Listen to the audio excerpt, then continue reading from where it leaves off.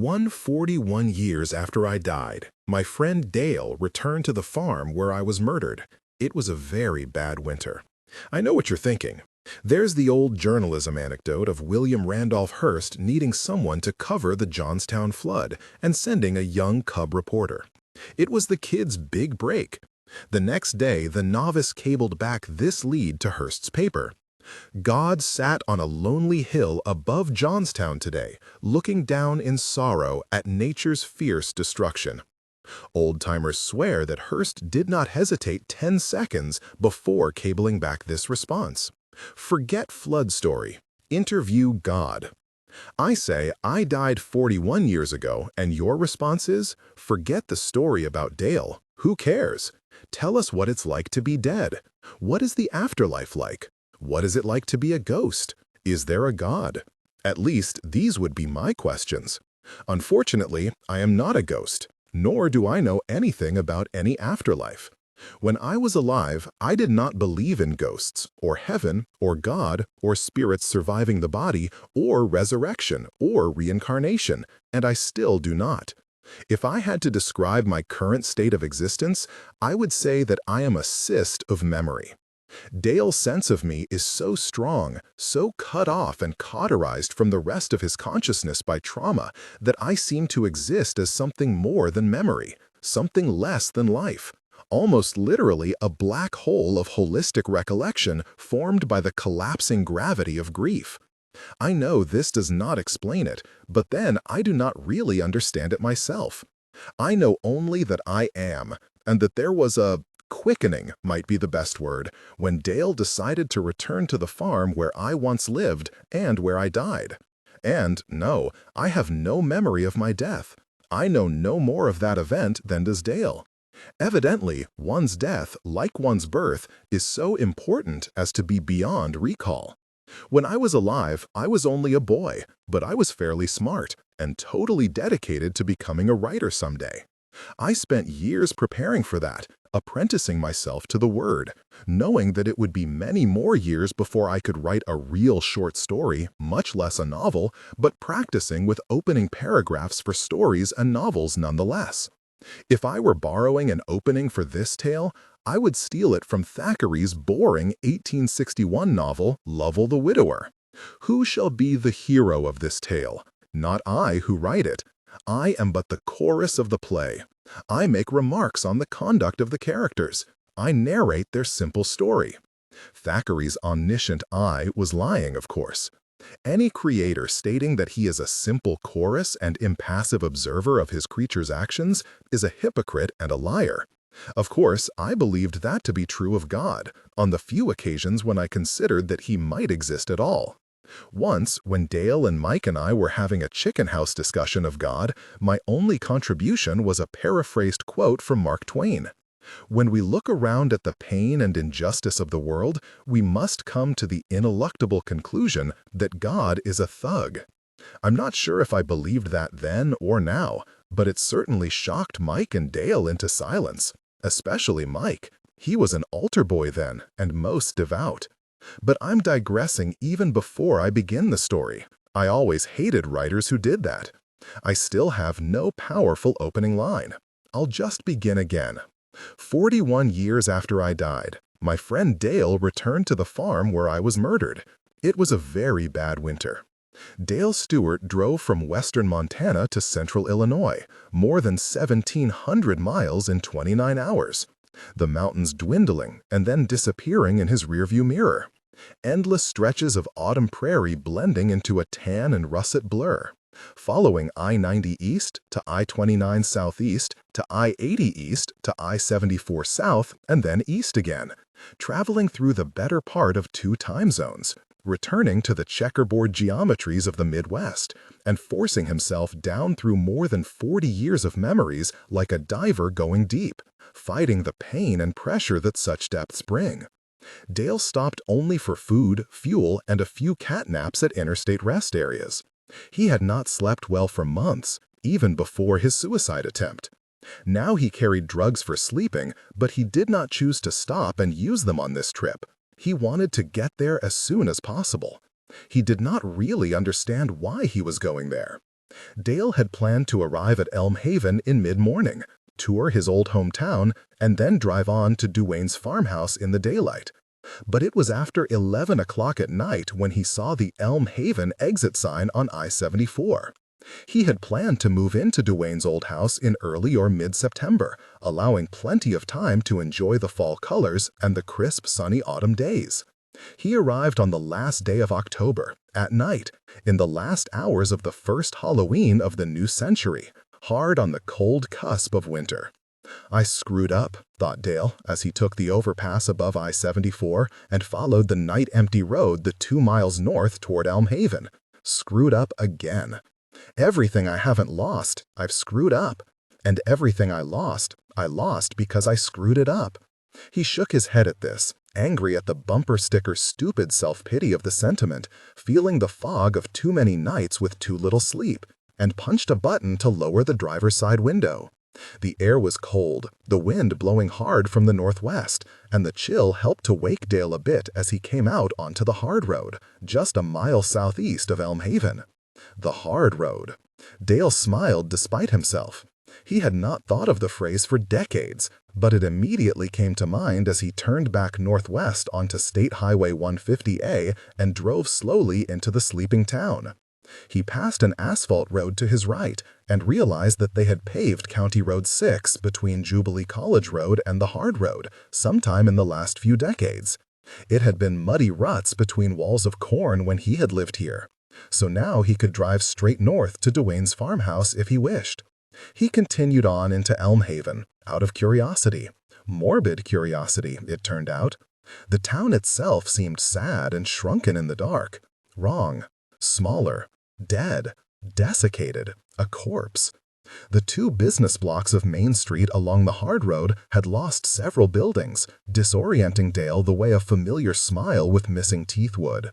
He remembered the tall facade of Jensen's Hardware. It was now an empty lot. The A&P, where Mike's mother had worked, was gone. He remembered the glowing windows of the Parkside Cafe. It was now a private residence. Lucky's Grill on the other side of the street appeared to be some kind of flea market with stuffed animals staring out at the hard road through dusty black eyes. The corner pantry market was boarded up. The barber shop next door was gone. Bandstand Park was worse than gone. The tiny yard-sized space was now cluttered with a tiny VFW hall and various tin sheds, the bandstand torn down, the trees uprooted and their stumps cut out, and the war memorial hidden by weeds. Dale made a U-turn and drove back east, turning north onto Broad Avenue. The clouds were low and the wind was cold. Leaves blew across the wide street ahead of his Toyota Land Cruiser, their dry scrapping sounding like the scuttle of rats. For an instant, fatigue convinced Dale that these were rats, hundreds of them, rushing through the cones of his headlights. There were no streetlights on Broad Avenue. The great elms that used to arch over the wide street had fallen victim to Dutch elm disease decades ago, and the trees planted since seemed smaller, stunted, irregular, and ignoble in comparison. Some of the fine old homes along Broad still stood back behind their wide lawns, the houses dark and silent against the night wind. But like an old war veteran at a reunion, Dale was more aware of the missing houses than of the few survivors. He turned right onto Depot Street and drove the few blocks to his childhood home across the street from where Old Central School had stood. His home of 7 years was recognizable, but just barely. The huge old elm that had stood outside his and Lawrence's bedroom was gone, of course. And the new owners had long ago paved the short driveway and added a modern garage that did not go well with the American square design of the house. The front porch was missing its railings and swing. The old white clapboard had been replaced with vinyl siding. Jack-o'-lanterns and a bulging straw man in bib overalls had been set out on the porch in celebration of the holiday. But the candles had burned out hours earlier, leaving the jack-o'-lantern's triangular eyes as black and empty as skull sockets. The rising breeze had scattered the straw man's guts to the wind. Old Central, of course, was gone. Dale had few clear memories of the summer of 1960, but he vividly remembered the building burning, embers flying orange against a stormy sky. Now the once grand square city block was filled with a few ratty-looking ranch houses, dark and incongruous amidst the older, taller homes on each side of the square. And all signs of the former school building and its huge playground had long since been eradicated. The tall sentinel elms around the school block were gone, of course, and no trees had been planted in their place. The tiny houses on the square, all built after 1960, looked exposed and vulnerable under the black sky. There were more gaps in the rows of homes facing the former schoolyard. The Somerset place next to Dale's old home was just gone, not even its foundation remaining. Across the street from the Somersets, Mrs. Moon's tidy white home had been bulldozed into a gravel lot. His friend Kevin's family home, a ranch house that had seemed modern and out of place in 1960, was still there on its slight rise of ground. But even in the dark, Dale could see that it was unpainted and in need of repair. Both of the grand Victorian homes north of Kevin's house were gone, replaced by a short dead-end street with a few new homes, very cheap, crowded where the woods had once started. Dale continued slowly east past 2nd Avenue, stopping where Depot Street ended at First. Mike O'Rourke's home still stood. The tiny gray shingled house looked just as it had in 1960, except for the rear addition that obviously had taken the place of the outhouse. The old chicken house where the bike patrol had met was gone, but the large vegetable garden remained. Out front, staring sadly across First Avenue at the harvested fields, the Virgin Mary still held out her hands, palms outward, watching from the half-buried bathtub shrine in the front yard. Dale had seen no trick-or-treaters. All of the homes he had passed had been dark, except for the occasional porch light. Elm Haven had few streetlights in 1960 and now seemed to have none at all. He had noticed 2 small bonfires burning in yards along Broad, and now he saw the remains of another fire, untended, burned down to orange embers, sparks flying in the strong wind, in the O'Rourke side yard. He did not recall bonfires being lighted for Halloween when he was a boy here. Dale turned left past the small high school and left Elm Haven behind, turning west on Jubilee College Road at the Water Tower and accelerating north on County 6, hurrying the last 3 miles separating him from Duane McBride's farmhouse. 2. I never left Illinois during my 11 years of life, but from what I've seen of Montana through Dale's eyes, it is an incredible place. The mountains and rivers are unlike anything in the Midwest. My Uncle Art and I used to enjoy fishing in the Spoon River, not far from Elm Haven, but it hardly qualifies as a river compared to the wide, fast-rippling rivers like the Bitterroot and the Flathead, and the Missouri and the Yellowstone.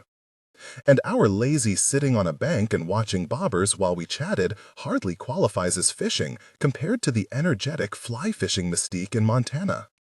I've never tried fly fishing, of course, but I suspect that I would prefer our quiet, sit-in-the-shade, conversational creekside approach to catching fish. I'm always suspicious of sports or recreational activities that begin to sound like religion when you hear their adherents preaching about them. Besides, I doubt if there are any catfish in those Montana rivers. Dale's corner office on the campus of the University of Montana, his former family home in the old section of Missoula, and his ranch near Flathead Lake are all alien to me but fascinating. Missoula, for a city of only about 50,000 people, seems cordial to the things I probably would have loved had I lived to be an adult. Bookstores, bakeries, good restaurants, lots of live music, a very decent university, movie and live drama theaters, a vibrant downtown section. Dale's psychiatrist, a man named Charles Hall, had his office over one of these older used bookstores. Dale had been seeing Dr. Hall for the last 10 months before his trip back here. Dale had first visited the psychiatrist 2 days after he had set the muzzle of the loaded Savage over-and-under shotgun against his temple and pulled the trigger. Dr. Hall's office was small but comfortable. Books, artwork on the wall, a window looking out to leaves, a desk off to one side, and 2 worn leather chairs facing each other with a small glass table between. The table only held a pitcher of ice water, 2 clean glasses, and a box of Kleenex. Dale had needed the Kleenex only on his 3rd visit when he'd had a spring cold. During their last session in mid-October, the leaves had been read outside the windows, and Dr. Hall had been concerned about Dale's decision to spend the winter in Illinois.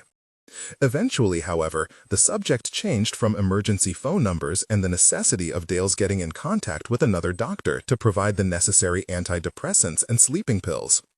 "You understand that I strongly advise against your plan to spend the winter alone," said Dr. Hall. "Noted," said Dale. "Does my advice make any difference?" "I'm spending $125 an hour for it," said Dale. "You're spending $125 an hour for therapy," said Hall. "To talk, or in your case, Dale, not so much to talk, but to get the prescriptions you need. But you're still going to spend the next 10 months or so alone in Illinois." "Yes," said Dale, "but only 9 months. The usual gestation period. You realize that this is a classic pattern." Dale waited and listened. "A spouse dies and the survivor moves away, especially men, and tries to start a new life, not realizing that what's needed at such a time is continuity, contact with friends, a support system." "My spouse didn't die," said Dale. "Anne is alive and well. I just betrayed her and lost her and the girls. But the effect is the same." "Not really," said Dale. "There's no continuity here. My home here in Missoula is off limits, except for supervised visits and divorced daddy Sunday pickups. I hate that." "And you agree that spending another winter at the ranch is a bad idea?" "Yes, of course," said Dr. Hall. "So I'm headed back to the Midwest to spend part of my sabbatical. Back to the Jolly Corner." "You never explained why your friend Duane called his home the Jolly Corner," said Dr. Hall. "Did he see it as a happy place?" "You said that the boy lived with just his father, and that his father was an alcoholic. Was he being ironic? Is it possible that an 11-year-old would use such irony, or have you supplied that irony in the decades since then?" Dale hesitated, not sure how to respond. He was embarrassed that Hall did not recognize the allusion to the Jolly Corner. If his psychiatrist didn't know Henry James, how smart could he be? Should he tell Hall that Duane hadn't told him about the Jolly Corner when he was 11? Duane had died at age 11, but had used that name for his farm when Dale had first moved to Elm Haven in 1956, when both boys were 8? An 8-year-old hick farm kid had known the Henry James story, and now Dale's $125 an hour shrink had never heard of it? "I think Duane McBride is the only real genius I've ever met," Dale said at last. Dr. Hall sat back in his chair. Dale thought that for a psychiatrist, Hall did not have a very good poker face. He could see the skepticism in the doctor's slight rise of eyebrows and forced neutral expression. "I know," continued Dale, "genius is a powerful word. I don't use it often. Hell, I never use it. And I've met a lot of powerfully intelligent people in my lifetime, writers, academics, researchers. Duane is the only genius I've known." Dr. Hall nodded. "But you knew him only as a child." "Duane didn't live long enough to get out of childhood," said Dale, "but he sure was a strange kid." "How so?" Dr. Hall put his yellow notepad on his lap and clicked his ballpoint pen open, a habit that Dale found distracting and vaguely annoying. Dale sighed. How could he explain? You would had to have met Duane, I think, to understand. On the outside, he was a big slob of a farm kid. Fat, sloppy, lousy haircut. He wore the same flannel shirt and corduroy pants all the time, summer and winter. And remember, this was back in 1960. Kids actually dressed up for school in those days, even in little hick towns like Elm Haven, Illinois. Nothing fancy, but we had school clothes and play clothes and knew the difference, not like the slobs in school today. Dr. Hall's supposedly neutral expression had shifted to the very slight frown that signaled that Dale had wandered from the subject. "Anyway," said Dale, "I met Duane shortly after my family moved to Elm Haven when I was in 4th grade. And right away I knew that Duane was different, almost scary. He was so smart." "Scary?" said Dr. Hall, making a note. "How so?" "Not really scary," said Dale, "but beyond our understanding." He took a breath. "All right, summer after 5th grade. The bunch of us boys used to hang around together in a sort of club we called the Bike Patrol, like a Junior Justice League of America. Dale could tell that Hall had no idea what he was talking about. Perhaps male psychiatrists had never been boys. That would explain a lot. Anyway, our clubhouse was in Mike O'Rourke's old chicken coop in town, continued Dale. We had a sprung sofa in there, an old easy chair from the dump, the shell of a console radio, that kind of crap. I remember one night in the summer after 5th grade when we were bored, and Duane started telling us the story of Beowulf word for word. Night after night, reciting Beowulf from memory. Years later, when I read the epic in college, I recognized it word for word from Duane's storytelling on those summer evenings. Hall nodded. That's unusual for someone that age, to even know of Beowulf. Dale had to smile. The unusual part was that Duane told it to us in Old English. The psychiatrist blinked. Then how did you understand? He'd rattle on in Old English for a while and then translate, said Dale. That autumn, he gave us a bunch of Chaucer. We thought Duane was weird, but we loved it. Dr. Hall made a note. Once we were hanging around and Duane was reading a new book. I think it was something by Truman Capote, obviously a writer I'd never heard of at the time, and one of the guys, I think it was Kevin, asked him how the book was. And Duane said that it was okay, but that the author hadn't gotten his characters out of immigration yet. Dr. Hall hesitated and then made another note. Maybe you don't understand that, thought Dale, but I'm a writer. Sometimes I'm a writer, and I've never had a goddamned editor make a remark that insightful. Any other manifestations of this genius? Asked the psychiatrist. Dale rubbed his eyes. That summer, Duane died, 1960. A bunch of us were lying in a hammock out at Uncle Henry and Aunt Lena's farm, just down the road from the Jolly Corner. It was night. We were looking at the stars. And Mike O'Rourke, he was an altar boy, said that he thought that the world all existed in the mind of God, and he wondered what it would be like to meet God, to shake hands with him. Without hesitating a second, Duane said that he'd worry about that, because he suspected that God spent too much time picking his mental nose with his mental fingers. Dr. Hall made no note, but he did look at Dale almost reproachfully. Your friend Duane was an atheist, I take it? Dale shrugged. More or less. No, wait. I remember Duane telling me one of the first times we hung out together, we were building a 3-stage rocket in 4th grade, he told me that he'd decided that all the churches and temples to the currently fashionable gods, that's what he called them, the currently fashionable gods, were too crowded. So he'd chosen some minor Egyptian deity as his god. Learned the old prayers, studied the rituals, the whole 9 yards. I remember him telling me that he'd considered worshipping Terminus, the Roman god of lawn boundaries, but had decided on this Egyptian god instead. He thought the Egyptian god had been ignored for many centuries and might be lonely. That is unusual, allowed Dr. Hall, making a final brief note. Now Dale did have to grin. If I remember correctly, Duane taught himself how to read Egyptian hieroglyphics just for that purpose, to pray to his forgotten little god. Of course, Duane spoke 8 or 9 languages by the time he died at age 11, and probably read a dozen more. Dr. Hall set aside his yellow legal pad, a sure sign that he was becoming bored with the topic being discussed. Have you had any more dreams? He asked. Dale agreed that it was time to change the subject. I had that dream about the hands again last night. Tell me about it. It was no different than the previous ones. Yes, Dale, that's more or less the definition of recurring dreams, but it's interesting how one can find slight but important differences when the dreams are actually discussed. We haven't discussed dreams much. That's true. I'm a psychiatrist, but not, as you know, a psychoanalyst. But tell me about the hand stream anyway. It was the same as always. I'm a kid again. How old? 10, 11, I don't know. But I'm in our old house in Elm Haven, sleeping in the upstairs room with my little brother, Lawrence. Go on. Well, Lawrence and I are talking. There's a nightlight on, and Lawrence drops a comic book. He reaches down and, well, this hand comes out from under the bed and grabs him by the wrist, pulls him down. A pale hand, you said last time? Yes. No. Not just pale. White, grub white, dead white. What else about the hand? Or is it hands, plural? Just one hand at first. It grabs Lawrence by the wrist and pulls him off the bed before either one of us can react.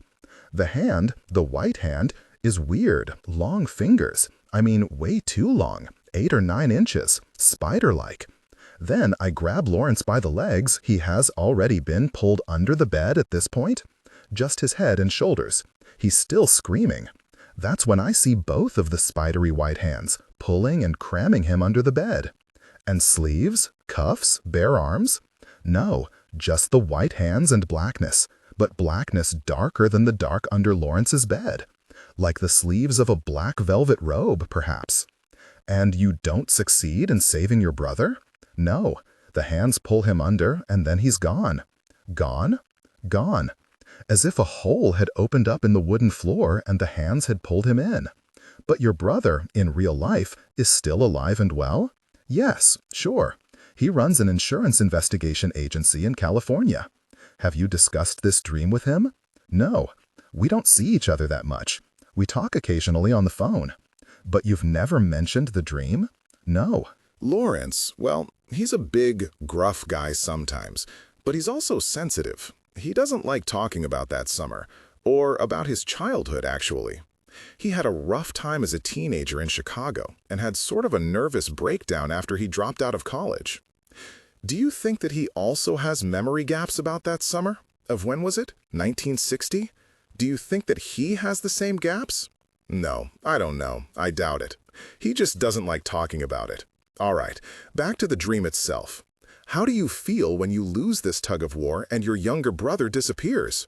Scared, angry, and, go on, relieved, I guess, that the hands had grabbed Lawrence instead of me, I think. Dr. Hall, what the hell does this mean?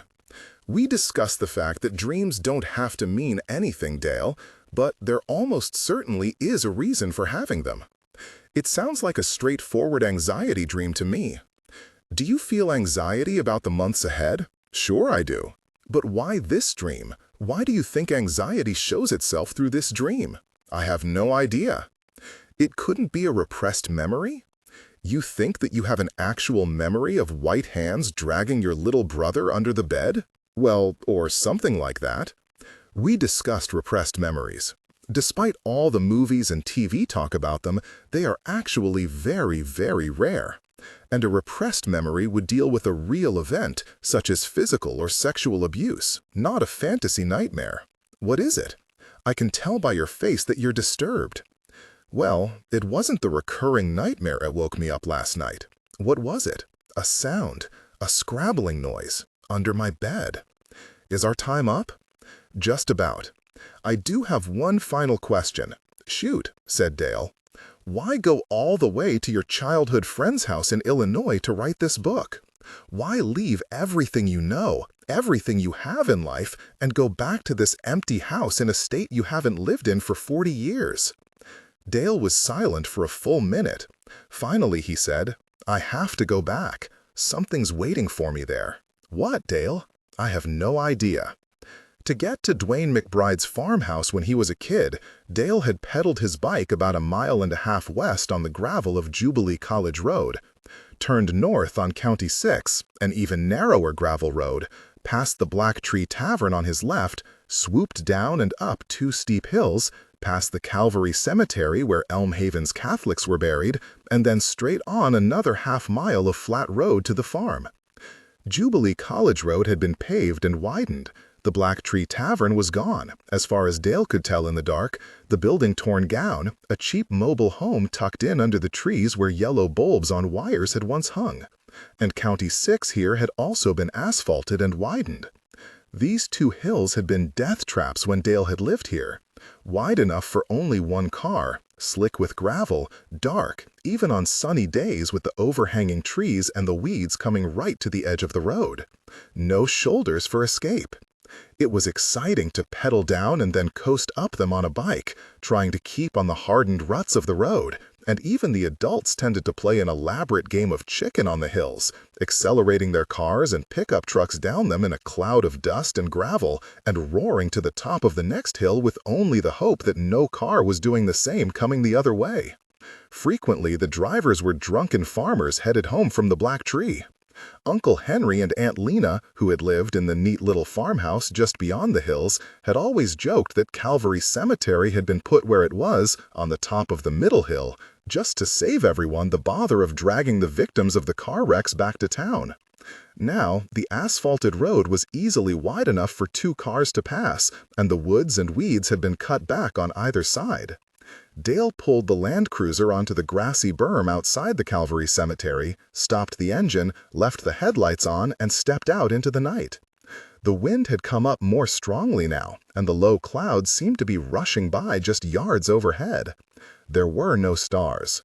The cemetery's tall black iron gate and the long spiked iron fence were visible in the headlights and looked just as he remembered them, except for the fact that they appeared to have grown black bat wings or witches' robes, long flapping streamers of what seemed to be black crepe paper. It was no illusion. Dale could hear the frenzied flapping of the streamers and see different lengths of tattered black material waving and blowing eastward along the full length of the fence and all around the arched gate. Corn husks, thought Dale. Shucks, we used to call them. He had seen this post-harvest phenomenon when he was a kid here, and he often thought of it on windy days in Montana when tumbleweeds lined the fences of the highways. To the east of the cemetery, across County 6, had been Old Man Johnson's farm when Dale was a boy, and whoever now owned the land still raised corn. Hundreds of these dried shucks and husks had blown from the field and tangled themselves on the black iron gate after the harvest. Harvested by a combine with rolling chain corn pickers, just like the machine that killed Duane. Had Duane's torn clothes and flesh flown through the night wind like this, catching and flapping on some barbed wire fence along this road? Dale shook his head. He was very tired. Dale had no family in the cemetery. His folks had not been Catholic, but he knew that the O'Rourkes and many of his other Elm Haven friends and acquaintances had people buried there. Some of those old friends of mine are probably buried there now, he thought. He would come back in the daylight and check. He would have plenty of time in the coming weeks. He climbed back into the Land Cruiser, started the engine, and headed down the next hill, leaving the flapping, waving, crackling apparitions behind. It was another mile to Duane McBride's farm. Dale passed his great-aunt Lena and Uncle Henry's farm to the right. The house was dark, and wondered who lived there now.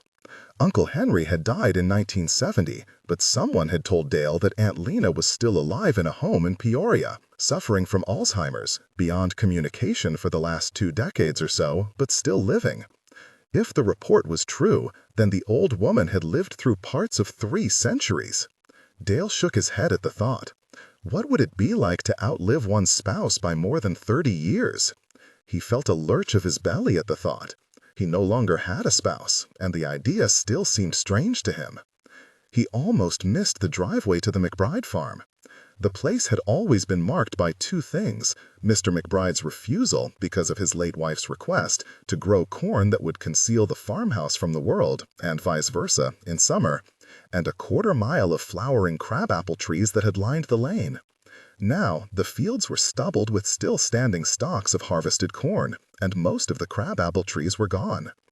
Dale knew just enough about farming to know that the remaining stalks meant that whoever was farming this land was using the plain-tilling method. Dale drove slowly down the lane. When his headlights illuminated the dark farmhouse, his first thought was, Jesus, it's smaller than I remember. The place was dark, of course, without even the usual farmer's pole light illuminating the area between the house and the sheds and barn. There was a front door, but Duane and his father had never used it, so Dale pulled around the side of the house and looked at the side door. Sandy Whitaker, the real estate agent, had said that no one could find a key, but that it would not be locked and that the power would be turned on by the time Dale arrived. He left the engine running to keep the headlights on the doorway as he trotted over. Both the screen and the inner doors were unlocked. Dale stepped into the kitchen. He raised his hand to his face and almost jumped back outside. Rotten, musty, decayed, worse. Something had died in there. He flicked the light switch. Nothing.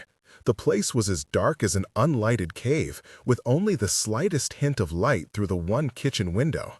Dale went back out to the truck, grabbed his halogen flashlight, and went back in. The kitchen looked as if it had been abandoned in mid-meal. There were plates on the counter and more in the sink. The stench grew stronger with each step he took, and Dale covered his mouth and nose with one hand as he crossed into the dining room. Jesus, the place is full of children's coffins. Dale froze in place, flicking the light in all directions.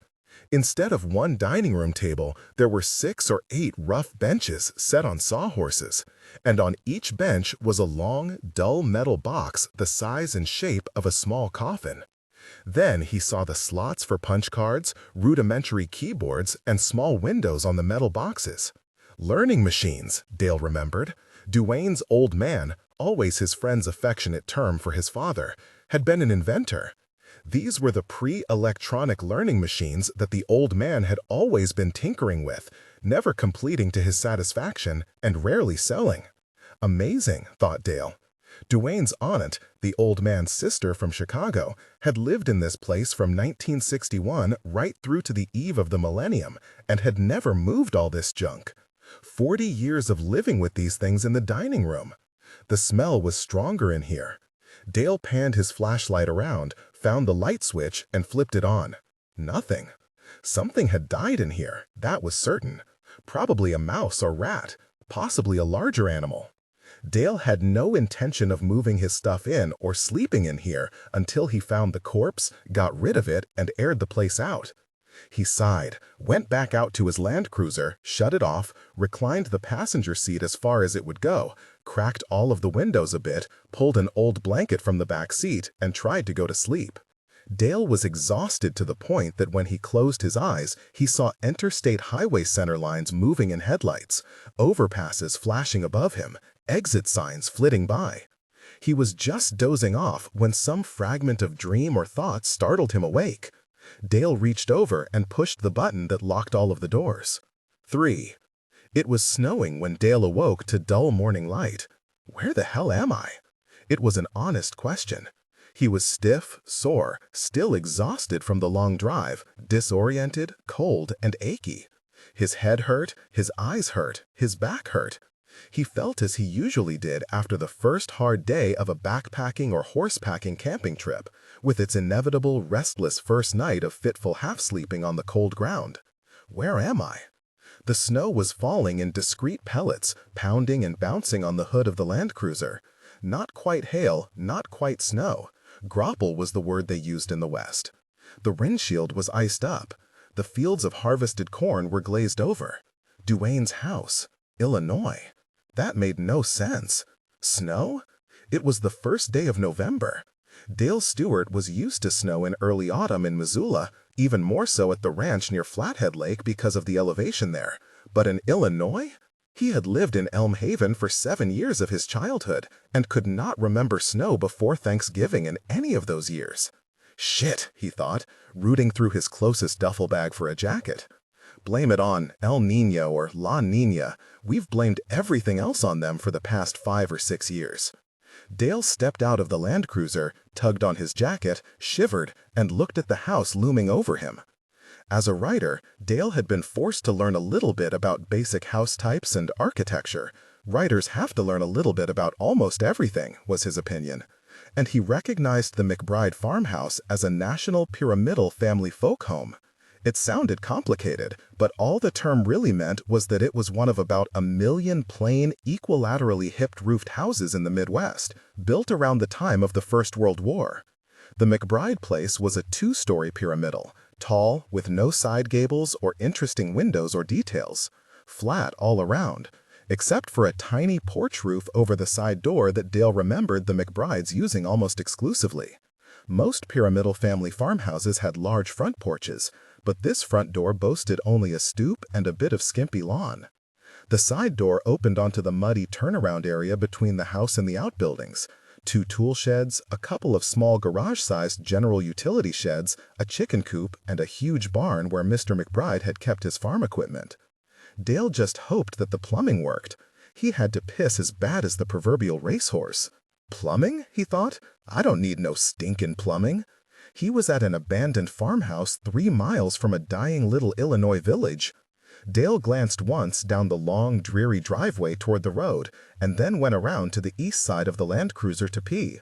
The light snow was trying to turn to rain, but his urine melted a small circle on the frosted mud of the McBride's turnaround. A car horn bleated not far behind him. Dale zipped up quickly, guiltily, rubbed his hands against his slacks, and came around the Land Cruiser. A large, dark Buick had pulled up while he was peeing. The woman who got up was probably around Dale's age, but 50 pounds heavier, matronly, with frizzy hair dyed a totally false blonde. She was wearing a long beige quilted goose-down coat of the kind that had gone out of fashion about 15 years earlier. "Mr. Stewart," said the woman. "Dale?" For a second, he was totally at a loss. Then the slow tumblers clicked into place. "Ms. Whitcatter?" The heavy woman began walking carefully over the snow-covered ruts. "Oh, for heaven's sake," she cried, coming too close to him. "Call me Sandy." Dale had found the McBride house for rent on the internet. When he had contacted the local real estate company handling the house rental, a place out of Oak Hill, he had spoken to the woman for 10 minutes about the details of renting the vacant house before the two realized that they knew each other.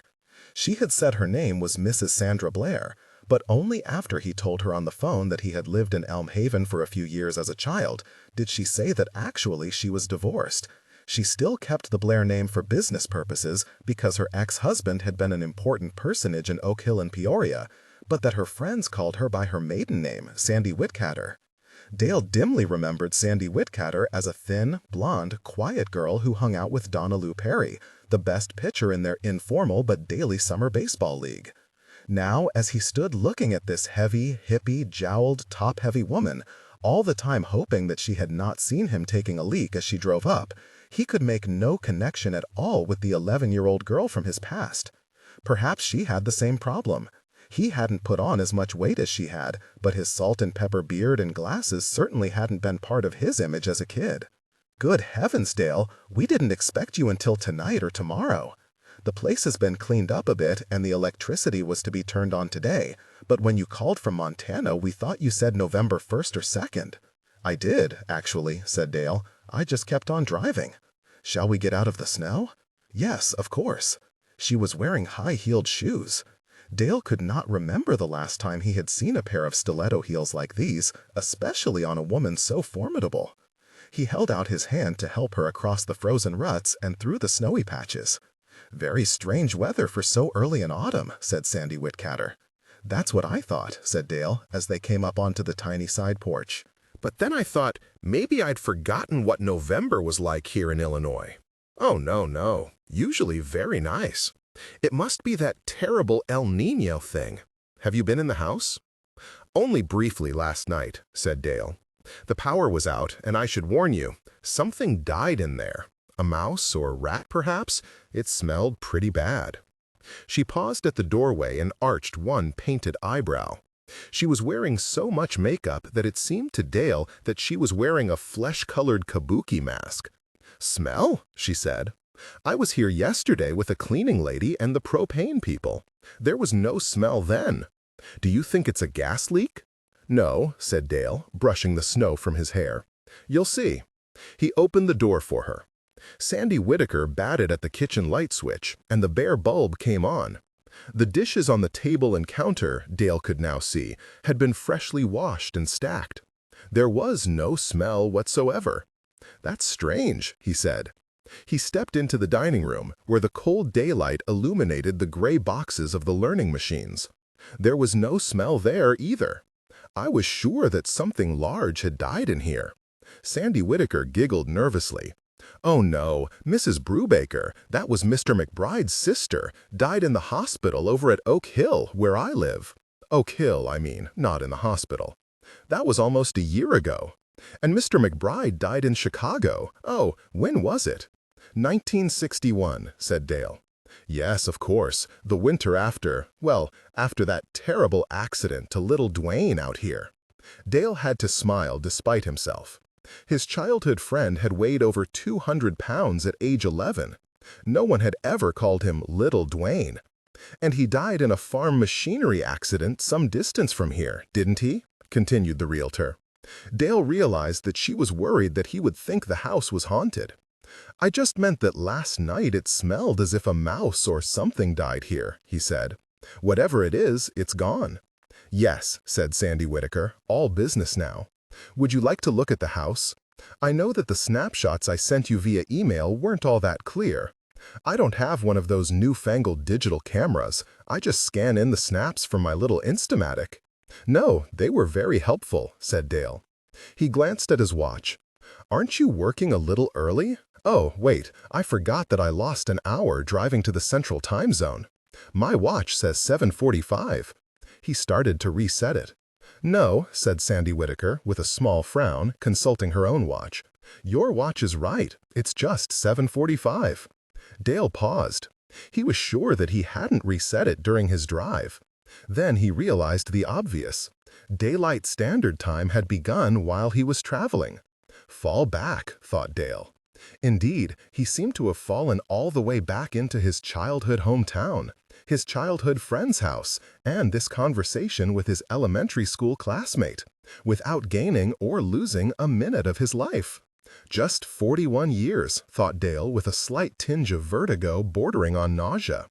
Sandy led the tour, starting with the ample kitchen. "I'm afraid only one burner works on the old stove. It's gas, of course. Everything runs off the propane tank out by the tool shed. I'm sure you can get someplace in Oak Hill or Peoria to come fix it. The stove, I mean." "I probably won't need more than one burner," said Dale. "Actually, it's a microwave I'll miss. I've been subsisting on Hungry Man frozen dinners. I guess now I'll just have to suck on them frozen."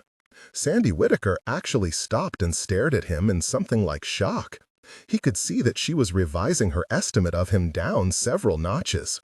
"I'm sure that there's an inexpensive microwave available in—" Dale held up his palms. "I was just kidding. An old Woody Allen line, I think." The realtor frowned and nodded. "The refrigerator is small, but it still works. Plates and glasses and everything you'll need are in the cupboards here. Mrs. Brubaker was a very tidy person, but I had Alma, that's our cleaning person, wash everything again anyway. And the dining room, here—" The floorboards creaked under Miss Whitaker's wake. She paused to fiddle with a wall thermostat, and Dale heard an old furnace kick on seconds before that not unpleasant, dusty smell of the first-time heat of autumn. "Well," she said, stepping further into the dining room, "we just didn't know what to do with these machines. They were too heavy for Alma and me to carry all the way out to the old chicken coop or the barn, and of course the propane men were too busy to be bothered. I have no idea what these contraptions were, but obviously Mr. McBride had been working on them years and years ago. You may have noticed that Mrs. Brubaker kept everything as she found it, although cleaner, of course." "Why did she do that?" said Dale. "Do what? Keep everything as she found it?" Sandy Whitaker shrugged. "You remember how eccentric little Duane and his father were? Well, Mr. McBride's sister was the same way, I guess. She kept to herself. I don't think anyone ever visited except the Meals on Wheels people during her last year here. And Sarah from Meals on Wheels said that the house never changed. Mrs. Brubaker had kept it up like a museum." "What did she die of?" asked Dale. "Cancer," said the realtor.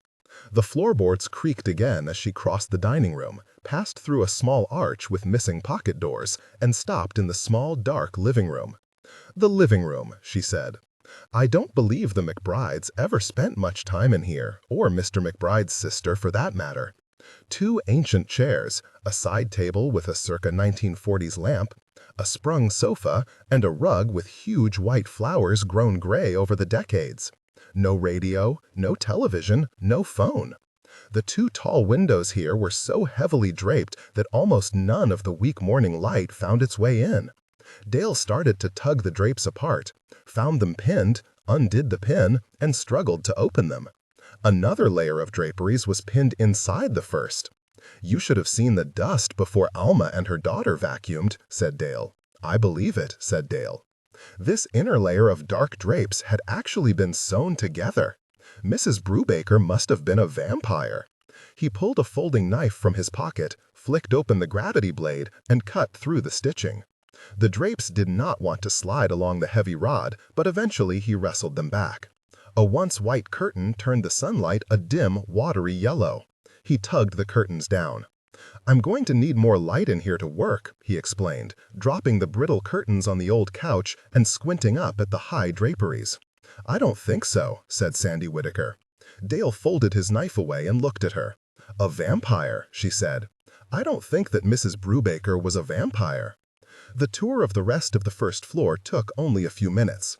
A national primorial family folk home was pretty much like Dale's former American square home in Missoula before the additions had been added. Square, 4 rooms, a narrow hallway, and a bathroom. Going counterclockwise, the tiled kitchen, 1 window and a door, the large dining room, 2 windows with drapes and curtains, the small front living room, 2 heavily draped windows, the front entrance hall that ran back to the kitchen. Its front door had lead glass, the only decorative item Dale noticed on the first floor. The front study across the hall from the living room, a small room but surprisingly cozy, with an old roll-top desk, built-in bookcases along the north wall, a single window looking down the front drive, and a long daybed with sleigh bed headboard and footboard. This is where Mrs. Brubaker slept, and, I believe, Mr. McBride before that. "They didn't sleep upstairs?" said Dale. Sandy Whittaker smiled. He was standing close enough to smell her talcum powder and perfume. "No, I believe I mentioned the reason in my first email to you." They paused by the first-floor bathroom. A pedestal sink, a wonderful clawfoot tub, but no shower. The black and white floor tile was chipped. The toilet actually had the flush box on the wall behind it, making Dale think of the scene in The First Godfather, where Michael Corleone goes in the restroom of the Italian restaurant to find a pistol with which to kill Tattaglia and the police captain, played by Sterling Hayden. "No shower?" he said. "There's one downstairs and one upstairs, I believe, but they never use the upstairs shower." "Why not?" said Dale. "I'll show you," said Sandy. As it turned out, she did not accompany him upstairs. It was a narrow stairway, winding, and closed in the wall between the bathroom and the front door. It had no light switch and was very dark. Dale was gallant, thinking of the steep, narrow stairway and Miss Whittaker's size, and suggested that he go up alone, clumping up the steep, winding staircase in the dark. There was a dim light at the top. A thick spider web covered the door to the second-floor hallway. Something distorted and huge, a spidery shape as tall as Dale, moved in the layers of web, its limbs shifting and twitching, reaching for him. Dale simply froze. Later, he was glad that he did not scream. Certainly that story would have soon gotten around Oak Hill and Elm Haven. Dale Stewart, learned professor, rugged Westerner, and author of the Jim Bridger Mountain Man series, scared by his own shadow. There were multiple layers of thick, clear construction plastic nailed across the doorway. The plastic had warped and yellowed with age. Dale remembered now that Duane McBride had said that his old man had shut off the second floor for heating reasons after Dale's mother had died. That must have been around 1952. Dale reached out and gingerly touched the first layer of plastic. Thick, brittle. There must have been 4 or 5 layers nailed into place, each with its own latticework of folds and cracks. Dim light from a second-story window barely made it through the discolored layers. No wonder he had thought it was a web. The giant spider, of course, had been his own distorted reflection. He leaned closer, but still could see no detail of the hallway or rooms beyond. Dale clicked open his knife, set the blade to the plastic, and then thought better of it. He went carefully down the steep stairway. "Is it still all sealed off?" asked Sandy Whittaker. "That's an understatement," said Dale. "I was going to cut through the plastic, but I figured I'd better ask you if there was some reason for the second floor being off limits, Ebola virus or something." "Pardon me?" said Sandy Whittaker. "Just kidding. I'm just curious as to why all the plastic sheeting." "Don't you remember in the email I sent you?" said Sandy. "I mentioned that Mrs. Brubaker had never heated the second floor, that it was shut off." "I thought you meant the heating vents," said Dale with a soft smile. They had walked back into the kitchen where there was more light. "I didn't know you meant that Mr. McBride had hermetically sealed the whole second floor."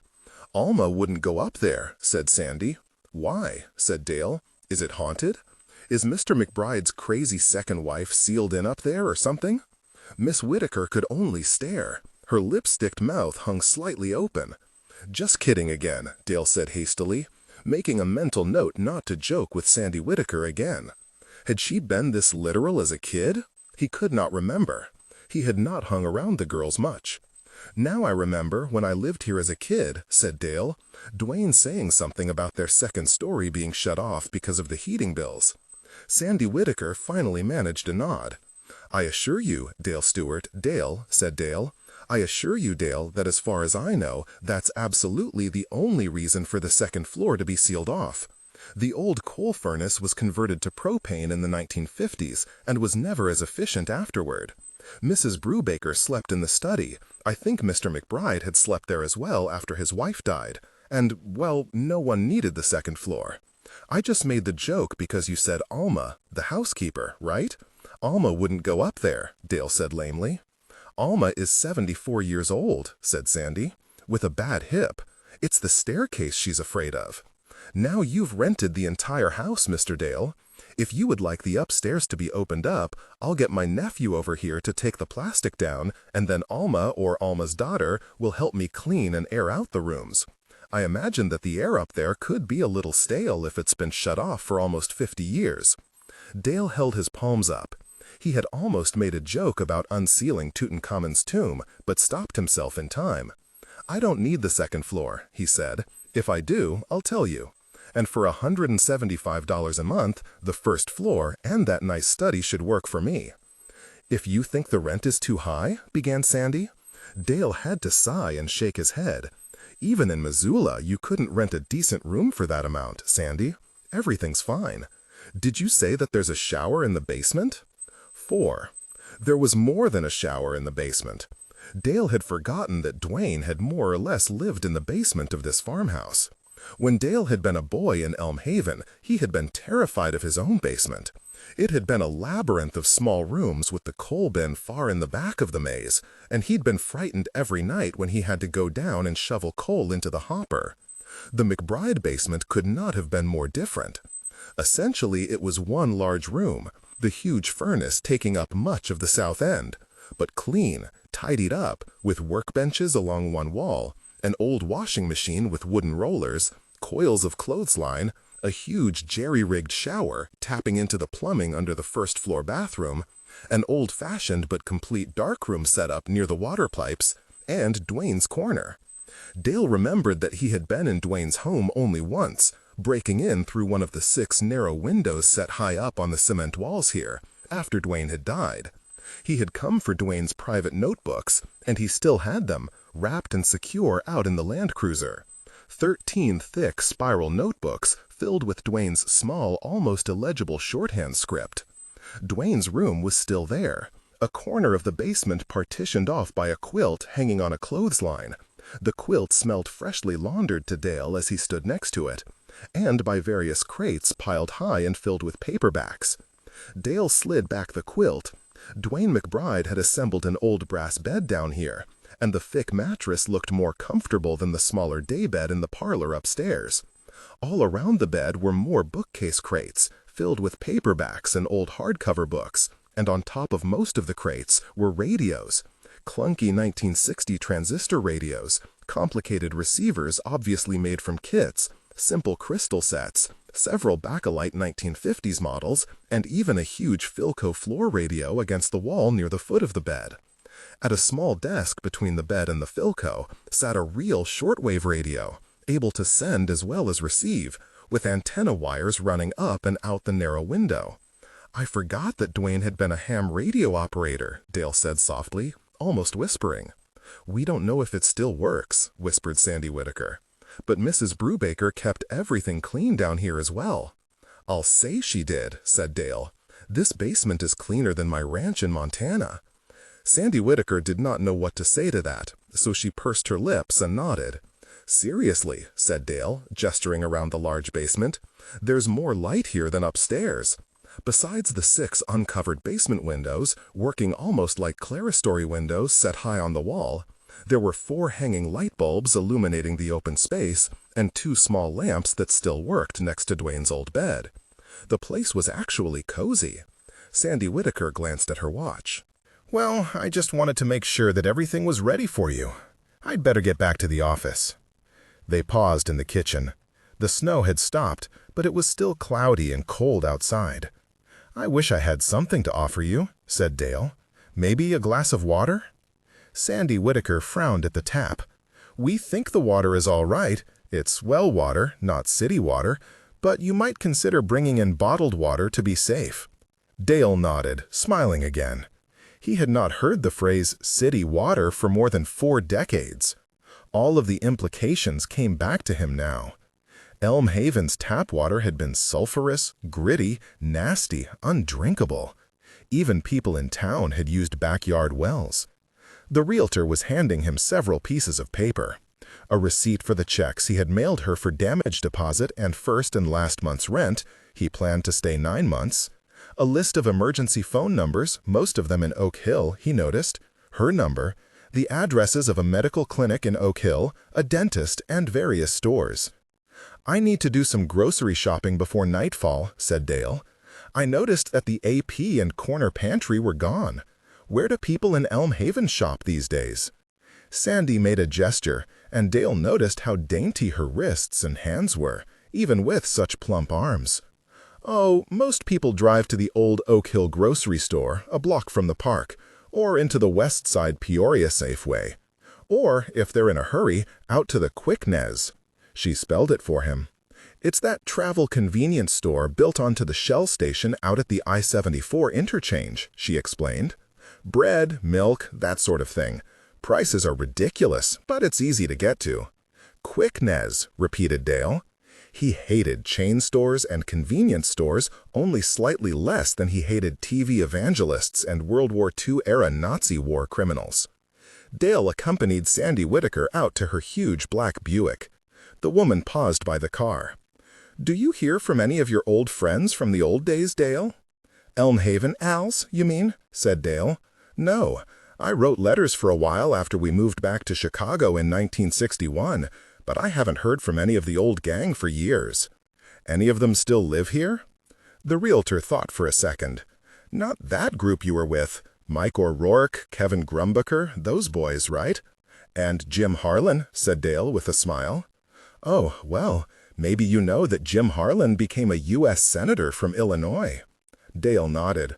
Harlan had been in the Senate 20 years before a sex scandal had ruined his chances for re-election in 2000. "The O'Rourkes, the parents, still live in the same house," said Sandy.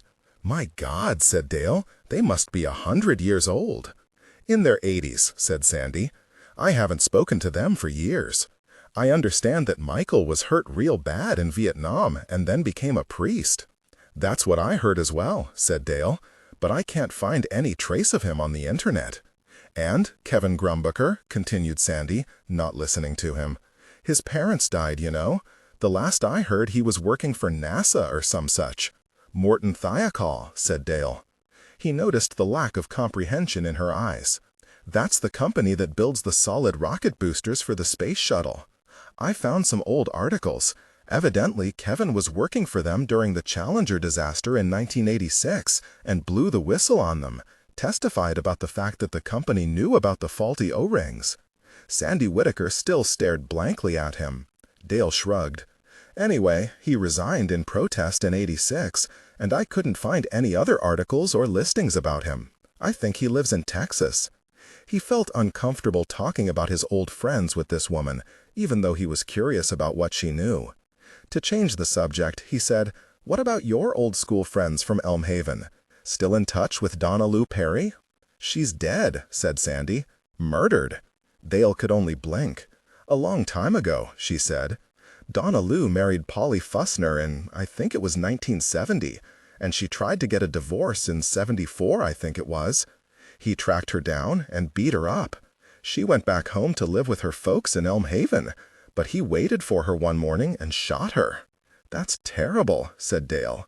"Donna Lou was the one female from his childhood here whom he'd hoped to run across, to apologize for something that had happened on the baseball diamond 42 years earlier.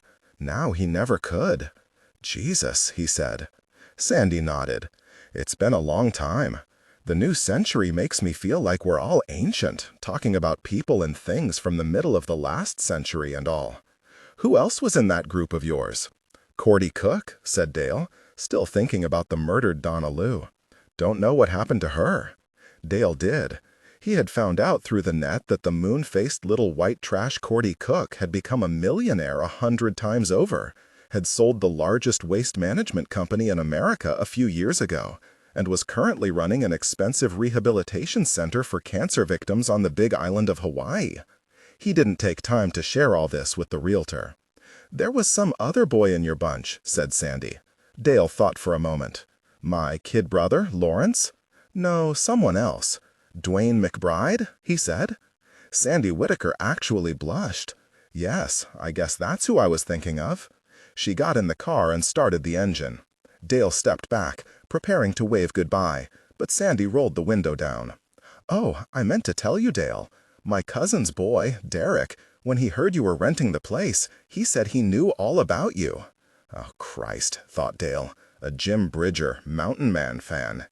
"Derek's sort of a problem child, I guess you could say, though he's 19 now, so not really a child. Anyway, my cousin Ardith says that Derek knew your name from his internet friends, that they'd sent your photograph and articles out to all the others." "Articles?" said Dale. "Do you mean novels?" "No, the articles that were in some Montana newspaper." "Oh, Christ," Dale said aloud. "Do you mean the editorials on the Montana militia?"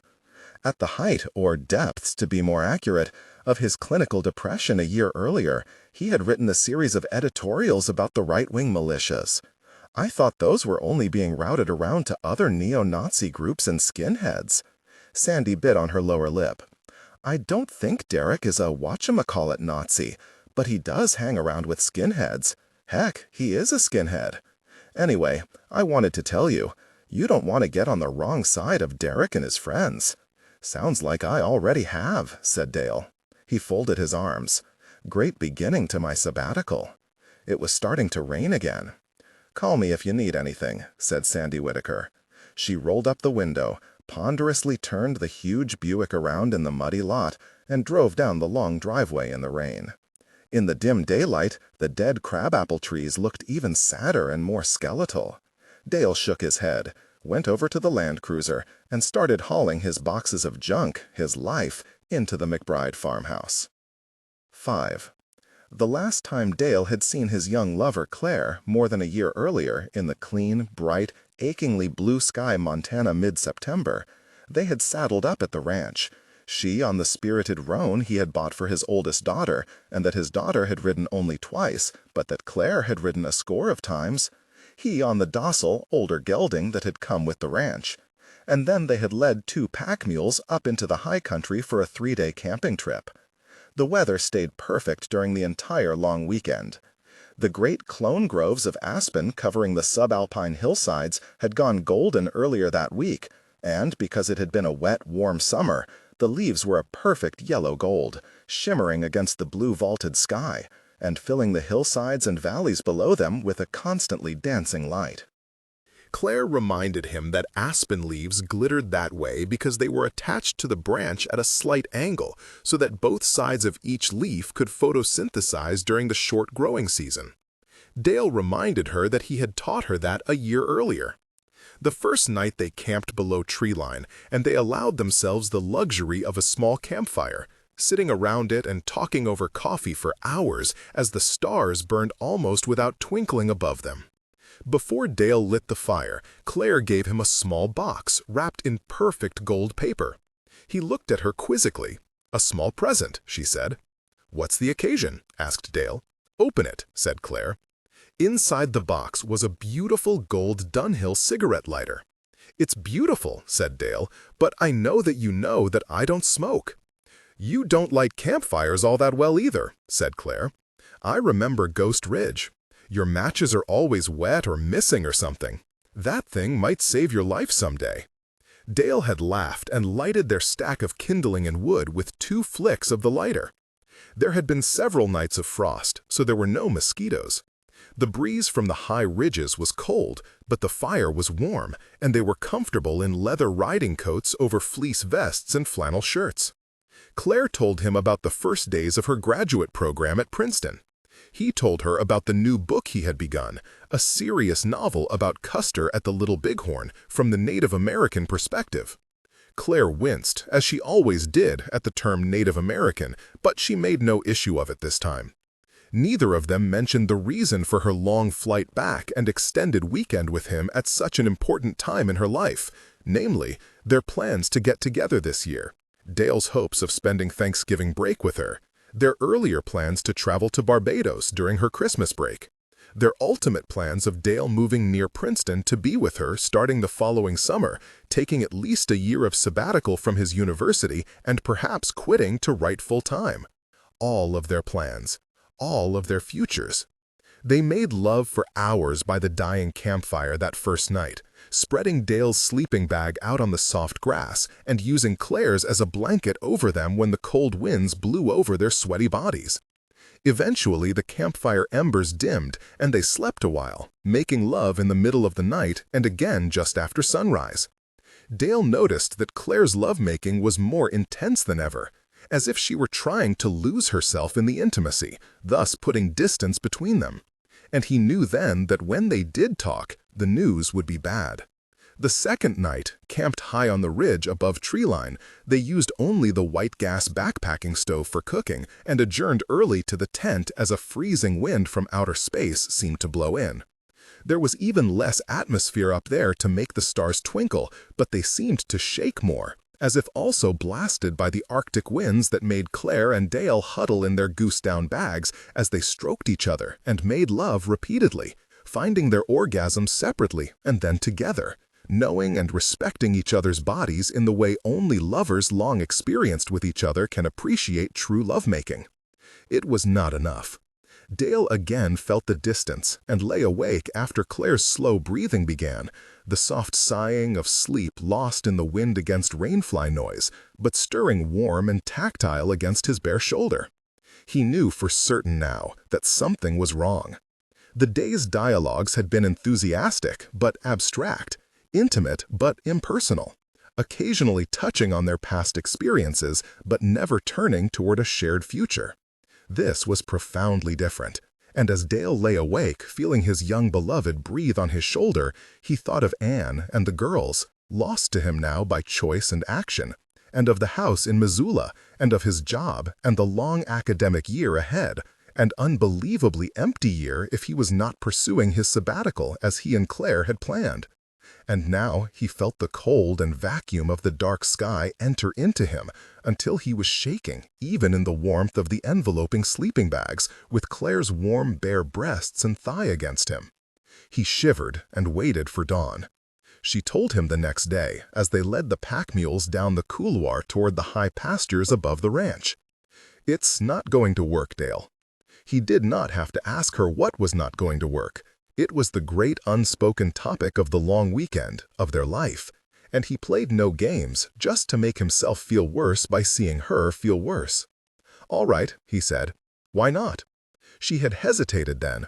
It was a warm day, and she was wearing his oldest, most comfortable flannel shirt, the blue one that she had worn that first weekend more than 4 years ago, and that she wore each time they spent time together. Wore it open today, sleeves rolled up, a white t-shirt showing the strain of the full breasts he had kissed at sunrise just hours ago. "It's the way you predicted," she said at last.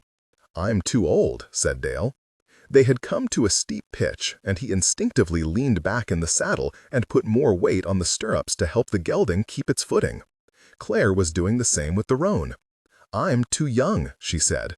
For 4 years she had insisted, sometimes violently, that their age difference had made no difference. He had always disagreed with her. He wished she would disagree with herself now. "There's no room for me in your life at Princeton," he said. "You're with people your own age, and it's a relief." "No," she said, and then, "Yes." "You're with someone else," he said, hearing the hopeless flatness in his voice despite himself. They rode into an aspen grove alive with shimmer and the dry autumn rasping of heart-shaped leaves. "No," she said again, "not completely with, not in love. I don't think I'll be in love again for a long, long time. But there is someone I'm attracted to, someone I've been spending time with." During the summer pre-program seminars? Dale hated asking questions right then, but could not have stopped himself if his life depended upon it. Perhaps his life did depend upon it. His voice sounded alien and dead even to him. The aspen leaves rattled, and the wind stirred the dry high grass as they rode out into the upper pasture. Claire's nipples were hard against the thin cotton of her t-shirt. Her cheeks were flushed. She looked beautiful. At that moment, he almost hated her for that. "Sure," she said. "I met him then." "Have you?" He stopped himself just in time and looked away, west down the long canyon. The ranch was not quite in sight. He knew that it would not look the same to him when it did appear through the pines. "Slept with him?" finished Claire. "Yes, we've had sex. It's part of my new life there." "Exciting, exciting," repeated Dale. One of their generational differences over the past 4 years of surprise, attraction, involvement had been her use of the phrase having sex and his old fogey insistence on his version of making love. Eventually, she had spoken of their lovemaking only as lovemaking. Dale had seen it as a great step forward in their relationship. He chuckled at that now, feeling no mirth whatsoever. The gelding tried to look around at him, as if he had given it a confusing command through his legs or the reins. He kicked it in the ribs to keep up with Claire's roan, who had to be held back from a canter this close to the ranch. "Exciting," said Claire. "But you know me. You must know how little it means." Dale now laughed with some sincerity. "I don't know you, Claire. That's all that I do know right now." "Don't make it difficult, Dale. Heaven forbid. You predicted this 1,000 times. No matter how often I said that it wouldn't play out this way, you insisted it would." Every time I wanted to settle things between us about Anne and the children, this was one of your reasons for waiting.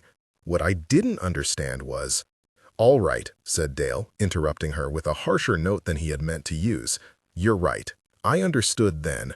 I understand now. You just denied that it could happen so many times that I got stupid. I sold myself on the fantasy. I don't want to hurt you any more than— What do you say we shut up for now and just talk later, during the drive back to the airport? Let's just enjoy the last half hour or so of the trip." They did not, of course, enjoy the end of the camping trip, or talk during the ride back to Missoula.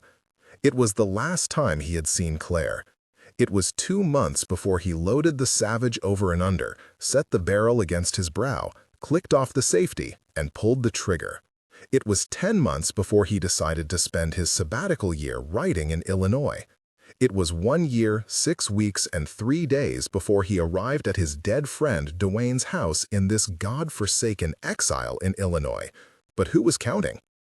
It took Dale a while to unload the Land Cruiser and to find someplace for his stuff. The boxes of books and winter clothes could wait, of course, but he wanted to set up his ThinkPad computer somewhere comfortable and to dig out the clean sheets, pillowcases, towels, and other items he had brought from the ranch. Everything personal, he realized, was going into the parlor study where Mr. McBride had slept long ago and where Mr. McBride's aging sister had lived, without changing anything, for most of the past 40 years. The ThinkPad went on the old desk comfortably enough. The wall outlet had no polarizer holes, but Dale had anticipated that and brought a 2-prong adapter for the surge protector. Sandy Whitaker had warned him that there had been no phone lines to the house since 1960, but Dale had brought his cell phone.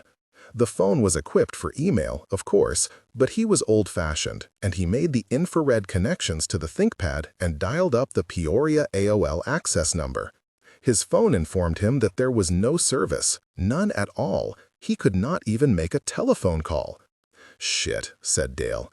He had deliberately checked with Illinois Bell to make sure that there was service to this part of the county. Well, this had to be some sort of local glitch, a cell shadow, or perhaps even a problem with the cell phone itself. He could always drive a few miles to get back into clear reception to make his calls and launch his emails. The thought gave him a frisson that was not totally unpleasant. It had been years since he had been so isolated. Even at the ranch, he'd had the C-band antenna pulling in a score of satellites for TV, some of them broadcasting in high definition now, and 2 regular phone lines, one dedicated for fax, as well as his mobile phone. Now he was quiet. Hell, he thought, I wanted time for serious reading, research. This will help. He wanted to believe it. Dale unpacked more stuff through the dim afternoon. He knew that he should drive to Oak Hill and do some grocery shopping. He'd be damned if he'd go to something called the Quickness. But he had packed a cooler for the trip with some sandwiches, 3 bottles of beer, some orange juice, a few apples and oranges, other stuff, and it seemed still good.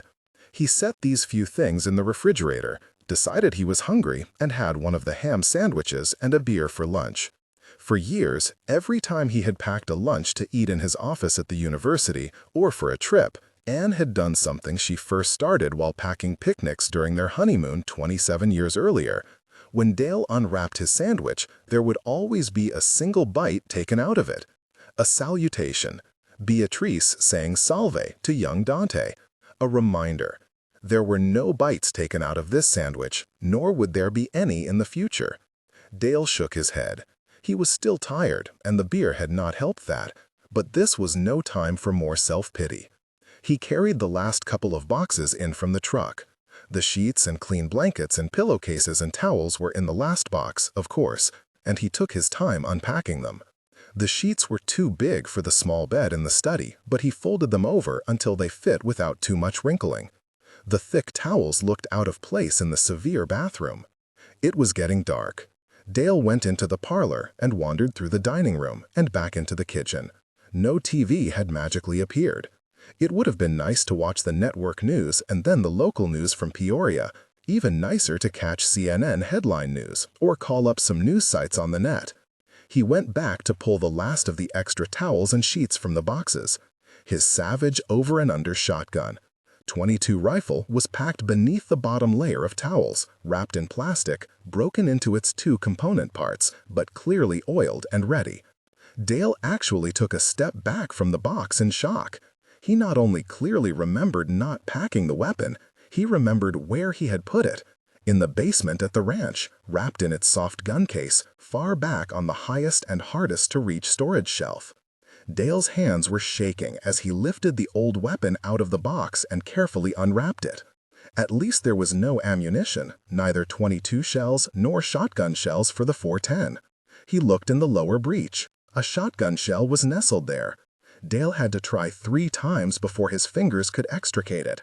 It was the shell, the one from 4 a.m. on November 4th, almost a year earlier.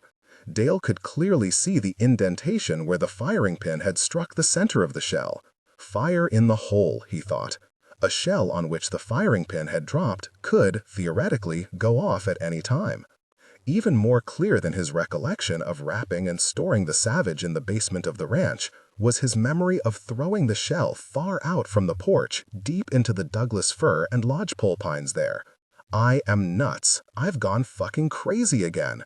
He reached for the phone and actually speed-dialed Dr. Hall's office number before the no service sign on the LCD reminded him that such a quick sanity fix was no longer an option. Jesus Christ, said aloud. He set the phone back, weighed the death shell in his palm, went to the back door, walked out into the muddy lot in the freezing rain, and threw the shell as far out into the stubbled cornfield as he could.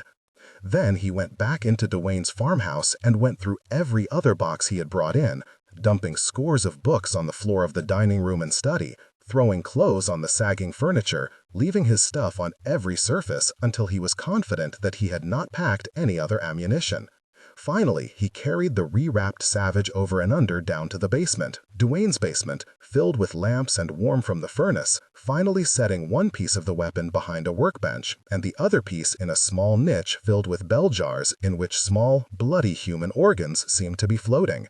Tomatoes, he thought. Then he went upstairs, read for an hour or two, starting with Dante's Inferno, but soon switching to a Donald Westlake Dortmunder comedy mystery, and turned off the light by 8 p.m., but not before he went into the bathroom and took 2 flurazepam and 3 doxepin. He would sleep this night. Sometime around 3:30 a.m., he couldn't quite read the dial of his watch because his mind and eyes were so fuzzy from the medication. Dale woke to the sound of the dog growling in the kitchen. He realized that he was not at the ranch, that he must have fallen asleep again on the leather couch in his study in the Missoula house, and he wished that Anne or one of the girls would let the dog, Hasso, out. The growling grew louder and then faded. Dale started to fade as well, but then the girls began stomping and thumping upstairs. No, the footfalls were much too heavy to be the girls.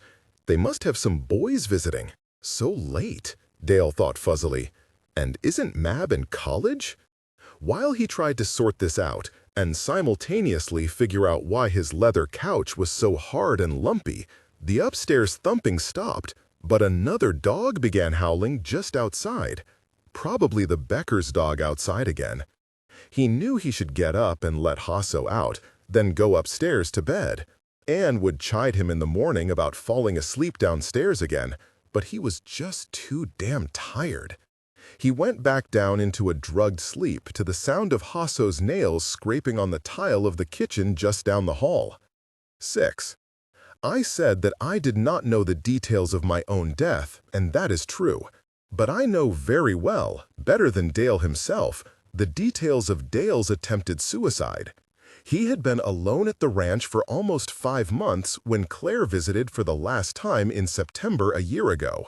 He had confronted Anne in the spring, moved out of his Missoula home in April, saw the girls only sporadically over the summer, and never at the ranch, since Mab refused to visit there and Katie followed her lead, and then was truly and totally and irreversibly alone come the middle of September when Claire said goodbye and flew back to Princeton. Dale had not been sleeping well during the spring and summer, and by the time the cottonwood and aspen leaves had fallen in the hills and valleys around the ranch, he was not really sleeping at all. Night was a vortex of thought, a firestorm of frenzied and useless mental activity. He would wander the dark rooms of the ranch, ending up in his study there, the wind rattling the wall of windows, sitting in the blue-lighted dark, writing letter after letter, usually to Claire, but sometimes to Anne, frequently to Mab or Katie, occasionally to friends he had not seen for years, and then, come dawn, he would destroy the letters and try for an hour or two of dream-plagued dozing. His teaching at the university, already on autopilot, went to hell. The head of the department, no friend, called him in to warn him. The dean, an old friend, finally followed suit, explaining that she knew about Dale's divorce, knew that he had been drinking, and suggested ways that she and his other colleagues could help. Dale ignored the suggestions. Dale had not been drinking. Alcohol interested him no more than did food. He lost almost 30 pounds between the middle of September and November 4 of that year. His short-term memory had all but ceased to exist, and he had reached the point where he was getting essentially zero REM sleep. One of his English department colleagues suggested that Dale's eyes looked like 2 cigarette holes burned through a white sheet. Dale had never heard that cliché before. He had been spared it until then, he told the colleague, but now that he had heard it, he thought of it every time he looked into a mirror. Dale rode the gelding through the valleys and orchards near the ranch, sometimes staying out for days at a time, eating nothing but the occasional hardtack, brewing thick coffee over campfires, and sleeping under thin blankets. He was sure that the gelding thought he was crazy. He was not sure that the gelding was wrong. In the 3rd week of October that year, after having written and deleted more than a score of letters, after having picked up the telephone 100 times only to put it down after dialing the number in Princeton, but before he heard a ring, Dale threw some clean underwear, extra jeans, his old blue flannel shirt, and a water bottle into his canvas pack, jumped into the Land Cruiser at 10:30 one night, and drove toward Princeton, following I-90 through Wyoming, South Dakota, Minnesota, Wisconsin, Chicago, northern Indiana, northern Ohio, the corner of Pennsylvania, and western New York until he finally pulled over to sleep on the New York Thruway 63 hours after he had left. Awoke, realizing that this was the wrong thing to do, and drove slowly back to Montana, swinging north from Minneapolis to I-94 and then across a suddenly wintry North Dakota. In the last few days of October, he had written a 64-page poem, a combination epic odyssey of his drive and a letter of love and understanding to Claire. Personally, I think the thing is a masterpiece of madness, a logical explication of total freewheeling insanity, and perhaps the most interesting thing Dale Stewart had written to that point. Unfortunately, while he would never have lifted such a pathetic thing set down on paper, placed it in an envelope, found a stamp for it, and driven it to a mailbox, he had written it as an email attachment, weighing on him so heavily it had no real weight. He emailed it at 3:26 a.m. on November 1, using Claire's new university email address, which he had looked up on Bigfoot. Dale slept for 6 hours that day, the longest uninterrupted rest he had enjoyed in more than a month. The one-line note and 64-page attachment returned later that day, forwarded back to him without comment, almost certainly unread. Dale was not surprised. He deleted all copies of the poem. The next 72 hours are essentially lost to Dale. His sleep deprivation had reached the point of brain cell death. But I am aware of every hour and minute of his wandering through the ranch, his muttering in the middle of the night, his repeated walks to the barn as if to saddle up his gelding, which was already stabled for the winter down in Missoula, and his 100 false starts at emailing or calling Claire or Anne or someone. A little before 4 o'clock on the morning of November 4, Dale got out of bed after 6 hours of lying there awake, wrote a brief note on a post-it pad. The note read, "Don't come inside, call the county sheriff," and gave the sheriff's office's phone number, which he had to look up in his county directory.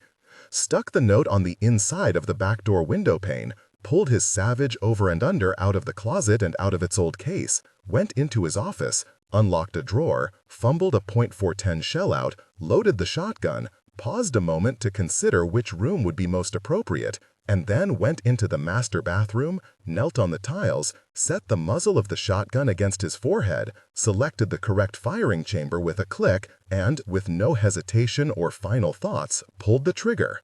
The hammer fell, the firing pin clicked, the shell did not fire. Dale knelt there for several minutes, waiting. It was as if time had stretched out in his final instant of life, rather like the mathematics of a person falling into a black hole, where seconds become eternities just before time itself disappears into the singularity forever. But the shotgun blast never came. Eventually, Dale lowered the barrel, broke the breech, and lifted the shell, wondering if some cowardly part of his subconscious had selected the .22 barrel rather than the loaded shotgun. No, the firing pin had fallen on the shell. Dale could see the dent in the center of the brass circle. Dale's father had given him the Savage over and under when Dale was 8 years old. He had fired it hundreds of times, cleaned and oiled it well, stored it carefully, and never misfired before. Not once. After a while, Dale's knees became sore from kneeling on the bathroom tiles. He got up, removed the shell, propped the shotgun against the bedroom wall, set the misfired shell on the bookcase, took the note down from the back door, and slept for 3 hours. When he awoke, he called his doctor. Within 48 hours, he had an appointment with a Missoula psychiatrist, Dr. Charles Hall. The talk therapy was useless. The Prozac began to help about 2 months later. And away from the industry for a while, Dale heard the capital I in industry. Just like everyone else in LA, he thought. "You were involved with movies?" he said politely. "Producing?" "No," said Michelle, the Micaiah smile returning and then fading. "I was mostly fucking producers, even married 2 of them. I was an actress." "Of course," said Dale, making a conscious effort not to drop his gaze to the obviously unfettered and obviously unnatural breasts under her sweater. "Have you been in anything I might have seen?" He hated questions like that. Why did I ask it? When people asked him, "Have you written anything I might have read?" his impulse was always to say, "I don't know. Do you read anything decent, or just the occasional John Grisham crap?" "Did you see Titanic?" asked Michelle. "Wow," said Dale. "You were in that?" "Nope, but I was in It's Alive IV that went straight to video the same month Titanic came out. And I was one of the alien dancers in the spaceship scene in The Fifth Element with Bruce Willis, the one with the bare blue tits. That was the last time anyone hired me, more than 4 years ago." Dale nodded sympathetically. Bare blue tits, he thought, keeping his gaze level with hers through an act of will. Diane touched Michelle's arm as if reminding her that it was cold and wet out here in the parking lot. "Yeah," said Michelle. "Well, hell, we really should get together sometime and swap lies about the good old days. Dee and I will probably be here through Christmas, maybe longer, given the mess we have to deal with. You got a card with your phone number?" She took out a pen and scribbled her number on her grocery receipt and gave it to him. Dale dug out a business card, using her pen to scratch out his ranch, university, and home phone numbers and circling the mobile phone number. "The only problem," he said, is that cell phones don't seem to work around Elm Haven. Michelle raised an eyebrow. That's what I'm using there as my only phone. It works fine in town. Dale shrugged. Well, I guess there's a dead area out near the McBride farm. Michelle looked as if she was going to say something, stopped herself, tapped him on the arm, and said, I'm serious about gabbing. Come on over, and we'll cook you a good dinner and drink a shitload of tequila. The two women walked back to their Toyota pickup and drove off. Michelle Staffney, said Dale, still standing in the rain. Jesus Christ. 7. Dale had driven only a few miles south out of Oak Hill toward Elm Haven when the two pickup trucks cut him off. At first, he thought it was Michelle and her friend in the white pickup approaching quickly in the rearview mirror, but then he saw that it was not a new Toyota truck, but a beat-up old Chevy, with another old pickup, this one a scabrous green Ford, roaring along just behind it. Dale slowed down, waiting for the idiots to pass, but the first pickup pulled up alongside and stayed there, slowing when he did, accelerating when he did. Dale glanced over, saw the black leather jackets and the shaved heads, and thought, oh shit. The white Chevy pickup passed him and then slowed. The green Ford pickup pulled closer to his rear bumper. Suddenly, the white pickup in front of him hit the brakes. Dale braked hard, lurching forward against the Land Cruiser's shoulder harness, but still had to swerve right to avoid the Chevy. Luckily, there was a gravel turnout by the side of the road, some sort of small picnic area rest stop. The Land Cruiser slid to a stop in the gravel there, and the green and white trucks blocked his way out. 3 young men spilled out of the white Chevy pickup. 2 more jumped out of the cab of the green Ford. All 5 of them had extremely short hair or shaved heads. All 5 wore black leather coats and combat boots. The tallest of the 5 had a swastika tattooed on the back of his right hand. The tallest was also the oldest, perhaps in his middle 20s, and the youngest looked to be about 16. At least 3 of the 5 were taller and heavier than Dale. Dale had perhaps 10 seconds to decide what to do. It wouldn't have been a problem for Dale's father. He had always carried a lug wrench tucked under the driver's seat of the family station wagon. Dale had always noticed that fact, but had never asked his dad why he carried the heavy lug wrench there. Now he knew. But Dale Stewart, even while living and traveling in the wilds of Montana, had never thought that he needed a weapon handy. He wished like hell that he had one now. Heart pounding, Dale briefly considered locking the truck's doors and waiting in the Land Cruiser. He even considered throwing the truck into 4-wheel drive, going up and over the curb, driving through the grassy picnic area and the adjoining cornfield if necessary, and making a run for it down the county road. His pride kept him from doing either. Dale stepped out and down just as the 5 skinheads made a semicircle around him. Well, he thought, there's still an outside chance that they are Jim Bridger Mountain Man fans. You the Jew boy Zionist motherfucker, snarled the tallest of the skinheads. There goes the fan theory, thought Dale. He was amazed to realize that his pulse rate had fallen back to near normal, and that he was no longer frightened. Perhaps the situation was just too absurd for him to take seriously. It seemed like a bad post-millennial remake of Gentleman's Agreement by way of Deliverance. Dale took his cell phone out of his jacket pocket and held it up with his thumb over the speed dial button. None of the programmed speed dial numbers would do him a damn bit of good, even if the phone condescended to work out here in the boonies. But maybe the skinheads didn't know. Standing there, phone poised, Dale felt a bit like Captain Kirk preparing to have Scotty beam him up. Yeah, I wish, he thought. One of you, named Derek, said Dale, his voice strong and steady.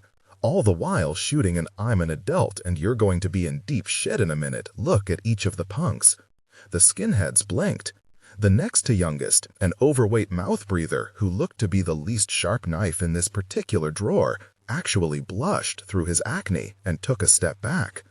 Dale fixed his heavy glare on Derek for a minute and then moved it to the leader's face.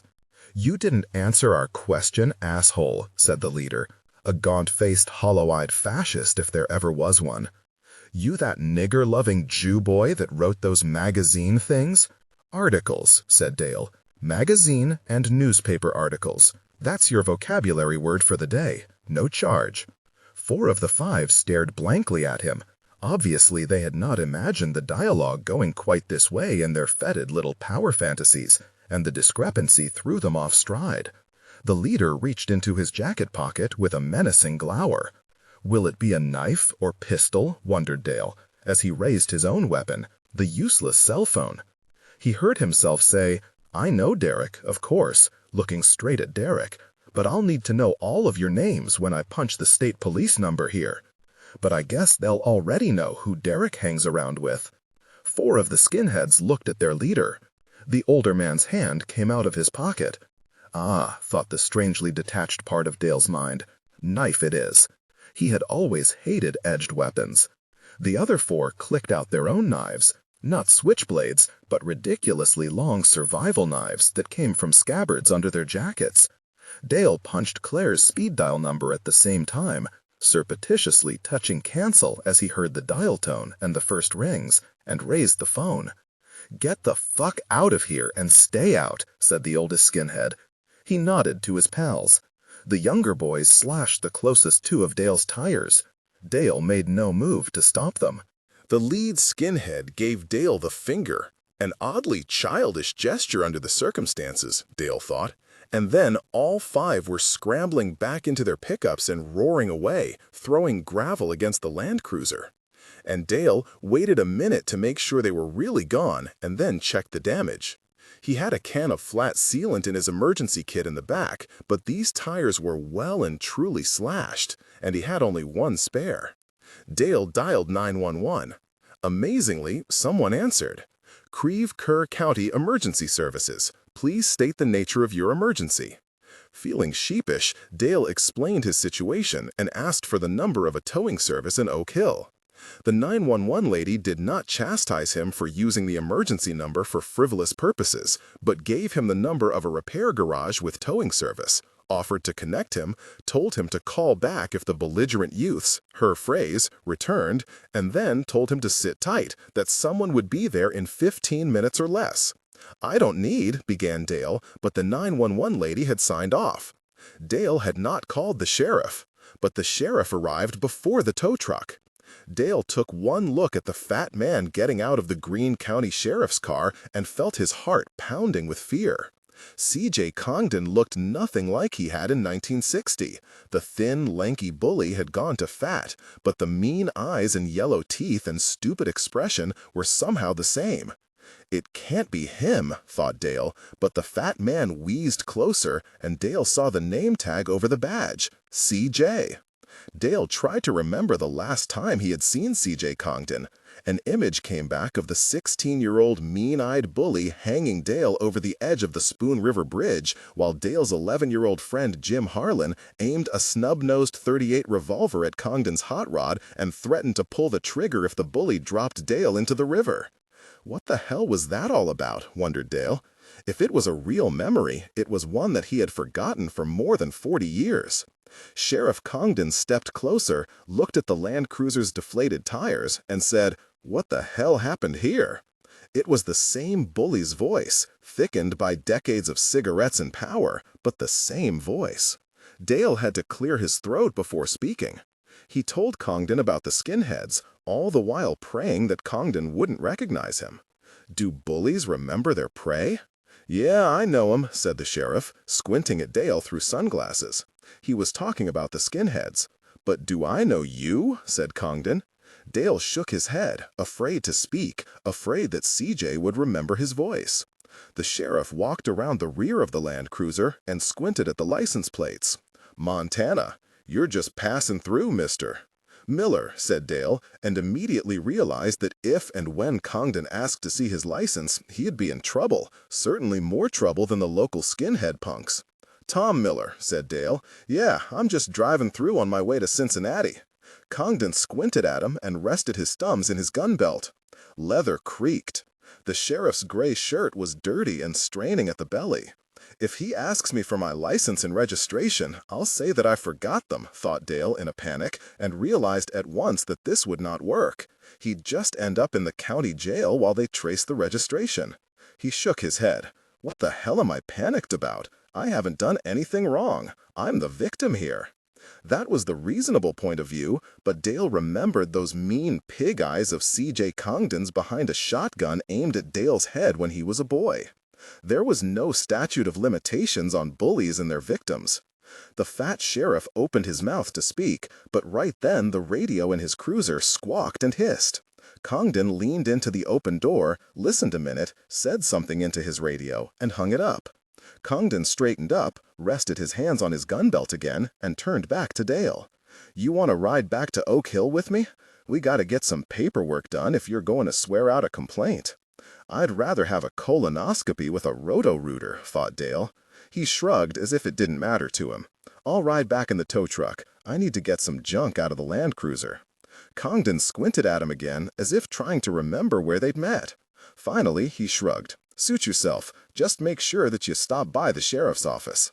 Dale nodded and watched the former bully wheeze his way back to his sheriff's car, get in, and drive off. The tow truck arrived less than a minute after Congdon's sheriff's car disappeared. The two mechanics, Billy and Tuck, were efficient in getting the cruiser slung into its towing cradle.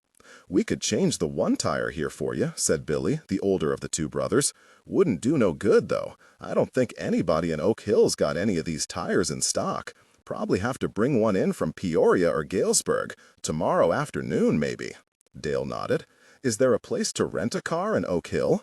The brothers shook their heads. Then Turk said, "Wait a minute. Mr. Jurgent over at the Happy Lanes rents out his dead wife's car sometimes." "That'll do," said Dale.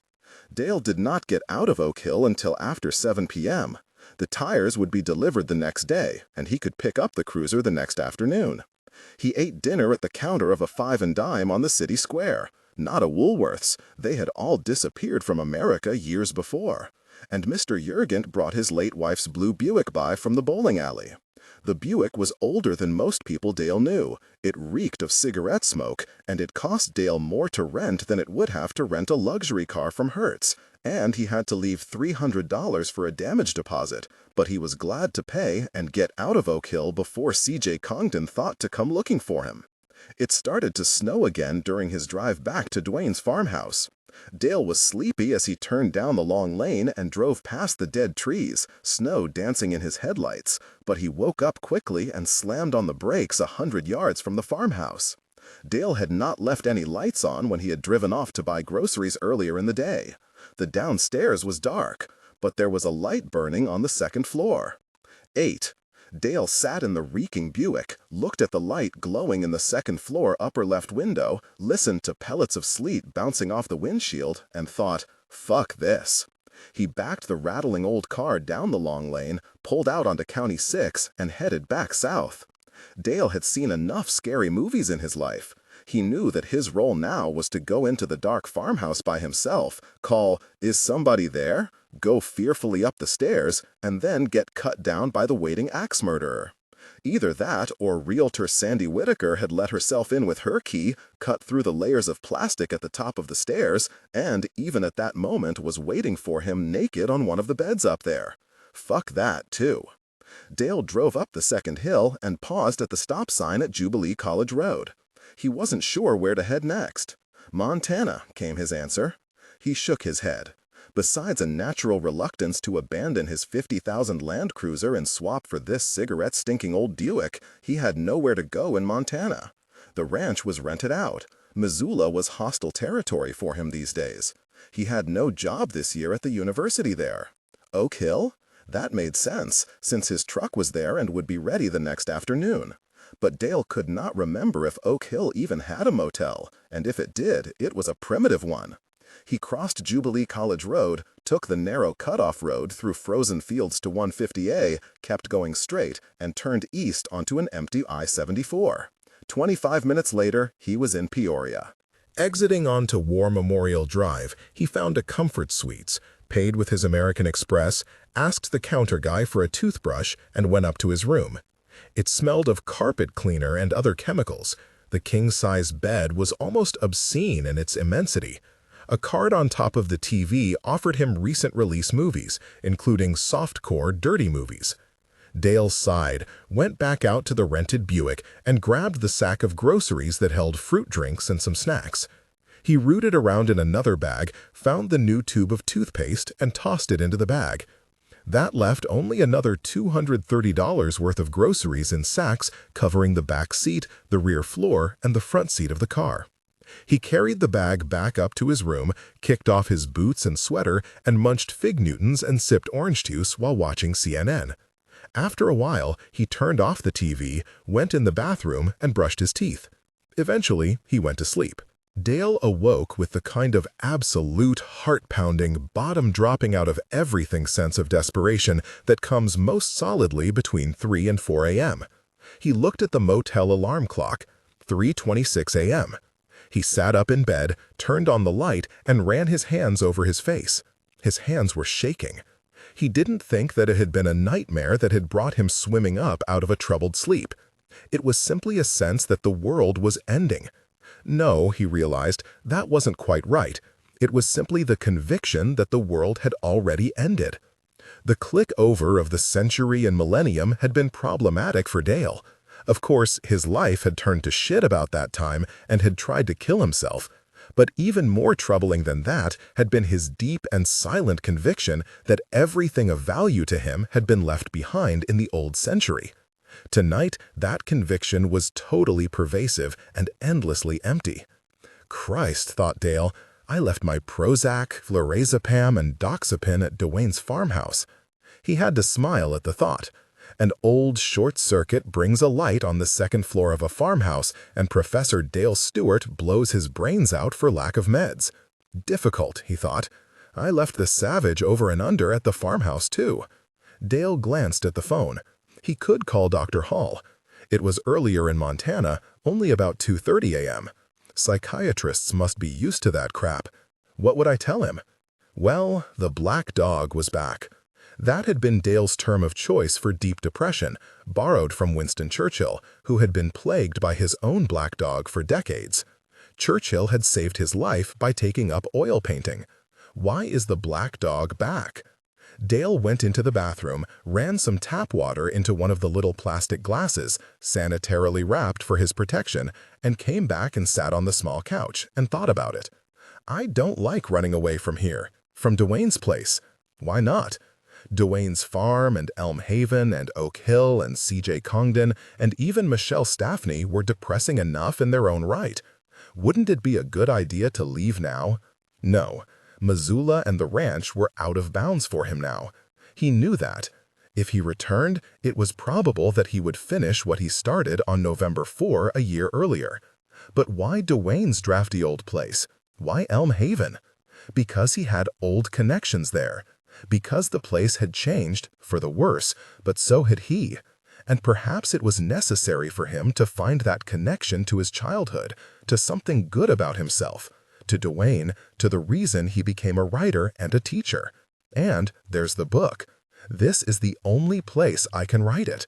For the first time, he consciously acknowledged that he was going to spend his sabbatical year writing a novel about Duane, about Elm Haven, about 1960, about the summer he had so much trouble remembering, and, ultimately, about himself. Vanity, vanity, vanity. He knew better. It would take great humility to write this novel. Humility, not the professorial, historical, commercial, and auctorial cleverness that went into his Jim Bridger Mountain Man books. This novel would be just for him, and he would need both Duane's notebooks and a connection with Duane's life. The heater hummed on. A big truck roared up through its endless gears out on War Memorial Drive. Dale turned the light out and went back to sleep, even without his Prozac and flurazepam and doxepin. Stewart! Dale Stewart! Dale paused just outside the garage where the mechanics were finishing mounting the Land Cruiser's wheels with his 2 new tires. He looked over his shoulder, but he had recognized the voice. Sheriff C.J. Congdon was strolling across the oily concrete driveway toward him. Congdon had one hand on the revolver in his holster. He was wheezing slightly as he came. Dale waited. "Miller, huh?" said Congdon. "Tom Miller. Yeah, cute. Well, I knew I'd seen your ugly-ass face before. Do you want something, Sheriff?" Unlike the day before, Dale's pulse did not race. He felt completely calm. "Why'd you lie to me, Stewart?" snapped Congdon. I ought to fucking arrest you." "For not telling you my real name?" said Dale and smiled. "For misrepresenting yourself to a peace officer," wheezed Congdon. His fat fingers continued tapping at the grip of his revolver. Leather creaked. Dale shrugged and waited. Congdon squinted at him. "I remember you, Stewart. You and that fucking bunch of weasel friends of yours."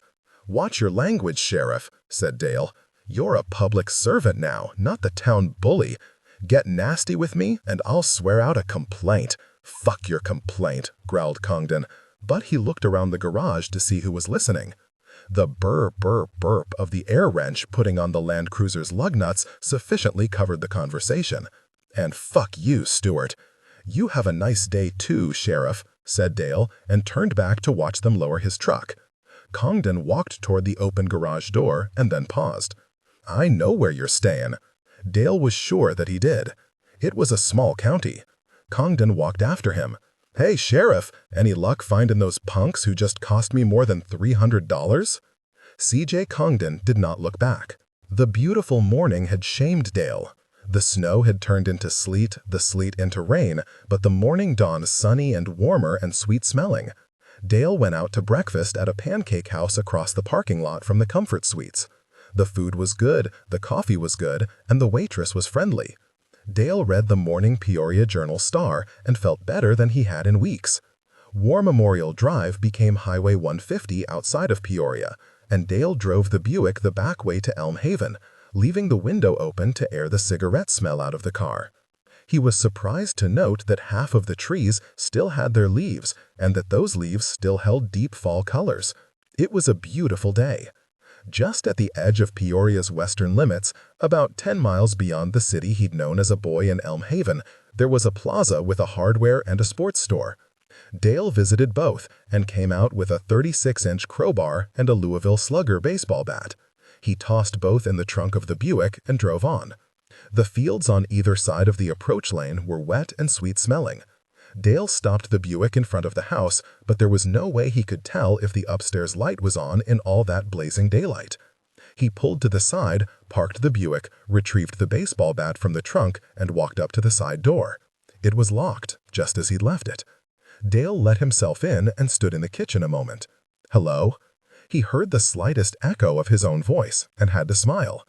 He'd be damned if he'd yell, "Is anyone there?" just before the supernatural killer in the hockey mask jumped out to cut him down. He searched the first floor. Everything seemed to be as he'd left it. He went down into the basement. No hockey mask killers there. He remembered that he'd stored his Savage over and under down here in 2 pieces, but after checking that the pieces were where he'd put them, he decided not to add it to his Louisville Slugger arsenal. Besides, had thrown away the only shotgun shell. Dale went up the stairs. The layers of yellowing plastic were intact. Dale checked the nails and staples around the wood frame, but they had not been pulled out or replaced. The frame itself had been nailed into the door frame at the head of the stairs, decades ago. Dale pushed against the plastic, but it yielded only slightly, crackling a bit. If someone had visited the upstairs, they'd not come this way, not if they're human. Dale had deliberately phrased that thought to amuse himself, but in the darkness of the stairway, it didn't seem that funny. He leaned closer to peer through the heavy plastic. The vague outlines of a hallway and a table. Sunlight through thick curtains. Nothing moved. Dale pulled out his multi-use knife and set the longest blade against the plastic. He hesitated a second and then folded the blade back and set the knife back in his pocket. He laid the baseball bat against the yellowed plastic and tapped it lightly. Let sleeping dogs lie. As if on cue, there came the scrabble of claws against the linoleum downstairs. Dale whirled, bat raised, just in time to see a very small black dog run from the parlor hall into the kitchen. "Jesus Christ," said Dale, his heart pounding. He clattered down the stairs and ran into the kitchen just in time to see the outer screen bang shut. He'd left the inner door open, and the little dog had been able to push the screen door out. Dale ran outside and stood on the stoop, bat ready. He half expected the small black dog to be out of sight, a delusion, but there it went, running hell-bent for leather toward the outbuildings behind the farm, its little black ass wiggling as it ran. Dale almost laughed.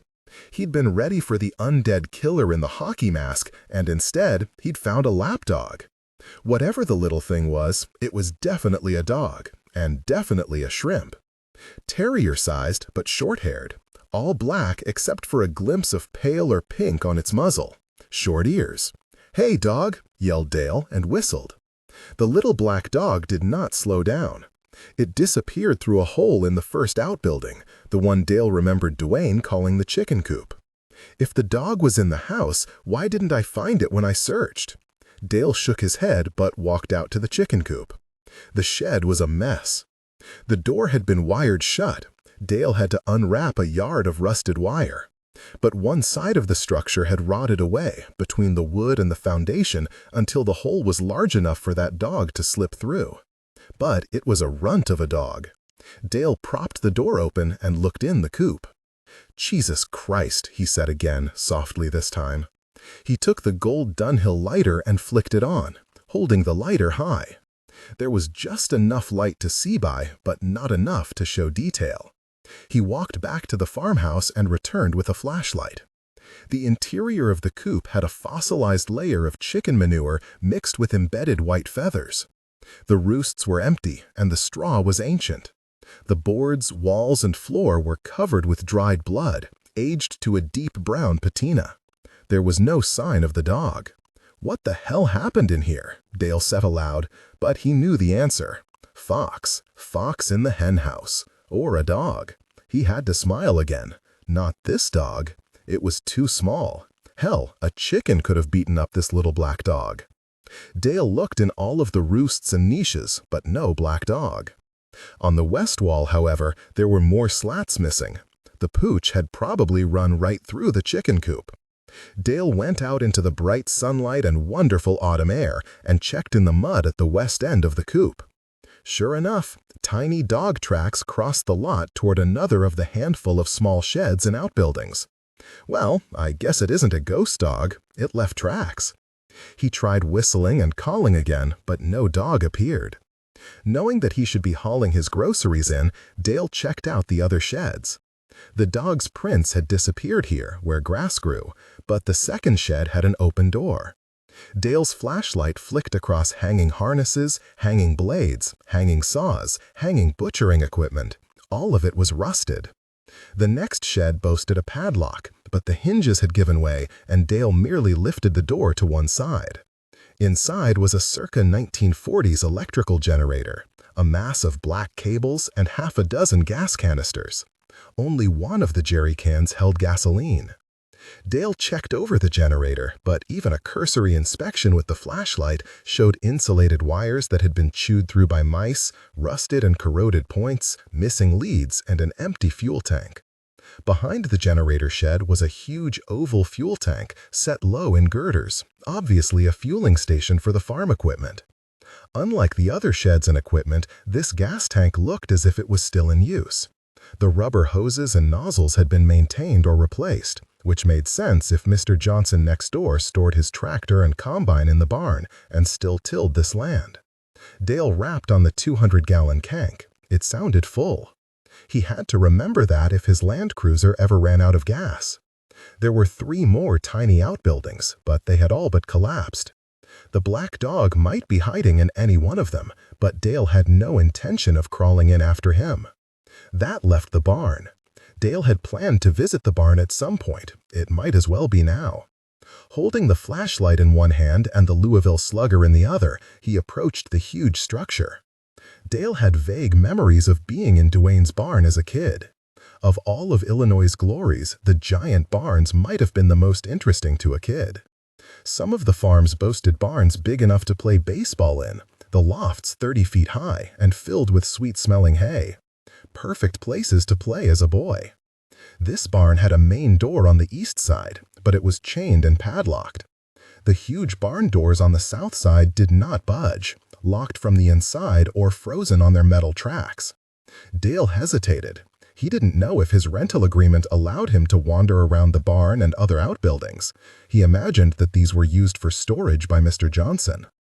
Dale walked back to the Buick, ignored the waiting groceries, and traded the Louisville Slugger for the crowbar. He walked the 60 yards or so to the huge, looming barn, stuck the flashlight in his jeans pocket, forced the curve of the crowbar into the gap in the large doors, and struggled and cursed until something snapped, in the door luckily, not in his back, and the doors squealed back on their rusted tracks. Dale stepped into the darkness and then took a fast step back out into the light. The huge harvesting combine all but filled the central space. Long, rust-mottled gatherer points thrust toward Dale from the 30-foot-wide attached corn head. The glass-enclosed cab, seeming infinitely high above, was dark. Dale breathed through his open mouth, felt his heart pound, and was amazed that he remembered terms and details about the combine: corn head, snapper rolls, lugged chains, shields. It can't be the same machine. His friend Duane had been chewed up and swallowed by a combine here under circumstances no one had understood then or now. At night, when Duane was alone at the farm.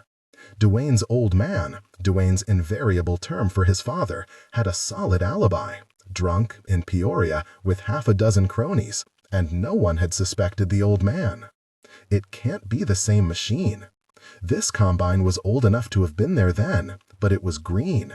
The machine old even in 1960 that had killed Duane had been red.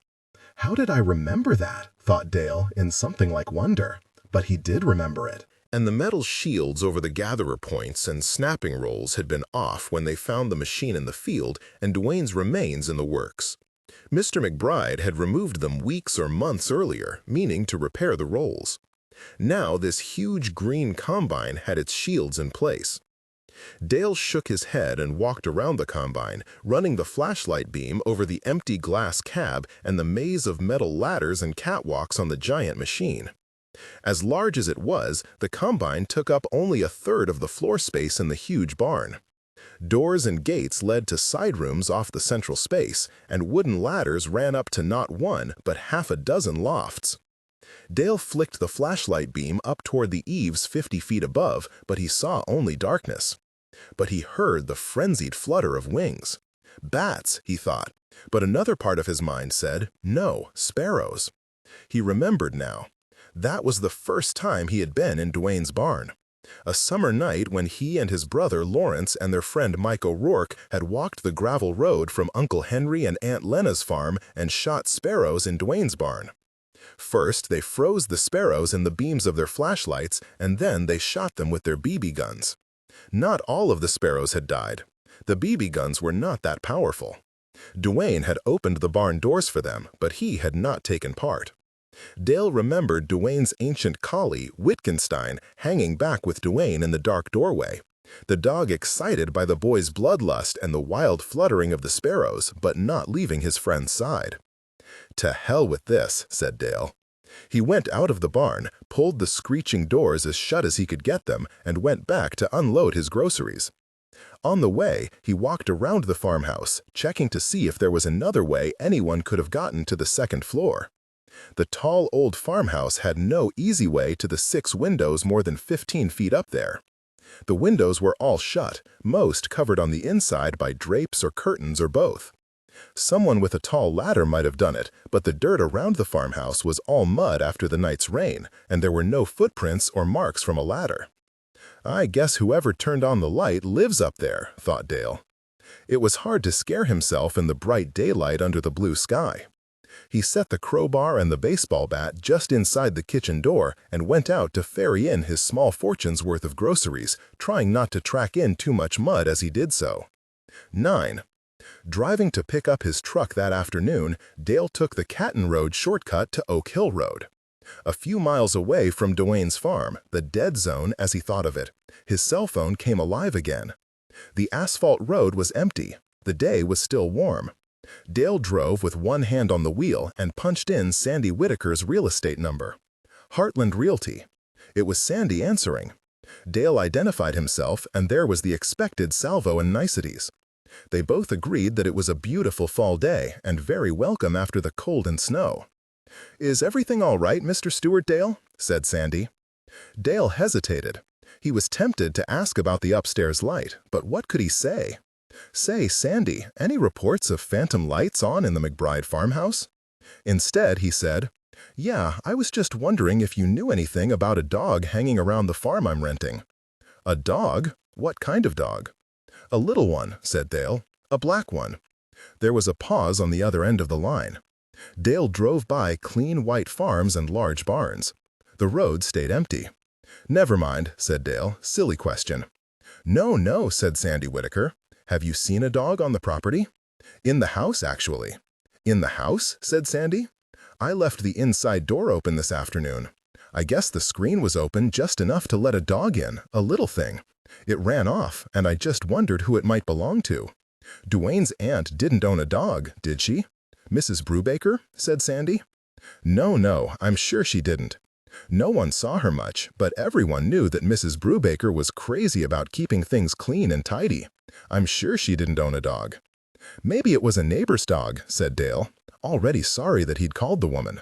"Coming over to check me out?" "Not if it was a small black dog," said Sandy. "Mr. Johnson to your south owns 2 hounds for hunting, but they're big and brown. The Bachmans, the young family who moved into your Aunt Lena and Uncle Henry's place over toward the cemetery, they had an Irish setter, but it was killed by the milk truck last summer." Christ, thought Dale. Talk about small towns. "What kind of dog was it?" Sandy asked again. Dale sighed. Some cows in a muddy field looked up as he drove past, and he wondered if his expression was as vague as theirs. "I don't really know dogs," he said.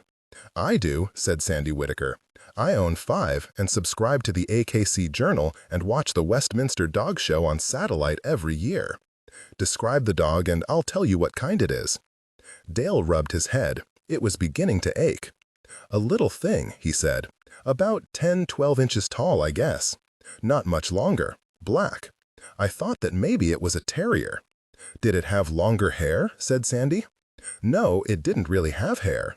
"No hair?" said Sandy. She sounded shocked, as if he'd said something obscene. "I mean really short hair," said Dale. "Very short. Black."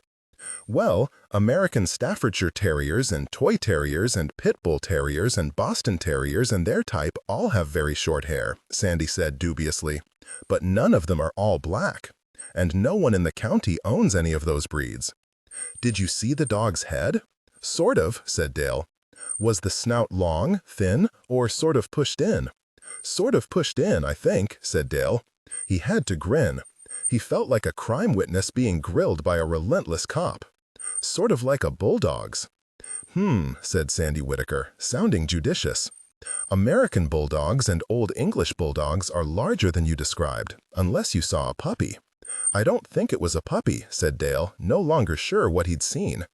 "Then it could have been a pug or a French bulldog." "Was it slim and sleek, or did it have a sort of barrel chest?" Dale was tempted to close his eyes to remember. A pickup passed the other way. Dale kept his eyes open. It did sort of have a barrel chest, powerful and little tiny legs, but solid, not like one of those ratty little chihuahuas. There were several seconds of silence. "2 of my 5 dogs are chihuahuas, Dale." Dale rolled his eyes. "Well, gosh, thanks for your help, Sandy." "What kind of tail did this black dog have?" she asked, all business now. "Tail?" He called back the memory of the little dog's black ass retreating toward the chicken coop. "I didn't see a tail. I don't think it had a tail." "Pugs have curled tails that sort of sit up on their backs," said Sandy Whitaker. "What about this dog's ears? Were they flat or raised?" "Raised," said Dale, not really caring any longer. "Triangular. They stuck up." "Then it's not a pug," Sandy Whitaker said. "Their ears curl down." "Do you remember anything else about the black dog?" "It had sort of a pink splotch on its face, muzzle, whatever," said Dale. He was almost to the outskirts of Oak Hill. He could just stop by Sandy Whitaker's office if he wanted. He had no intention of doing so. "Yes," said the woman. "It sounds like a French bulldog. They grow about 12 inches tall, weigh about 25 pounds. They have a pug-like face, barrel chest, and pointy ears. And they have a broad, short, snubby nose with slanting nostrils and a pink flush to their muzzle." "Well, thanks, Sandy. You've been a big help, and—" "The only problem," interrupted Sandy Whitaker, "is that French bulldogs come in fawn coloring, pied, that's black and white, Red brindle and black brindle. That's sort of reddish and black. Never pure black. Are you sure that the dog you saw wasn't pied? Absolutely positively coal black, thought Dale with absolute positive certainty. It could have been pied, I guess, he said. Well, thanks again, Sandy. You've really... The other problem with a French bulldog, said Sandy Whitaker, is that there aren't any around here. Not in Elm Haven, not in Oak Hill, not anywhere around here. Not even on any of the farms in your part of the county. I would have noticed. After confronting C.J. Congdon in the garage and paying for the new tires, Dale drove back to the farm. He had always hated confrontations, especially confrontations with any sort of authority, but rather than being rattled by the encounter, he found himself slightly amused by it. And the previous night's sense of being displaced far from the center of things, even from himself, had receded. He had his truck back, the farmhouse was full of food and drink, and, if he wanted, he could drive west or east any time he wanted. Things looked better, but the weather did not. Dark clouds were moving in from the west. The warm autumn day slid slowly but exorably into a winterish chill. He was almost back to Elm Haven when he noticed how low he was on gas. There was nothing for it, he thought. He had to deal with the quickness. It was raining when he got to the gas station convenience store. Trucks hissed past on I-74 just down the slope. Dale pumped the gas and cleaned his windows. There was no pay-at-the-pump option, so he took out his American Express card and walked into the store to pay. Derek, the skinhead nephew, looked up from behind the counter. He was wearing a brown and orange Quickness shirt and a cap with the company logo on it. His face froze when he saw Dale. Dale laughed out loud. "What's so fucking funny?" said the boy. Dale shook his head and set cash down instead of his credit card. "Derek," he said, "the day just keeps getting better and better." The day got worse and worse. The clouds lowered, the breeze turned into a windstorm, and the temperature dropped 40 degrees by nightfall. That evening, Dale retreated early to the relative warmth of the basement to read in Duane's old bed and listen to the old-time radio station being picked up by the big console radio. Outside, the wind howled. Inside, the wind howled. Dale lowered his book and listened to the sound. First a whistling, then dropping suddenly to a bass growl. He walked from one of the high windows to the next, checking for cracks or broken panes, but the sound was not coming from any of the windows. It was coming from the darkened coal bin behind a furnace. Dale took out the Dunhill lighter that Claire had given him, flicked it on, and peered into the lightless hole.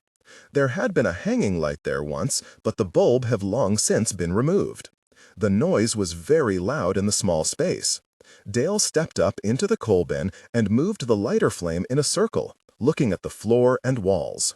Traces of coal dust remained on the concrete floor all these decades later.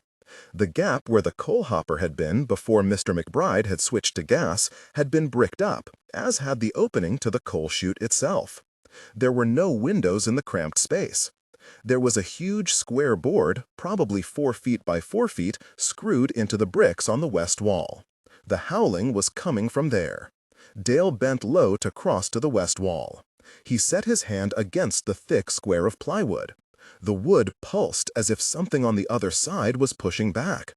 Cold air gusted through chinks along the top of the rotted wood, and the howl returned, then rose to a whistle. It took Dale only a minute to use his fingers to pry the old screws out of the decaying mortar between the bricks.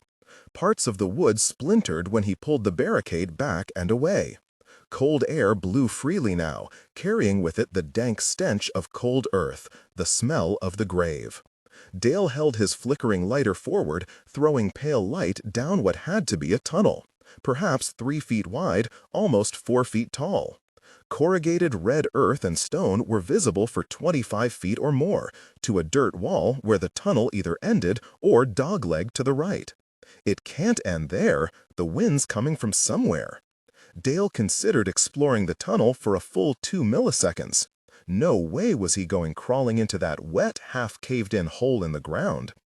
Bringing a screwdriver, hammer, and nails from the workbench in the basement, Dale set the barricade back in place, reset the long screws in the crumbling mortar as best he could, and then drove in 10 of the longest nails he could find.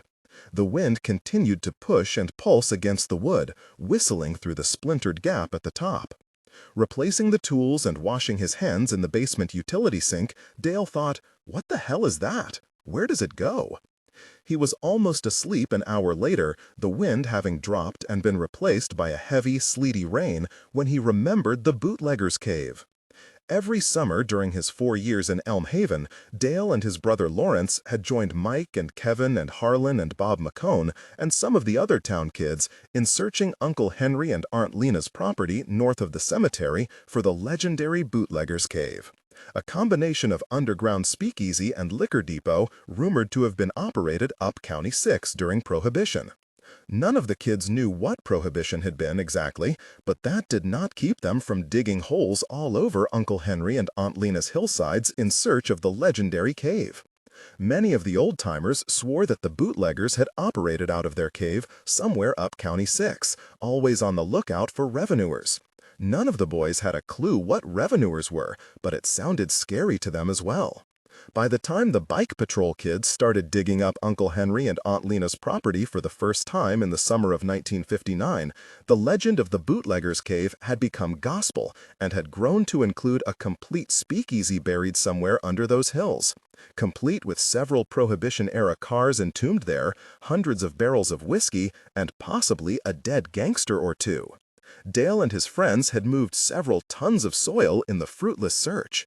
But Duane almost never joined them on those outings. Dale had always thought that it was because the fat boy didn't want to work at the digging, but Duane worked harder on his farm than any of the city kids, so one summer day Dale had asked him why he didn't want to find the bootlegger's cave with them. "You're looking in the wrong place," Duane had said. Dale had ridden his bike out to Duane's farm alone. Lawrence was in bed with the flu. And Duane's old man had sent Dale up to one of the high, hot lofts in the barn, where his genius friend was busy writing what looked like hieroglyphics on the barn wall. It turned out they were hieroglyphics. Duane had decided to become religious and worship some Egyptian god or goddess, but Dale hadn't been interested in that right then, even though Duane had accumulated quite a treasure trove of animal and bird skulls at the loft. Dale wanted to know about the bootlegger's cave. "What do you mean we're looking in the wrong place?" "And for the wrong thing," continued Duane, dabbing white paint on his row of bird and eyeball and wavy line hieroglyphics. "What do you mean? The bootleggers didn't have a cave, just one of these farmhouses with an escape tunnel they dug. The tunnel's not even that long." "How do you know?" "They used our house," said Duane. "You've seen this tunnel?" "I haven't been in it." "Where would we dig for it?" "You don't have to dig. It runs right out of the basement of the Jolly Corner." "And are there cars and stuff in it, like dead guys?" Dale had laughed and rubbed his nose with the paintbrush. "I don't think so. More like rats and sewage. I doubt if the gangsters dug a very good tunnel. It must go right by where the old outhouse used to be." Dale had wrinkled his nose. "That isn't the bootlegger's cave. The real cave is huge, with cars in it and stuff, and lots of whiskey." "We're pretty sure it's down by the creek on Uncle Henry and Aunt Lena's farm." Duane had shrugged, and that had been the end of it. Dale had never asked him about it again. Now, more than 40 years later, Dale went to sleep smiling at the memory. He did not hear the scratching that had replaced the howl of the wind, a scratching coming from the darkness behind the furnace where the opening to the coal bin was. 10. During the next few weeks at the farm, the first 3 weeks of November, Dale began to enjoy himself. It was a brief respite before the nightmare. It turned out that almost all of the disadvantages of the place and situation worked to his advantage in one way or another. The lousy weather, the warm fall days lasted only a day or two more before the snow and gray skies returned, kept him inside and drove him deeper into himself in that indefinable way so important to writers. And writing was what this so-called sabbatical was all about. Dale was using my old notebooks to retrieve the sense of being 11 years old in the Elm Haven of the summer of 1960. He had never clearly expressed to himself his goal of writing a book about that summer, or even of finally recapturing clear memories of that time, but this is what he proceeded to do in the weeks after his arrival at the Jolly Corner. At first, the lack of connection there, no telephone, no internet, no television, almost gave him a sense of vertigo. Despite his previous discipline as a writer and academic, he was still used to being connected. But as the days turned into weeks, the silence, especially the mental silence that comes from not being hammered by email and phone calls, turned first into a pleasant advantage and then into a necessity. He thought of making the occasional call when in Oak Hill or Elm Haven, to his agent, to his daughters, but he did not need to make the phone calls, and soon found reason to forget them. He found a newspaper kiosk in Elm Haven and occasionally bought the Peoria Journal-Star, ostensibly for national news, although it was the provincial, Peoria, and rural news that really caught his attention. More frequently, often after writing for hours, he would come down into the basement where I used to sleep and listen to one of the radios there. Relaxing on my bed and listening to distant St. Luce's one good jazz station, much in the way that I used to spend hot summer nights listening to Cardinals and Cubs games, the voices rising and falling across the static of the breathing Earth's ionosphere, the sense of distance and space implicit in the ambiguities of the reception. Most of the time, however, Dale Stewart celebrated his isolation. The weirdness of the house, the phantom light on the sealed-off second floor, and the encounters with skinheads and a former bully bemused him more than concerned him.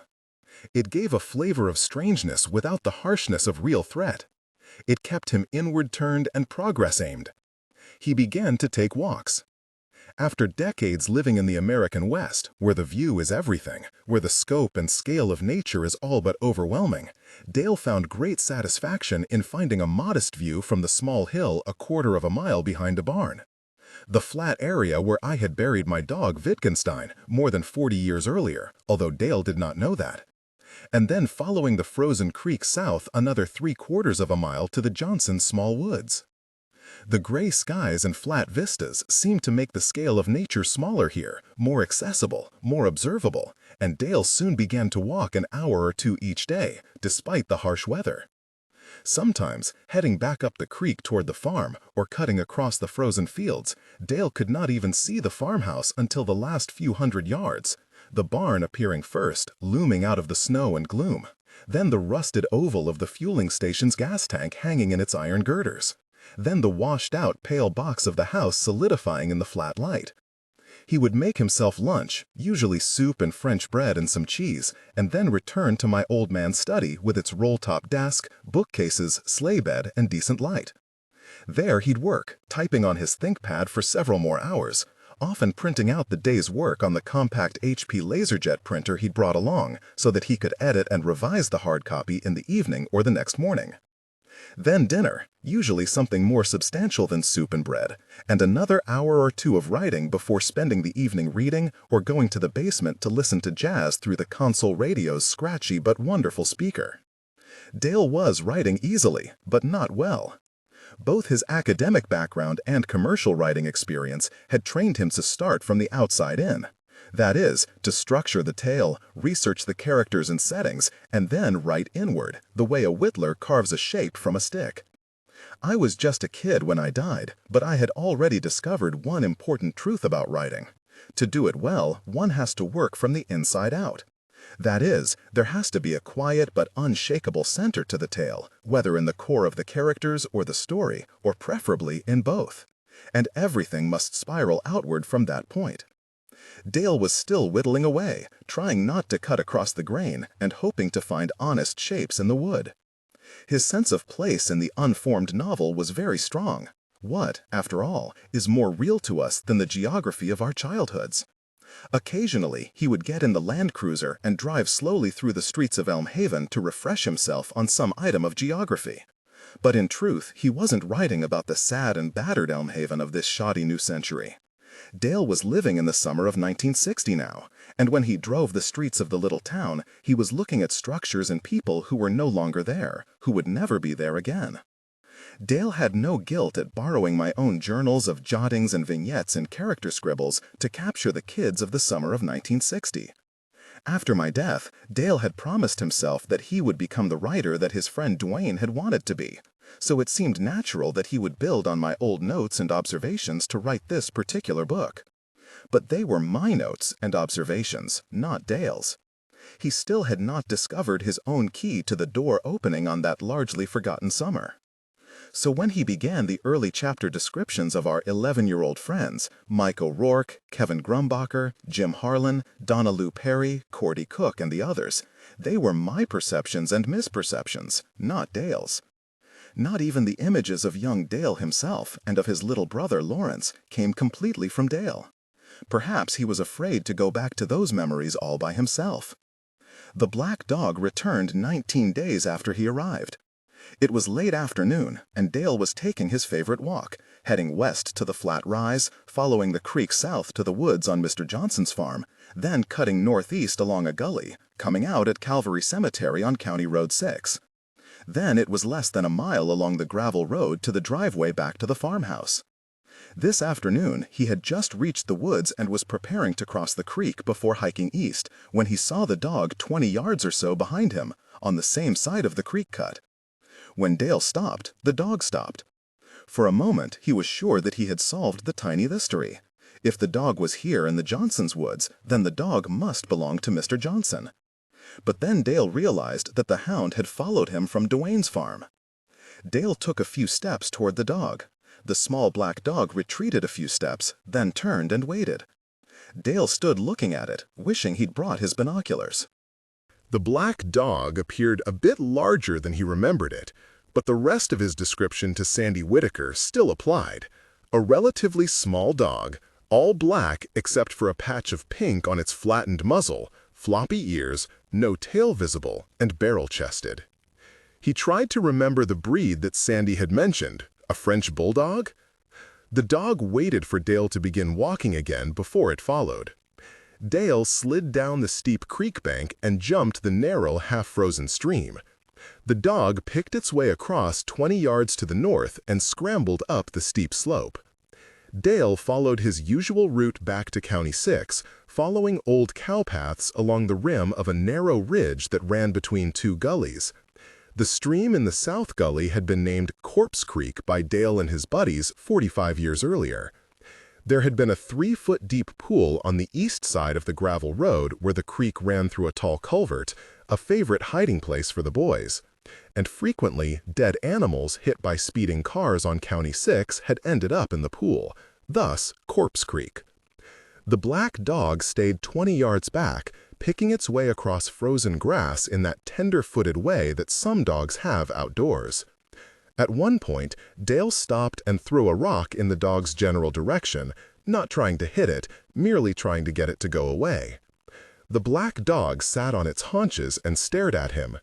Then the dog licked its muzzle and showed its teeth, not, Dale thought, in any sort of snarl, merely in a doggy grin. Dale felt a chill of unease flow through him. He knew it must be a trick of the overcast day and distance, but for an instant it looked as if the black dog's teeth were wrong. It looked as if the dog had human teeth. Dale shook his head, angry at himself for generating the image, and when he looked back, the dog was no longer showing any teeth. He climbed over Johnson's wire fence at a sturdy fence post and walked out onto the asphalt of County 6 in front of the Hilltop Cemetery. It was a cold day and windy.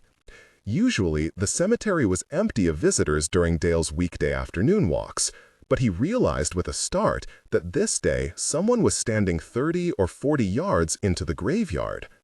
The lone figure was male and oddly dressed, wearing what appeared to be high leather boots, khaki wool as in old military uniforms, and a Boy Scout-type broad-brimmed hat. An old veteran, thought Dale? It was impossible to tell the age of the man at this distance, but the slimness and suppleness of his silhouette suggested someone younger. There was no car in the grass parking berm along the black iron fence. The man in the cemetery looked up from the headstone he was contemplating and stared in Dale's direction. Dale waved. He wondered if it was someone local, perhaps the male half of the young couple who had bought Uncle Henry and Aunt Lena's farm, or someone else who lived within walking distance of the cemetery. It would be nice to meet someone normal around Elmhaven. The man stared but did not wave back. Dale mentally shrugged and began his walk north down the steep incline, making sure, as always, that no car or pickup was roaring down behind him on the narrow asphalt road. When he thought to check, there was no sign of the black dog. It was an hour later, after he'd finished some tomato soup and returned to his computer in the study, that he realized that someone had been in the house. The IBM ThinkPad had been left on. The last sentence Dale had typed was still on the screen. The summer lies ahead like a great banquet, and the days are filled with rich, slow time in which to enjoy each course. Dale had thought about that sentence during his walk and decided that the simile might be too flowery, but it was not the possible excess in the writing that concerned him now. Below his sentence had been typed, Gabler Retchets Yeth Wishthounds, he heeft a hundus hafod, his locus whereon over gemetside, his egen skeen on swo leichte swa morgenstara, his teth whereon swa shapa swa aforus Texas. He didn't pay any attention to the gibberish yet. He was more interested in who had written it. Dale reached under the sleigh bed in the study and pulled out the new baseball bat he'd put there. The crowbar was heavier, but it was in the kitchen cupboard. Hefting the bat, walking as lightly as he could, Dale went down the hall to the kitchen, through the kitchen, and out onto the side stoop. It had begun to rain again, but it was light enough for him to see the muddy turnaround area. It had been wet and muddy before he left. The only car tracks led to his parked Land Cruiser. The only footprints were the ones he had left coming and going.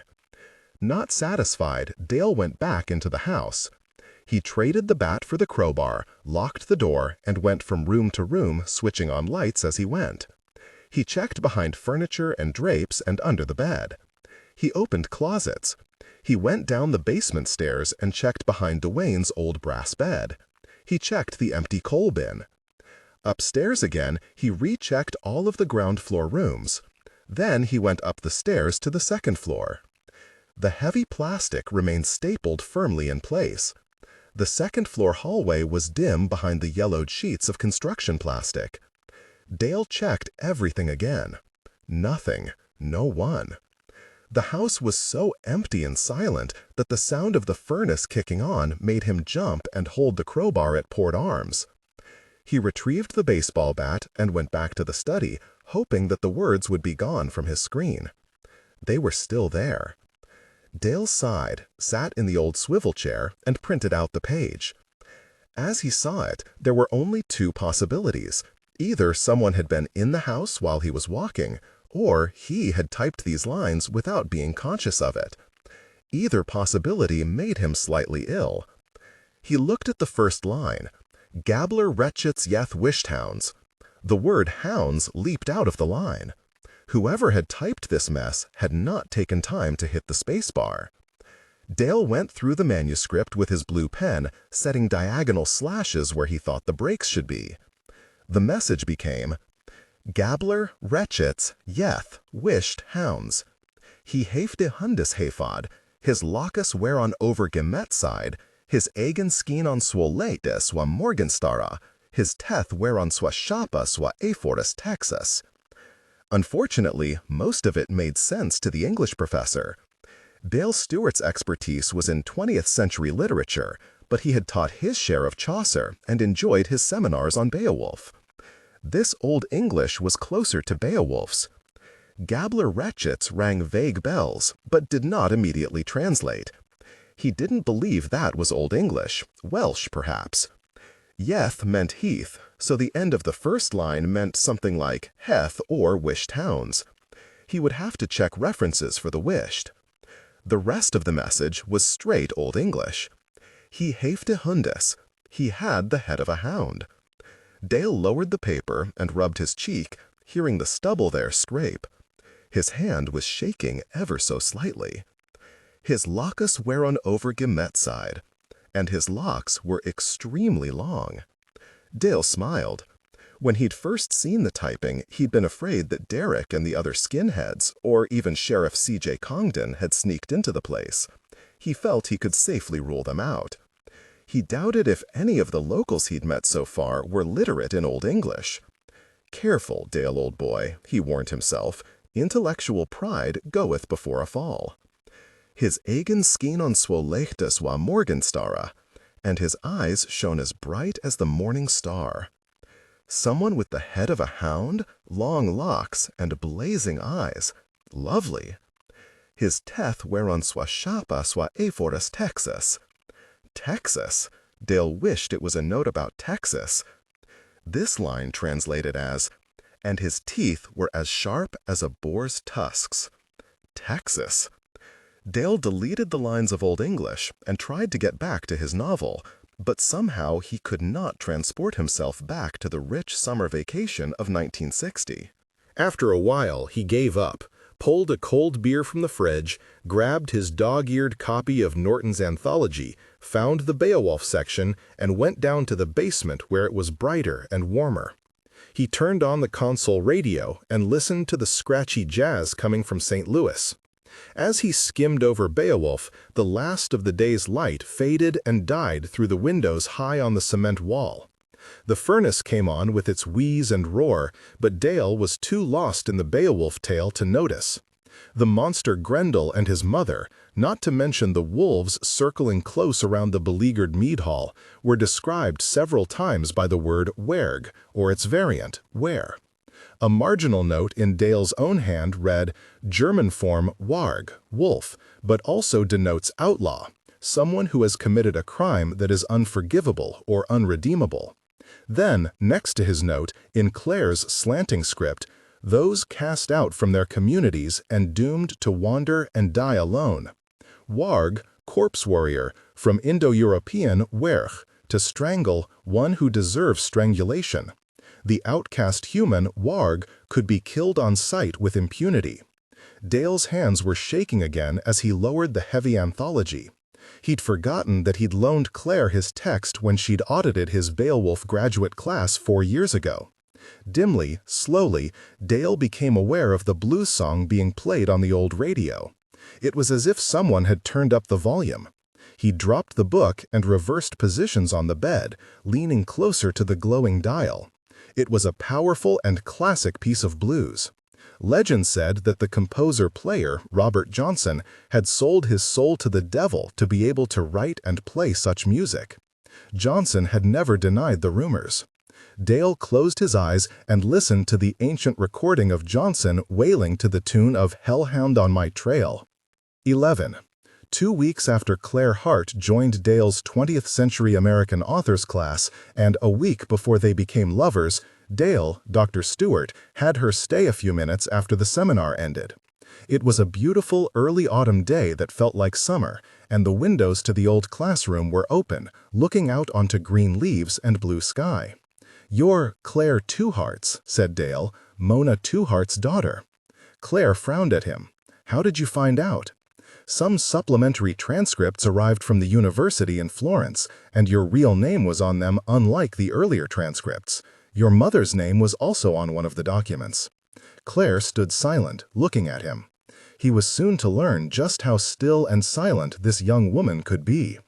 After a moment, Dale cleared his throat and went on, "I apologize. I mean, I really wasn't snooping, but I was just curious. Why I hid my identity?" Dale nodded. Claire had smiled without warmth.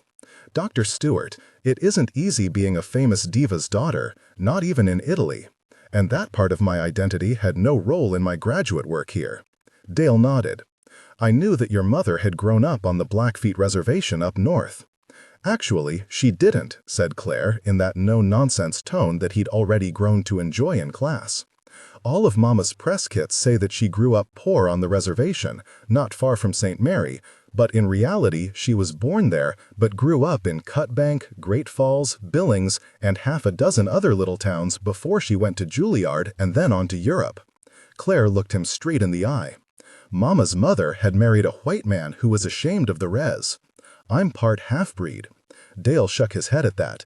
"Miss Hart, I really didn't mean to put you on the spot. I just noticed the difference in names, recognized your mother's name. I thought that I should tell you about the supplementary transcripts." "Does anyone else know?" asked Claire. "I don't think so. I just happened to see the file on the day that the transcripts came in, because we were trying to allocate credits for the non-degree graduate students." He pulled the file out of his drawer, removed the telltale transcripts, and handed them to her. "I'll refile the rest," he said. "The supplements weren't necessary." Claire slid the papers into her backpack without looking at them and turned to go. She stopped at the door and looked back at him. He expected to hear a thank you, but what she said was, "I've been in Missoula for almost a month, but I haven't had the nerve to drive up to the reservation." Dale had amazed himself by saying, "I go up to Glacier and the reservation every fall. I could show you around there if you want." Claire had looked at him with that neutral, intense stare of hers, and then turned and left without another word.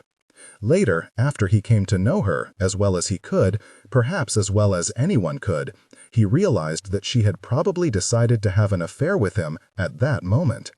Dale awakens to a loud banging. He looks around. He is in the study. He'd fallen asleep in the chair.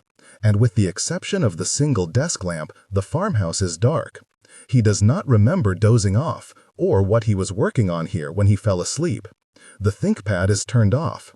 The banging is coming from upstairs. To hell with this. Dale is suddenly very angry. He looks around for the baseball bat, but he's left it in another room, or it has rolled under the bed. The banging intensifies. Dale leaves the lighted study and walks down the darkened hallway, up the narrow steps. A pale light glows through the yellowed plastic. He pulls out his pocket knife, selects the sharpest blade, and makes rough incisions through the plastic, diagonally. X marks the spot. He tears at the layers of brittle plastic with his hands until he rips a hole, widens it, tears plastic from the frame. The air wafts out from behind the plastic, and it carries the scent of lilacs and decay. Tutankhamun's tomb. Dale steps through the torn plastic, feeling the strands of the brittle stuff trying to hold him back, and then he is standing on the faded runner in the upstairs hallway, the stale air still rushing past him and downstairs as though he had opened an airlock. There is one open door on his right, two on the left. The light is coming from the rear room on the left. The banging has stopped. Still holding his small utility knife, Dale strides down the hall, pausing to glance in the first room on his left and the open door to his right. A small bedroom to his left, an even smaller bathroom to his right. Both rooms are dark. The light from the rear bedroom flickers like candlelight. Pausing in the doorway, Dale peers around the doorframe. A tall bed, a massive chest of drawers, a low dressing table with an opaque mirror, a flickering kerosene lamp on the dressing table, and a hand-built closet painted a faded yellow that seems strangely familiar to Dale. The windows are so heavily curtained and draped that no hint of moonlight or sunlight could find its way in. Holding the pathetic little knife ahead of him, Dale crosses to the bed. There is a dark outline there on the age-tarnished quilt. At first, Dale thinks it is a figure, then he sees it is merely an indentation in the quilt. But as he steps up to the high bed, he sees that it is more than an indentation. The center of the bed has sagged into a deep hole shaped in the form of a man, or of a corpse laid out there. Even the pillow is dented down a foot or more into the mattress, the hole shaped like the oval of a human head. Dale hears the slightest noise from the deep indentation and leans over the bed, trying to ignore the stench, the same death smell he had encountered on his first moments in the house, and wishing that he had brought a flashlight. The bottom of the human-shaped pit in the mattress is crawling and oozing with life. Maggots, worms. Dale backs away, holding his free hand to his mouth, glancing behind him at the dark hallway. The old oil lamp flickers as if to a strong breeze, the light almost going out but then steadying at the lowest glimmer. The banging resumes, louder, wilder, more insistent. It is coming from the hand-built closet in the corner. Dale looks at the closet and realizes that it is a huge coffin, crudely painted yellow and set on end. The door splinters and begins to open as he watches. Dale awoke to a loud banging. He sat up. He was not in the study, but in the basement, the heavy Norton anthology lying next to him on Duane's old bed. The console radio was still whispering static and music. It was not night. Mid-morning light shone through the narrow windows at the top of the basement wall. The banging resumed. Dale looked around for the crowbar or baseball bat and remembered that he had left both of them upstairs last evening. He shook his head, ran his fingers through his tousled hair, and went up the steps and through the kitchen toward the banging. Michelle Staffney was knocking at the side door. Dale rubbed his face and opened the inner door. "Dale, I hope you don't mind that I dropped by." She looked him up and down. Dale shook his head and stepped back, welcoming her into the kitchen. He said. "Sorry for the way I look, but I must have fallen asleep last night. I was downstairs I didn't really go to bed last night. I fell asleep reading and listening to music. What time is it? Micah?" "Michelle will do," said the redhead with a slight smile. "And it's about 9:30. I guess you were tired." "Yeah," said Dale. He crossed to the refrigerator. "Like some orange juice?" "Sure. Take your jacket off. Just set it on the chair there. Do you want some breakfast?" "No thanks, Dale. I already ate. I just wanted to give you an invitation. I would have called, but—" Dale handed her a jelly glass half filled with orange juice. "Yeah," he said. "It's sort of hard to get in touch with me by phone." The taste of the orange juice helped reduce the buzzing in his head. He felt hungover, but didn't remember drinking more than one lousy beer the previous evening. "Invitation?" he said. "For Thanksgiving," said Michelle Staffney. Dale motioned to the kitchen table, and the two sat across from one another. The morning light was weak through the windows. Another gray day. "Thanksgiving?" said Dale. "Next Thursday," said Michelle. "I hadn't planned to be here this long, but it looks as if I will. I don't know anyone else around here, and I thought that we could, well, hell, I don't know. Cook a turkey together? Drink some wine? I don't know." "So are you and your friend throwing a party?" "I'm sorry, I forget her name," said Dale. "Diane Villanova," said Michelle, and looked down at the table. "No, Diane headed back to California yesterday. I just thought it would be nice if you and that we not spend Thanksgiving alone, but I bet you're headed somewhere or expecting someone. Sorry, bad idea." No, Dale said hurriedly. "I didn't even know that Thanksgiving was coming up. I've sort of been ignoring the calendar. Are you sure it's next Thursday?" "Pretty sure," said Michelle. "I'd love to have turkey together," said Dale. Well, not really, he thought. It would just remind him of Anne and the girls. The girls would be home from college, and of holidays past and holidays lost. Something must have showed in his expression. Michelle said, "It's probably a dumb idea. In fact, my kitchen's all torn up, and I'm not even sure I can get it in working order by Thursday. Diane and I had planned, well, this was a dumb idea." Dale didn't know what kind of falling out the two women had suffered, or why Michelle had remained here in Illinois, but he did know that he'd been a bore. He stood up, showing energy and enthusiasm he didn't feel at the moment, and walked over to pat the huge old stove. "Let's cook it here," he said brightly. "Otherwise I'll never use anything but the burners on this damned thing. I'm tired of soup. I'd love to share a turkey with you on Thursday." Michelle nodded, but in a distracted way. "Are you all right, Dale?" "Sure. Don't I look all right?" "Well, I don't know you, of course, but you seem tired." He shrugged.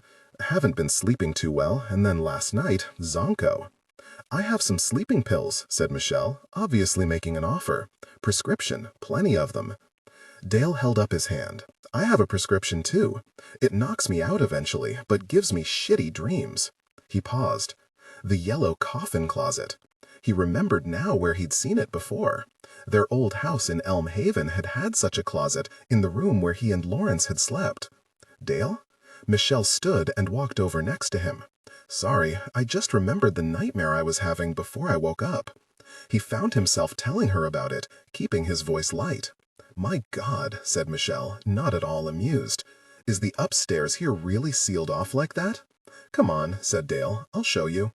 Before they got to the stairway, he was suddenly and absolutely certain that the plastic would be torn and ripped where he had opened it, that a dim light would be burning at the end of the hall, that the air blowing out through the ripped plastic would smell of a tomb, and that there would be a dark figure standing at the head of the stairs. The plastic was solid and secure in its frame. Only pale sunlight showed through the yellowed membrane.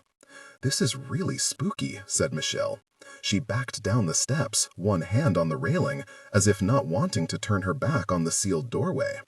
Back in the kitchen, she said, "What do you think's up there?" Dale shrugged. "What do you say we work up our courage after dinner on Thursday? A lot of glasses of wine, maybe. And we end the evening by going up there and cutting that wall of plastic away and exploring the second floor." Michelle smiled, and Dale suddenly remembered the days and years of his longing for her in 4th through 8th grade. "It'll take more than wine to give me that much courage." "We can arrange that," said Dale. He thought, "What the hell am I saying? The last thing I want right now is to be flirting with some woman." Michelle walked to the door, tugging on her jacket as she went. "I'll talk to you before I buy the turkey. Oh, I forgot, I can't call." "I'll call you," said Dale. "My cell phone works when I get out of this part of the county. Here, give me your number again." He handed her a pencil and yellow pad from the counter. She scribbled the number, nodded, and went back out to her pickup truck. She started the engine, but then rolled down the window. Dale leaned out from the stoop to hear her. It had started to rain. "I forgot to tell you," she said. "I almost ran over your black dog on the way in. It just stood in the driveway, looking at the house, not even turning around when I honked the horn. I had to drive around it on the grass." Dale shook his head. "Not my black dog. It's just been hanging around here. A black pooch with pink on its muzzle, right?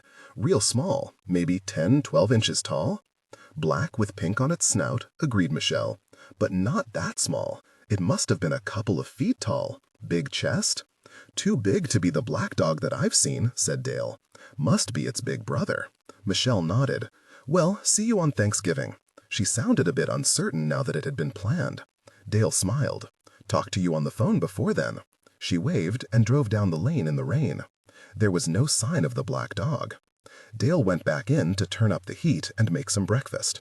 He decided to splurge and have some bacon, and was draining the grease from the pan, setting out a paper towel to blot the bacon itself, when a loud voice came from his study.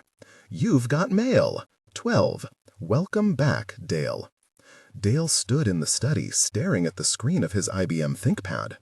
There was nothing unsettling about receiving an email, except for the fact that A, the modem was not currently connected to a cell phone or to any phone line, B, the message had not come through his AOL account, and C, the computer was not even running in Windows. Somehow the computer had exited to DOS, and the message had been typed directly after the C prompt. Then where the hell did the "You've got mail" voice come from? It had been the AOL voice. There was no mistake about that. Dale came closer to the desk and studied the computer. Had he turned it on or off the previous evening before going down to the basement and falling asleep while listening to the radio? He couldn't remember.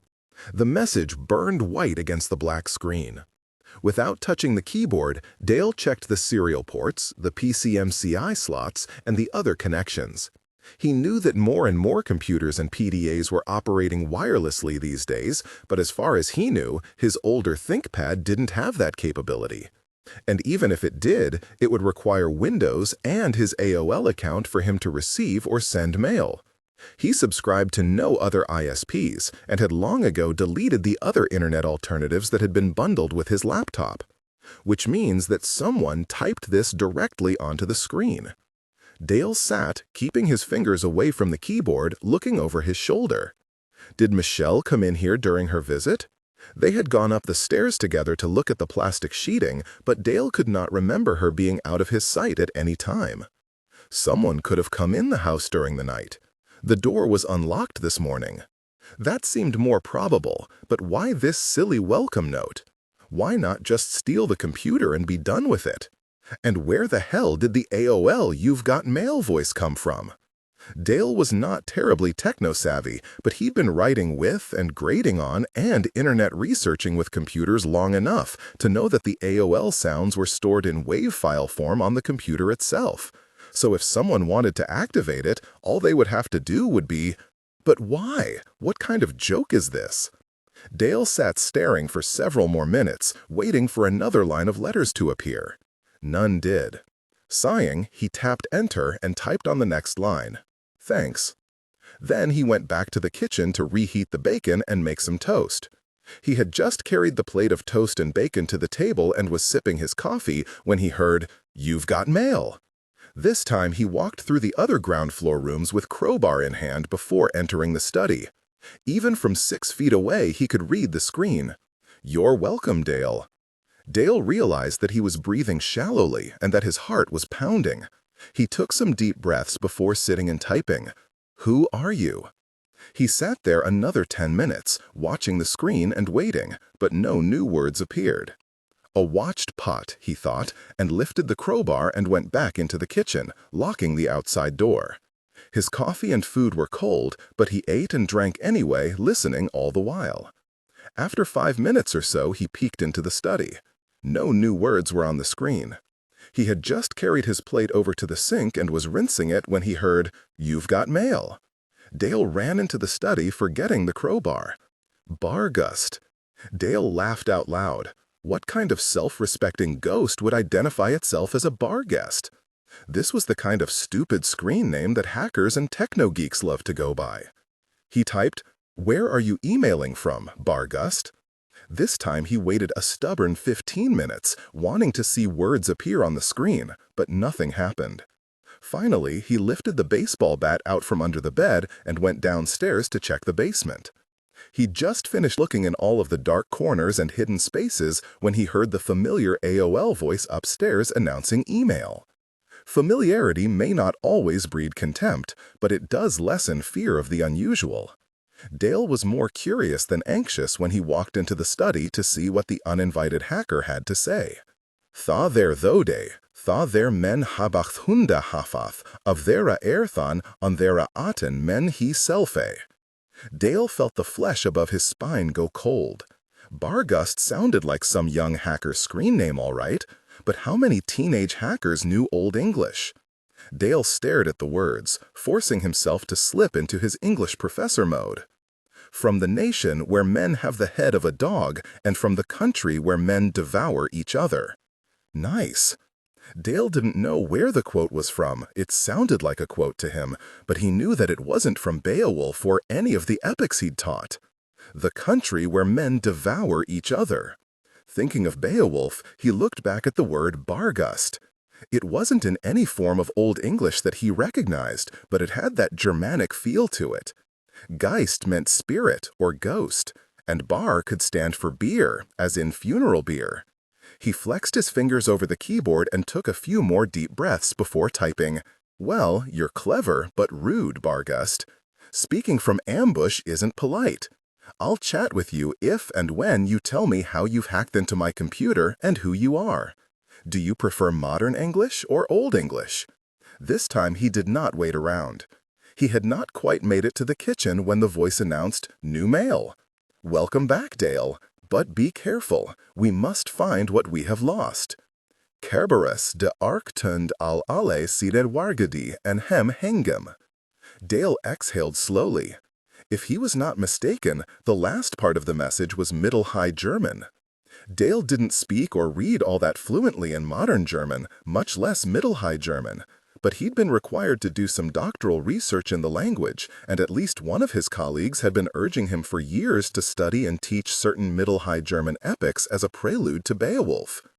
He tried to print the page, but his printer would not go online unless he was in Windows, and he was sure he'd lose the DOS page if he opened Windows. So Dale grabbed a legal pad and pen and copied down everything on the screen. Beneath those notes, he translated the poem. Kerberos, the Arg, Arag, Old Norse Arger, and all the wargs, wolves, outlaws, corpse warriors.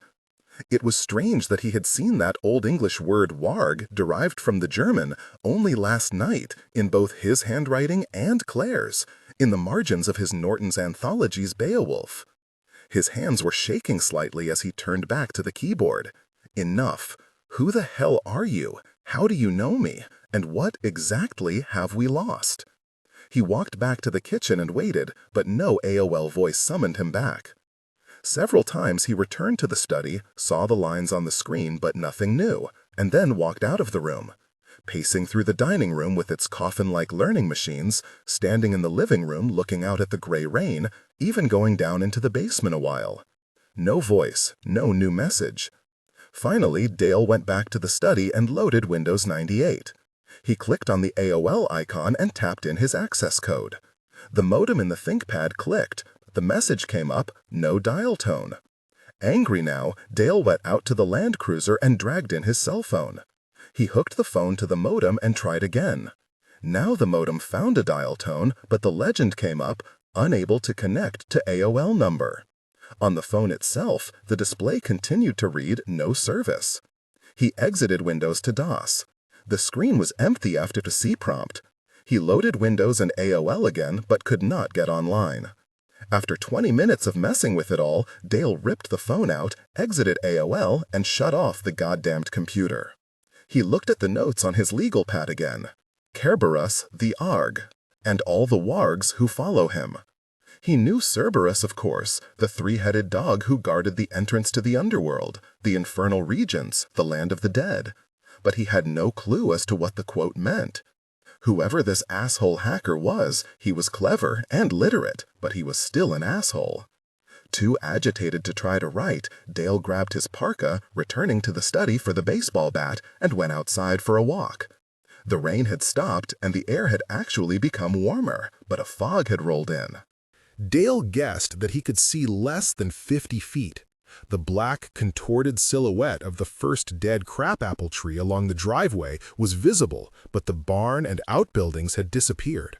His white Land Cruiser, beaded with moisture, looked only semi-solid in the weak light and creeping fog. The eaves dripped.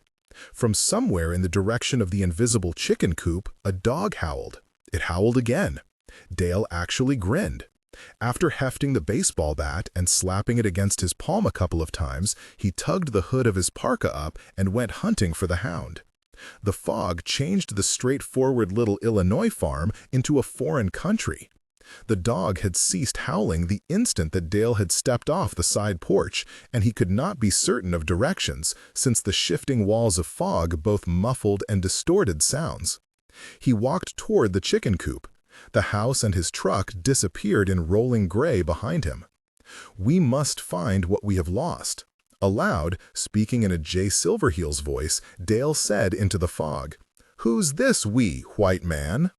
His voice sounded strange and lost in the gray blankness.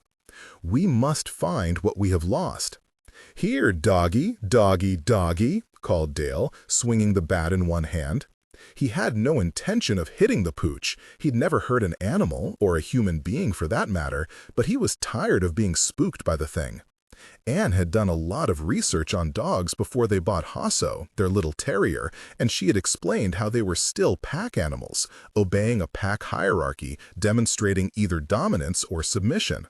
For instance, they had never cured Hasso of licking, a classic submissive behavior most people confuse with affection. A submissive dog in the wild licks the pack leader or those hounds above it in pack hierarchy in order to receive food in return. This black dog probably hadn't worked out its dominance-submission issues with Dale yet. He decided that he'd help it along. We must find what we have lost. Setting aside the royal we for a moment, Dale pondered that phrase. He had come here to Duane's old farm because he felt that he had lost everything. Anne and the girls, Claire, his job, the respect of his peers, his self-respect, and his ability to write. But down deep, Dale knew that this attitude was all self-pity and mummery. He still had some money in the bank. The ranch could be his again in 10 months after the renter's lease was up. He might not truly be on sabbatical, but odds favored him returning to teach at the University of Montana again next year if he so chose. He had a $50,000 sport utility vehicle parked in the farmhouse's muddy turnaround, and it was fully paid for. He was 60-some pages into a new novel, and he had a publisher who hadn't given up on him yet. No, he hadn't lost everything, far from it. We must find what we have lost. Perhaps it was a case of what we have lost, not just him, but everyone in this new century, his generation at least. Writing about the 11-year-old kids in the summer of 1960 made Dale's chest ache every time he sat down at the computer, not just because of the nostalgia of that half-lost summer of so long ago, but because of some indefinable sense of loss that made him want to weep. "Yoo-hoo, dog," called Dale, opening the door to the chicken coop. He wished that he had brought a flashlight. He stepped into the darkness and then froze as a powerful smell struck him. Not the smell of decay, thought Dale, stronger, coppery, fresh. He blinked in the dim light, raising the baseball bat like a club. The smell of blood.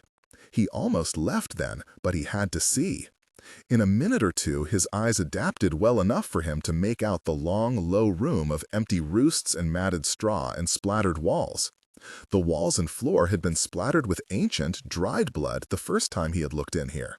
They were splattered with blood now, but even in the dim light, he could see that it was fresh blood, wet, dripping, some of it actually running down the rough boards as he watched.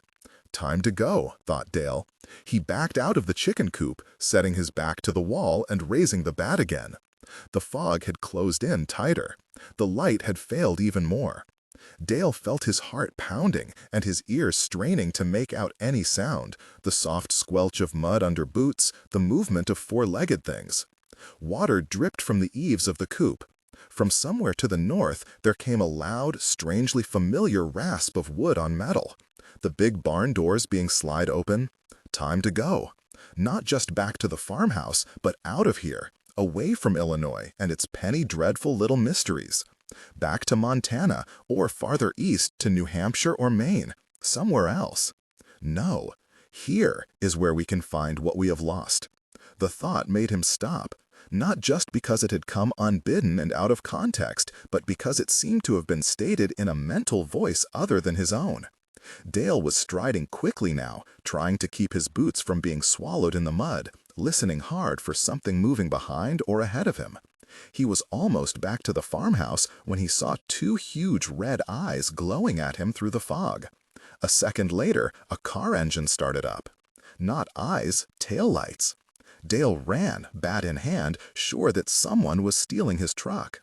The taillights glowed crimson a moment and then shut off as the vehicle drove quickly away through the fog. Dale slid to a stop on the muddy turnaround area. His Land Cruiser was still where he'd parked it. He beeped the security system. It had been locked. But it sunk into the mud. God damn it, growled Dale as he stepped closer. All four of the tires were flat. Dale assumed that they had been slashed again. Dale walked out in front of the house, bat raised to his shoulder and ready to swing. He could hear a truck driving away on County 6, moving much too quickly for the foggy conditions. There were tracks in the gravel and mud driveway, one pickup truck from the looks of the wheel tracks. Not funny, Derek, yelled Dale into the fog. Not one bit fucking funny. You assholes are going to jail this time. Tracking mud, Dale went into the house and looked around. I've been here, 3 weeks? And how many dozen times have I had to search this fucking house? He searched it again. No muddy boot prints except his own. No sign of anything missing or disturbed.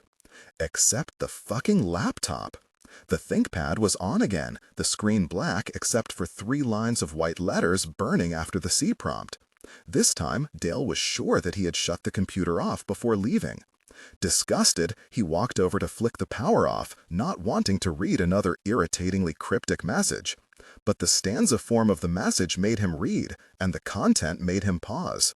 This was no High Middle German or Old English. Dale Stewart, Ph.D., even recognized the source. It was from Sir Walter Scott's The Lay of the Last Minstrel, Canto 6 if he remembered correctly. Claire could tell him. She had been auditing the graduate-level 18th century literature seminar the last time he'd taught this poem. Claire remembered everything. But Claire was not around to remind him, and odds were overwhelming that she never would be again. For he was speechless, ghastly, wan, like him of whom the story ran, who spoke the spectre hound in man. Still disgusted, knowing that he would have to walk a couple of miles in the fog just to get his cell phone to work in order to call the Oak Hill garage to get his truck fixed, furious that he would have to deal with C.J. Congdon again, knowing in his heart that these punks were never going to be caught or punished, feeling that the mystery of the blood in the chicken coop had been solved in the all-too-mundane fact of the tire slashings, tired of this hacker bullshit, Dale pushed the off button and watched the computer screen wink to a point of light and then die to black. 13. Boy, I hate movies like that. Movies like what? Said Dale. It was late on Thanksgiving Day. Duane's farmhouse smelled of turkey and stuffing and a dozen other cooking smells. Dale had ended up doing the shopping for the turkey and the wine, but Michelle Staffney had done most of the cooking that day. By early evening, Dale and Michelle had eaten a good portion of the 12-pound turkey, had drunk a couple of beers before dinner, and were on their second bottle of white wine. They had washed the dishes and returned to the dining room. Dale had lugged all of the ancient learning machines out to a shed, but there had been no dining room table, only the benches on which the machines had sat. Dale had done his best, dragging the benches to the basement, moving the kitchen table into the dining room for the big day, and covering it with an ancient linen tablecloth he had found in the hall closet. Now the sunlight had faded away, but only a couple of lights were on in the house. Music from the console radio wafted up the stairway from the basement. "You know," said Michelle, holding her wine glass in both hands, "I hate those formula scary movies. Horror movies, slasher movies, whatever." Dale frowned. He had been telling her about the events of the past week, the blood in the chicken coop, finding his truck with flattened tires, the other truck driving off in the fog, something he probably wouldn't have talked about unless he'd had too much wine. "You comparing my life to a slasher movie?" he asked, pretending to be indignant, and actually feeling a bit indignant beneath the friendly buzz of the wine and beer. Michelle smiled. "No, no, but you know, I always hate that part in the movies where the people know that something scary's going on, but they stay anyway, and then the monster comes out and gets them. You know, like in the old Poltergeist or that mess of a remake of The Haunting, or those slasher movies with the guy in the hockey mask or whatever." Dale shook his head. "I intended to leave, but I thought that those idiots had slashed my tires again. But they hadn't." "No," said Dale. "After I hiked all the way to Elm Haven in the fog, called the Oak Hill garage, and waited more than 2 hours for the guys in the tow truck to show up and drive me back to the farm, we discovered that someone had just let the air out of all the tires." "But you thought they'd been slashed again?" "Yeah." Dale smiled ruefully and drank some wine. "I was stupid. The garage guys helped me get the tires inflated. At least I didn't have to deal with Sheriff Congdon again." Michelle poured more wine for both of them. Now she was also shaking her head. "C.J. Congdon, a sheriff. I remember him from high school here. What an asshole." The redhead held up one manicured finger. "But you stayed. They fixed your truck, but you stayed here." Dale shrugged. "Well, it seemed silly to leave after all that anger at slashed tires that weren't really slashed, just a stupid practical joke. And I was still working on the novel, and this seemed like the right place to write it. The only place to write it," Dale thought. He looked at her. "And besides, we had this date for Thanksgiving." Michelle smiled. Her smile in 6th grade had been dazzling. Now, 40 years and thousands of dollars of Beverly Hills dentist bills later, it was flawless. "So, did they catch them, the skinheads? I assume that they were the ones who let the air out of your tires." "Nope," said Dale. "It turns out that the one kid I knew by name, Derek, had an alibi. He was in Peoria with his aunt, Sandy Whitaker." "Sandy Whitaker?" said Michelle. "My God, do people just stay within 5 miles of home here until they die? Sandy Whitaker, I bet she got fat and married a realtor." Dale slowly shook his head. "Not quite. She got fat and became a realtor. Anyway, the sheriff's deputy I talked to on the cell phone the next day wasn't too interested in trying to track down some kids who just let the air out of some stranger's tires. So I dropped the whole thing." "And what about the blood?" said Michelle. When she leaned forward, as she was doing now, Dale could see her full breasts pressed together down the low neck of her green silk blouse. Her California tan had begun to fade, and the freckles on her chest blended into the softest-looking white skin imaginable. "What?" said Dale. "You said that there was all this blood in your chicken coop? Do you think that the skinheads who let the air out of your tires threw this blood around your chicken coop?" Dale held his empty hands out. "Who knows? The deputy I talked to said that it just wasn't in the sheriff's department's charter to be chasing down foxes and stray dogs who kill chickens." "Do you think it was foxes and stray dogs?" "No," said Dale. "And it wasn't chicken blood either. There haven't been any chickens in that coop for 40 years or so." "It would have been cool if someone had done a DNA test on that blood," said Michelle. "You know, find out if it was animal blood or whatever." There was a silence after this comment. Finally, Dale said, "So, you don't like the logic holes in these movies? Slasher movies, horror movies, whatever." Michelle studied her glass of wine while thinking about this. The lamp behind her made her short-cropped red hair glow like a soft flame. "I don't like it when the writers and directors have the characters act like idiots just so they can get killed. Do you think I acted like an idiot by staying here?" "No," said Michelle. "I'm glad you stayed here. I'm glad we got to cook a turkey together. It was a nice surprise not to spend Thanksgiving alone." She leaned forward again, and for a moment Dale was sure that she was going to put her hand over his where it lay on the white tablecloth. Instead, she pointed upward. "Speaking of surprises, weren't we going to go upstairs, take down the plastic, and see what's up there?" Dale swallowed the last of his wine and looked toward the ceiling. "You mean you don't mind the parts in those dumb slasher movies where the characters go somewhere they've been warned to stay away from?" "Actually," said Michelle Staffney, "I love those parts. That's the point in the movie where I quit rooting for the humans and start cheering for the monster or psychopath or whatever." "But I think we have to find out what's up there." "Why?" said Dale. "It's been closed off for decades. Why do we have to find out now?" She showed that wonderful smile again. Dale found himself wondering why she hadn't succeeded as an actress. "We haven't been here for decades," she said lightly. "I, for one, can't leave Elm Haven without knowing what's up there behind that plastic." "Oh," Dale said casually, "I already know what's up there." Claire Two Hearts' first words when Dale picked her up for their long weekend of traveling to Glacier National Park and the Blackfeet Reservation were, "Does your wife know we're going away together?" Dale had prepared himself for the content of that question, but not the clarity of it. He actually blushed before saying, "Anne's used to my off-season camping trips up there. I often take students, if students want to go. She doesn't mind. We have a pretty solid marriage." This last part was true, but the overall statement was a lie. He had never gone north with just one student, and usually it was a couple of male graduate students who loved to climb and camp who hitched a ride to the park with him. Anne, distracted by a swarm of life's demands, simply hadn't asked who he was going with this autumn. Claire had looked at Dale as if reading all of this information from his blush and expression. Then she had thrown her gear in the back of the Land Cruiser and climbed into the leather passenger seat. They both had a Friday free of classes. Not too surprising, since, for reasons unknown to the instructor, Miss Claire Hart seemed to be taking just the graduate courses that Dr. Stewart taught. So they had decided to leave on Thursday afternoon and camp near Flathead Lake that night before continuing on through the national park and then east to the reservation. It was early October, and while Dale had learned to mistrust the weather in Glacier and points north any time of the year, this autumn and the winter to come would be amazingly warm, with few blizzards. The cottonwoods and aspen were at the height of their color.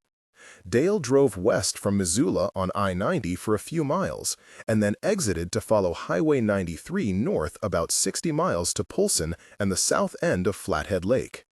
Past the little town of Rivali, they jogged east a bit and then turned due north. Dale mentioned the National Bison Range that ran west of the highway, but Claire only nodded and said nothing. They passed through St. Ignatius, a sad little town on the Flathead Reservation, and Dale glanced at his passenger, but Claire only watched the passing examples of depressed reservation living without comment. The ride to and past Flathead Lake was always beautiful, the sharp-toothed Mission Mountains spiking skyward to the east, and it was all especially striking in the afternoon autumnal light, the aspens stirring gold in the breeze. But Claire Two Hearts rode in silence, and Dale would be damned if he'd be the first to mention the astounding beauty all around them. It was almost dinner time when they came close to Polson, but Dale knew of a nice place to eat in the old timber town of Summers, 20-some miles further on, and he had planned to drive straight through Polson, following 93 around the west shore of Flathead Lake. But about 2 miles south of Polson, Claire suddenly said, "Wait, could we stop there?" There was the Miracle of America Museum, billing itself on faded signs as Western Montana's largest museum.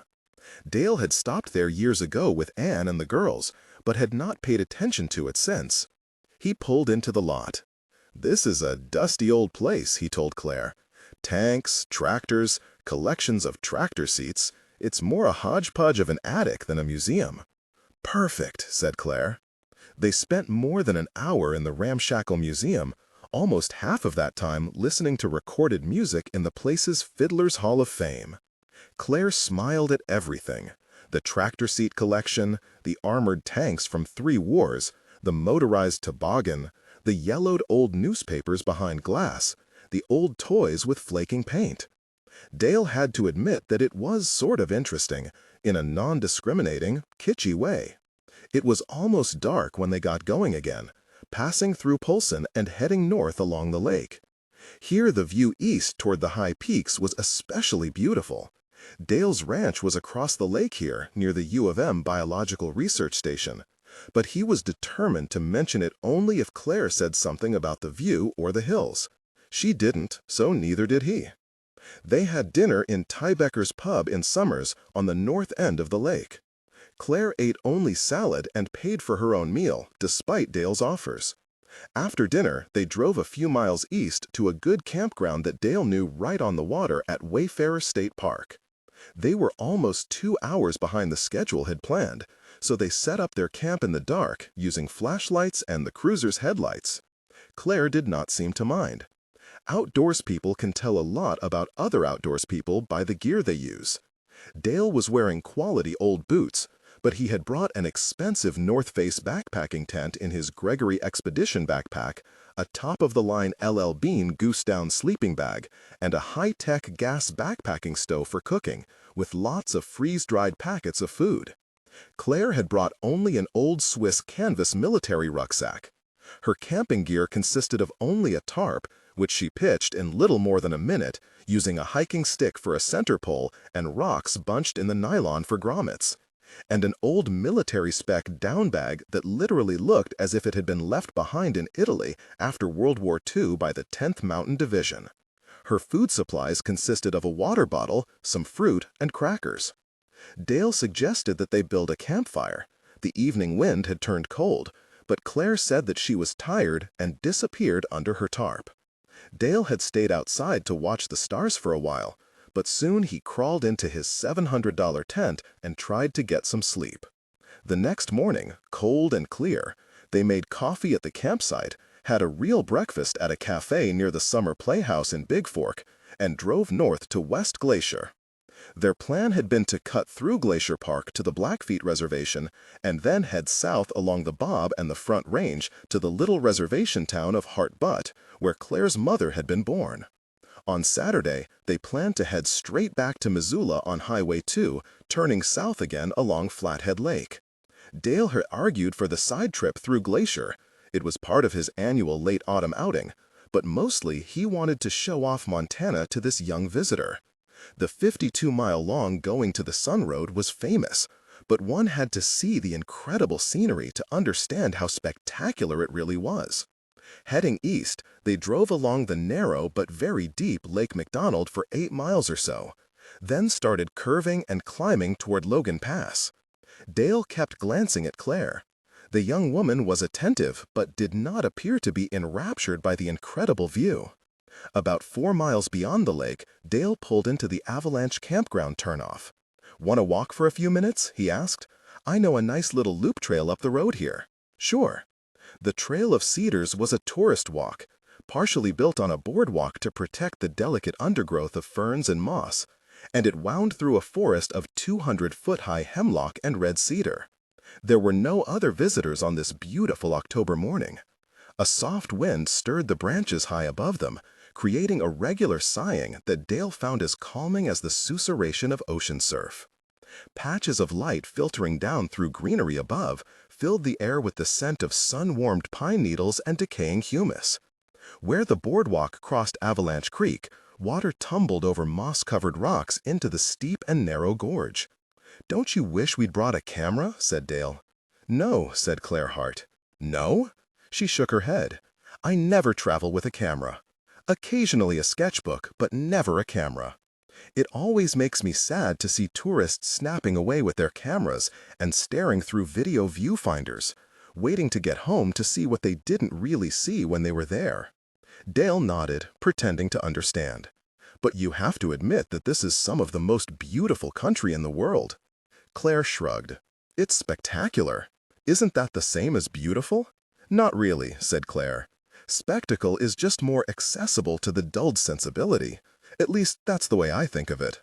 This kind of country is hard to ignore, rather like a Wagnerian aria. Dale frowned at that. So you don't find Glacier Park beautiful? I don't find it subtle. Is subtle that important? Sometimes, said Claire, it's necessary for something to be subtle to be truly beautiful. Name a subtly beautiful place, challenged Dale. Tuscany, said Claire, without hesitation. Dale had never been to Tuscany, so he had no response. After a moment, moving on to the trail beyond the boardwalk, he said, "Your people considered these mountains to be sacred." Claire smiled at the "your people," but said nothing. As they came back toward the campground, she said, "Can you think of any mountains anywhere in the world that some primitive people did not consider sacred?" Dale was silent, thinking. "Mountains have all the attributes of the gods, of the Jehovah God, don't they?" continued Claire. "Distant, unapproachable, dangerous, the place whence cometh the cold winds and violent storms.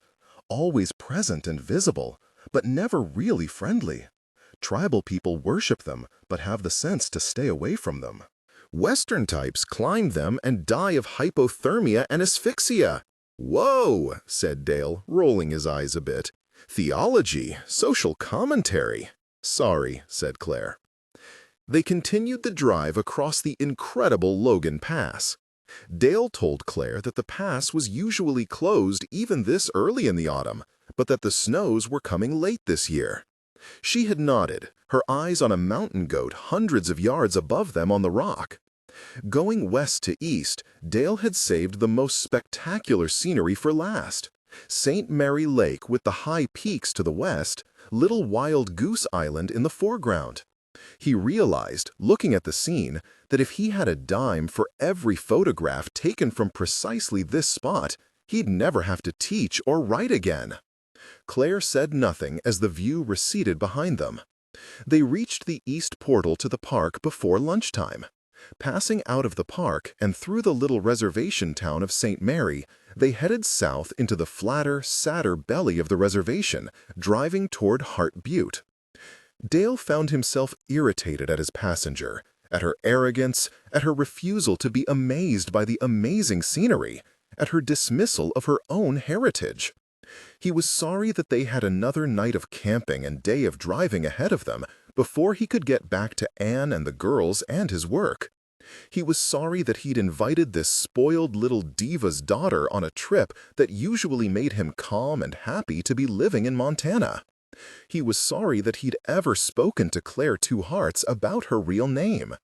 He was only hours away from becoming Claire Hart's lover, and, much worse, from falling in love with her. "Dale?" He looked over the top of his wine glass at Michelle Staffney. "You still here, Dale?" "Sure," he said, "just gathering wool." "You were going to tell me what's upstairs behind the plastic and how you know."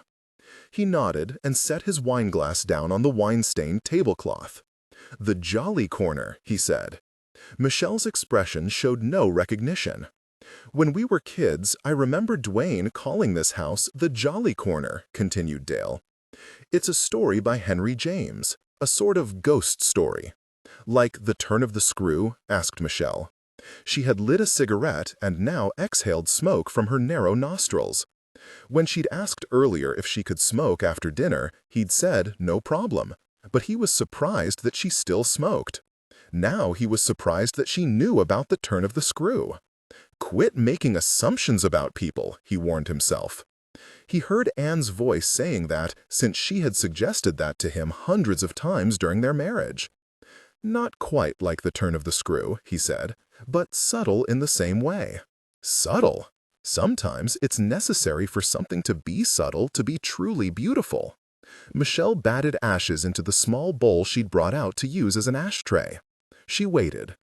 "In the Jolly Corner," continued Dale, "James has one of his typically Jamesian protagonists. A 56-year-old guy named Spencer Bryden returned to New York and the States after decades spent in Europe. Bryden's coming back to check on some property of his, including a tall old home in Manhattan where he grew up. A place his family called the Jolly Corner, guessed Michelle. Right. Anyway, the house is empty, no furniture. But in the story, Bryden becomes obsessed with it, returning night after night to climb the stairways and wander through the empty rooms in the dark, carrying only a small lantern or a candle, searching for something. A ghost, said Michelle. A Jamesian ghost, agreed Dale. Actually, Spencer Bryden is convinced that the Jolly Corner is haunted by the ghost of his alternate self. Alternate self? Michelle's eyes were very green in the dying candlelight. Dale shrugged. The cigarette smoke made him want a cigarette, although he had not smoked in more than 25 years. The person he could and would have been if he had stayed in the United States, he said. If he had pursued money rather than the finer things he found in Europe. Whew, Michelle said sarcastically. Sounds scary. Real Stephen King territory. Actually, it is sort of scary, said Dale, trying to remember whether Claire had been in any of his graduate classes where he discussed the Jolly Corner. He thought not. When he finally confronts the ghost of his alternate self, he went on, the apparition is pretty awful, brutal, missing fingers, a sort of Mr. Hyde to Spencer Bryden's sophisticated Dr. Jekyll. Dale closed his eyes for a second, trying to remember James' phrasing. Rigid and conscious, spectral yet human, a man of his own substance and stature waited there to measure himself with his power to dismay. Cool, said Michelle. You have a good memory. Dale shook his head. I just emphasized the same phrase over the years of teaching the story, over the decades of teaching the story. He frowned. Anyway, not much more to the tale. Spencer Bryden confronts the ghost of himself in the middle of the night and dies? Faints, said Dale. He smiled. This is a Jamesian hero after all. That's how the story ends, said Michelle, stubbing out her cigarette and looking dubious. A producer who had not especially liked a screenwriter's pitch. He faints, that's it? Dale rubbed his chin. Not quite. You get the idea that Spencer Bryden might have died. He's unconscious for hours, except for the fact that his older lady friend, Alice Staverton, I think her name is, had come to the house with premonitions for him. She gets the housekeeper, Mrs. Maloney or Mrs. Muldoon or some such, to let her in, and Bryden comes to with his head on Alice's lap. His head pillowed, I think James puts it, in extraordinary softness and faintly refreshing fragrance. Sexy, said Michelle. Dale actually blushed. I don't think not deliberately anyway. You get the idea in the end that he's been saved from his alternate self by the love of a good woman. Michelle snorted politely. The love of a good woman, she said softly. That's a phrase I haven't heard for a while. Dale nodded, still blushing like an idiot. So it ends with Alice Staverton saying to Bryden, and he isn't, no, he isn't, you, or something like that, and hugging Bryden to her breast. Dale quit, feeling sorry that he had brought the whole thing up. Michelle smiled again and looked toward the ceiling. So that's what we're going to find up there? Our alternate selves? Who we would have been if we'd both stayed in Elm Haven? Scary thought, isn't it? Said Dale. Terrifying, agreed Michelle. She stood, reached into the purse she'd hung from the back of her chair, and removed a box opener. She thumbed a catch that slid a razor blade out of the end of the thing. Is that to fight off the ghosts? Said Dale. No, stupid. It's to cut through the plastic. 14. I couldn't have told Dale what was waiting for him upstairs. I didn't know. The old man had sealed off the second floor when I was 3 years old, not long after my mother died, and I had no memory of ever being up there. It may seem weird to have spent 8 years in a house with the second floor sealed off behind plastic, but it didn't seem that strange at the time. The old man was a fanatic for saving money, and I knew that it cost too much to heat the whole house for just the two of us. Also, on the second floor was their bedroom, the old man's and my mother's, and I understood early on that he hadn't wanted to sleep up there after she died. Not that she died in the room. She died in the hospital at Oak Hill. At any rate, sleeping space was no problem as I got older, as old as I got, since the old man slept in his study, and I began sleeping in the basement even before I went off to kindergarten. As for calling the farm the Jolly Corner, well, that was just a conceit of mine after I'd read the James story when I was about 7. Essentially, I just liked the sound of the name. It's true that the farm was anything but jolly with the old man on his regular drunken binges. He got angry when he drank, and both of us living our mostly silent and separate lives there. If there were any alternative selves haunting the house then, they belonged to the old man. My father had been intelligent enough, but he lacked that human gene that allows people to finish things. He dropped out of Harvard before World War II for no reason that he ever explained to me, and even with the GI Bill, he'd never gotten around to returning to school. His brother, my Uncle Art, had not only graduated from college, but had taught on the university level for a while. In a real sense, my Uncle Art was the jolly cornerish alternate self-ghost that the old man had to confront. Uncle Art had avoided the booze, written books, taught, traveled, married frequently, and basically just enjoyed himself through his life. Perhaps the old man lacked this enjoyment gene as well. This jolly cornerish idea of who he had become and what he had lost along the way had been buzzing through Dale Stewart's brain for months. In writing his novel about the kids of Elm Haven in the summer of 1960, Dale had been staring unblinkingly at an innocence and breadth of potential that might have remained better off forgotten. Potential, Dale had decided, was precisely the sort of curse that the Peanuts character Linus had once said it was. It was a burden before it was realized and a constant specter after it had been failed to be realized. And every day, every hour, every small decision made eliminated the remaining set of potential until, in what post-50 Dale considered his last home stretch of life, that potential was fast dwindling towards zero. Claire had once described the topography of life in those terms, an inverted cone dwindling to zero potential. Now Dale agreed with that figure. The reality of opening up the second floor of the house had sobered Dale a bit. He had Michelle wait while he went into his study and returned with the baseball bat. "Is that going to protect us from the ghosts?" she asked. Dale shrugged. He'd also brought a flashlight, and he held it on the barricade of yellowed plastic as Michelle pulled out her box opener. "Do you want to do the honors?" she asked. Dale's hands were full with the bat and flashlight, so he just nodded to her. "You go ahead." Michelle did not hesitate. She cut through the first sheet of plastic with a lateral incision that ran 4 or 5 feet from the upper right to the lower left. Then she made a diagonal cut in the opposite direction. The brittle plastic peeled back as she tugged the first layer open. A second and third layer remained. "Still time to change our minds," said Michelle. Her eyes were bright. Dale shook his head, and Michelle cut through the remaining plastic, pulling it free from the frame as if she were eagerly opening a Christmas present. Dale didn't know what he had expected, a sigh of sour air perhaps, or a rushing in or rushing out of sealed-in atmosphere. But the plastic folded back, and if the air on the other side was anything but colder than the downstairs air, he could not detect it. He could detect the cold, however. It flowed out through the torn plastic like a frigid river. Michelle clicked shut the box opener and hugged herself. The cold made her nipples press against her blouse. "Dark in there," she said softly, almost whispering. "Cold." Dale nodded, stepped into the upstairs hallway, and jerked the flashlight beam to and fro. It was not much like his dream. There were no rooms to the right of the bare hallway, and only 2 closed doors on the left. He could see the same narrow table against the wall that he'd glimpsed the first time he peered through the plastic. There was a Victorian-style lamp on it.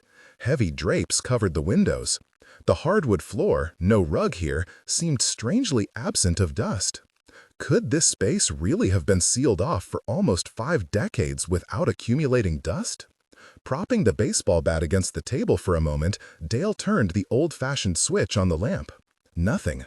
Either the bulb was burned out or Mr. McBride had cut off power to the second floor.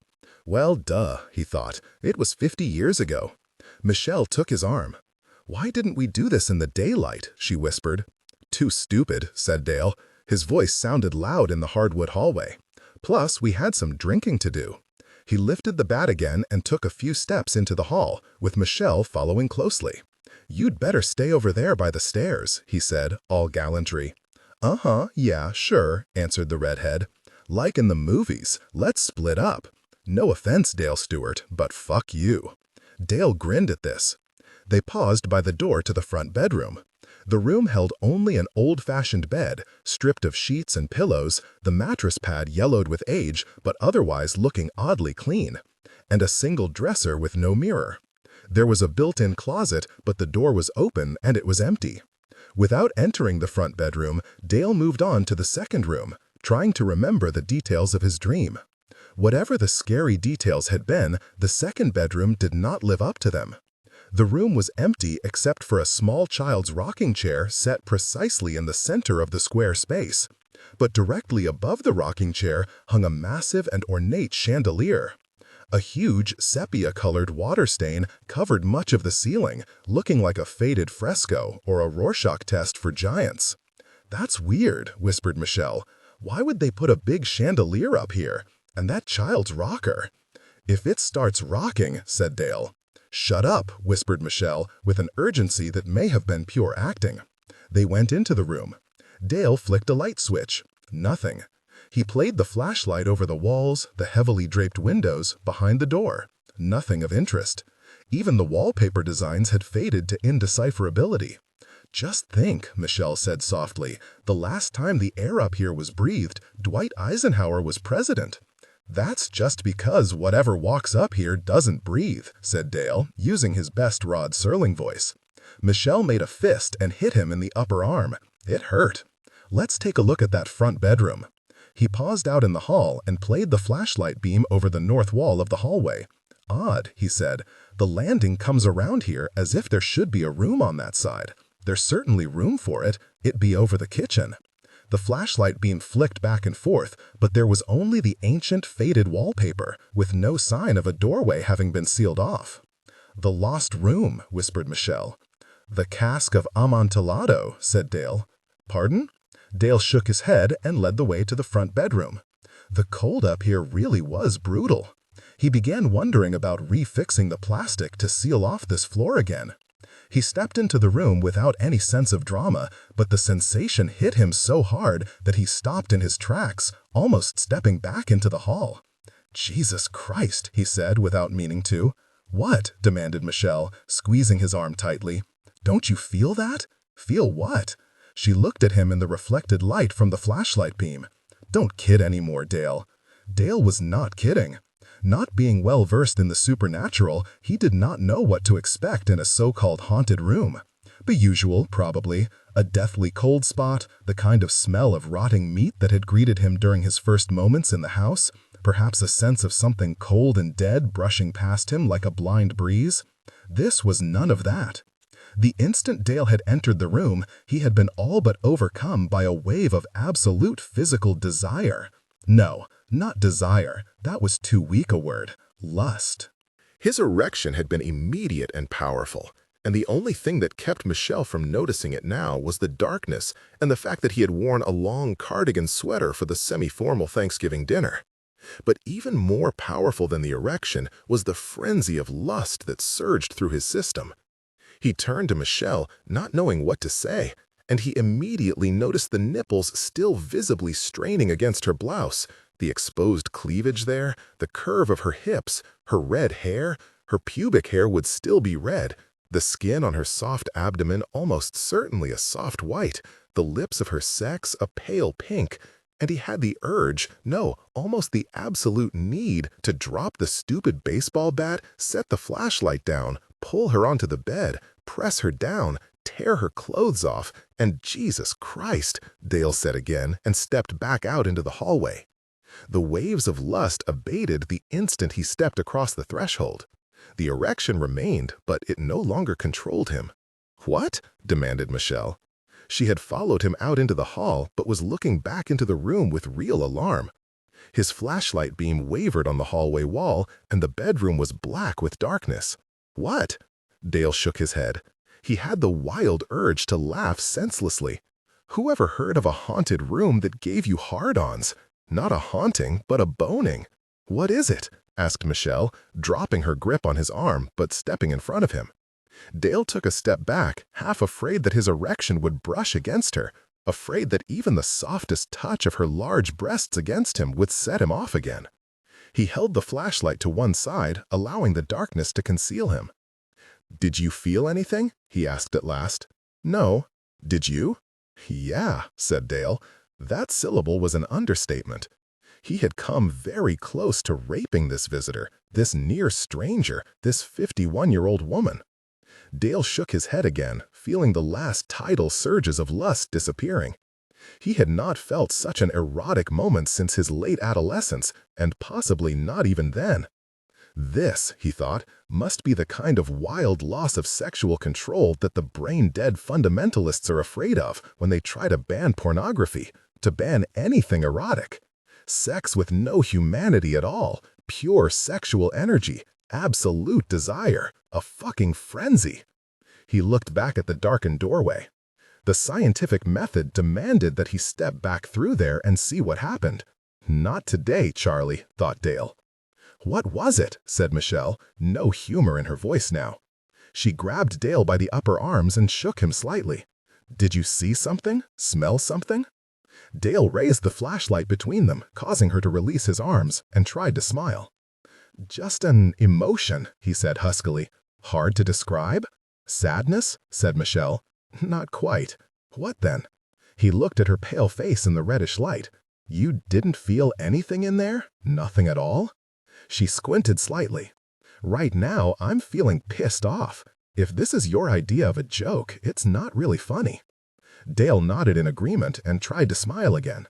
"Sorry, I think it's just the effect of the wine and beer. I don't drink that often and, well, I'm taking some medicines that may interact with it." True, he thought, but both the Prozac and the sleeping pills make me impotent, not horny. "Maybe we'd better go back downstairs," he said aloud. Part of his hindbrain was still commanding him to drag Michelle Staffney into that darkness and fuck her brains out. "Yes," said Michelle, looking intently at him, "maybe we'd better go back downstairs. It's getting late. I'd better be going." 15. Driving into the Blackfeet Reservation that lovely autumn day 4 years earlier, Dale tried to make conversation with Claire Hart, a.k.a. Claire Two Hearts. This area was known to Montana residents as the Rocky Mountain Front, or more simply, the Front. And the aptness of the phrase was everywhere visible, with the snow-capped peaks rising up high to their right as they headed south on Highway 89, and the rolling, empty plains sprawling off to infinity on their left. Dale glanced at his passenger several times, awaiting some comment, but Claire had nothing more to say about the view than she had in Glacier Park. "Do you want to stop at the Museum of the Plains Indian?" asked Dale as they entered the reservation town of Browning. "No," said Claire. She watched the shabby town fall behind with its tourist traps and shops, many closed now after the end of the tourist season, selling their authentic Indian artifacts. "Does all this make you angry?" asked Dale. She turned to look at him with those piercingly clear eyes of hers. "No. Why should it, Professor Stewart?" Dale lifted a palm. The homes on either side were rusted-out trailers with junked pickup trucks lying about in the gravel and scrub brush. "The injustice of the history to your people, your mother's people, the poverty." Claire smiled slightly. "Professor Stewart, do you get all worked up about historical injustices to your Scottish ancestors?" "That's different," said Dale. "Oh, why?" Again, he gestured with his open hand. "I've never even been to Scotland. This is the first time I've been to Blackfeet country." "You know what I mean," said Dale. "This economic injustice against the Blackfeet, the alcoholism, the illiteracy, the unemployment on the reservation, it's all still going on." "And Scotland still isn't independent," Claire said softly. She sighed. "I know what you're talking about, Professor Stewart, but it just isn't in me to have much interest in all of the historical grudges in the world. My mother and I lived in Florence, but my stepfather's ancestral house is in Mantua. In that part of the world, every city has tales of oppression by every other city. Every old family remembers 1,000 years of injustice at the hands of almost every other family. Sometimes I think that remembering too much history is like alcohol or heroin, an addiction that seems to give meaning to your life but just wears you down and destroys you in the end." Why the hell are we here on this god-forsaken reservation then? Dale wanted to ask. He kept silent.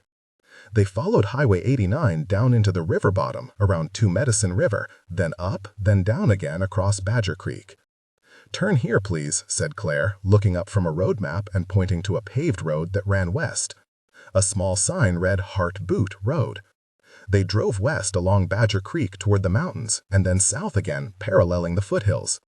Heart Butt, when they reached it, was a sad scattering of falling down houses, trailers, a few double-wide mobile homes, and a concrete block recreation building that looked as if it had been abandoned shortly after its completion. It was hard to tell the discarded pickups from those still in use. Everything had a psychic stench of poverty and despair hanging over it. "Your mother was born here?" said Dale. That was what Claire had told him, but he wanted some conversation to leaven the sad scenery they were passing. Claire nodded. "Are you hunting for the house she lived in?" asked Dale. A few Blackfeet children watched them drive past. The children's expressions were dead and incurious. Claire shook her head. "It burned down a long time ago." There, please stop." She pointed to a small trailer no different than most they had passed. Dale pulled into the dusty drive behind an old pickup and waited. "Do you know these people?" Claire shook her head again. They sat in the Land Cruiser and waited. After a while, a middle-aged woman came to the screen door of the trailer and looked at them with no more curiosity than the children had shown. She disappeared from the door for several minutes and then returned and stepped out onto the cinder block stoop. "Please, stay here," whispered Claire, and got out of the truck. She walked over toward the woman, stopped about 5 feet away, and began speaking softly. The woman responded brusquely and squinted in Dale's direction. Claire spoke again. Dale heard only snippets of the conversation, but was surprised to hear that they were speaking in Pikuni, the language of the Blackfeet. Finally, the Blackfeet woman nodded, spoke a few syllables, and went back into her trailer. She reappeared a moment later and climbed into the ancient pickup truck. Claire walked back to the Land Cruiser on the driver's side. "Do you mind if I drive for a few miles?" Mystified, Dale only shook his head, clambered out, and went around to the passenger side. The Blackfeet woman backed past them in a cloud of dust.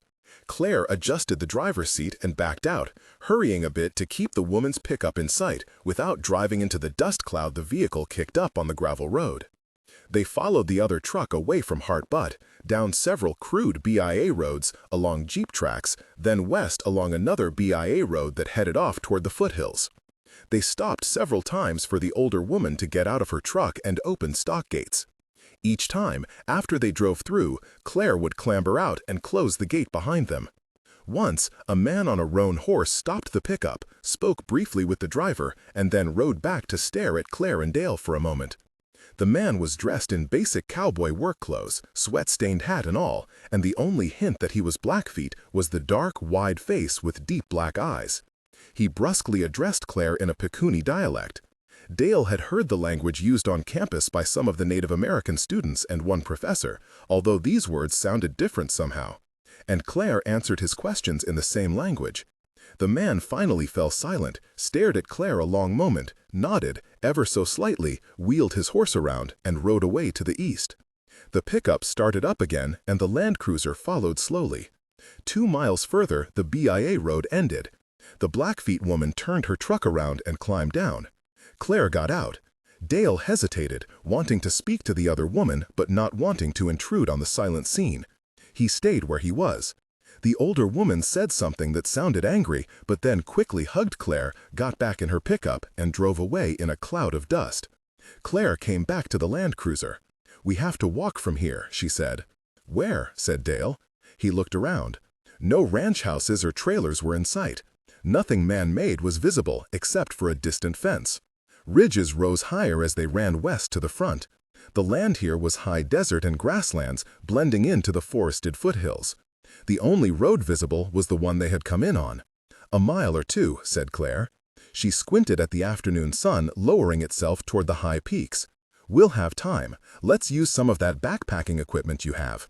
Will you tell me what our destination is?" "Sure," said Claire.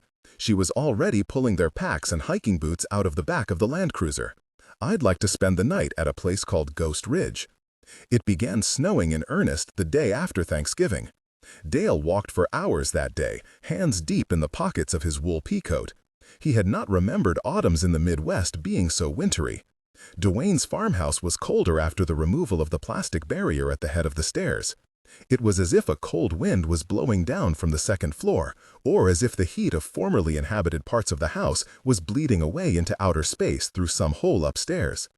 Dale had shivered in the study until almost 3 a.m. after Michelle Staffney left, and then had given up and gone down to the basement to sleep. It was warm near the furnace, and the glow from the furnace and the old console radio, volume set low so that the music was not much more than a whisper, lulled Dale to sleep. The next morning, he had cleaned up the last of the clutter from their Thanksgiving dinner and then had gone upstairs. It was bitter cold there. Hesitating a second, Dale finally worked up courage to step across the threshold of the front bedroom. Erotic excitement hit him like a tsunami. He forced himself to stand there, just inside the doorway, letting the tide of lust flow over him. Dale had always thought of himself as a physical, if not overly sensual person, but this wave of desire was pure lust, physical excitement completely removed from thoughts of romance or love or the reality of another person. Dale was bombarded with half-images of penises, breasts, vaginas, pubic hair, sweat, nipples, erections, and semen spurting. He heard the moans of passion and the whispered filthy nonsense that only the drunkenness of desire could free one to whisper. Blood flowed into his own straining erection, and his pulse pounded in his ears. Dale staggered out into the upper hallway, caught his breath, and went down to the relative warmth and sanity of the kitchen to recover. It took 10 minutes for his body to release the coiled spring of desire. What the hell is going on? Dale had never heard of a psychic phenomenon consisting of a place haunted with what? Sexual stimulation. Fucking weird, he said aloud, and had to smile at the appropriateness of that phrase. He went into the study to work on his novel. The screen was black, except for a message on the black DOS screen. The lords of right and truth are Thoth and Astes, the Lord Amentet. The Cha-Cha roundabout Osiris are Kesta, Hapi, Tuamutef, and Krebsenuf, and they are also roundabout the constellation of the Thigh in the northern sky. Those who do away utterly sins and offenses and who are in the following of the goddess Hetepsehus are the god Sebek and his associates who dwell in the water. Dale stared at the message for a moment. Finally he typed, "You're getting long-winded. What's with this Egyptian shit? I thought you just communicated in Old English. Who the hell is this? What do you want?" He waited, but there was no answer. Dale walked out to the kitchen, poured a glass of orange juice, and returned to the study. Only the previous lines of text glowed on the screen. "Fuck you in the Nile barge you rode on," typed Dale. He turned off his computer, went back to the kitchen, pulled on his peacoat, and went out into the snow for a walk. The black dog was following him. Dale was about half a mile north and west of the farmhouse, walking along the line of trees toward the creek, when he looked back and saw the dog moving slowly along his trail. The heavily falling snow made it hard to see details, but it was obvious that this hound, although black with a pink patch on its muzzle, was 4 times the size of the little dog that he had first seen. Even more disturbing was the fact that 4 other black dogs, all large, but not as large as the hound in the lead, were also following his tracks in the snow. Dale stopped, heart pounding, and looked around for a weapon, a fallen fence post, a heavy stick, anything. Nothing came to hand. The hounds had stopped about 40 yards away. Their coats were impossibly black against the snowy fields and falling snow. Dale began moving more quickly, not running for fear that he would cause the hounds to give chase, but walking in a half jog, trying to get to the little patch of woods where he could find a tree big enough to climb. The saplings along the fence here were far too small. The black dogs shuffled along behind him, keeping their distance but following relentlessly. Dale was panting when he reached the trees. He climbed the fence and moved quickly into the woods, looking for a tree with stout branches. What am I afraid of? Am I really going to let some stray dogs tree me way out here? He looked back through the snow and the tree trunks, saw the black dogs pausing at the point where he had entered the thin screen of trees, saw how huge the lead hound really was, larger than any Rottweiler or Doberman Dale had ever seen, and realized instantly that the answer to his question was, "You're damned right I am." Dale found a tree with branches that would hold his weight, grabbed a branch in readiness to climb, and looked back, half expecting the black hounds to be bounding into the darkness of the woods, tongues lolling, teeth bared, eyes burning red. The dogs were gone. Dale stood there, breathing hard, swiveling, certain that the pack of wild dogs had moved to flank him somehow. The only sounds in the little woods were his ragged breathing and the soft fall of snow. He waited 10 minutes until his hands and feet were freezing and the drying sweat on his face and body had started to chill him, and then he ripped one of the stouter lower branches off and walked back the way he had come. The dogs were gone. But dog prints were everywhere. Ghosts and demon dogs don't leave paw prints, he thought, and tried to smile at his own silliness. Tried and failed. The prints headed back toward the farm, disappearing into the falling snow. Dale headed east, following the ridgeline back to County 6, where it came out at Calvary Cemetery. Clambering over Mr. Johnson's fence across the road from the cemetery, Dale saw a man moving at the far end of the graveyard. Give me a break, thought Dale. More ghosties. In truth, however, Dale was relieved to see someone. Perhaps the man had a car or pickup back there, obscured by the heavily falling snow. No tire tracks leading into the cemetery, he thought. The snow was 4 or 5 inches deep already and falling more heavily than ever. "Hey!" shouted Dale, waving across the black iron fence at the distant figure. "Hey there!" The form paused. A blank face turned Dale's way. Even from 50 yards away, through the heavy snow, Dale could see the khaki-colored army uniform and the old-style campaign hat with its broad brim. He saw no eyes, nor any features. The distant face was a pink blob. The man started moving his way, but not walking. There was no gait and rise and fall of walking, but rather gliding, seeming to slide over and through the gray tombstones and low bushes. Okay, thought Dale. Fuck this. He ran and slid down the steep hill, panted up the steep rise past Uncle Henry and Aunt Lena's old place, and did not stop running until he was a quarter of a mile beyond the cemetery, glancing over his shoulder the whole way. The khaki-clad figure had not pursued him. Dale half expected to see the black dogs waiting for him in Duane's long driveway, but there was only snow, piling up deeper by the moment. But there were tire tracks being buried in that heavily falling snow. Dale put his hands in his peacoat pockets, tucked his chin down, and walked into the westerly wind, blinking snow out of his eyes. A sheriff's car was parked in the turnaround. Sheriff C.J. Congdon levered himself out of the driver's seat and stepped out as Dale came up to the driveway. The fat man had one hand on his gun belt and the other hand on the butt of his pistol. 16. It was almost dark by the time Claire and Dale set down their packs. Ghost Ridge looked like any of the other nearby ridges. A cool evening wind from the west stirred the tall grass around them. "Are we camping here?" asked Dale, trying to catch his breath. Even though Claire had insisted on taking the backpacking tent in her rucksack, she had set a fast pace. "No," said Claire. The wind stirred her short dark hair. "This place is sacred to the Blackfeet." She pointed to a long, narrow lake running east below the ridge. "We can camp down there as long as we move around to the other side of the lake." Why is this place sacred? Even as he asked the question, Dale remembered her earlier comment of how almost every natural site was sacred to someone. "About 600 Blackfeet died near here during the bad winter of 1884, said Claire. "The tribe buried the bodies here." She looked around, reached into her rucksack, and took out a battery-powered backpacker's headlamp. "I can lead the way down to the lake." "Wait a minute, how did you know about this place?" "My mother told me. She used to ride her horse here from Hart Butte when she was little." "And did your mother teach you Pekuni?" asked Dale. Claire nodded. Dale realized that he could see her more by starlight now than by the fading twilight. She had not yet switched on the small headlamp. "My mother and I used to speak the Blackfeet language when we wanted privacy," she said softly, her voice almost lost under the sighing of the high grass in the night breeze. "That was the older, traditional dialect that I used with Tina." "Tina? The lady who led us here? Her Blackfeet name is Apik Stistissimaki, Crystal Creek woman.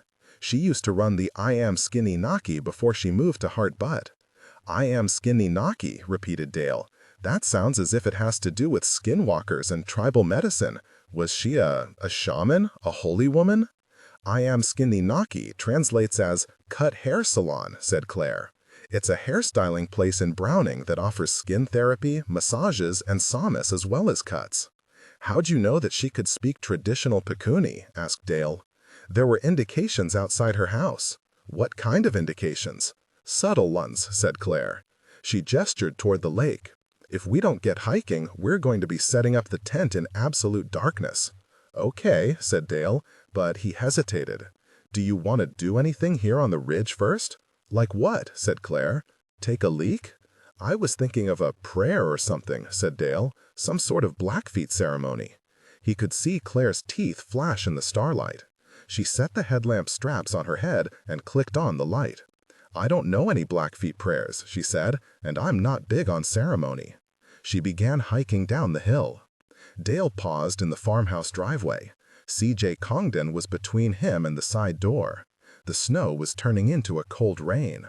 What do you want, Congdon? It's Sheriff Congdon to you, Stewart, rasped the fat man. Fine, said Dale. Then it's Mr. Stewart to you, Sheriff. What do you want? I want you to get the fuck out of here. Dale blinked at this. What? You heard me. You don't belong here, Mr. Stewart. What the hell does that mean? Said Dale, trying to be amused by this deliverance-style dialogue. Something bad's gonna happen if you stay here. Is that a threat, Sheriff? I don't make threats, said Congdon in a flat, almost lifeless voice. That's just the way it is. I'm not bothering anyone here, said Dale, trying to keep his voice from showing the real anger he felt at this redneck talk. Why don't you earn your salary and find the people who let the air out of my truck tires rather than threatening law-abiding citizens? He could hear how stilted his words sounded even as he spoke them. Congdo stared at him through the sleeting drizzle. The brim of his Western-style hat dripped. The sheriff's eyes were thin black slits in his fat face. You heard me, Mr. Stewart.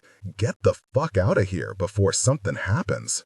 I think that the next thing to happen is me calling my lawyer about this harassment, said Dale. It was pure bluster. Except for a divorce lawyer he'd consulted once a year ago, Dale knew no lawyers.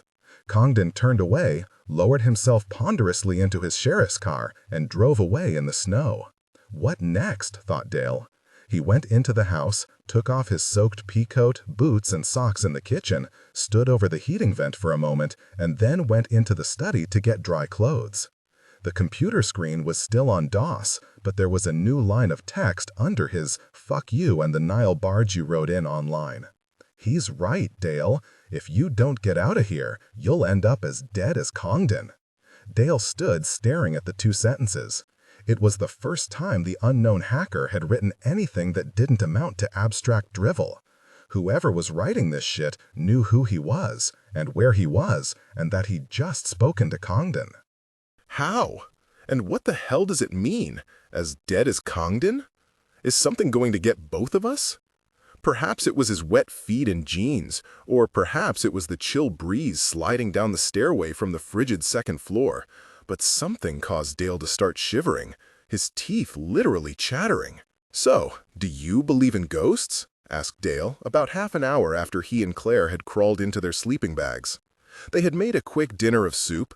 Dale had spent 10 frustrating minutes trying to get the campfire lighted with old matches blowing out in the wind before Claire removed a cigarette lighter from her pocket and lighted it with one try. And, even though they'd pitched the tent in case of rain, they'd set their bags out under the stars. Wind-driven waves lapped at the shore of the small lake 15 yards away. My mother does, said Claire. She saw several right here at Ghost Ridge. Dale looked up at the hill looming above them. The rustling grasses sounded like urgent whispers. But do you? He asked. I don't believe in ghosts, Claire said softly, but I saw one once. Dale waited, lying on his stomach in the comfortable confines of the sleeping bag and cupping his chin in his palm. I mentioned that my stepfather has a place in Mantua, continued Claire at last. My father was an artist in Florence, but after he was killed in an auto wreck, Mother married this older man from Mantua. His family has earned uncounted millions selling salami. The Salami King, a perfect title for the husband of one of Europe's foremost divas. Anyway, I was about 10 when Mother married this guy. His family made me nervous because the Salami King had a son 6 years older than me who's always on the make, and we went to stay at his house in Mantua. We still spend several weeks every spring and autumn there. The summers and winters are miserable. Do you really want to hear this story, Professor Stewart? Yes, said Dale. The Mantua house is truly incredible, said Claire. The Salami King commissioned an architect back in the 70s to combine 3 old homes dating back to the 16th century and a courtyard into one huge home with interior design straight out of the 23rd century. The stairway up to the library, for instance, doesn't even have railings, just a single spiraling ribbon of steel for support and raw wood steps with skinny steel cables hanging on either side. It looks like some sort of dinosaur vertebrae rising up between these ancient terracotta walls covered with the remnants of frescoes from the 1700s. Anyway, my room is just off the library, near the service elevator, and I have windows that look both outward onto the piazza and inward down onto the ancient courtyard that the architect had enclosed with clear plexiglass doors and roofed in with steel. One night that first autumn we visited, I awoke sometime after 3 a.m. to the sound of a woman weeping. At first, I was afraid it was Mother. This was less than a year after Father's death, and I knew she sometimes cried in private. But this crying was louder, coarser than anything I'd ever heard from Mother. I ran to the open interior window, since the crying was coming from inside the house. It was a woman dressed in black, just like so many of the old Italian women in Mantua and Florence today.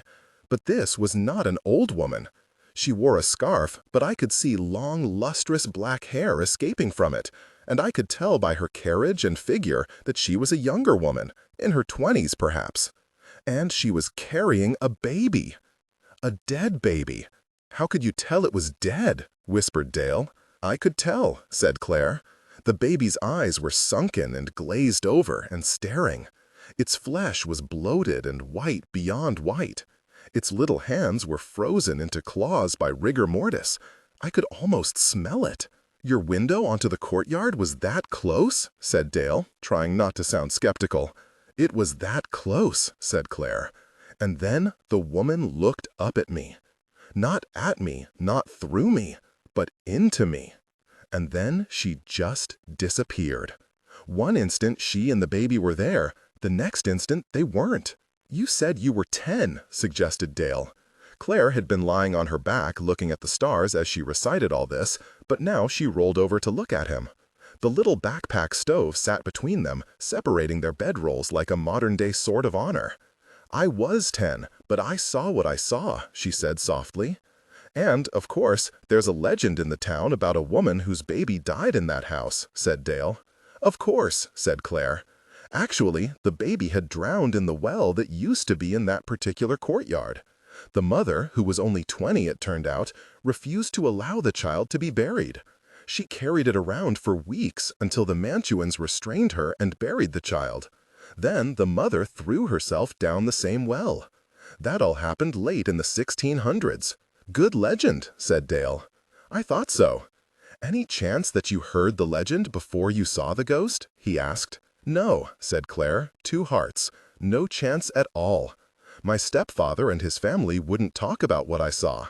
I finally coaxed the story out of an 86-year-old cook whose family had served the household for 5 generations. Dale had rubbed his chin, feeling the stubbled whiskers there. So you do believe in ghosts, he said. No, said Claire, 2 hearts. There was a silence, and then the 2 of them laughed at the same time. What do you believe, Claire? Asked Dale. She looked at him for a long moment. Then she unzipped her old sleeping bag and folded back the top, in spite of the cold air. She had slipped out of her jeans and sweatshirt before crawling into the bag, and now her bra and underpants glowed very white in the starlight. I believe, she said, that if you come over here, Professor Stewart, our lives are going to be changed in some way that neither one of us can imagine. Dale had hesitated, but only for the space of 10 or 15 wild heartbeats. The 5 black dogs circled the farmhouse for days. When Dale came outside, they retreated to the fields or disappeared behind the outbuildings and barn. When he went back inside, they moved in close, circling, sitting, watching. Their tracks were everywhere in the melting snow and mud. At night, he could hear them howl. Finally, he got tired of them, went out to his Land Cruiser, and drove to Oak Hill. There was a hardware store there that sold firearms and ammunition. Dale bought 2 boxes of 410 long shells. Driving out of Oak Hill, he saw the tall cornices of the Carnegie Library and pulled into the tiny parking lot. He had come here a few times as a kid. The Elm Haven Library had been tiny, its books musty with age, but Dale knew that Duane had used this library regularly, sometimes walking all the way from his farm on the railroad tracks to do research here. A weight seemed to lift off Dale's shoulders as he settled into a study corral and began to read from the heap of books he had collected in the stacks. This was more his métier. The books, the quiet hum of purposeful reading, the lamps on the tables, a clean, well-lighted place. Dale took a crumpled page of yellow legal pad paper out of his pocket. He had been carrying around the handwritten list of DOS messages for days. Now he looked at the last quote. The lords of right and truth are Thoth and Ostes, the lord Amentet.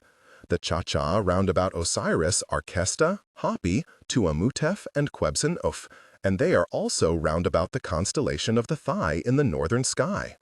Those who do away with sins and offenses, and who are in the following of the goddess Hetep-Sahus, are the god Sebek and his associates who dwell in the water.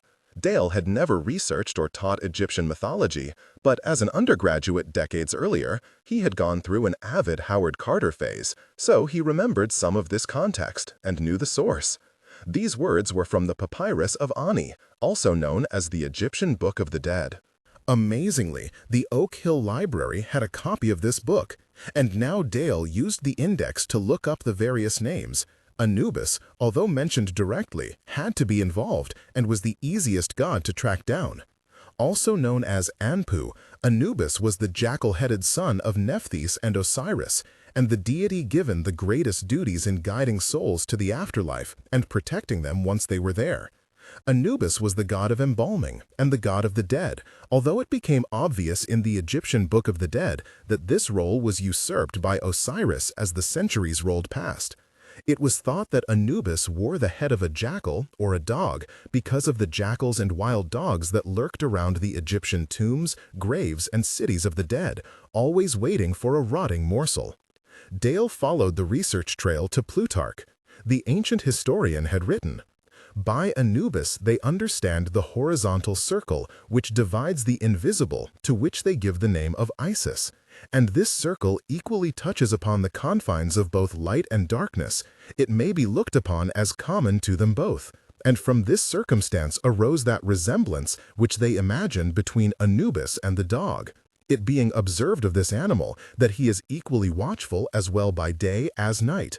This much, however, is certain, that in ancient times the Egyptians paid the greatest reverence and honor to the dog, though by reasons of its devouring the Apis after Cambyses had slain him and thrown him out, when no animal would taste or so much as come near him, he then lost the first rank among the sacred animals which he had hitherto possessed. Dale read on, following the maze of connections through the available books and then onto the internet, using one of the library's surprisingly new computers. In all the sources, Anubis emerged as a psychopomp, the creature charged with ushering the souls of the dying from this world to the next. It was Anubis who mummified and prepared the corpse of Osiris. It was also the jackal god who assisted Maat in judging these souls for truth and was considered the primary messenger from the underworld. Anubis was the opener of the way, presiding over the oval gateway to the realm of the dead, that gateway known to the ancient Egyptians as the Dot, or Duat, or Tuat. Dale blinked at this, realizing that the Egyptian gateway to the dead was in the form of a vagina, that portal both to and from this life. Twat, he said aloud, appreciating the etymological genealogy, and then realized that an elderly woman at the next computer was scowling fiercely at him. Dale smiled wanly and went back to his study corral. He realized that it would take days to track down the provenance of all the other spirits and gods mentioned in his short email message, but he stayed at the books long enough to confirm that the constellation of the Thigh was now known as the Great Bear, and that the Cha-Cha, or spirits, of Kesta, Hapi, Tuamutef, and Quebhsn-Uf were the chosen from the 7 spirits whom Anubis had appointed as guardians and protectors of the dead body of Osiris. The goddess Hetepsakas, he discovered after 2 more hours of reading, was the Eye of Ra. He had no idea what that really meant, although it sounded like a sunbeam to him. He was getting tired. Dale returned the Egyptian books to their shelves and looked at his crumpled paper. He looked at the first line of the first message he had copied. Gabble wretchets yeth wished hounds. Dale checked a library clock. It was after 6 p.m. The library closed at 9. He was starving. Sighing, unwilling to give up the hunt just yet, he went back to the stacks. A moldering old book with a surrendering spine, a book that had, according to the still-used checkout stamps glued in the front, last been checked out on June 27, 1960, exactly the kind of book Dale knew that would have long since been thrown away by any modern library, provided him with the jackpot. The book was titled English and Cornish Regional Myths and Folk Tales. The Yeth, or wished hounds, were, as he thought, heath hounds, demonic dogs given to wandering the moors, hounds of the Baskervilles, always black dogs. It turned out that demonic black dogs, phantom dogs, spectral dogs, had quite a history in Lancashire, West Yorkshire, Cornwall, and the Quantock Eels of Somerset.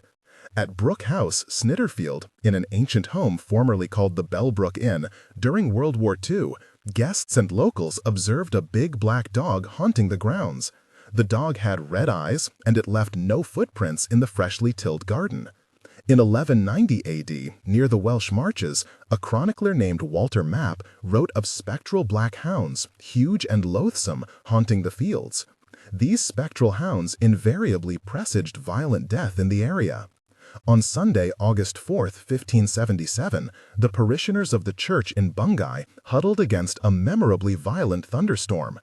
In several written accounts, it was told of a terrifying black dog that suddenly appeared inside the church, slavering and howling, roaming the aisles while the faithful cried out for divine help. 3 people touched the hound. 2 of them died instantly, and the third shriveled up like a drawn purse.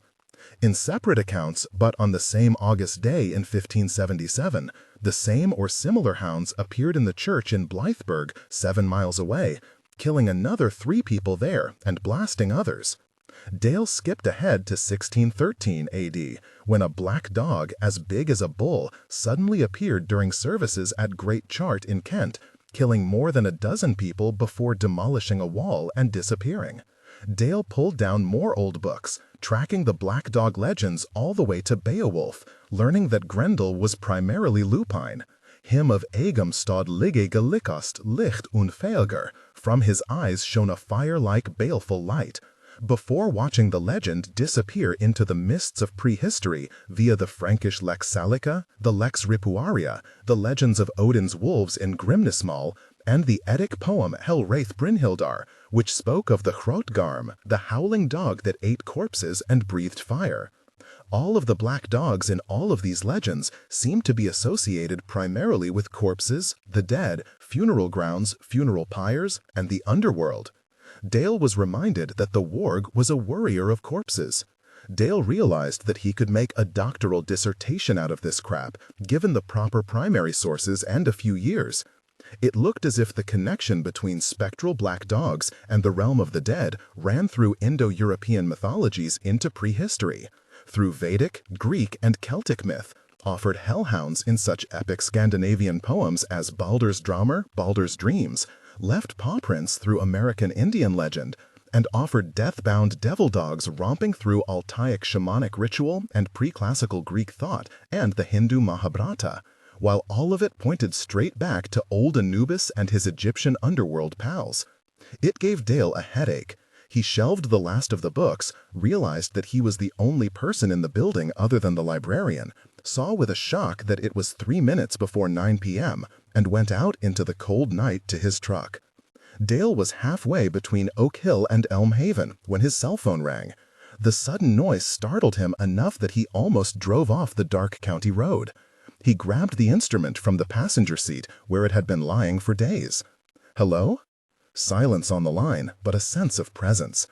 In a wash of emotion that made him pull the truck to the side of the empty highway, Dale knew that it was his lover Claire on the line. Claire calling him after more than a year. Claire telling him that his life and reality could resume once again. Daddy? For an instant, Dale felt only vertigo. The voice, the two syllables, all lacked context. Daddy? Are you there? It was his older daughter, Margaret Beth, Mab, away at Claremont College in California. Mab? What is it, baby? What's wrong? An exhalation through the receiver. We've been going crazy trying to get in touch with you, Daddy. Where have you been? Dale shook his head in confusion. A pickup truck drove past him in the night, an old man's face checking the Land Cruiser to see if Dale needed help. I've been right here in Illinois, kiddo, right where I told everybody I'd be. Is everything all right? Everything's all right here, Daddy, but you don't have a phone number there, and you never answer your cell phone number. Katie and I have been trying to call you or write you. Did you get the letters we sent? Dale blinked.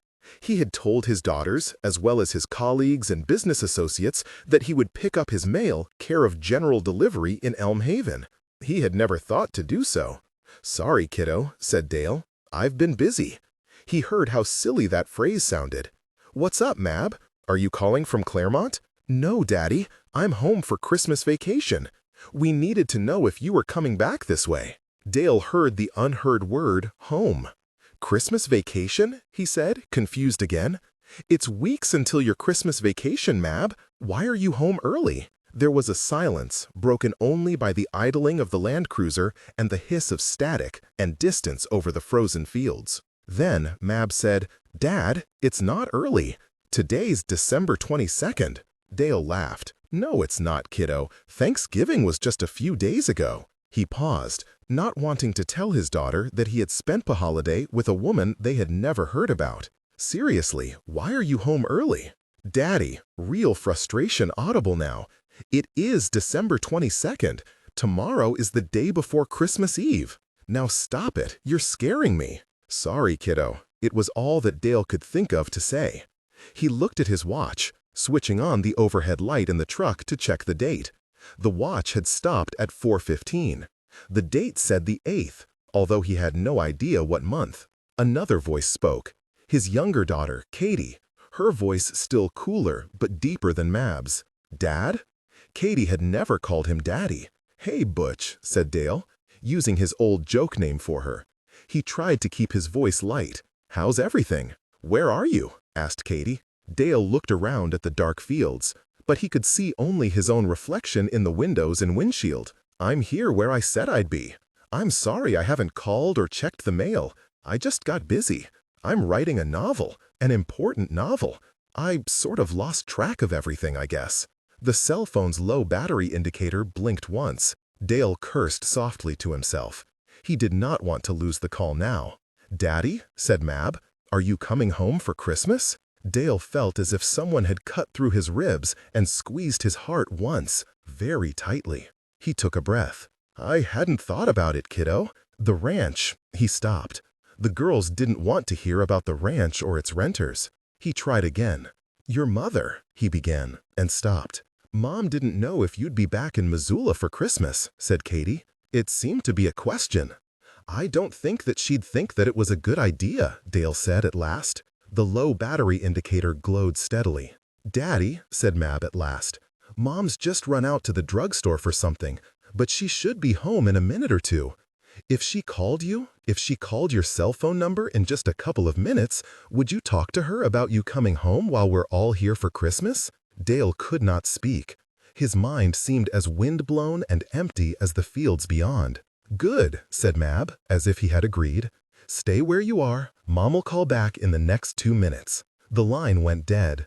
Dale clicked off the phone, left its power on, and set it on the console between the two front seats. It was beginning to snow, flakes visible in the twin cones of the headlights. No other vehicles had passed him. Dale sat there for 10 minutes. His watch was still stopped, but the green letters of the dashboard clock read 9:52. He stared at his cell phone. The low battery glowed, but the power was still on. The phone rang. Dale jumped as if a rattlesnake had made a noise inches from his hand. He grabbed the phone. Hello? His heart was pounding, and he heard the shakiness in his voice. Dale? Dale, it's Michelle. Who? Dale said stupidly. Michelle Staffney. Dale, I've got a problem. Her voice was also trembling. For a minute, Dale could not shift mental gears. It was as if Michelle Staffney had been only a dream, and now he was beginning to doze again. She had never called him on his cell phone before. He could not remember giving her his cell phone number. "Michelle?" he said thickly. "I'm at the school grounds, Dale, in Elm Haven, on the playground where old Central School used to be." Dale waited, wondering if he should hang up. The low battery indicator was very bright. "And the dogs are here, Dale. They're all around me." "What?" said Dale. "The black dogs, the ones from Duane's farm. They're here in town. They're all around me." The phone went dead. 17. At this point, I begin to worry about Dale. The missed phone call from his wife, Anne, if indeed Anne had called back at all, seems the kind of turning point that too often converts light farce to tragedy. Obviously, I know nothing about women. I grew up with just the old man and Uncle Art around, and paid almost zero attention to the girls at Old Central School. I remember Michelle Staffney as the 5th and 6th grade red-headed sex grenade. But since sex didn't really mean much to kids back in that prehistoric era, circa 1960, none of the boys in the bike patrol really paid much attention to her, other than to act like idiots whenever she was around. Through Dale, I have memories of sexual intercourse, with girls he knew in high school and college, with Anne, even with the self-appointed Beatrice of his idolatry, this aptly named Claire Two Hearts. But memory of lust, much like memory of pain, is a surprisingly unspecific, clouded thing. And I can't say I missed too much of that particular aspect of not having lived to adulthood. I confess that I regret more never having seen King Lear performed than never having had a sexual encounter. But I don't think that Dale rushed into Elm Haven this December night on some lustful errand. He had found some respite in talking with Micah Stauffer named Michelle Staffney. But at this point, he certainly did not desire her other than in the most passing way. His affair, his romantic interlude with the person called Claire, had driven him quite far from desire's dark shores. Of course, so had the clinical depression that had rendered him impotent for months, and the heavy dosage of Prozac and other drugs that followed. One might say that Dale Stewart's libido had taken a direct hit from a pharmaceutical heat-seeking missile. If I had lived and become a writer, I might have tried to explain the role that Eros plays in the lives and misfortunes of men, but I suspect that it would have been in a classical and twice-removed fashion. When I lived outside of Elm Haven, reading away my less than dozen winters and summers and equinox months, my ideal of the perfect woman was the wife of Bath.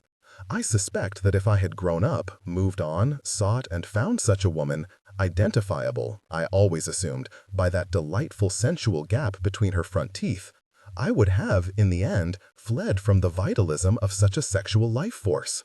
More to the point, what would she have wanted with me? The sedentary lump, the solipsistic, overweight, clumsy and poorly dressed. But then again, Arthur Miller ended up with Marilyn Monroe, however briefly. Of more interest to me now than Dale's imperfect memories of past lovemaking were the images and recollections of his 2 daughters. Perhaps it is only with one's mother and girl children that a male human being can really hold any hope of knowing and understanding women. Margaret, Beth, Mab's oldest girl, was always the apple of his eye. Remembering her through his remembering, I cannot help but think of literary equivalents I had encountered. Aaron Burr with his beloved daughter, Sir Thomas More with his. These intellectual equals were the real women in these famous men's lives. And there was some of that with Mab and Dale, at least until this Claire appeared on the scene. Catherine, Sarah, Katie rises less frequently in Dale's thoughts, but I see a wonderful person there, at least equal in her compassionate way to Mab's fierce intelligence. Katie was a feminine definition of empathy and connection, a gestalt humanist, the likes of which I never encountered in Elm Haven, either in the girl children there or in their mothers. Where Mab delighted her father with precocity in language and precision in logic, Katie was quiet as a child, observing, feeling, preparing to give of herself.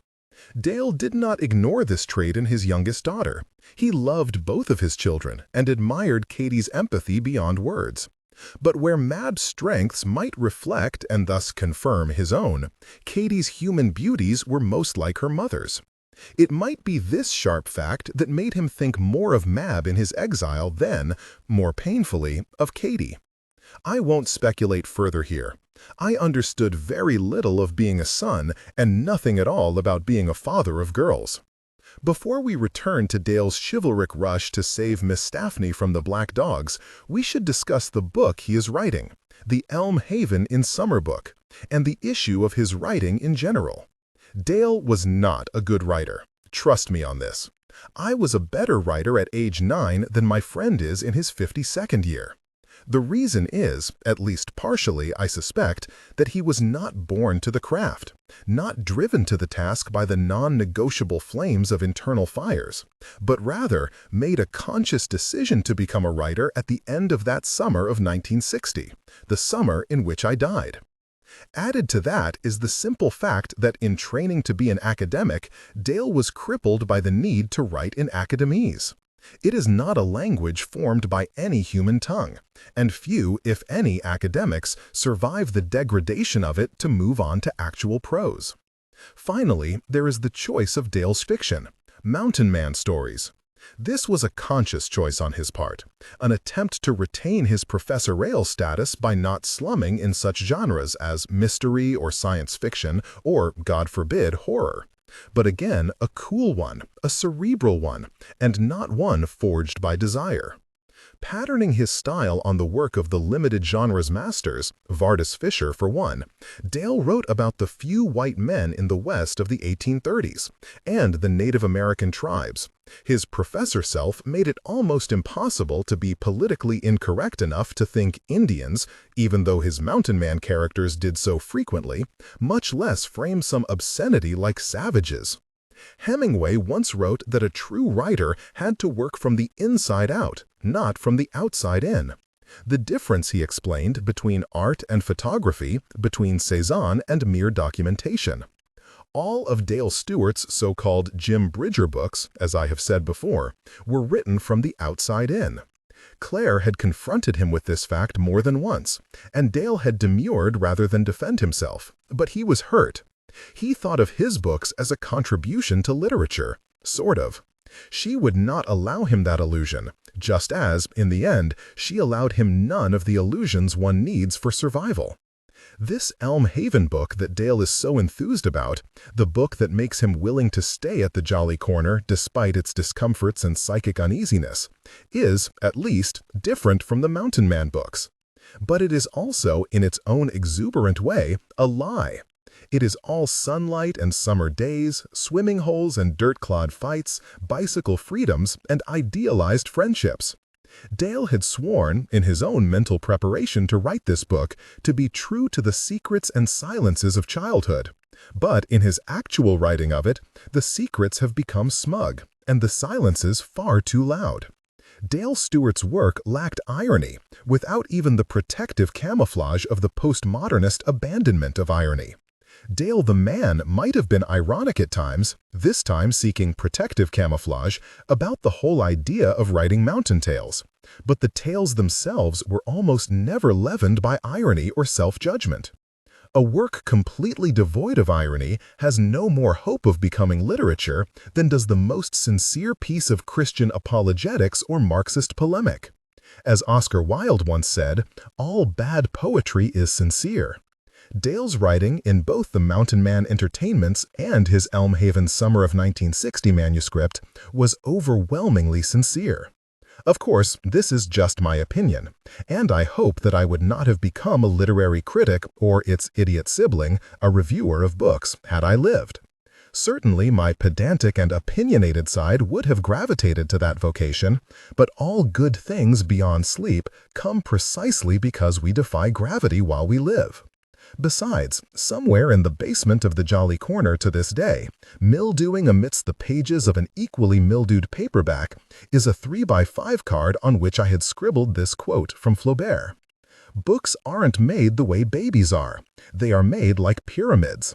There's some long-pondered plan, and then great blocks of stone are placed one on top of the other, and it's back-breaking, sweaty, time-consuming work.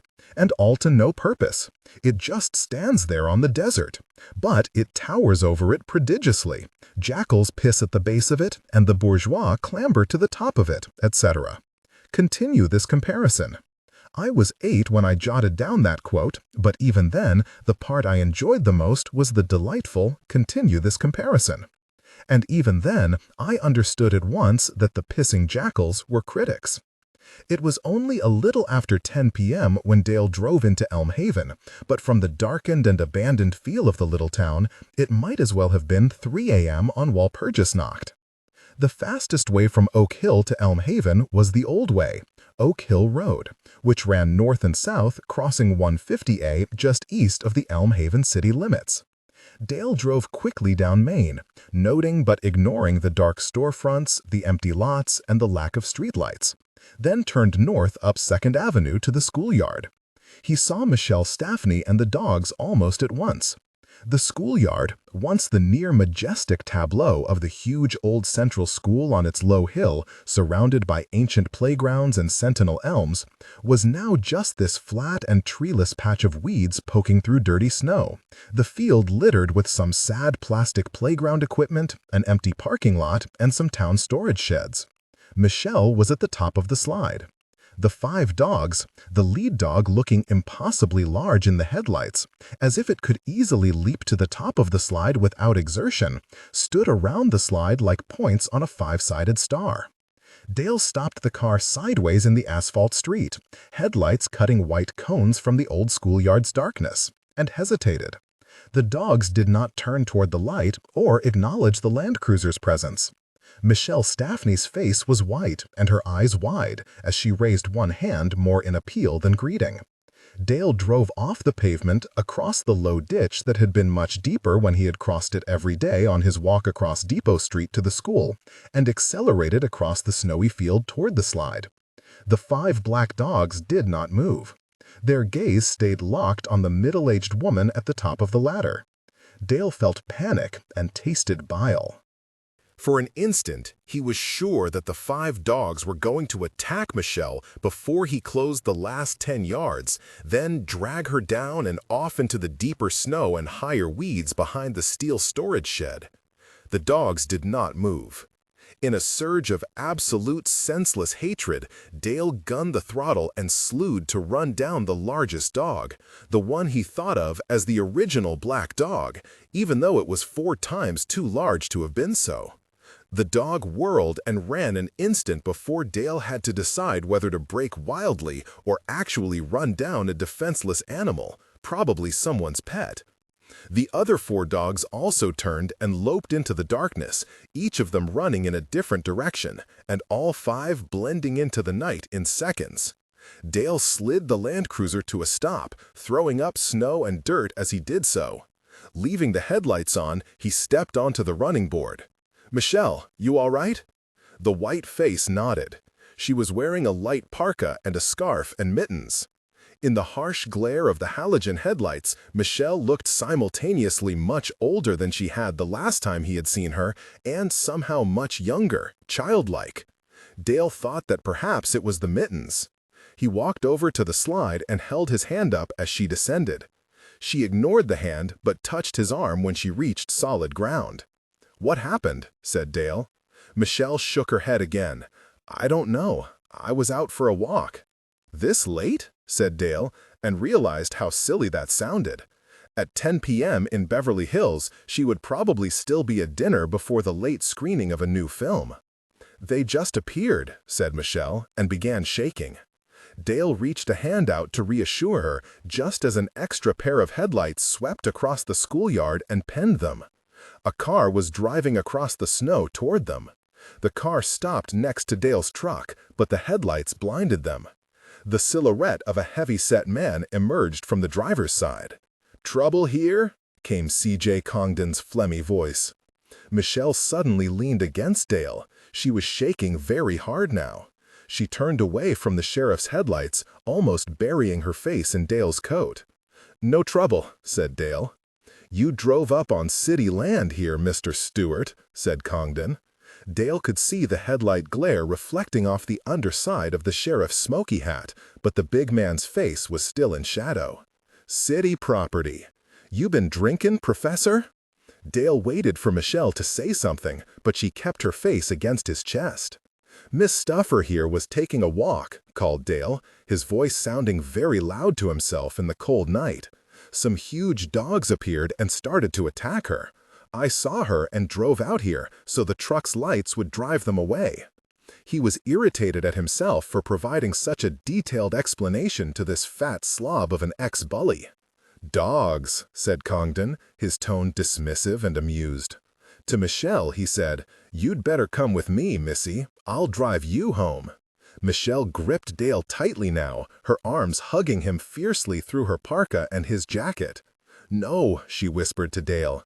"I'm taking her home," said Dale. He put his arm around her and led her to the passenger side of the Land Cruiser. The sheriff's car was at enough of an angle that the vehicle and its driver remained just dark silhouettes against the night.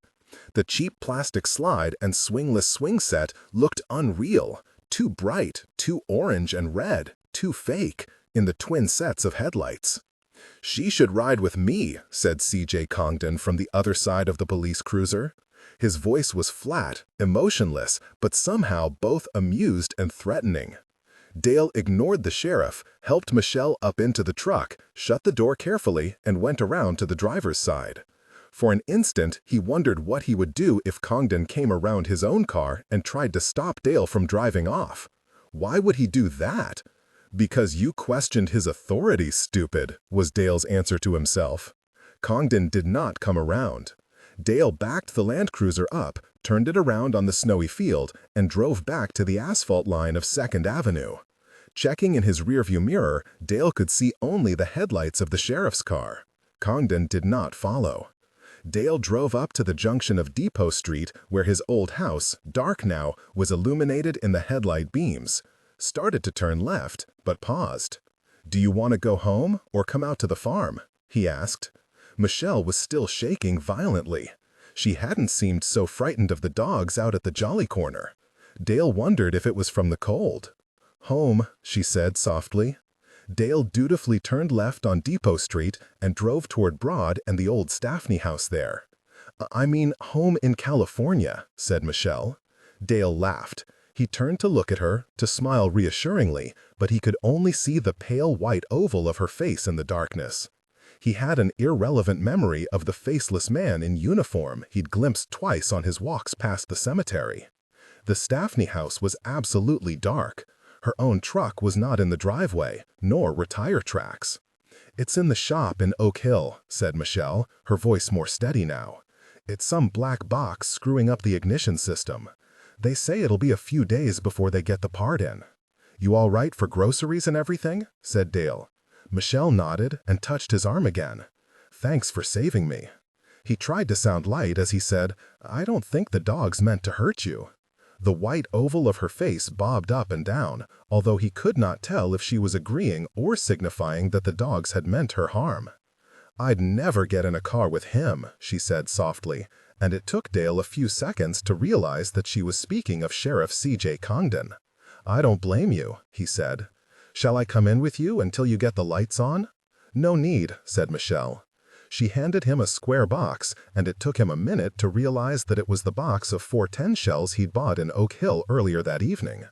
"This was on the passenger seat, and I didn't want to sit on it," she said. Dale set the box of shells in the back seat. "I could have thrown them at the dogs," he thought. The overhead lights came on as she opened the passenger door, but her face was turned away, so Dale could not see her expression, see if she had thought his invitation to see her inside had been a come-on. Walking around the truck to stand outside his open driver's side window, the snow crunching under her feet, she said, "Just watch until I get down the drive, would you? Make sure the hounds don't get me." Her voice sounded normal. "The power's off right now, so I'm using candles and flashlights until it's fixed. Don't worry if you don't see any lights." "If the power's off, do you have heat?" "No need to stay here in a cold, dark house." Dale tried to think of where he'd sleep. Duane's bed in the basement, giving her the day bed in the study, or upstairs while she took the more comfortable bed. "The furnace works," said Michelle. He could see starlight reflected in her eyes now. It's on a separate circuit. Diane and I blew some fuses when we were messing around with the old wiring. I've got a guy coming from Peoria to fix it tomorrow. Good night, Dale. Thanks again for rescuing me. She reached out and squeezed her bare hand with her mittened one. Anytime, said Dale.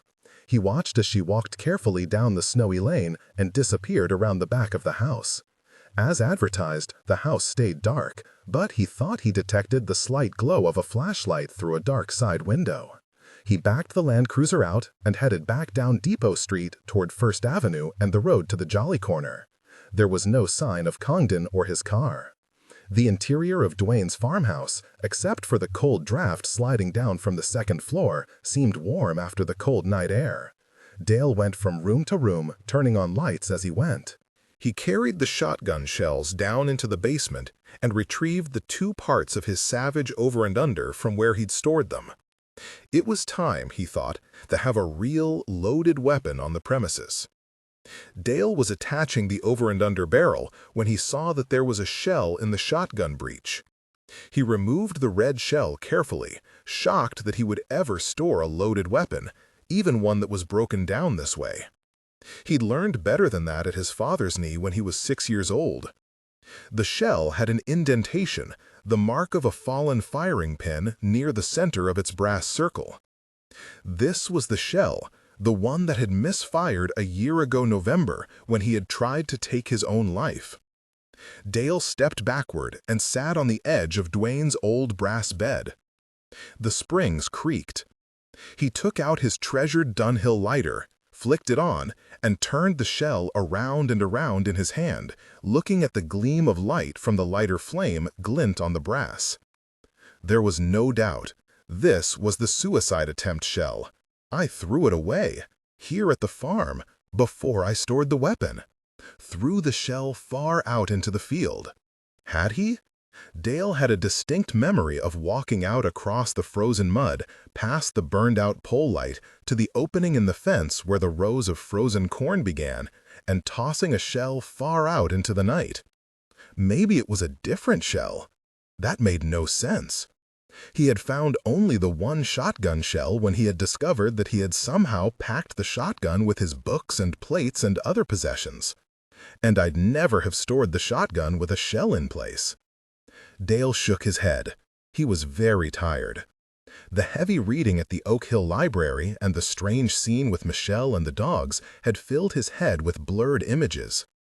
He propped the assembled over and under against the wall, making sure that it was open and unloaded, and went upstairs to lock the kitchen door and shut off the lights there. The ThinkPad had been turned off when he left. Now words glowed on the black screen after the C prompt. Which way I fly is hell, myself am hell. And in the lowest deep, a lower deep, still threatening to devour me opens wide, to which the hell I suffer seems a heaven. Dale stood a long minute staring at the stanza and scratching his chin. It was Milton, definitely Milton, but not from Paradise Lost. Perhaps from one of the surviving drafts for Milton's Adam Unparadised. Unlike in Paradise Lost, where Satan is the most human and compelling character, but the reader never sees Satan in his unfallen state as the beautiful Lucifer, the morning star of heaven, most favored and beloved of all of God's angels. This was hell-bent Lucifer's lament. It was derivative, Dale guessed, of Marlowe's Mephistopheles. Why this is hell, nor am I out of it. Dale was too tired to play literary trivia games. He typed, "Tell me who you are, or I'll shut this fucking computer down forever." Then he shut off the light and went downstairs to sleep in Duane's bed. 18. About 3 months after Dale began his affair with Claire Hart, aka Claire Two Hearts, he traveled to Paris as a guest of his French publisher and the Ministry of Culture for a conference on liberation fiction of indigenous peoples. It was January break at his university after a depressing Christmas that he spent at home, but not really at home, and Anne had not even considered accompanying him to the conference. Dale himself had originally decided to skip the conference despite the rare treat of a free trip to Paris. He knew that the invitation was based on a French misreading of his third Jim Bridger book, Massacre Moon, in which several of his mountain men characters, including several impossibly benevolent French beaver trappers, sided with the Blackfeet to help the tribe avoid a massacre by encroaching federal troops. It was the most politically correct of all his novels and the most historically inaccurate. The French had loved it. In the end, Dale had decided to accept the invitation at the last minute, both to bolster his sagging credit with his dean and department, and to get away, even if just for the 7 days of the conference, from the double life in Missoula that had been driving him crazy. Montana had been uncommonly warm and relatively snowless that winter, but Paris was wet and freezing. The conference riders were all being put up at the swanky Hotel Lutetia on the Boulevard Raspail, but of the 10 American writers there, only Dale seemed to know that this hotel had been the headquarters for the Gestapo all during the occupation. A faded bronze plaque near the entrance announced the historical importance of the hotel only in terms of it having been the headquarters of the Red Cross after the war and the locus for attempts to reunite refugee families. Dale's editor from Editions Robert Laffont had been busy squiring around his real writers. Dale was the only non-Native American author invited from the States.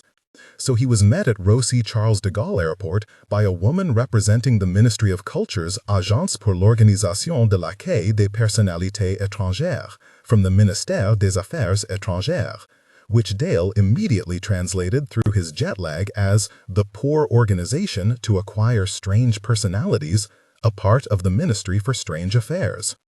Since the woman's job was to deal with foreign artistic types, specifically Americans, she spoke zero English and was obviously shocked that Dale spoke no French. She quickly led him through the Death Star concrete bowels of the airport to a Renault in the oppressive parking garage and drove him into Paris in a silence broken only by her exhalations of cigarette smoke. His work at the conference began that evening. The meetings were being held in the ornate Hotel de Ville, the city hall, and the first evening was given over to a series of greetings by the mayor, by various ministry officials, by the organizers, and by others, possibly including the president, although Dale would never be certain who was who because all of the proceedings were in French and there was no one to translate for him. He was just happy that he had worn his best black suit that evening, and that he was able to stay awake through the jet lag, and that he never heard his name called so that he did not have to speak. Actually, none of the 30 or so writers present, mostly African other than the exhausted-looking Native American writers and himself, were asked questions that evening, not even by the French media who crowded the anterooms and wide hallways outside the conference room and shouted questions only at the French politicians and ministry officials. This sense of being lost in a jet-lagged nightmare in which human speech dominated everything, yet in which almost nothing could be understood, continued through the next 2 days. Although by that time his editor had spared him some time, and he had been assigned an interpreter, a pale young woman who chain-smoked Gauloise and who interpreted only the parts of the conference that directly required Professor Stewart's attention, which was almost none of it. Dale's editor was in his early 30s, 20 years younger than Dale, and was very pale, a condition emphasized by the unrelentingly black turtlenecks, suits, and sport coats the young man wore. The editor specialized in Native American fiction and boasted that during his 6 visits to the United States, comprising more than 3 months in the country, he had never set foot anywhere else than on Native American reservations, with the exceptions of several Indian War battlefield memorials and, of course, the rides to and from airports. His paleness was also emphasized by a small mouth that looked unnaturally red, although Dale was never sure that his editor wore lipstick, painted eyes and eyebrows, and severely cropped black hair with a small sprayed upturned crest in front. His name was Jean-Pierre, but Dale immediately thought of him as Pee Wee Herman and was never able to rid himself of that image. On the second day, his publisher had arranged a small press conference for Dale at the Hotel de Ville, and Jean-Pierre, whose English was atrocious, took over the interpreting duty from the bored, chain-smoking woman whose name Dale never quite caught. The first question from the press was translated as, When the armed revolution from the oppressed indigenous peoples of America becomes reality, on which side will the bourgeois pseudo-intelligentsia such as yourself proclaim? To which Dale could only reply, "What?" On the third day, just as Dale was leaving for the late morning beginning of the conference, Claire arrived. Dale stopped in the lobby and stared at her in pure shock and surprise. The night before, he had phoned Anne, and they had actually talked, the first real conversation they had enjoyed for many weeks. Dale knew that it was only his sense of feeling homesick and out of place that had prompted the call and tone of the conversation, but it felt natural nonetheless. Now this, now Claire. He had no idea how she had found him. She had gone home for Christmas break, home being Italy, and Dale had not expected to see her again for another 2 weeks. He had never told her that he had decided to go to Paris for this conference, and there was no one at the school to give her the hotel address. How had she tracked him down? "Don't be silly," said Claire, taking his arm as they returned to the elevator and went back up to his room to make love. The first hour of the conference day, be damned.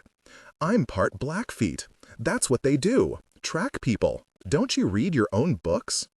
After this, the week changed magically.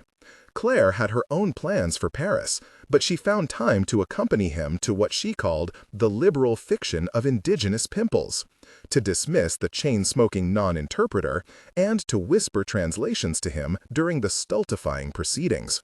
Her French, Dale soon realized, was perfect, unaccented except for its Parisian sophistication. The conference proceedings amounted to even more bullshit shoveling than Dale had imagined, but Claire livened it up with commentary so that sometimes the presiding academician or politician had to look over at their end of the table like a schoolmarm frowning at giggling children. In the late evening, after the de rigueur 3-hour conference or publishing-related dinners, which Claire attended without asking permission of Dale or anyone else, invariably identifying herself only as Claire to the obviously curious French hosts and indigenous peoples writer guests, at the midnight hour when Dale had just begun dragging himself back to the Lutetia and bed for the first 2 nights, now he and Claire would go out and see Paris. Claire took him to a wonderful all-night jazz club with the ironic name of Montana. They had memorable chocolate mousse at 1:30 a.m. at a place near the Pont Neuf called Au Chêne qui Fume, went to Montmartre to watch topless dancers at the Lili La Tigresse, stopped at a fantastic little bar off the Boulevard Raspail that Claire insisted had been a favoring watering spot of Hemingway that no tourists knew about, they were all over at the overpriced Harry's Bar, and which offered more than 50 varieties of single malt scotch, popped over to the right bank for more music with a young crowd at the Le Baiser Salé, took a cab to the Alsace Brasserie on the Champs-Élysées to eat seafood as the street-sweeping machines swished down the avenue in the pre-dawn, and walked along the Seine as the sky lightened to the east. In mid-morning, after hours of lovemaking, Claire insisted that they take the corny Bateau Mouchesse tour on the Seine even though the day was freezing, and they sat huddled together for warmth on the upper deck. Afterward, they walked slowly through the Jardin de Luxembourg and then sought out Baudelaire's tomb in the Cimetière de Montparnasse. When Dale suggested that this common Parisian activity of visiting tombs was a bit macabre, Claire said, "Macabre? You want macabre? I'll show you macabre." Claire took him down the Boulevard Raspail, past the avant-garde building housing the Foundation Cartier Center for Modern Art, to an intersection labeled Denfert-Rochereau. "Denfart is a muddling of enfer," said Claire. "Inferno, hell." They passed through a small iron door in a stone wall, rented a flashlight from a sleepy attendant, and spent the next 2 hours wandering the underground maze of Paris's catacombs, a storage point for skeletons disinterred from overflowing surface cemeteries since the days of the French Revolution.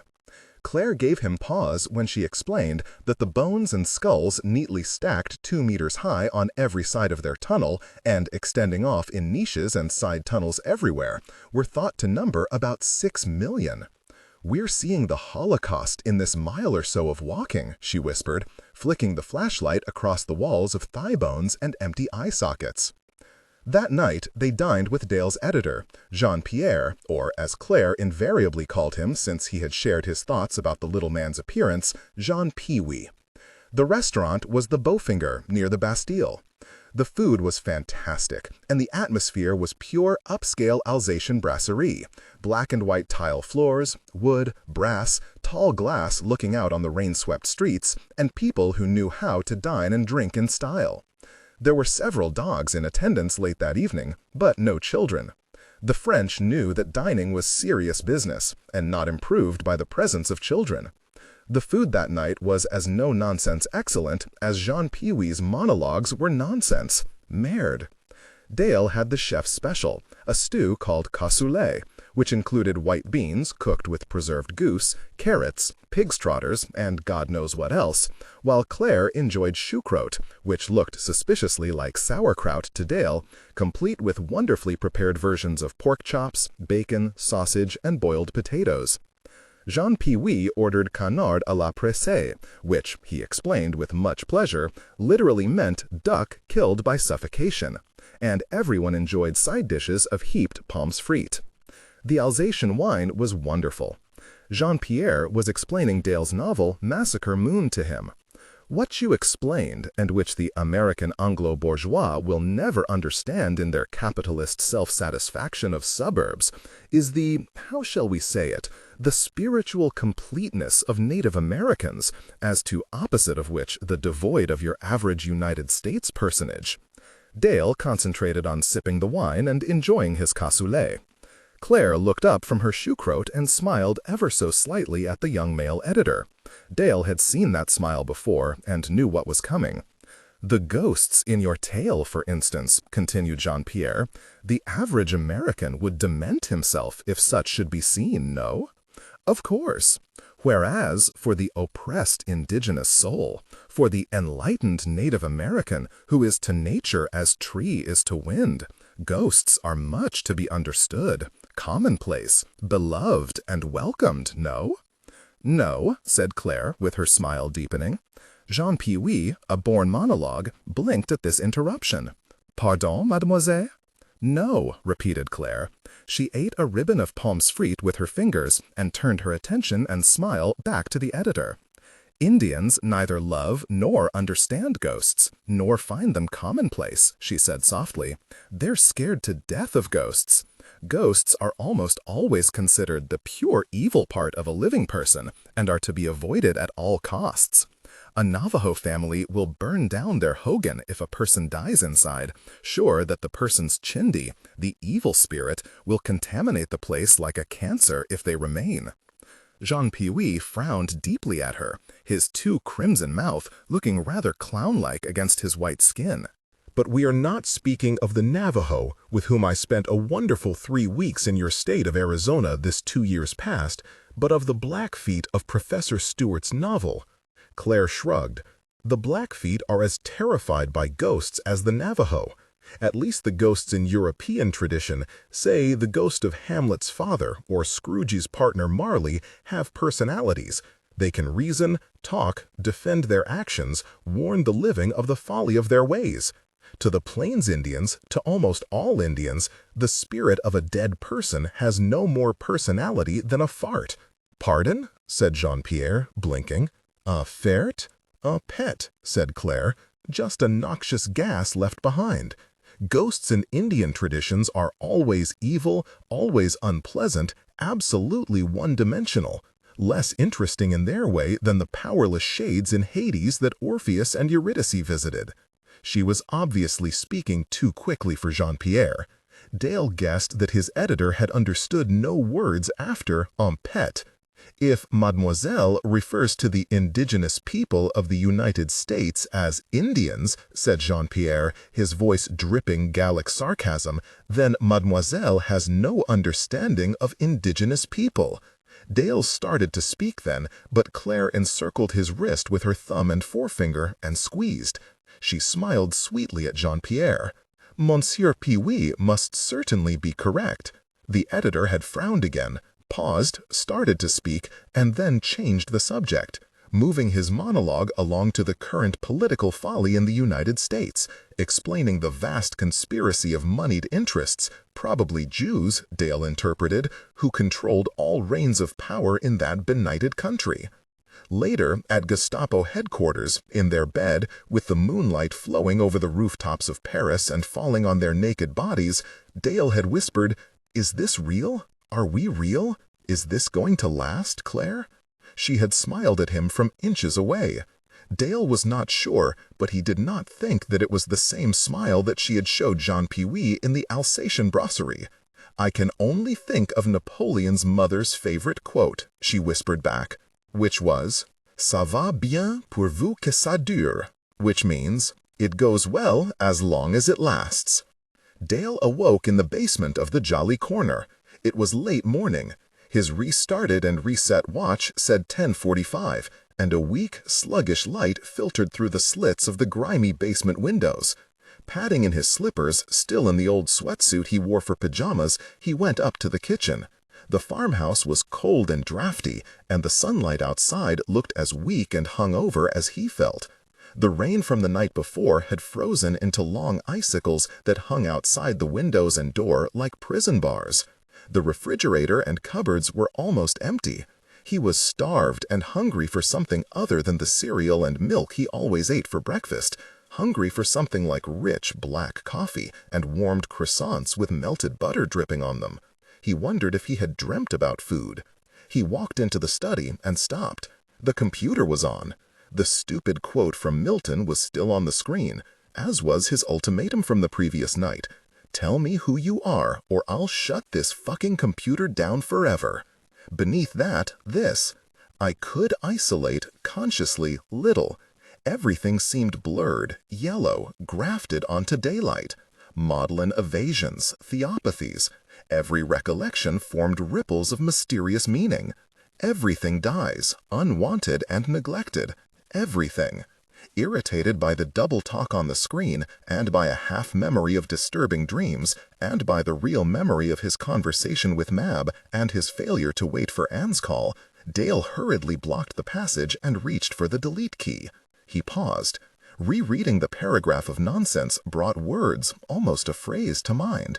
Icicles. Sisters. Sybil. He shook his head. He had a headache and he was out of food. Even the fucking bread was moldy. He'd go shopping and worry about this later. An hour later, Dale came out of the Quickness, carrying his 3 plastic bags of groceries, and froze in place. Derek and his 4 skinhead friends were standing at the pumps between Dale and his Land Cruiser. Their 2 old Ford and Chevy pickups were the only other vehicles on the rainy tarmac. Dale paused just outside the gas station convenience store's doors.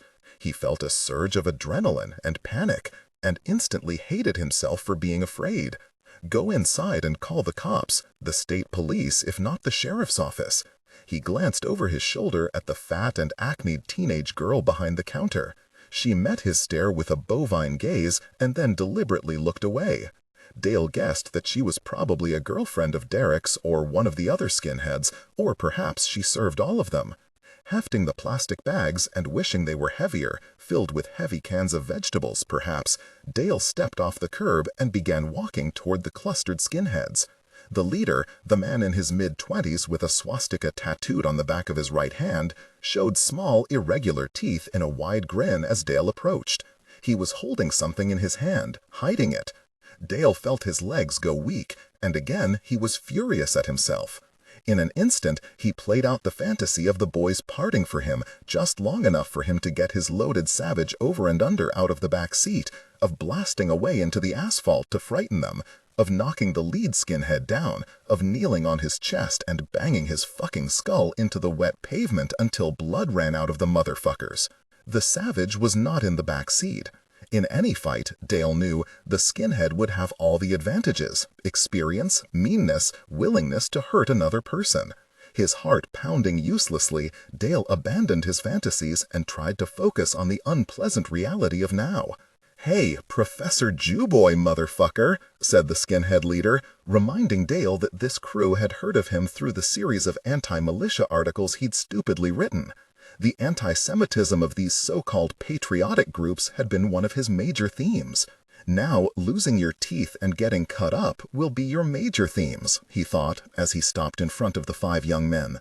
He wanted to tell them to get the fuck out of his way, but he didn't trust his voice to be steady. Wonderful. I'm 52 years old and I just discovered that I'm a coward. A blue Buick drove into the gas station lot and pulled up to the closest pumps, right where Dale and the 5 losers were standing. The old couple in the front seat stared bleary-eyed and uncomprehending at the boys as the sullen gathering moved aside. The interruption gave Dale the chance to hurry to his SUV and clamber inside. The leader leaned close to the driver's side window just as Dale clicked the lock shut. The boy standing closest to Derek dragged a key along the left rear quarter panel of the Land Cruiser. If I were a real man, thought Dale, I'd get out and beat the shit out of that kid. Dale drove off, hoping that would be the end of it. No such luck. The 5 skinheads scrambled to their pickup trucks, Derek and the next youngest hopping into the white Chevy, the leader and 2 of his older friends crawling into the scraperous green Ford with the oversized tires. Both trucks roared to follow Dale out of the Quickness lot. Dale paused at the entrance to the county road. Should he head south a couple of 100 yards to the entrance to I-74? Once on the interstate, he could drive straight to Peoria. If the punks followed him, he would flag down a police car or go to the police center he dimly remembered on War Memorial Drive. Or should he turn north toward the Hard Road and Highway 150A, then back west to Oak Hill Road and north to the sheriff's station in Oak Hill? That wouldn't make much sense. Not with Sheriff C.J. Congdon there. One of these punks was probably C.J.'s kid. They probably all attended skinhead gatherings together and lent each other white robes for their cross burnings. Dale turned north toward the Hard Road. He'd be damned if he'd flee to Peoria whenever some assholes made threatening noises. Why not, he thought. Why not just drive straight to Montana? The 2 pickups followed him to the Hard Road, the green Ford leading Derek's white Chevy. Dale paused again at the Hard Road. The trees and water tower of Elm Haven were visible just a mile or so to the west. Straight ahead stretched the narrow, asphalted lane, too narrow and roughly paved to be called a road, that cut between fields for 2 miles before connecting to County 6. Dale had come that way on his drive to the Quickness, staring out at the muddy fields and remembering again how the lane used to be 2 tractor tracks across the field, heavily used by locals but absolutely impassable in the mud season. Uncle Henry and Aunt Lena had told stories of the local farmers waiting with their teams of draft horses to pull out the unlucky Model Ts and fancy new Ford Coupes, a lucrative business during a muddy spring. Dale drove straight ahead down the lane, the truck's tires hissing on the soft asphalt and melting slush. If the skinheads had any idea of pulling alongside him and causing trouble, there was no opportunity for them to do so on this skinny stretch of potholes. The road was wide enough for just 1 vehicle, and there were deep drainage ditches on each side. Dale glanced in his rearview mirror. The 2 pickups were following closely. Dale could make out the pale oval face and black eyes of their leader behind the wheel of the Ford. Dale tried to estimate the age of the pickups and whether they had 4-wheel drive. He thought possibly no on the Chevy, but the Ford probably did. At least the expensive, oversized off-road tires suggested 4-wheel capability.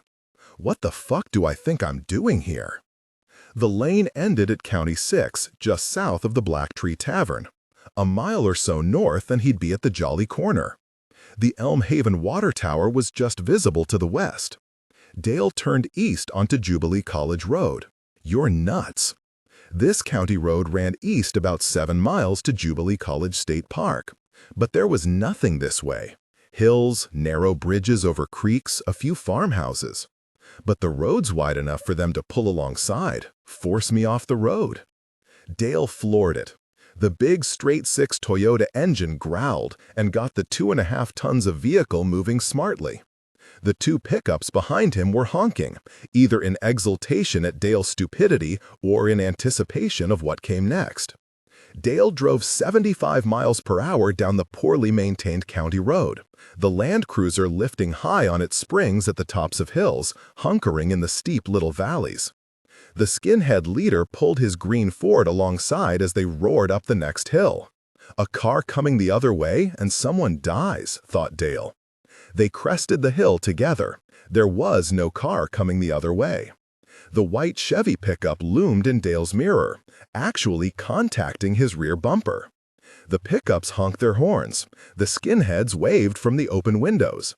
The punk in the passenger seat next to the lead skinhead lifted a hunting knife and gestured with it, only 2 feet away from Dale. The punk's window was down, and he was shouting and cursing above the roar of the wind and engines and tire hiss on wet asphalt. Dale ignored him and accelerated down the hill. Jubilee College Road was wide enough for 2 vehicles here, but the bridge over the creek at the bottom of the hill was wide enough for just 1. The green Ford lurched ahead, but Dale had vehicle mass, engine displacement, and desperation on his side. He reached the bottom first and swung in ahead of the Ford. The 3 vehicles roared across the narrow bridge and accelerated up the next hill. That was the bridge where Duane's Uncle Art was killed in that same summer of 1960, thought Dale. Someone forced Uncle Art's old Cadillac off the road and into the bridge railing there. Then Dale had no more time to think as the green Ford pulled alongside again and the white Chevy surged close behind him. Dale tapped the brakes. The white truck behind him slammed on its brakes and fell back rather than rear-end the Land Cruiser. The Ford swerved in front of Dale's vehicle and pulled ahead. Dale braked again, braked harder, the Chevy pickup actually skidding behind him now, and then Dale locked the steering wheel hard left. The Land Cruiser turned, almost tipped, skipped across asphalt and literally slid into a gravel side road running north toward a line of trees. The shotgun-pelleted yellow sign in the frozen weeds at the side of the road read "Dead End." Why did I turn there? Dale thought wildly. The 2 pickups had already backed up on Jubilee College Road and pulled onto the gravel road 100 yards behind him. What the hell was I thinking of? The answer came to him in a mental voice not quite his own. Gypsy Lane. 19. I knew what Dale had been thinking the instant he turned east on Jubilee College Road. I knew why he had done this seemingly senseless thing even before he did. Gypsy Lane had been one of the magical places for us boys in the late 1950s and the first year of the decade of the 1960s, my last year of life. Of all our places to play, Gypsy Lane had been the most mysterious. Kid legend had it that the old wagon road had been used more than a century earlier by caravans of gypsies who plied their trade across the Midwest, keeping to little-used back roads rather than the main thoroughfares. Kid legend also had it that the gypsies had been driven out of Elm Haven, Oak Hill, and other nearby towns after children had gone missing. Kidnapped for their blood was the opinion of the townspeople. And the gypsies, still needed by farm folk for their elixir cures and fortune-telling and knife-sharpening tools, had discovered this old lane through the thickest forest, a path broadened to wagon width by the Quakers and other builders of the Underground Railroad running slaves north a day's walk at a time in the years before the Civil War. And then the gypsies had taken the lane as their own, moving from Oak Hill to Princeville, Princeville to Peoria, Peoria north toward Chicago on this secret highway in the moonlight. Their horse carts and caravans creaking through the darkness and leaf shadow. To get to Gypsy Lane, Dale and the other town kids hiked up Jubilee College Road to County 6, past the Black Tree Tavern, where I would meet them outside the Calvary Cemetery. We'd all cross through the cemetery, brave in the daylight, more than a little nervous if we returned at dusk or after dark, climbing the back fence, crossing the pastures and meadows there, crossing a wooded valley, then reaching Billy Goat Mountains, an abandoned strip mine and gravel quarry, and finally entering the old woods, the original and uncut forest, where Gypsy Lane remained only as a sunken roadway, carpeted by moss and deep grass, overhung by brambled branches. The expedition usually included Dale and his kid brother Lawrence, Mike O'Rourke, Kevin Grumbacher, Weird Jim Harlan, and sometimes some of the other town boys. Only very rarely a girl, although Donna Lou Perry, the pitcher in their all-day baseball games, occasionally came along. I always brought up the rear. I was fat. Even on the hottest summer days, I wore heavy flannel shirts and thick corduroy pants. I set my own pace. The guys didn't mind. They'd take a break every once in a while and let me catch up. We rarely followed the sunken path more than 2 or 3 miles, usually ending our hike on this very county gravel road on which Dale had just turned. Then retracing our steps to the cemetery, then heading back to town, me waddling north alone to the Jolly Corner. On those spring, summer, fall, and occasional winter days, I walked along Gypsy Lane with the guys, not believing in any of the legends or myths about it, assuming that it was an old, unpaved farm road that had been bypassed by the county and state roads 50 or 60 years earlier, but enjoying the walk and the dappled shadow and thinking my own thoughts. The reason that Dale's subconscious had come up with Gypsy Lane as a possible way to throw off his pursuers is that he remembered that the sunken lane ran most of the 2.5 miles between this dead-end road and County 6 at the cemetery. It had been a rough and sunken path then, but passable. Billy Goat Mountains, where we boys had often played, was an obstacle course of ponds and slag heaps and huge hills of dirt and gravel. Dale's subconscious, if not his frightened conscious mind this day, had realized that the odds were good that his Toyota Land Cruiser, with its high clearance, exceptional 4-wheel low gear, and locking front and center differentials, had a better chance of making it up Gypsy Lane and across Billy Goat Mountains than did the rusted and clapped-out pickups chasing him. But he had forgotten something. We had hiked Gypsy Lane more than 40 years ago. Things change. Before he saw the gray wreck of the abandoned farmhouse ahead on his left, Dale had remembered Gypsy Lane and smiled to himself. He'd wanted some difficult terrain in which to lose these skinhead punks. This should be perfect. The green Ford was roaring closer now, throwing gravel and ice 30 feet in the air. Dale could see the pale faces behind the reflective windshield, even make out the black tattooed swastika on the back of the leader's hand as he drove. For a second, Dale's burst of confidence abandoned him. What if these kids wanted to hurt him seriously, to kill him? He'd led them to a perfect place, abandoned, isolated, empty. It could be spring before someone found his body. Too late to worry about that now, thought Dale, and swung the Toyota off the dead-end road into the snowy and brambled yard of the abandoned farmhouse. It was just as he remembered it from the end of their long hikes down Gypsy Lane. Behind the farmhouse and to the left began the "shit," whispered Dale, where Gypsy Lane had come out into open pasture when he and his brother Lawrence and Duane and their friends had hiked it 4 decades ago. A mature forest now grew. "Shit," Dale said again, and concentrated on weaving between the trees. He was doing only 30 miles an hour now, but even that was too fast. Mud and snow flew from the rear wheels. He dodged a bare oak, but slammed over a sapling. Suddenly, the Land Cruiser was sliding on a steep hill made ski slope slick by a thick carpet of leaves. Dale had no idea where he was. There was no sign of Gypsy Lane. The 2 pickups had also been required to slow behind him. The leader of the skinheads was a lot braver than Derek, driving the white Chevy truck. The green Ford plowed through small fir trees and knocked over thick bushes and more saplings in its eagerness to get at Dale. The green Ford was gaining. Dale stood on the brake, managed to miss by inches a black-trunked maple tree that would have totaled the Land Cruiser, and slid the heavy truck the last 100 feet to the leaf-filled bottom of the gully. Where the hell am I? He clearly remembered that their Gypsy Lane hikes had always ended with a triumphant exit from the forest, across that pasture, past the empty farmhouse. No, there had been a final hill to climb to get up out of the lane. They'd always had to wait at the top for Duane to catch up. This had to be it. This shrub-filled, leaf-filled, forested gully had to be the old Gypsy Lane. Which way? Gypsy Lane in his memory ran east and west, but this gully ran mostly north and south. Straight ahead, east, was not an option now, since the hillside ahead was far too steep even for the Land Cruiser in 4-wheel low, and the trees on the hillside grew only a foot or 2 apart. Dale glanced up the hill he'd just descended. The green Ford was 30 feet away, sliding, the skinheads inside screaming. They were going to ram him.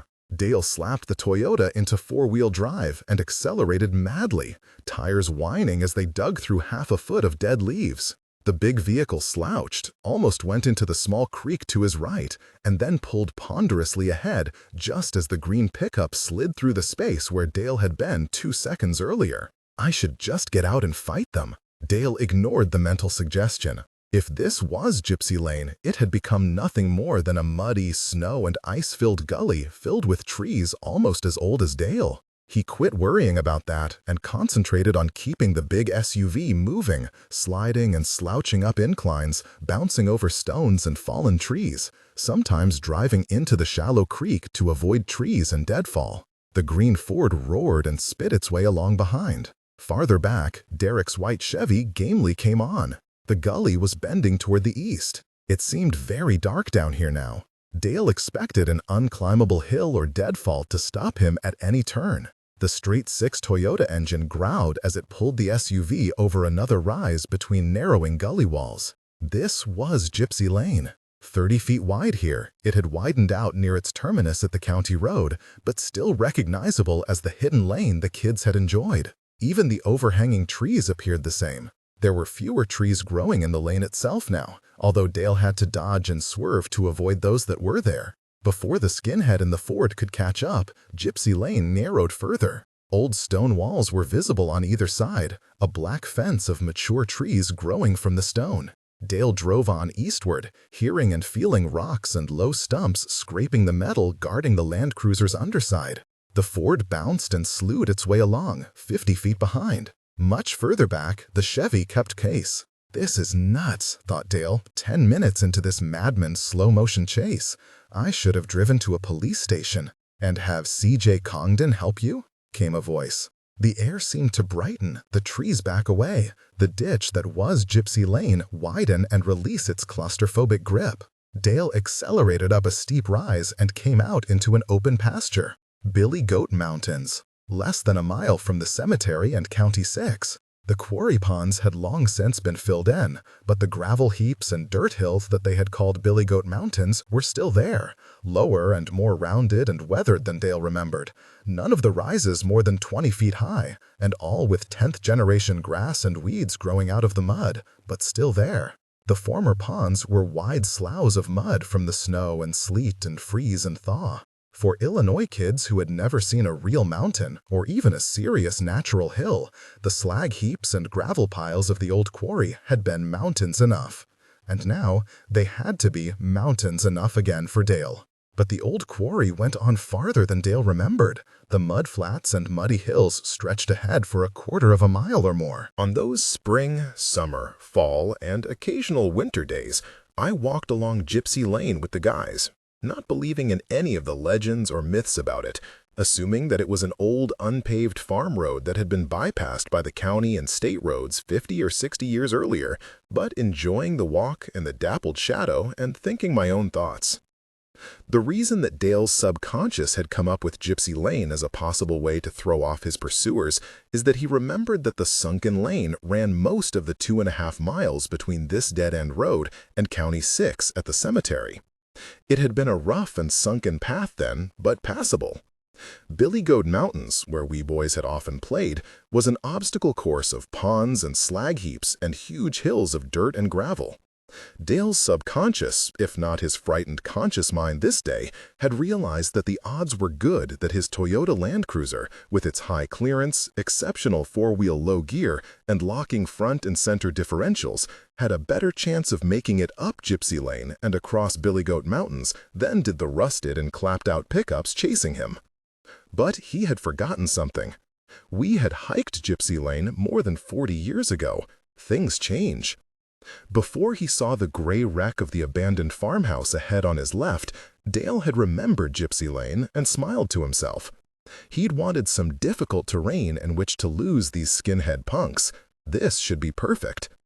The green Ford was roaring closer now, throwing gravel and ice 30 feet in the air. Dale could see the pale faces behind the reflective windshield, even make out the black tattooed swastika on the back of the leader's hand as he drove. For a second, Dale's burst of confidence abandoned him. What if these kids wanted to hurt him seriously, to to kill him. He'd led them to a perfect place, abandoned, isolated, empty. It could be spring before someone found his body. Too late to worry about that now, thought Dale, and swung the Toyota off the dead-end road into the snowy and brambled yard of the abandoned farmhouse. It was just as he remembered it from the end of their long hikes down Gypsy Lane. Behind the farmhouse and to the left began the "Shit," whispered Dale. Where Gypsy Lane had come out into open pasture when he and his brother Lawrence and Duane and their friends had hiked it 4 decades ago, a mature forest now grew. "Shit," Dale said again, and concentrated on weaving between the trees. He was doing only 30 miles an hour now, but even that was too fast. Mud and snow flew from the rear wheels. He dodged a bare oak, but slammed over a sapling. Suddenly, the Land Cruiser was sliding on a steep hill made ski-slip slick by a thick carpet of leaves. Dale had no idea where he was. There was no sign of Gypsy Lane. The 2 pickups had also been required to slow behind him. The leader of the skinheads was a lot braver than Derek driving the white Chevy truck. The green Ford plowed through small fir trees and knocked over thick bushes and more saplings in its eagerness to get at Dale. The green Ford was gaining. Dale stood on the brake, managed to miss by inches a black-trunked maple tree that would have totaled the Land Cruiser, and slid the heavy truck the last 100 feet to the leaf-filled bottom of the gully. Where the hell am I? He clearly remembered that their Gypsy Lane hikes had always ended with a triumphant exit from the forest across that path. The green Ford pickup slammed into the mud and came sliding on, its skinhead occupants looking as reckless and demented as the average SUV driver in SUV commercials on TV. Before he lost all momentum, Dale pushed the button that locked the center differential. A lighted diagram appeared on the instrument panel showing the locked rear axle. Dale pushed a second switch, locking the front differential. His nimble SUV suddenly turned into a tank. Locked wheels dug into the mud and moved the mass of metal ahead slowly. The green Ford plowed after him, obviously in 4-wheel low. Derek had hesitated before accelerating out onto the mudflats, and the loss of momentum decided the issue. The white Chevy pickup bogged down after 60 or 70 feet. The spinning wheels only dug it deeper into the icy quagmire, and the pickup stopped, sank another 6 inches to its running board, and stayed where it was. Dale glanced in his mirror long enough to see Derek leap out of the driver's side of the Chevy and sink halfway to his knees in the mud. Not being a fast learner, the other young skinhead had seen Derek jump and still jumped out the passenger side of the pickup, where he flailed around and dropped his knife in his attempt to keep from falling face first into the mire. But the green pickup with the 3 older gang members in it continued slewing steadily after Dale's Land Cruiser. It was, thought Dale a minute or so later, one sad excuse for a car chase. The 2 heavy vehicles, Dale's huge Toyota 50 feet or so ahead of the scrabberous green pickup, were slipping and sliding and slopping across the mudflats at a top speed of about 1/2 of 1 mile per hour. Dale's Land Cruiser had the advantage of expensive differential locks and Japanese engineering.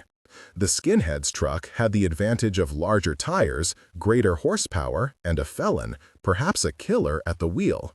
Someone who probably didn't recognize how crazy his actions were. All Dale knew for certain at this point was that if the skinheads in the Ford did catch up to him, they'd be more furious and violent than they would have been at the Quickness.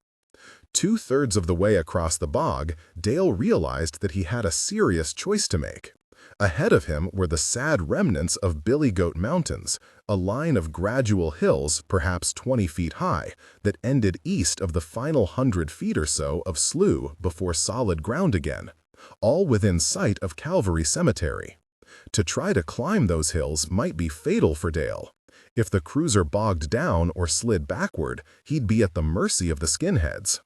To head north or south to bypass the hills would just prolong the slow-motion chase another 15 or 20 minutes, and almost certainly result in the Land Cruiser and the Ford pickup slogging out onto solid ground just 50 feet apart.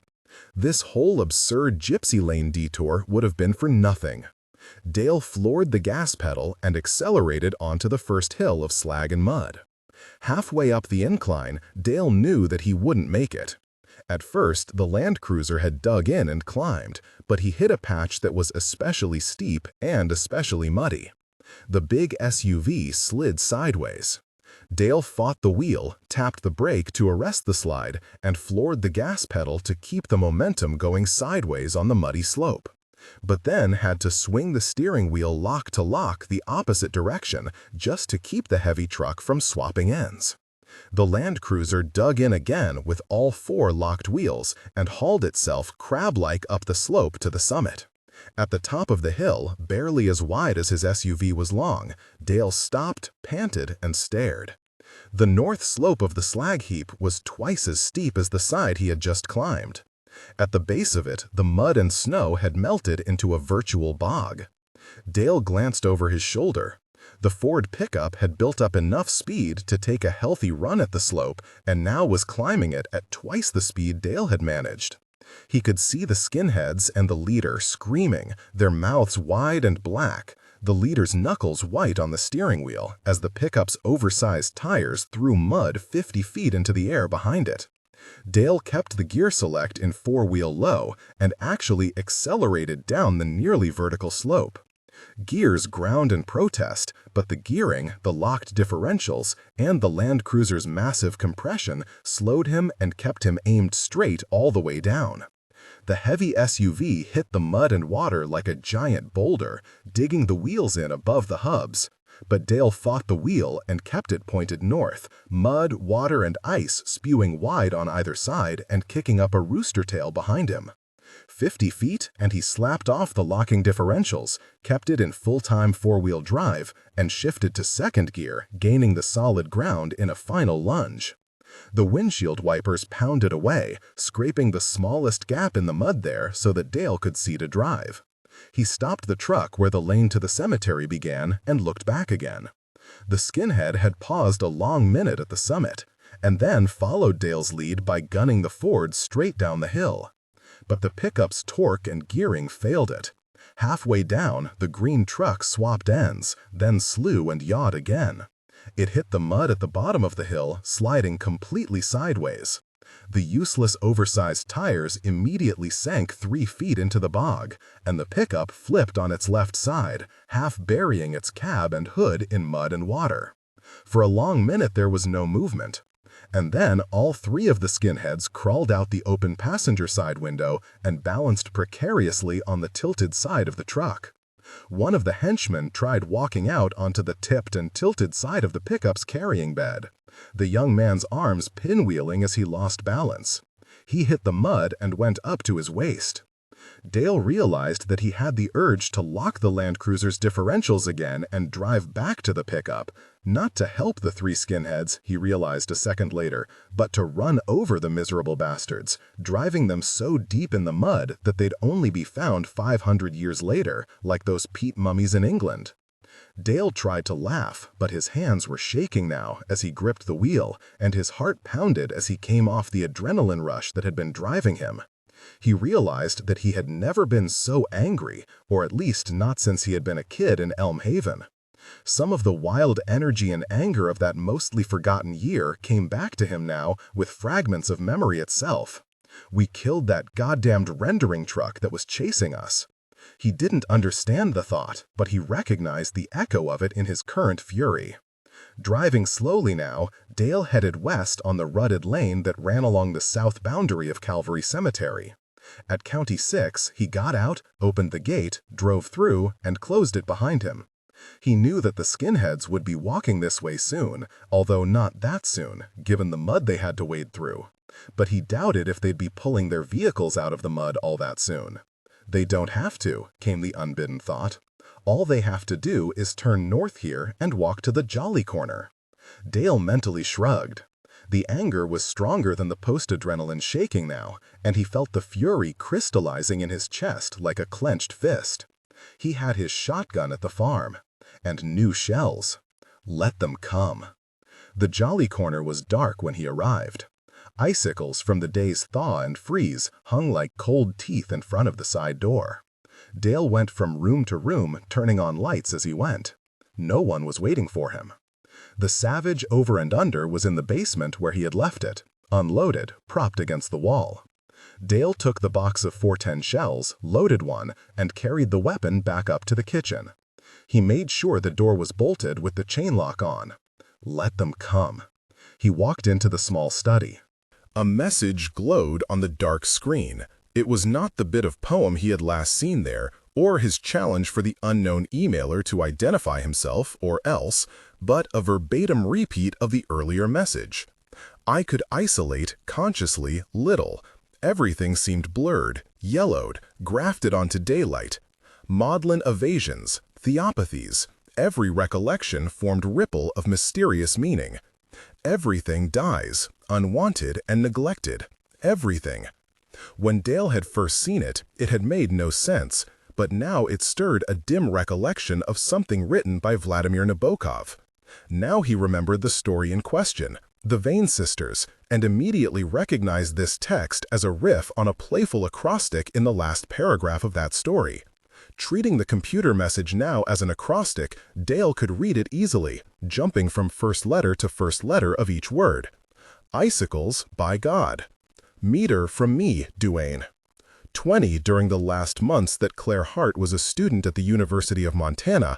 Before she left for Princeton and her real doctoral program, she and Dale spent most weekends at his ranch and found themselves snowed in for 5 days and nights that final April. He had left Anne and the girls. Everyone on campus seemed to know what was going on. The head of Dale's English department seemed amused by it all. His colleagues were obviously either interested or repelled or both, and the dean let it be known that she was mildly annoyed. Affairs with students happened, and affairs between faculty and graduate students were common enough, but Missoula was still a small enough and rural enough town that no one liked to advertise the fact of such liaisons on campus. Dale and Claire had gone up to the ranch on a Friday, he from the small apartment he had rented in town after leaving home, Claire from the apartment she still leased. And by late morning Saturday, the county highway was impassable. The half-mile of driveway was under 4 feet of blowing snow, the phone wires were down, and the electricity was out in the ranch house. It was perfect. They chopped wood and sat close to the wide fireplace in order to stay warm. They crawled under the down coverlet on the bed and made love to stay warm. The kitchen stove worked off the large propane tank, so there was no problem cooking. Dale had stocked months' worth of canned goods, and the large freezer was out in the utility shed between the ranch house and the barn, so they just opened the freezer doors. The temperatures plummeted below zero every night, to keep the frozen food from spoiling. Dale actually used a snow shovel to clear the propane grill on the ranch house deck to barbecue steaks their second evening there. During the day, they cross-country skied or snowshoed along the ridges and valleys. The sunlight was brilliant between sudden snow squalls, the sky cerulean when glimpsed between shifting clouds. The wind blew almost constantly, whipping snow off the branches of Douglas firs and ponderosa pines, drifting snow higher along the west wall of the ranch house, and burying the access road under undulating white dunes. On the third day, Dale and Claire snowshoed down to the county highway. But it was immediately obvious that although plows had come along the day before, the wind and fresh snow the night before had closed the road again. They went back to the ranch house and built a fire. It took Dale 10 matches to get it going, and took off their clothes and made love on a Hudson's Bay blanket in front of the hearth. Dale said later that he had calculated that they only had enough firewood to last until the following December.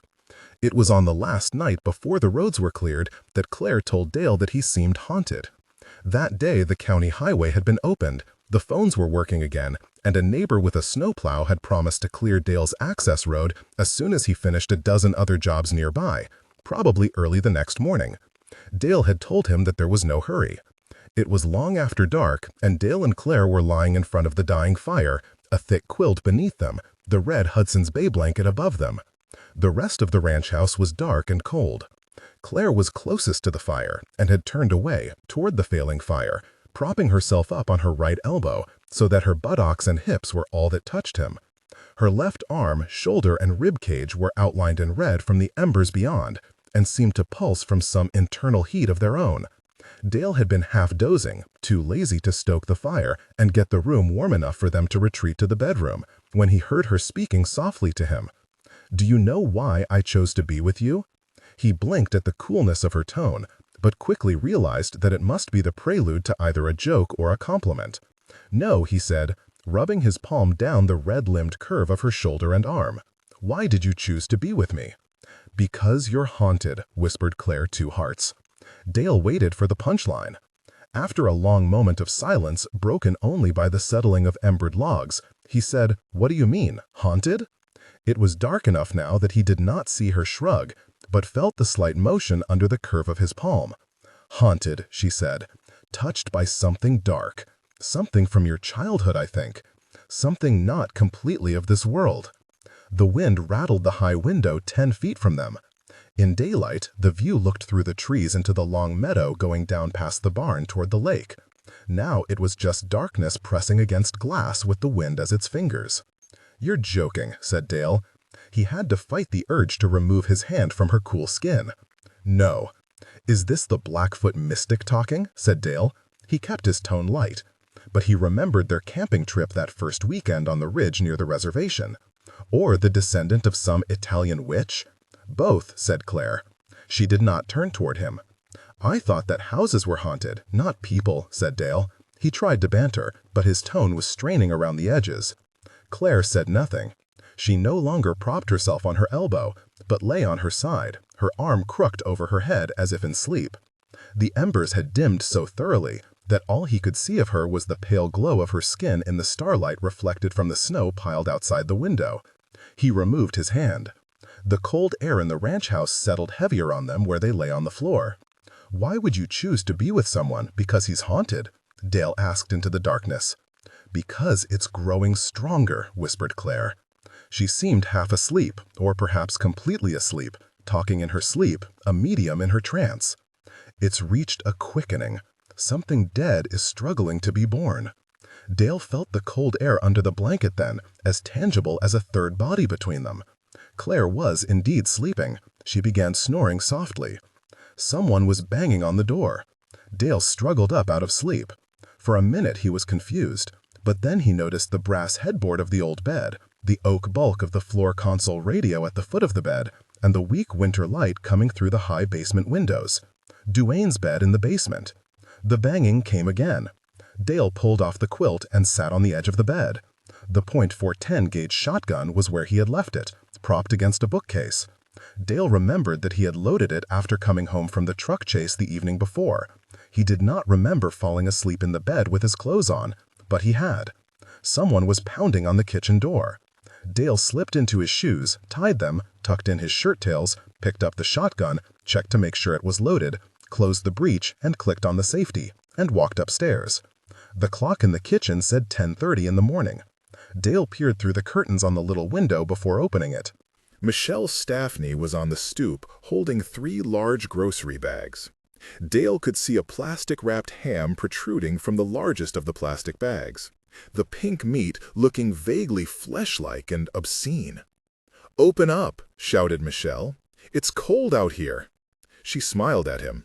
She was wearing bright red lipstick and her cheeks were pink. Dale propped the shotgun out of sight, but within easy reach between the kitchen counter and the stove, and unlocked the door. Michelle bustled in, bringing in a blast of cold air with her. Dale had time to notice her truck parked in the frozen mud turnaround, noticed that the snow was mostly gone, and that the day was sunny in its weak winterish way, and then he closed and locked the door behind Michelle. He turned his attention her way as she tossed her long down coat over the back of a chair and got busy removing cans and bottles and jars and the ham itself from the 3 bags. "Well, I would have called you, but of course I couldn't since you don't have a phone here and refuse to keep your cell phone turned on or whatever, so I just made the decisions myself." She removed 2 bottles of red wine from a skinny brown bag that had been concealed in the grocery plastic.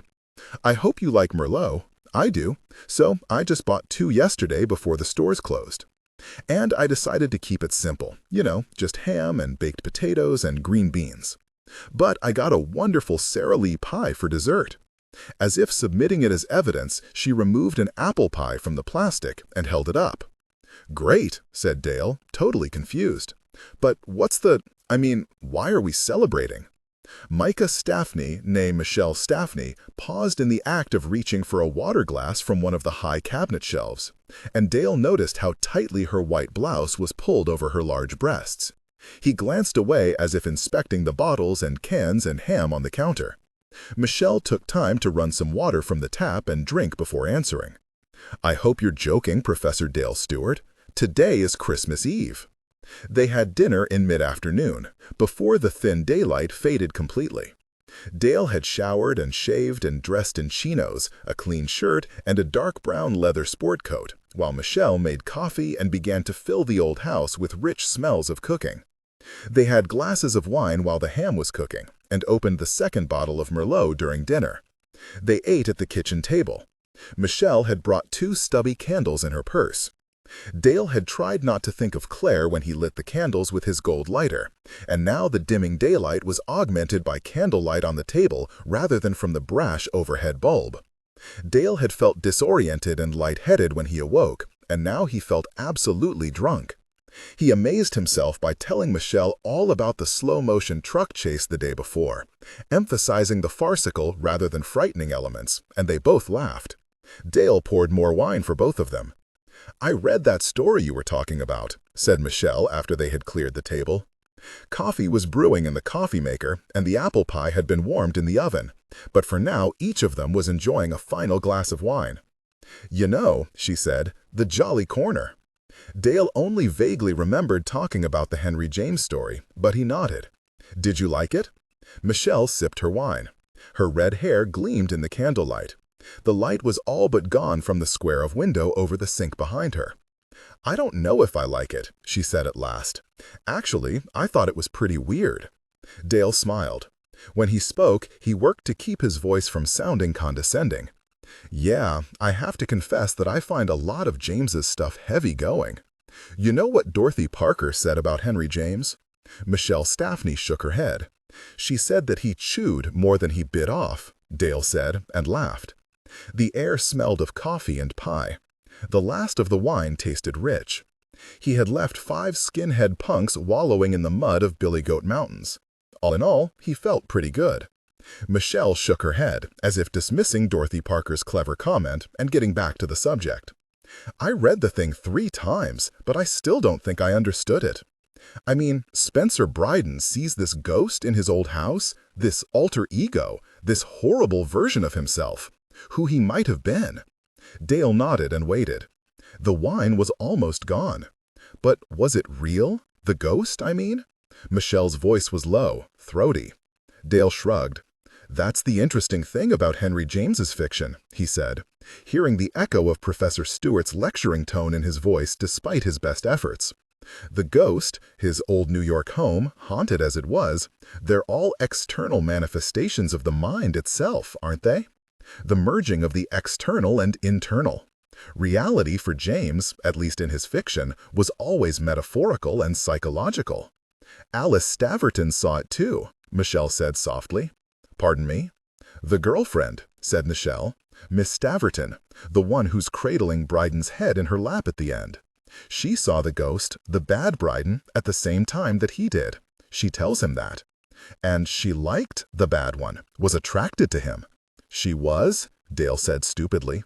He had taught the story a score of times, almost always to first-year students, but he had never really focused on the footnote fact that Miss Staverton had seen the same ghostly image, much less that she said that she liked the monster. "Yes," said Michelle, "and she liked the other Bryden, missing fingers, rough appearance and all, because it was him. The ghost Bryden, not the real wimpy Bryden, who said that he wanted her." "Wanted her," said Dale, "to help him." It was Michelle's turn to shrug. "That's not the way I read it. I heard her say that the other Bryden, the Mr. Hyde one, wanted her. Like in wanted to take her to bed.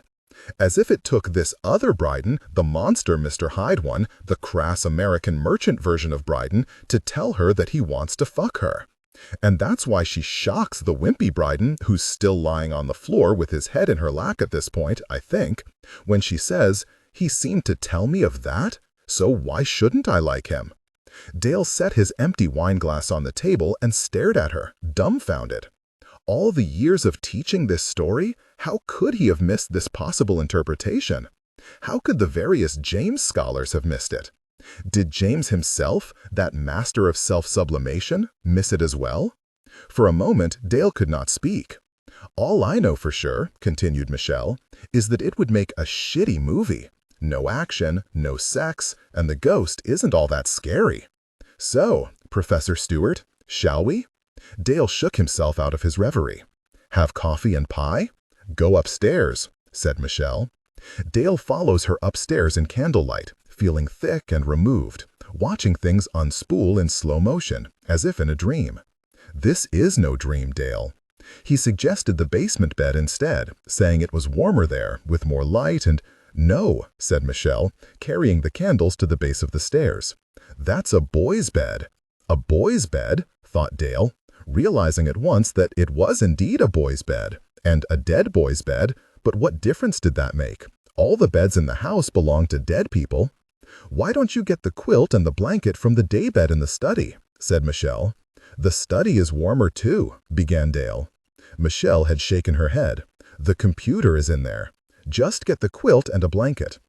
Dale fetches the quilt and the blanket and returns to the stairs, not understanding the comment about the computer, not focusing on it, not focusing on anything. Their shadows climb the stairs with them. Standing on the landing at the top of the stairs for a moment before entering what had been the master bedroom, Dale wonders idly why there is no electricity to the second floor. The old man rewired it, cut the wiring to the fuse box. Dale kicked back, felt his boot connect solidly with dog ribs, heard the howl almost in his ear, and struggled to get to his knees, crawling toward where the larger 3 dogs seemed to be ripping Michelle apart. The 2 hounds whirled around him, their jaws higher than his head, their eyes burning yellowly. One snapped at his shoulder, seizing his leather sport coat and ripping it, pulling him off his knees and tumbling him onto his face in the frozen mud. Dale covered his face as both hounds ripped his sport coat from his back, tossing it back and forth between them. Their slaver fell on his hair and cheek. He rolled on his back, balling his hands into fists. "Michelle!" he screamed. There was no answer except for the snarling and growling. The larger of the 2 hounds that had hit him leapt across him now, the other black dog growling out of sight above and behind him. Dale hammered at the black wall of the largest hound's chest as the animal straddled him, setting a huge paw on his chest like a lead weight. The animal's breath was sulphurous, rank with carrion rot. "Get the fuck off!" gasped Dale, grabbing the giant hound by the loose skin at its neck as if it had a dog collar and thrashing to throw it off him. The black dog snarled and snapped, its teeth missing Dale's face by less than an inch. The 4th hound had run back to join the others in their assault on the now silent woman. Dale could hear the dogs moving away in the darkness, toward the sheds and barns, but dragging something. Dale screamed again and slammed his fists into the jackal ears of the hound above him. The dog leaped back. Rolling onto his knees again and struggling to stand, Dale got a last glimpse of Michelle, just her pale legs and one hand, no longer flailing, but dragging limply, as the 4 black dogs dragged her out of the last light from the open kitchen door toward the black fields and the unseen barn. The dogs were snarling and snapping, tugging first one part of her and then another. "You fucking goddamn fucking!" screamed Dale, blood running into his eyes and the earth seeming to pitch and roll as he staggered toward the pack of hounds. He could not see them or their victim now. Dale remembered the shotgun, hesitating only a second before turning back to get it. Even if it cost him a few seconds, he would be useless out there in the dark with the beasts unless he had a weapon. Dale swung back to the concrete stoop and had just stumbled up onto it when the 5th dog hit him again, leaping through the air, its black coat gleaming silver-black in the yellow light from the kitchen, and then both he and the hound were flying off the stoop, striking the wall of the farmhouse once before bouncing away. Dale fell face down in the black dirt, felt the earth rise like a wall below him, and felt himself sliding backward down it toward the snarling hound behind him, into darkness. 21. And then what happened? I already told you what happened next. Tell us again, said the deputy sheriff. Dale sighed. He was very tired and his head hurt. The local anesthetic was wearing off where he had received 9 stitches for the cut on his head, and a tetanus shot made his arm ache even through the throb of various bruises. But the headache was the worst part.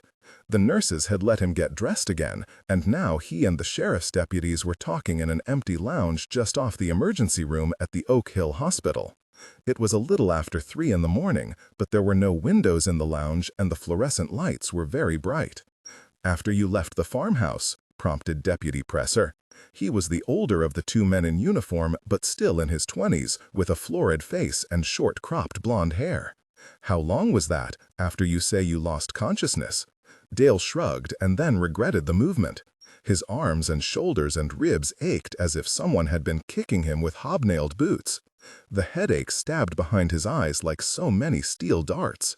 After I left the farmhouse, Dale said slowly, I walked to the Quickness at the I-74 exit. But you say you had a cell phone. You could have used it before you got to the Quickness. I said that I couldn't find the cell phone, Dale said softly, so as not to aggravate the headache. He tried to place words between waves of pain. I looked in my truck, but I couldn't find it. Maybe it slipped down between the seats. The Land Cruiser's interior lights weren't working. I could have looked in the house, but I thought it was important to get out of there and call for help.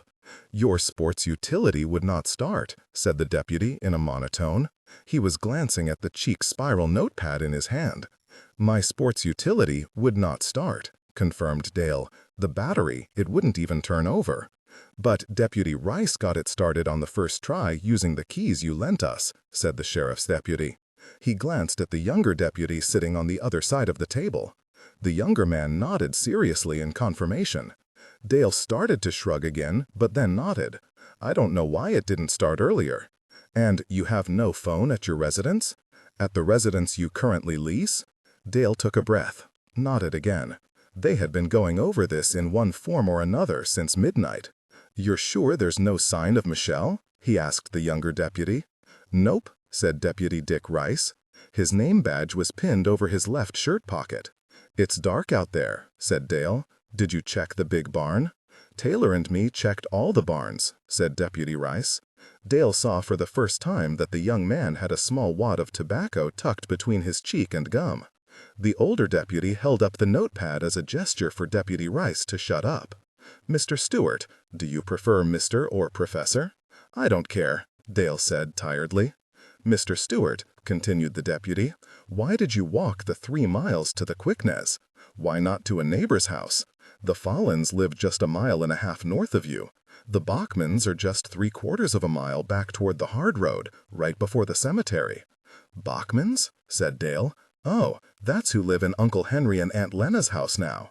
Deputy Brian Presser returned a blank gaze. Dale shook his head again. If we're talking about Uncle Henry and Aunt Lena's old house just north of the cemetery, it was dark. There were no vehicles in the driveway. A big dog was barking in the side yard. I kept walking. But why the Quickness rather than into town, Mr. Stewart? I couldn't remember where there was a payphone in town, said Dale. I thought there might be one at the post office or in front of the bank, but I couldn't remember, and it seemed darker in that direction. When I got to Jubilee College Road, well, I could see the lights of the Quickness just 1 mile or so ahead along the cutoff past the hard road. He touched his throbbing temple. It seemed safer, a straight line. Deputy Presser wrote something in his tiny notepad. Dale noticed that the deputy's fingers went white with the tension of holding the pen, and that the fingers bent almost concave in the same too tight way that some of his students at the university had held their pens. Dale cleared his throat. I didn't actually make the call, he said. I sort of lost consciousness again when I got to the gas station. I just asked the night man there to call the police, and then I sat down on the floor next to the frozen foods until your deputy arrived. Not Deputy Rice, the other one. Deputy Taylor, said Deputy Presser. The sheriff's not involved? Asked Dale. He had been relieved to the marrow of his bones when C.J. Congdon had not responded to the call. "No, sir," said Presser. "The sheriff's taken his family up to Chicago for the holidays. He'll be back day after tomorrow." "Did you say you knew the sheriff, Mr. "Stewart? A long time ago," said Dale. "We went to school together. A long, long time ago." Deputy Presser looked up at this, then made a note in his notepad. "Jesus Christ," said Dale, shaking with fatigue and the after-effects of shock. "Aren't you going to get some people to look for Michelle? Those animals might have dragged her anywhere. She could still be alive." "Yes, sir. Come daylight, we'll have some folks out there. But tonight, we've still got to get some things straight. You say she drove a white Toyota pickup truck? A Tundra, I think," said Dale. He looked up at the two deputies. "It must still be parked there at the Jolly, at the farm." "No," said Presser. "When Deputy Taylor and Deputy Rice here drove out to the old McBride place, there was no white pickup, no vehicle whatsoever, except for your Toyota Land Cruiser, of course, which started right up when Deputy Rice tried it with the keys you gave him." Dale could only frown at the two men for a moment. "No pickup?" he said at last. "No other car?" "No, sir," said Deputy Presser, jotting notes again. "Are you sure you saw the vehicle you say Miss Staffney arrived in?" "Yes," said Dale. "Wait, no, I don't remember seeing her truck yesterday. But I mean, she had to have driven there, right? It's too far to walk from town." For a wild moment, Dale felt his heart hammering with hope. Michelle must have not been hurt too badly if she could have driven her truck away. Then he remembered the snarling and snapping of the hounds, and his heart rate slowed, the surge of hope fading. "I don't understand," he said. "Did you check her house in town?" "Yes, sir," said Presser. "We checked the house you told us about. There's no one there. No vehicle in the drive there either." Dale breathed out and looked down at his hands where they lay as heavy and clumsy as poorly executed clay sculptures on his thighs. His chinos were filthy and spattered with his own blood. "You say she arrived at the farmhouse in the daylight, though?" asked Deputy Presser. "Late morning," said Dale, "or very early afternoon. I was sleeping late. She woke me. We started cooking the dinner shortly after she arrived." "And you never noticed what vehicle Miss Staffney arrived in?" "No," said Dale. He looked the young deputy in the eye. Then he turned his gaze on the younger deputy, who stared back while chewing his tobacco. "Look, I asked earlier, but neither of you answered. Did you find blood there? Torn clothing? Signs of a struggle?" "We found blood where you hit the door," said Deputy Rice, moving the chaw aside with his tongue. "We found that sports jacket you talked about. It was all tore up, just like you said." "And Michelle? Was there any sign of the dog attack?"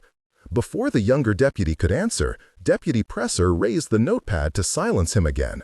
"Mr. Stewart, we're going back out to the McBride place now to look around again. We'd like your permission to search the house itself." Deputy Rice there stood in the kitchen and shouted in to see if the lady was inside, peeked in a couple of rooms, "But we'd like your permission to really search in the house. Could be if she was hurt, she might be in there out of sight somewhere." "I'll go with you," said Dale, struggling to get up. "No, sir, that's probably not a good idea," said Deputy Presser. "The doctor here says that it might be better, because of the knock on your head, if you stayed in the hospital until tomorrow noon or so for observation." "I'm going," said Dale. He held on to the back of his chair, blinking away the dizziness that came with the waves of headache. "Your call, Mr. Stewart," said Deputy Presser. He and the other deputy led Dale through the empty ER, past the curious nurses and interns, and outside to where a sheriff's department car idled in the driveway, its exhaust roiling up and surrounding them like fog. Dale rode in the back of the cruiser and felt like a prisoner, wire mesh grill between the two silent deputies up front, no window or door handles in the back, and the stink of urine and desperation rising out of the ripped upholstery. Evidently, even small counties like Oak Hills and Elm Havens had their problems. Dale felt his heart begin to pound heavily as they drove up the lane to the Jolly Corner, the dead trees gaunt at the edge of the headlights. Deputy Taylor was waiting in his idling vehicle. For a minute, the four men stood in the dark side yard, the three deputies talking softly among themselves, while Dale's gaze flicked repeatedly to the night-dark fields beyond the dim glow of the lights. "Could I have the keys?" he asked. "Pardon?" said the deputy who had shown up at the Quickness hours earlier. Taylor was short and fat. "Car keys," said Dale. He took them from the deputy and crawled up into his Toyota SUV. The truck started immediately. Dale turned on the overhead light and found his cell phone where it had slipped down between the center console and the passenger seat. He thumbed its on switch, but the display showed the charge depleted. Dale slid the phone into his shirt pocket and joined the three deputies on the stoop. He was cold and shivering without a jacket. The kitchen was just as he and Michelle had left it after dinner. Dishes rinsed but piled on the counter, the apple pie cold next to the empty coffee cups. Dale remembered that Michelle had turned off the coffee maker before they had gone upstairs. Deputy Presser stepped over to the stove and pulled the Savage over and under shotgun from where it had been propped against the wall. He broke it open, removed the unfired .410 cartridge, and raised his eyebrows while looking at Dale. "I kept the gun loaded," said Dale. "So you'd seen them dogs before," said Deputy Rice from where he stood looking into the empty dining room. "I told you both that I'd seen the dogs before. Just never so big." Deputies Presser and Rice exchanged glances. Dale noticed that Presser had slipped the shotgun cartridge in his jacket pocket. He handed the weapon to Deputy Taylor, who remained standing by the outside door. "I'm freezing," said Dale. "I'm going to go downstairs to get a sweater." "We'll come with you," said Deputy Presser. To Taylor, he said, "Larry, you look in the rooms up here." The basement was, as always, warmer than the upstairs. Dale pulled a heavy wool sweater from his stack of clothes near the bed and slipped it over his head while the two deputies looked around the room, shining their flashlights behind the furnace and peering into the empty coal bed. Michelle was not hiding anywhere. Upstairs again, Deputy Taylor reported that there was nothing on the first floor. Presser nodded and stepped into Dale's study. "What's that mean?" asked the deputy, pointing his heavy flashlight at the IBM ThinkPad screen. The message on the otherwise dark screen read, "Hrat Garmar, C-Ikwa U-R, Bar Ra, Ki Sa'at, Wargus Sit." "Is that German?" asked Deputy Presser. "I'm a writer," said Dale. He was stalling for time and trying to translate the message himself. He had never seen it before. "I asked you if it was German or something." Dale shook his head. "Just double talk. I'm writing a science fiction novel, and I'm trying to get the sound of some alien speech." "Like Klingon, you mean?" offered Deputy Rice from the hall. "Right," said Dale. "Shut up, Dick," said Deputy Presser. The deputy walked out into the hall, leaving Dale to continue staring at the screen. If any of the deputies read Old English, a long shot, Dale knew, he might be in trouble. But as far as he could tell, only the first and last parts of the message were in Old English. Hrat Garmar, translated as fire, but literally meant howling dog, as in the howling funeral pyre they built for Beowulf's or Brynhild's funeral in the old epics. Wargus Sit translated into he shall be a warg. That word again. Warg meant an outlaw who had literally become a wolf in the eyes of his comrades, a warrior of corpses, someone who, like Indo-European werewolves, deserved to be strangled. "Mr. Stewart? What's upstairs?" Dale came out into the crowded hall and looked up to where Deputy Presser stood 5 steps up the staircase. "Nothing's up there," said Dale. "It's been sealed off for years. I just took the weather plastic down a few weeks ago. It's empty." He shut up, realizing that he was babbling. His heart pounded in syncopation with his throbbing headache. "Mind if I take a look?" asked Deputy Presser. Without waiting for an answer, the deputy switched on his flashlight and loudly climbed the stairs. Deputy Rice followed. Taylor went back into the kitchen, still carrying Dale's empty over and under. Dale hesitated a few seconds and then went up the stairs. Both men were in the front bedroom. One of the candles on the bedside table had burned out in its own pool of wax, but the other one was still burning. The blanket and the quilt on the bed were still mussed from when Michelle tossed them back as she got up to leave. My God, thought Dale, just hours earlier. It seemed like days. Deputy Presser lifted the quilt with his long flashlight and looked at Dale for an explanation. Dale met his gaze and stayed silent. The three looked in the other room, dark and empty except for the child-sized rocking chair still in the middle of the room, and then clumped downstairs to the kitchen again. "Are you going to search for her outside?" asked Dale. His throat felt raw and his head pounded worse than ever. "Yeah," said Deputy Presser. "In the morning. Deputy Taylor here will stay with you until we get back." "To hell with waiting until morning," said Dale. Someone had brought his flashlight inside from where it had fallen during the dog attack and set it on the counter. Dale tried it. It worked. "I'm going to search the fields and outbuildings now." Presser shrugged. "Larry," he said, talking to Taylor, "you stay with him here at the farm until we get back. If Mr. Stewart goes looking, you stay near your car radio in case we need to get in touch. If he don't come back in an hour, you radio dispatch. You got that?" "But Brian, it's cold and dark out there as a—" "You do what I say." Presser looked at Dale. "We'll be back sometime in the morning, Mr. Stewart.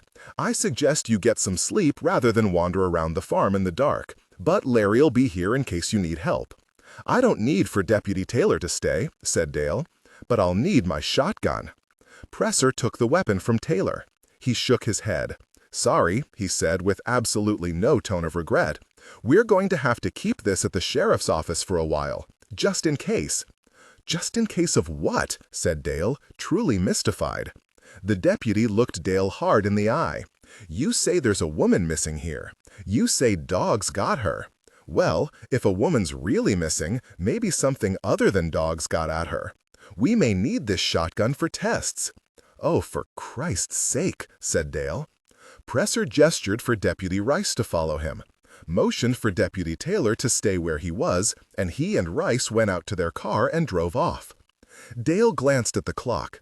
It was a few minutes after 4 a.m., still 3 hours until the first pale hint of sunrise. Dale pulled on his winter pea coat, which was hanging on a hook by the door, switched on the flashlight, and went outside. "You shouldn't ought to go off alone," shouted Deputy Taylor from the circle of light on the stoop. "Come with me, then," called Dale, not turning, walking toward the first outbuilding. "I gotta stay near the car radio." Dale paid no further attention to the deputy. At the edge of the muddy turnaround, he whisked his flashlight beam through the frozen weeds, stabbed it behind the fences, swept it around the outside of the chicken coop. Nothing. Dale slammed the frozen door to the coop open and peered inside, moving the light from walls to nests to floor. For a second, it looked as if someone had piled a dozen small dark metal coffins in the coop. But then Dale remembered moving Mr. McBride's punch card learning machines out here. Dark stains were everywhere, but they were the old, dried, faded stains. A fox had gotten into the coop when there had been chickens here, he had told Michelle, or a dog. The next several outbuildings were also empty. Dale's flashlight beam moved across hanging sickles, scythes, grass cutters, plow discs, extra corn rollers, harrow discs, unnamed blades, all rusted red-brown. His flashlight beam was fading, the batteries dying. Dale walked farther from the farmhouse, its few visible lights seeming very far away. Out by the rusting gas tank, which hung like some great spider's egg from the iron girders, one pair of wheel ruts led to the barn, another south along the fence at the edge of the empty field. Dale walked out into the field, slapped the flashlight hard against his palm to brighten the beam, and repeatedly called Michelle's name into the night, pausing each time to listen for any response from the dark fields. Nothing. Not even an echo or distant dog bark. Dale walked up and down the rutted lanes, shining the flashlight beam on bare patches of mud, hoping for dog prints, a human boot print, a shred of cloth, anything as a sign. The ground was frozen and unrevealing. Panting slightly now, his breath fogging into the freezing pre-dawn air, flashlight glow as dim as a dying candle, Dale walked to the giant barn and leaned his weight into sliding back the huge door. The warped wood and rusted steel screeched in protest, but finally opened enough for him to slip in. The harvesting combine still filled the space, the corn rollers reaching for him like faded red teeth. Michelle! Something rustled in one of the high lofts, but it was too small a sound to be a woman. The hounds couldn't have hauled her up there. He shined the light up toward the impossibly high rafters and hidden lofts, but the cone of light was too dim now to reach that far. But if she escaped the dogs, she could be up there, hiding, injured. Dale tucked the flashlight in his jacket and checked the luminous dial of his watch, noting that his arm was shaking from either the terrible cold or the strain of climbing, or both. It was just 4:45. Dale left the barn door open when he walked back to the house, half hoping that the hounds would jump him in the dark along the way, wanting to know that they were real. He gripped the long barrel of the useless flashlight so hard that his fingers cramped. The deputy's car was idling, and the deputy was snoring in the front seat, his police radio cackling static audible even through the raised window glass. Dale left him sleeping and went into the house. It was still cold inside. He turned up the thermostat, heard the old furnace click in, and walked into the study. He had forgotten the computer. Hrot garmer, sik wa'ur, bar rakisat, wargus sit. Dale rubbed his cheek, feeling the beard there. He was very tired, and his headache had grown worse rather than better. He found it difficult to focus his eyes on the screen. Howling dog, as if for fire. He shall be a warg. But what the hell was the middle part? After another moment of thought, during which he half dozed, Dale typed, "What the hell is the middle part?" A moment later he snapped awake, realizing that he had dozed off in his chair while waiting for an answer. The screen never answers when I'm here.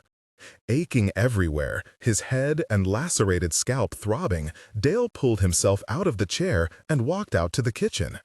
He peered through the glass. The deputy was still there, and then locked the door and went back into the study. It is Hittite. Dale sighed and rubbed his cheek again.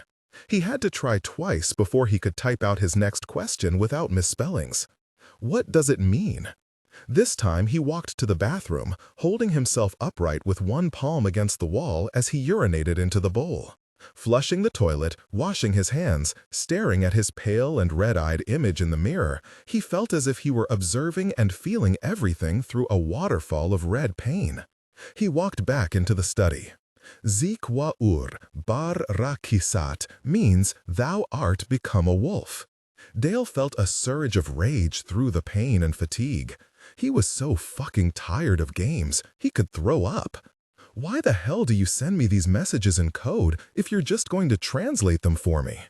Even before he had walked back from the kitchen, he knew he had wasted a question. This was absurd. The computer screen seemed to agree with him, since there was no reply. He hurriedly typed, "Who has turned into a wolf? Me?" This time, Dale walked to the head of the basement stairs and paused. Big band music was coming from the console radio down there. Hadn't it been off when he and the deputies had been down there? Wishing that he still had his loaded shotgun, but almost too tired to care about what was waiting for him, Dale went down the stairs. The soft lamps near Duane's old brass bed spilled soft yellow light onto the pillows. The wine crates and wooden shelves of paperbacks were reassuring in their familiar clutter. The furnace rattled and breathed with its usual sound. The radio dial glowed, and the old music played softly. Perhaps he had turned the radio on without thinking about it when he was down here. Or perhaps the station had been off the air for a while when the deputies were here with him. Who cared? His legs felt leaden as he climbed the stairs and went back into the study. Lu mes herkilas, the demon entities who are set to capture wolves and to strangle serpents. "Well," said Dale to the empty room, "thanks for nothing." He switched off the ThinkPad and fell onto the daybed, still fully clothed, his muddy boots hanging over the edge. He was asleep before he thought to pull a blanket up over himself. 22. During their last months together, before and after the late spring blizzard that had snowed the men at the ranch, Claire and Dale had spoken, at first via banter, but then more seriously, about being together. Claire had been accepted into an elite medieval studies graduate program at Princeton and would be leaving in July to meet some of the other anointed scholars there and prepare for the coming years. In June, Dale heard himself offer to join her there so that they could be together. "I'll finish the fall semester, take that sabbatical I've been putting off, and head your way." "What would you do there?" asked Claire. Around Princeton? Maybe they need a lit teacher? Some non-tenure track guy to teach freshman comp? Claire said nothing, but her silence showed her skepticism. Seriously, said Dale, what am I going to do here in Missoula without you? I'd be like Marley's ghost hanging around someplace that's dead to me. Isn't it the ghost who's supposed to be dead? Said Claire. Not the place? Whatever, said Dale. Actually, I've always thought that it was the ghost who was vital and the place that died. That's why ghosts can be seen. They're more real than the thin, faded version of the place. You know, like Lincoln's ghost in the White House? Interesting, said Claire. They were cleaning out the stables at the ranch, and now she paused to rest on a pitchfork. You're serious about coming east? Absolutely, said Dale. He realized even as he said it that he had not been serious, not up to that moment, but that now the plan meant more to him than anything else in the world. At the same instant, he felt the relationship between them swing as if on the hinge of his intentions. Up to that moment, he had been the locus, his hometown, his university, his classes that she was auditing, his family here in Missoula to be dealt with. But now he would be the guest, she the focus of action and attention. As if acknowledging this further, Dale said, "What I'll really do is write my serious novel and learn how to be a good house husband while you're at the library studying the Song of Roland or whatever the hell it is. When you come home in the wee hours, I'll have a hot meal waiting and give you a back rub when we go to bed." Claire had looked up at him then, almost startled, with something like alarm visible in her eyes in the instant before she looked back toward the horses. Perhaps, Dale thought, it had been the use of the word husband. Whatever the reason, her glance had given him the first solid foreboding of their final breakup just 3 months in the future. As if denying the possibility of that, he had stepped forward then, pushed her pitchfork away, and hugged her tightly, feeling her soft breasts through the denim work shirt. If there was a second or two of awkwardness on her part, it fled as soon as she returned the hug and raised her face for a kiss. One of the horses, Mab's roan probably, showed jealousy by kicking the stall gate. Someone was knocking on the door. Dale struggled awake, registered that he was lying on the daybed in Mr. McBride's study, still fully clothed, and that his head still hurt like a son of a bitch. And then the pounding resumed. He looked at his watch. 9:15 a.m. They had promised to have people here for the search at first light. "God damn it to hell," muttered Dale. Groaning, rubbing his whiskered cheeks, he went out to let Deputy Taylor in. "Where are they?" asked Dale, as the heavy-set deputy stepped into the kitchen, swinging his arms to get warm and eyeing the empty coffee maker. Taylor had obviously also just been awakened. "You're supposed to come with me," said the deputy, nodding toward his idling car outside. "What are you talking about?" "Deputy Presser said he'd bring some people at first light for the search. I got a radio call. You're supposed to come with me right now." "To the sheriff's office?" asked Dale. "Have they found Michelle?"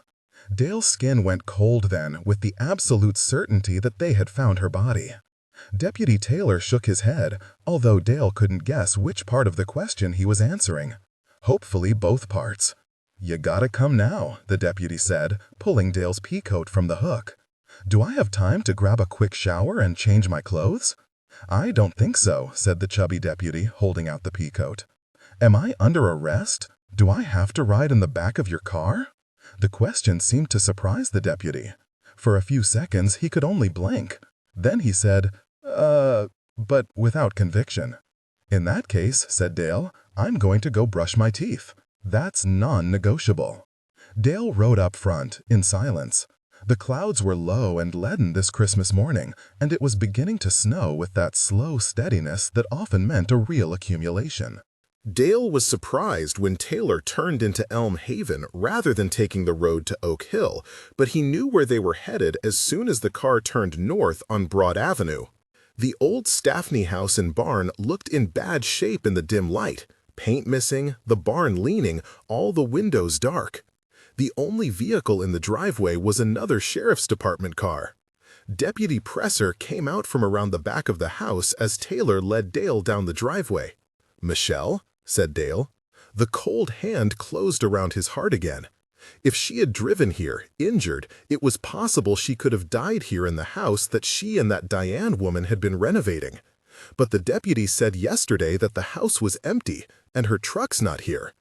Deputy Presser shook his head and led them up onto the back porch. He used a key to let them in the back door. "Don't you need a warrant for this?" asked Dale, following Presser into the cold kitchen. The place smelled of mildew and rat droppings. "The Staffneys don't own it anymore," said Presser, sliding his hands back in his jacket pockets. It was colder in the kitchen than outside. "The bank over in Princeville has had the paper on this place since Dr. Staffney's wife died in the home a few years ago." "But Michelle said," began Dale and stopped. He realized that the kitchen was not just empty, it was abandoned. Plaster had fallen from the ceiling, exposing the bare ribs of lathing, and cabinet doors had long since been ripped off. Dust and droppings and chunks of plaster lay everywhere on the counters. Sections of the tile floor had been torn up and other sections destroyed by a leak from the ceiling. The ancient stove had been pulled out of place, with parts of it missing. There was no refrigerator. Pipes and gas valves and plumbing had been disconnected. The sink itself was filled with broken glass and mold, as if someone had broken bottles in there and left it many years before. "I don't understand," said Dale. "Michelle said that she and her friend had been working on the place, bringing it up to snuff so that she could sell it." "Yes," said Deputy Presser, "that's what you told us last night." He gestured for Deputy Taylor to hand him the long flashlight, flicked it on, and nodded for Dale to follow him down the hall into the other rooms. Dale stopped in shock at the end of the stale-smelling, plaster-cluttered hallway. What had been a downstairs bathroom to the right showed a toilet ripped out of the floor, broken ceramic in the shattered sink, and an empty spot where an old claw-footed bathtub might once have crouched. The dining room and living room were worse. The broad wooden boards in both rooms had been torn out, leaving only the upright edges of obviously rotted 2x4s, with a black drop to the unlighted basement visible between them. Even if the three men could have tiptoed successfully across the old support beams, there was nowhere to go. The once grand staircase to the second floor was completely gone. Someone had long since torn out and scavenged all of the stairs, banisters, newel posts, and fixtures. Above the huge hole to the basement where the stairway once rose, the ceiling had collapsed. Dale could see all the way through the hole to the broken second-floor ceilings and even through the water-damaged roof to the low clouds. It looked to Dale like photos from London during the Blitz, some buzz-bombed tenement in Soho. Snow blew down the ruined shaft and disappeared into the basement, white flecks being absorbed by absolute black. "She said that she and the Duane woman were fixing it up," he began again, and then stopped.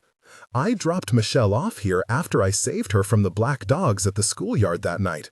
She went inside. I told the deputies this." Dale fell silent and just watched the two men watching him. "You knew this in the middle of the night at the hospital when you were taking my statement over and over," he said. Deputy Presser nodded. "We knew that no one has lived here or stayed here in the past 10 years. We know more now. Go with Deputy Taylor in his car." Presser turned on his heel and clumped out of the dead building. Dale had imagined the sheriff's office to be in the tall old courthouse on Oak Hill Central Square, but it turned out to be in a low 1960s modern brick building. There were a few offices with Venetian blinds closed, an artificial Christmas tree with one string of colored lights blinking on the dispatcher receptionist's counter, and enough cubicles for 4 or 5 deputies. Presser had Dale walk back to the furthest cubicle where 2 glass walls met. The view was across the street to Gold's Deluxe Bowling Center. The building was boarded and closed. "Well," thought Dale, as the deputy waved him to an empty chair, "at least they haven't booked and fingerprinted me yet." "Deputy," he began, "I swear I don't understand. Michelle told me that she and the other woman were living in that house when I met her, saw her here in Oak Hill for the first time a few weeks ago. That's where she had me drop her off the night she called me about the dogs by the school. The sheriff can verify that." Presser held up one hand in the same motion he had used to silence Deputy Rice. Dale shut up. "Mr. Stewart," said Deputy Presser, "I need to tell you about your rights. The sheriff has called me. He's going to be back late tomorrow or early the next day, and he wants to talk to you, but he's authorized me to carry out this interview. You have the right to remain silent." "Oh, Jesus," said Dale. "Am I a suspect?" "Let's say that you need to know your rights right now," said the deputy. "You've probably heard this a million times on TV, but I've got to do it. You have a right to an attorney. If you cannot afford an attorney, one will be appointed for you." "Christ," repeated Dale. He felt as if someone had knocked the wind out of him again. His headache throbbed. "So I'm a suspect in Michelle's disappearance?" "No, you're not," said Presser. "Anything you do say can be held against you in a court of law. Now, would you like to call an attorney, Mr. Stewart?" "No," Dale said dully, knowing that he was being a fool and not caring. "I'm going to turn on this tape recorder, Mr. Stewart. Are you aware of it, and do you agree to me taping this interview?" "Yes." It was an old-fashioned reel-to-reel recorder, and Dale could see the reels turning, the brown tape sliding through its gate, as Presser spoke into the microphone, giving the date and time of the interview, giving Dale's full name and his own, and positioning the microphone on the desk. Both the deputy's voice and his own sounded very distant to Dale. "If I'm not a suspect in Michelle's disappearance, what am I being read my rights for? What other crime has been committed?" "I'll ask the questions during this interview," Deputy Presser said flatly. "But I will tell you that it's against the law to file a false report alleging that a crime or kidnapping or violent incident has occurred when it has not." Dale felt like laughing. "Oh, a violent incident has happened all right, Deputy, and Michelle Staffney is out there somewhere, possibly dying, because we're wasting time here with you interviewing me." "Mr. Stewart," Presser said, obviously ignoring everything Dale had just said, "would you please read this?" He opened a thin file folder and slid a printout across the desk to Dale. Dale first noticed the black and white photo of Michelle Staffney in the left column. The AP article was dated a little less than 2 years earlier. "Hollywood producer charged with double murder."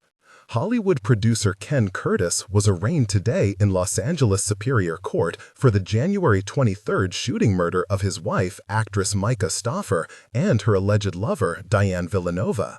Ms. Stauffer, the screen name from Michelle Staffney Curtis, had been separated from her husband for 3 months, but was still involved in what friends called a stormy relationship with the producer. Curtis pleaded not guilty today, and it is expected that his attorney, Martin Shapiro, will invoke the insanity defense. Ken was obviously not in control of his faculties at the time, Shapiro told reporters. Curtis is known primarily as the producer of the successful Die Free films starring Val Kilmer. Micah Stauffer, a member of SAG for 31 years, had done bit parts for most of that time. Diane Villanova, with whom Miss Stauffer was living for 2 months prior to the fatal shooting, was a screenwriter with such credits as Fourth Dimension and All the Pretty Birds Come Home to Roost.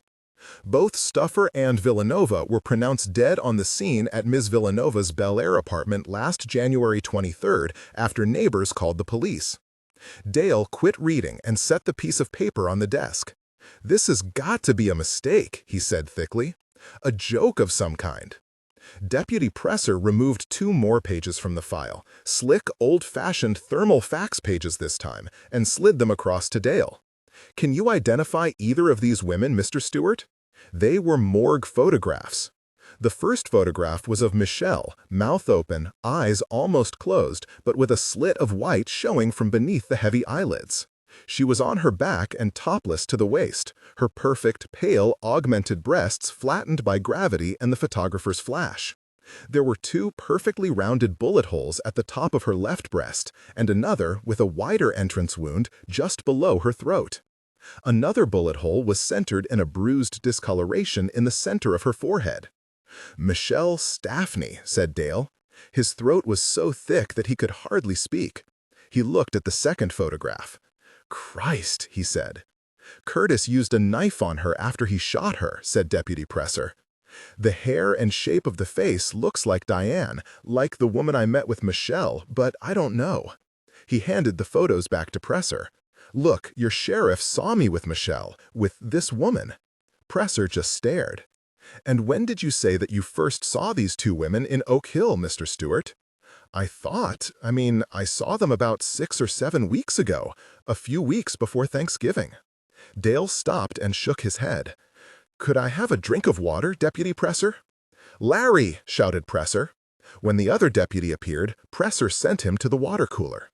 Dale's hand was shaking fiercely as he lifted the little paper cup to drink. He was stalling for time, and he knew that Presser knew it.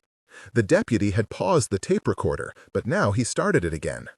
Is this woman from the news reports, Micah Stuffer, a.k.a. Michelle Staffney, the same woman that you say was attacked by dogs and carried off at the McBride farm last night, Mr. Stewart? Yes, said Dale. There was a long silence, broken only by the tape hiss. Mr. Stewart, are you on any sort of medication? Medication? Dale had to stop and think a minute. Yes, I am. What kind is it, sir? Ah, Prozac and flurazepam and doxepin. One's an antidepressant. As if the entire world doesn't know that, thought Dale. And the others are to help me sleep. Are these medications prescribed by a psychiatrist? Asked Deputy Presser. Is it any of your goddamned business? Thought Dale. He said, yes, they're prescribed by a psychiatrist in Montana where I live. And have you been taking them regularly? No, thought Dale. When was the last time he took his meds? Sometime before Thanksgiving? He could not remember. I've missed, said Dale. But I only take the doxepin and flurazepam to sleep, and it was about time to wean myself from the Prozac anyway. Did your psychiatrist say to do that? Dale hesitated. Are you on any psychoactive or psychotropic drugs, Mr. Stewart? Any medications for schizophrenia or similar disturbances? No, Dale said, more stridently than he should have. No. At this point in a movie, Dale would be screaming, "Look, I'm not crazy." But the truth was that this had hit him like a sledgehammer, and he suspected that perhaps he was coming unhinged. Unless he was dreaming this encounter with the deputy, then some other memory was false. The photograph of Michelle, dead, cold on a Los Angeles morgue slab, had been real enough. Perhaps Michelle has a twin sister. Right, Dale mentally answers himself. Has a twin sister who comes back to Elm Haven with this Diane Villanova person's twin sister and then passes herself off as Michelle Staffney for no reason. Dale shook his aching head. He remembered the Staffney family from when he had lived in Elm Haven 40 years ago. Michelle had no sisters. Mr. Stewart. Dale looked up. He realized that he had been cradling his head, perhaps muttering to himself. My head hurts, he said. Deputy Presser nodded. The tape recorder was still running. Do you want to change the statement you made to us about the dogs attacking you and Ms. Michelle Staffney? Still rubbing his head, Dale asked, What's the penalty for false reporting, Deputy? Presser shrugged, but punched the pause button on the recorder. Depends on the circumstances, Mr. Stewart. Tell you the truth, this situation's mostly been inconvenience, it being Christmas Eve when you called for help, with only 4 people on duty last night and you tying up 3 of them and all. But as far as I can see, no real harm's been done yet. And you obviously did injure your head last night, Mr. Stewart. That can cause some funny reactions sometimes. Do you remember how you hurt your head? The hellhounds knocked me against the door while they were ripping Michelle apart and dragging her into the dark, thought Dale. Aloud, he said, I'm not sure now. I know how crazy this sounds, Deputy. Presser started the recorder again. Do you wish to change any of your statement, Mr. Stewart? Dale rubbed his scalp again, feeling the stitches there, and also feeling the pain and throbbing just under the bone of the skull. He wondered if he had suffered a concussion. I've been depressed, Deputy Presser. My doctor, Dr. Charles Hall in Missoula, prescribed Prozac and some sleeping medication, but I've been busy and upset in recent weeks and forgot to take it. I admit that I haven't been sleeping much. I'm not sure how I hurt my head last night, and Michelle, well, I can't explain that, except to say that things have been a bit confused for me the last few months. Suddenly he looked up at the deputy. She brought a ham. Pardon me, said Presser. Michelle brought a ham. We ate it yesterday. And some wine. 2 bottles. Red. That's something physical. We can check that. Maybe some other woman who... Anyway, we can check the ham and the wine. Yes, said Presser. I have Deputy Rice out doing that today. We found a receipt in the corner pantry bag in your kitchen. Deputy Rice is going to talk to Ruthie over at the corner pantry and then visit the few liquor stores in the county. You searched my kitchen? Dale said stupidly. You gave us permission last night to search the house, Deputy Presser said stiffly. Yeah. Dale lifted the small cup to drink some more water, found it empty, crumpled the cup, and tossed it into a wastebasket. "Am I under arrest, deputy?" Presser shut off the recorder and shook his head. "I mentioned that the sheriff wants to talk to you tomorrow or the next day. We could keep you here." Presser made a vague gesture toward the far wall, behind which Dale guessed there were jail cells. "But you might as well wait at your farm." Dale nodded and winced at the pain. "I don't suppose you're going to give me my shotgun back. The black dogs might be real, you know." "Deputy Taylor will drive you back to the farm," said Presser, ignoring Dale's question about the over and under. "Don't go anywhere without letting us know. Don't even think of leaving the county. But there's one thing I think you should do, Mr. Stewart." Dale waited. "Call this Dr. Hall," said Presser. 23. It snowed all the rest of Christmas Day. Exhausted and confused, Dale stood at the study window and watched the deputy's car disappear into the snow, and then just stood there, watching the snow continue to fall. After a long period of this, during which his thoughts were as vague and opaque as the low gray clouds, Dale went over to his ThinkPad and powered it up. Switching from Windows to the DOS shell, he typed after the blinking C prompt, "Am I cracking up?" Dale did not expect an answer, certainly not while he sat there waiting, and he did not receive one. After a while, he wandered out to the kitchen, washed the plates, and tidied up. Someone, Michelle last night, had put saran wrap around some of the ham and placed it on the second shelf of the refrigerator. Dale knew that he should be hungry, since he hadn't eaten since dinner the night before. Did I really have dinner last night, or did I imagine it as well? But he had no appetite now. Dale pulled on an extra sweater and his peacoat and went out into the snow. Several inches of wet, heavy snow had accumulated in the turnaround. Dale headed west, past the white-shrouded sheds and the barn, its large door still slightly open, out toward the low, flat hill above the creek. There were no dog tracks on the rutted lane, no human footprints in the corn-stubbled field, no sign of an injured woman dragging herself. Am I nuts? It seemed probable. Dale realized that the deputy's advice had been sound. He should call his therapist. Dale might have called from Oak Hill if not for the presence of the deputy during the ride back. It was snowing harder when Dale reached the small rise where Duane had buried his faithful collie, Wittgenstein, that same summer of 1960. The trees along the creek running north and south were indistinct in the snowfall, and Dale could not see even the barn, much less the farmhouse. Sound seemed muted. Dale remembered days like this from his childhood in Elm Haven and elsewhere, a day so still that the slight thrumming of one's own heartbeat or pulse sounded like the settling of snowflakes. 1960. Dale tried hard to remember the details of that summer. Nightmares. He remembered nightmares. White hands pulling his younger brother under his bed in their shared bedroom in the tall white house across from Old Central in Elm Haven. The ancient school itself, boarded up and awaiting demolition, but burning mysteriously at the end of that summer before the wrecking balls could bring it down. A green glow from the shuttered cupola atop the monstrous old building. The kids had created legends and spooky tales around that school, and some of those legends seemed real after Duane died in these very fields that summer. Dale turned slowly around. Below the slight rise, a few shattered cornstalks were the only hint of even faded color against the featureless white, rows upon rows of slight mounds that had been high stalks even this summer past. What the hell happened to our generation? Dale tried to remember his college energy and idealism. We promised so much to so many, especially to ourselves.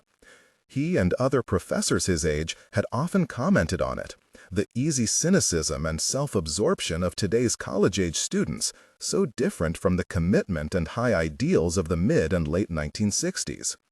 Bullshit, thought Dale. It had all been bullshit.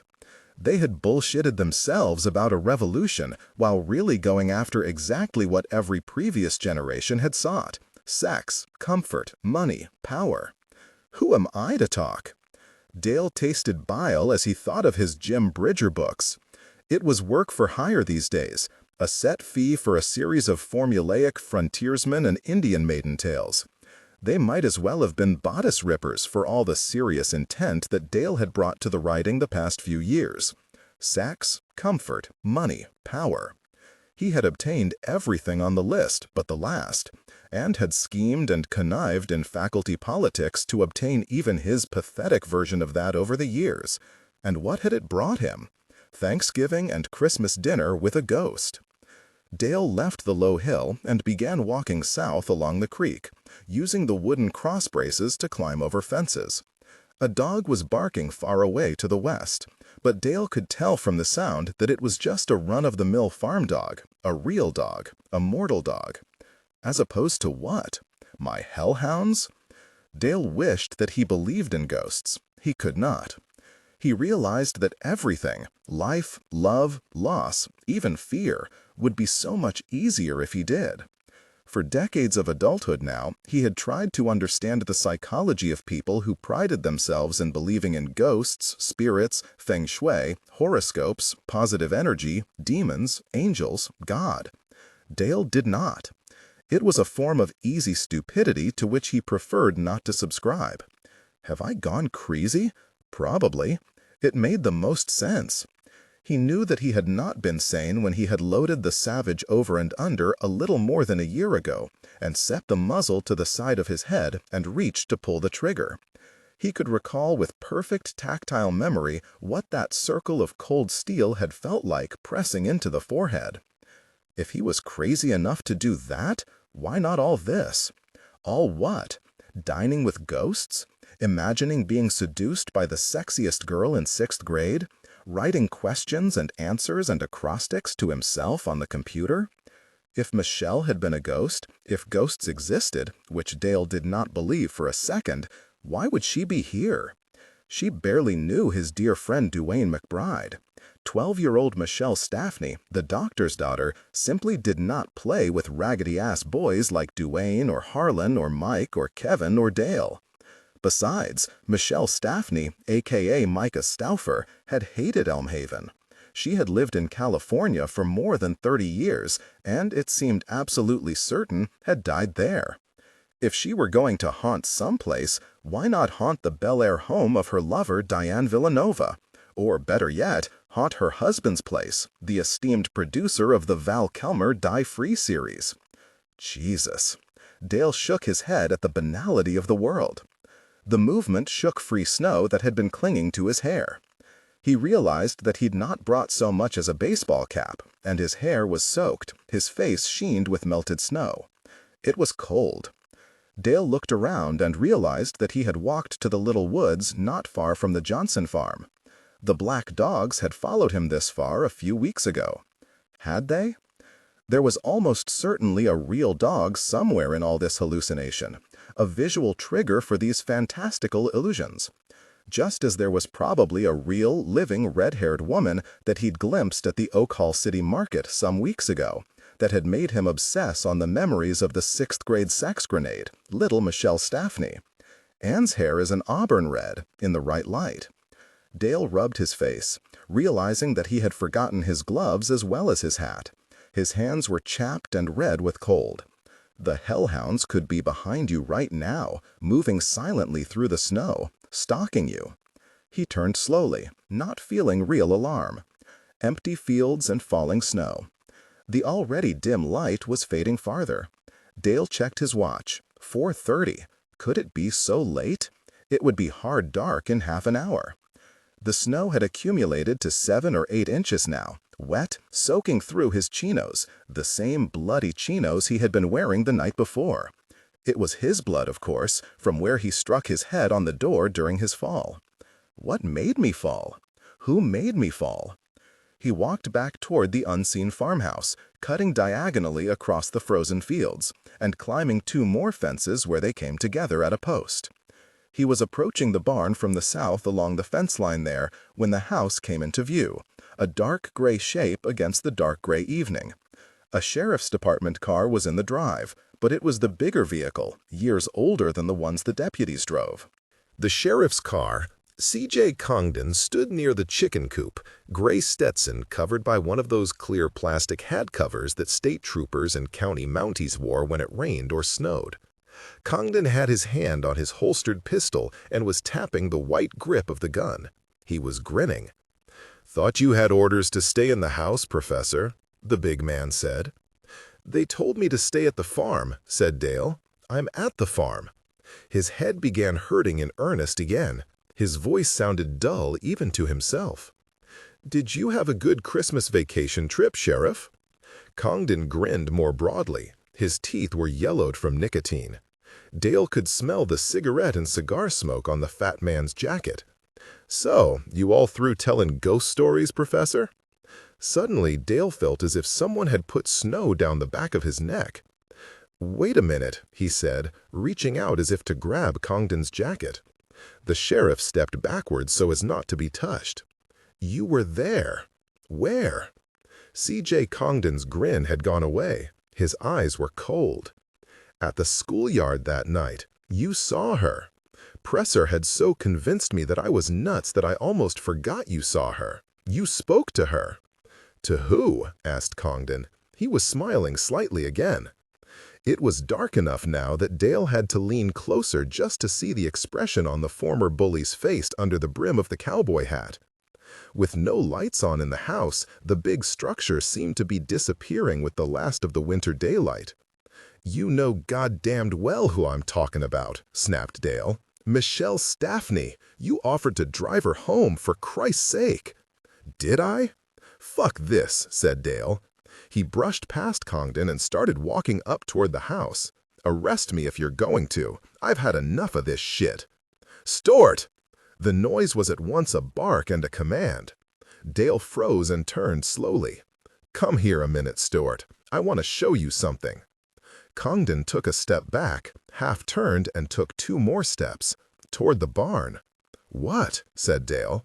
Suddenly he was afraid. It was dark out now, really dark. He had no flashlight. Once, in that same summer of 1960, C.J. Congdon and his pal, Archie, had stopped Dale along the railroad tracks outside of Elm Haven, and Congdon had aimed a .22 rifle at Dale's face.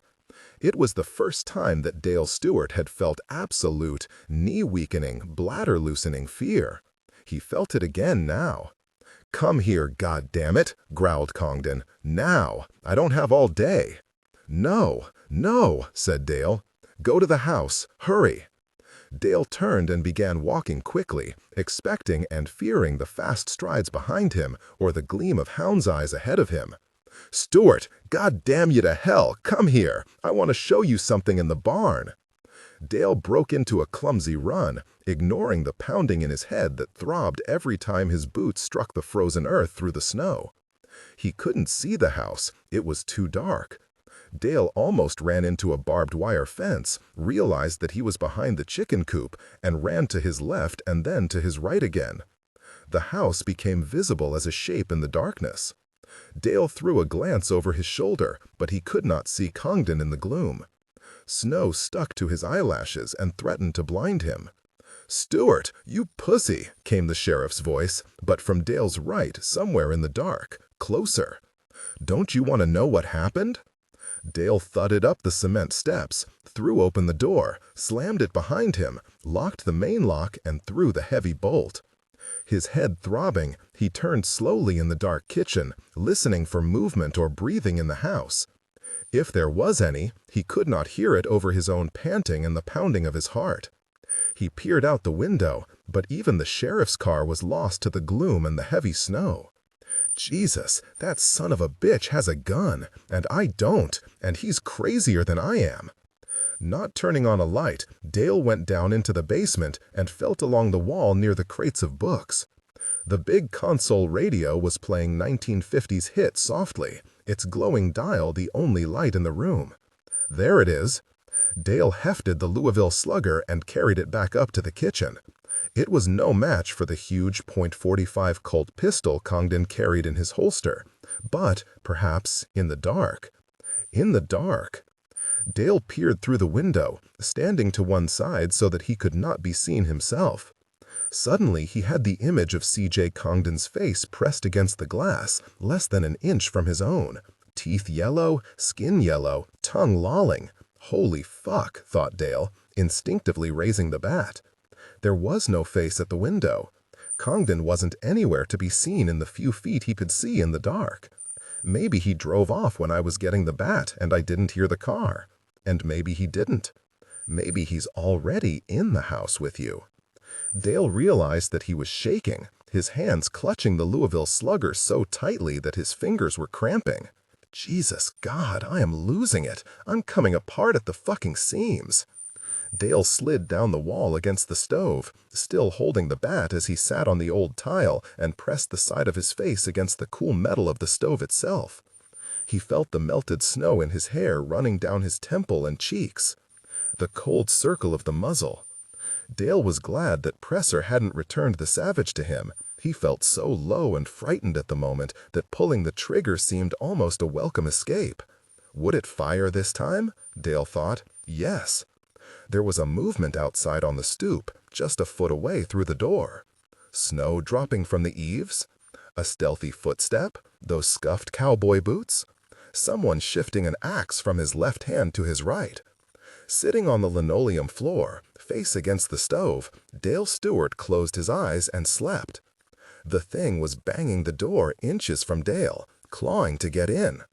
Dale jerked awake, crawled on the linoleum, still half asleep, found the baseball bat and lifted it as he got to his feet. Daylight streamed in through the curtains across the kitchen door. He had slept through the night.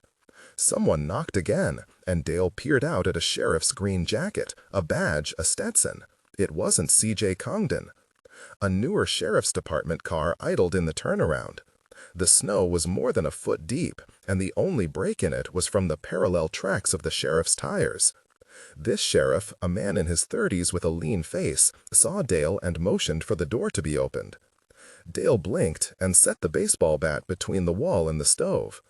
It took him a few seconds to fumble the locks open.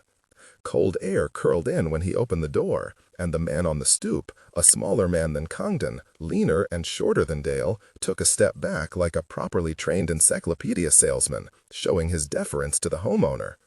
"Professor Stewart?" Dale rubbed his chin and nodded.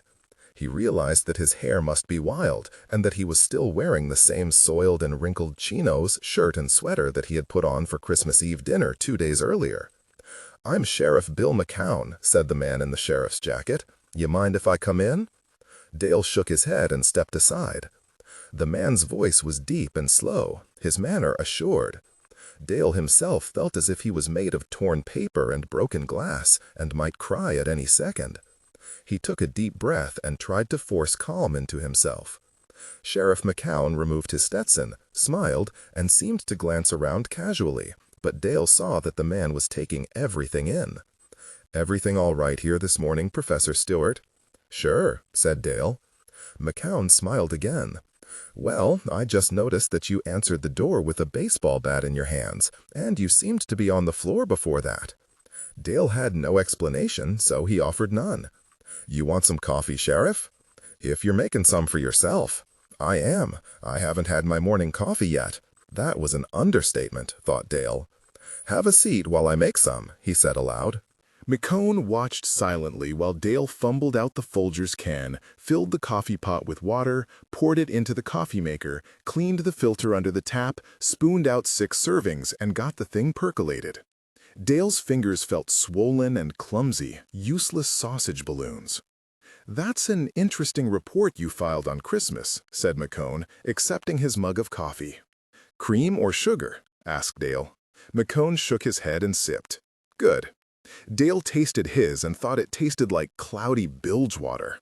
"You feeling any better now?" asked the man with the sheriff's badge. "What do you mean?" McCone nodded. "Your head. I hear you got 9 stitches and maybe a light concussion. Any better?" Dale touched his scalp and felt the crusted blood under the old bandage. "Yes," he said. "The headache's better this morning." It was.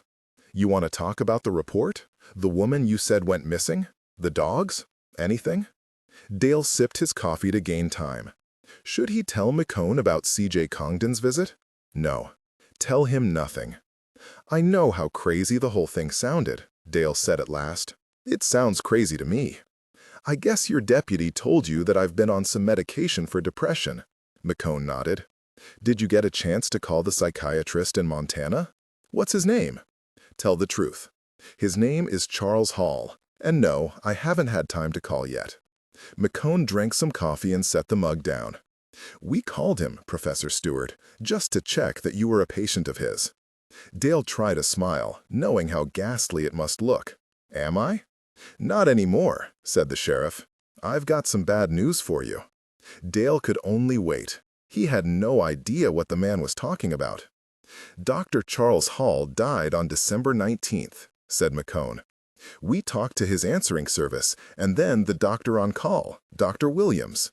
That's a woman, Dr. Williams. Dale stared. When he could speak, he said, Was he murdered? McCone lifted his coffee mug but did not drink from it. Why do you ask that, Professor Stewart? I don't know. The way things have been going.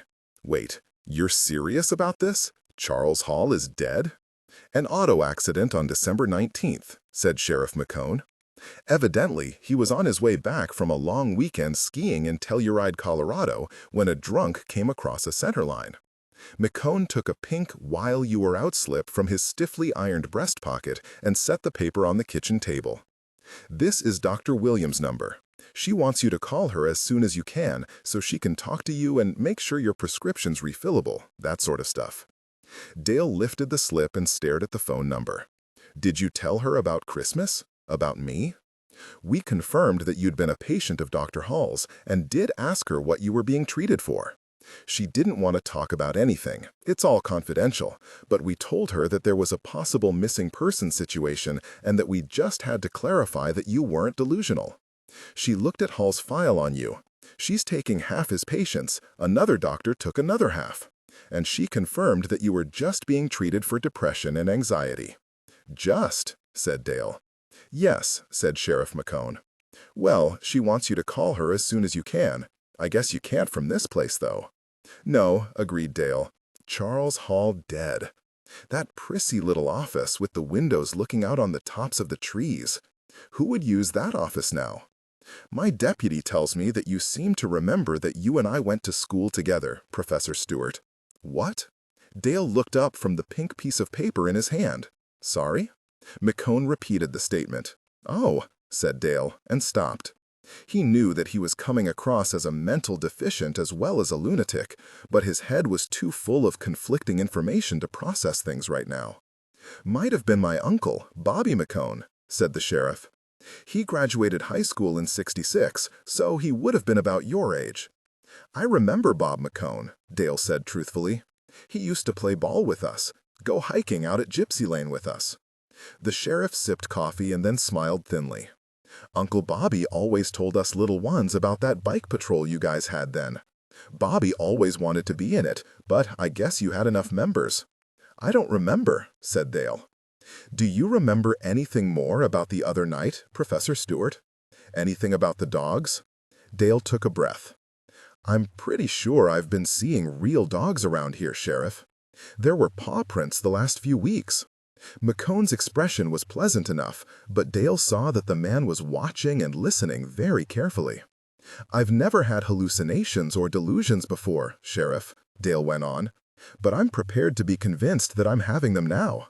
I'm still depressed, I guess. I haven't been sleeping too well. I've been trying to work on a novel, and that's not going very well. What kind of novel? I'm not sure what kind it is, said Dale with a self-deprecating chuckle. A failed one, I guess. It was about kids, about growing up. And about that summer of 1960? Asked McCone. Dale's heart rate accelerated. I guess it was. Why do you say that, Sheriff?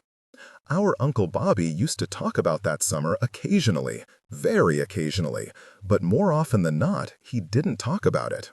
It was like being a kid in Elm Haven back then was one long sunny day, except for that summer.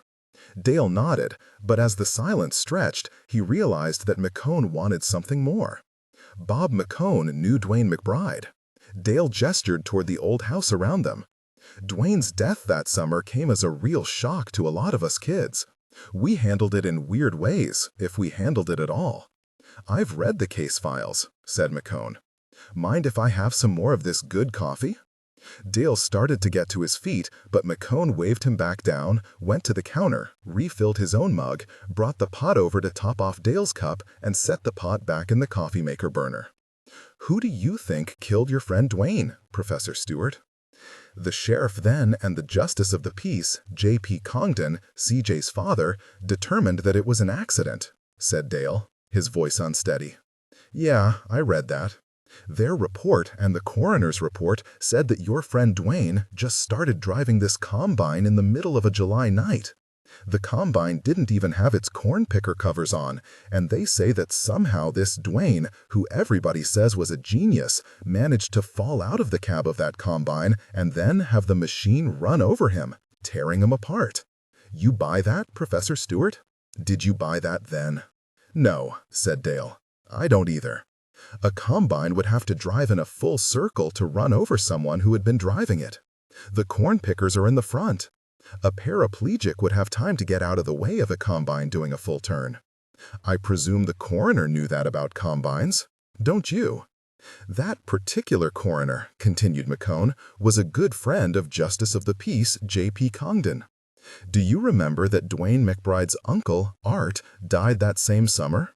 A car accident out on Jubilee College Road. I remember that, said Dale. His heart was pounding so hard that he had to set the cup of coffee down or spill it. The sheriff's office then, all one of him, found some paint on this Uncle Art's Cadillac, continued McCone. Blue paint. Guess who drove a big old car those days that was blue? J.P. Congdon, said Dale. His lips were dry. The justice of the peace, agreed Sheriff McCone. My Uncle Bobby tells me that old J.P. used to have the habit of racing people's cars towards bridges like that one where Duane's uncle got killed. And when folks hurried to cross the one-lane bridge ahead of him just to stay on the road, old man Congdon used to pull them over and fine them a $25 ticket. $25 was real money back in 1960. You ever hear those stories, Professor Stewart? Yes, said Dale. You all right, Professor? Sure. Why? You look sort of pale. McCone got up, found a clean glass, filled it with tap water, and brought it back to the table. Here. Dale drank. My Uncle Bobby knew J.P. Congdon and his kid, C.J., real well, continued McCone when Dale had finished with the water. He said they were both bullies and bastards. C.J., too. You think that J.P. or C.J. ran Duane McBride's uncle into that bridge abutment? Asked Dale, working to hold his voice steady. I think it would have been right up old J.P.'s alley, his sort of bullshit, said McCone. I doubt if he tried to kill Arthur McBride. Just shake him down, probably. Only the bridge ruined that plan. Did anyone accuse him of it? Your friend Duane did, said the sheriff. Dale shook his head. He did not understand. The report says that Duane McBride, age 11, called the state police. You remember that the sheriff then, Barnaby Stiles, was a good old boy friend of J.P. Congdon. But the report says that one Duane McBride reported the paint match between his Uncle Art's Cadillac and the Justice of the Peace's car. And did they investigate? Congdon had a great alibi, said McCone, over in Kickapoo drinking with about 5 of his pals. So they dropped it. Right. After Sheriff Barney told J.P. Congdon that Duane was onto him. McCone sipped his coffee, showing no sign of how bitter the brew was. And did J.P. Congdon have an alibi for the night Duane was killed? Asked Dale. His voice was shaking now, but he did not care. Actually, he did, said McCone. Same 5 cronies at the bar, I bet, Dale said. McCone shook his head. Not this time. Congdon, J.P. Congdon, was in Peoria at a traffic court seminar thing. At least half a dozen officers of the law were with him that night. But how old was C.J. Congdon that year, Professor Stewart? 16, said Dale. He had to force the words out through still dry lips. Whatever happened to C.J. Congdon, Sheriff McCone? McCone flashed a grin. Oh, he ended up where most small-town bullies do. He was elected county sheriff here 4 times. But he's dead now, said Dale. Oh, sure. CJ stuck the barrel of his pearl-handled .45 Colt in his own mouth in '97? No, the summer of '96, and blew his brains all over the inside of his double-wide. McCone stood. Professor Stewart, you're not under arrest or anything, and I'd sure love to talk to you some more, but I think it's important that you call this Dr. Williams in Missoula. You look tired, sir. How about if you get showered and shaved, and I'll drive you into Oak Hill? You can call from the station house. Then I'll drive you back here myself. How does that sound? Fine, said Dale. He got to his feet like an old man. Would you mind if I just looked around this house for a minute, Professor Stewart? Search it, said Dale. I don't mind. Your deputies already went through it. McCone laughed. For a small man, he had a big man's easy laugh. No, not search it, Professor. Just look around. I've never been in here, and, well, you know. We lived on a farm about 4 miles from here when I was growing up, and between local legends and Uncle Bobby's stories, and with the crazy old lady who lived here after Mr. McBride died, this was our local haunted house. McCone walked into the dining room. This looks empty, but not especially haunted. Dale went into the study to get some clean clothes to take down to the basement for after his shower. The computer screen had his question from the day before and another line under it. Am I cracking up? Absolutely. The sheriff walked through the front parlor and into the hall just outside the study. Dale killed the power on the ThinkPad and closed the lid. I'll just be a minute, said Dale, heading down the stairs. Help yourself to the last of the coffee. 24. For 2 weeks after Claire had left him, Dale would call her apartment number and hang up as soon as she answered. He had blocked his number so that she could not use 69 to know who had called. After a week of almost nightly calls like this, her phone suddenly refused to accept calls from any blocked phone. Dale removed the block from his phone and called the next evening. An answering machine picked up. He called again at half-hour intervals all that night. Only the answering machine responded. Dale listened intently to the silence behind the machine's robotic tones, beeps, and hisses, but there was no hint of Claire there. The next evening, the same thing. Dale began calling every 15 minutes all through the third night. The phone rang.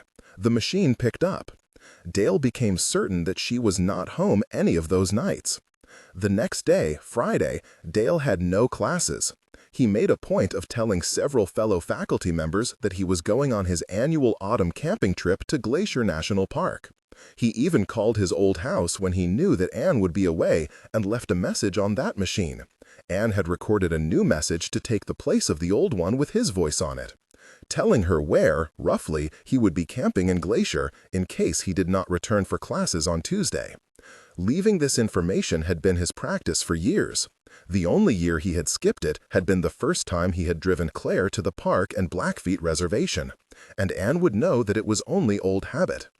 Dale flew to Philadelphia and drove across the river into New Jersey and on to Princeton, arriving just before dark. He had never been there before, and he found Claire's apartment. She had given him the address way back in July when she first found it, with some difficulty. Her apartment was in a small duplex several miles from the university campus. Dale sat in the rental car for 15 minutes before working up the nerve to cross the street and ring her bell. She was not home.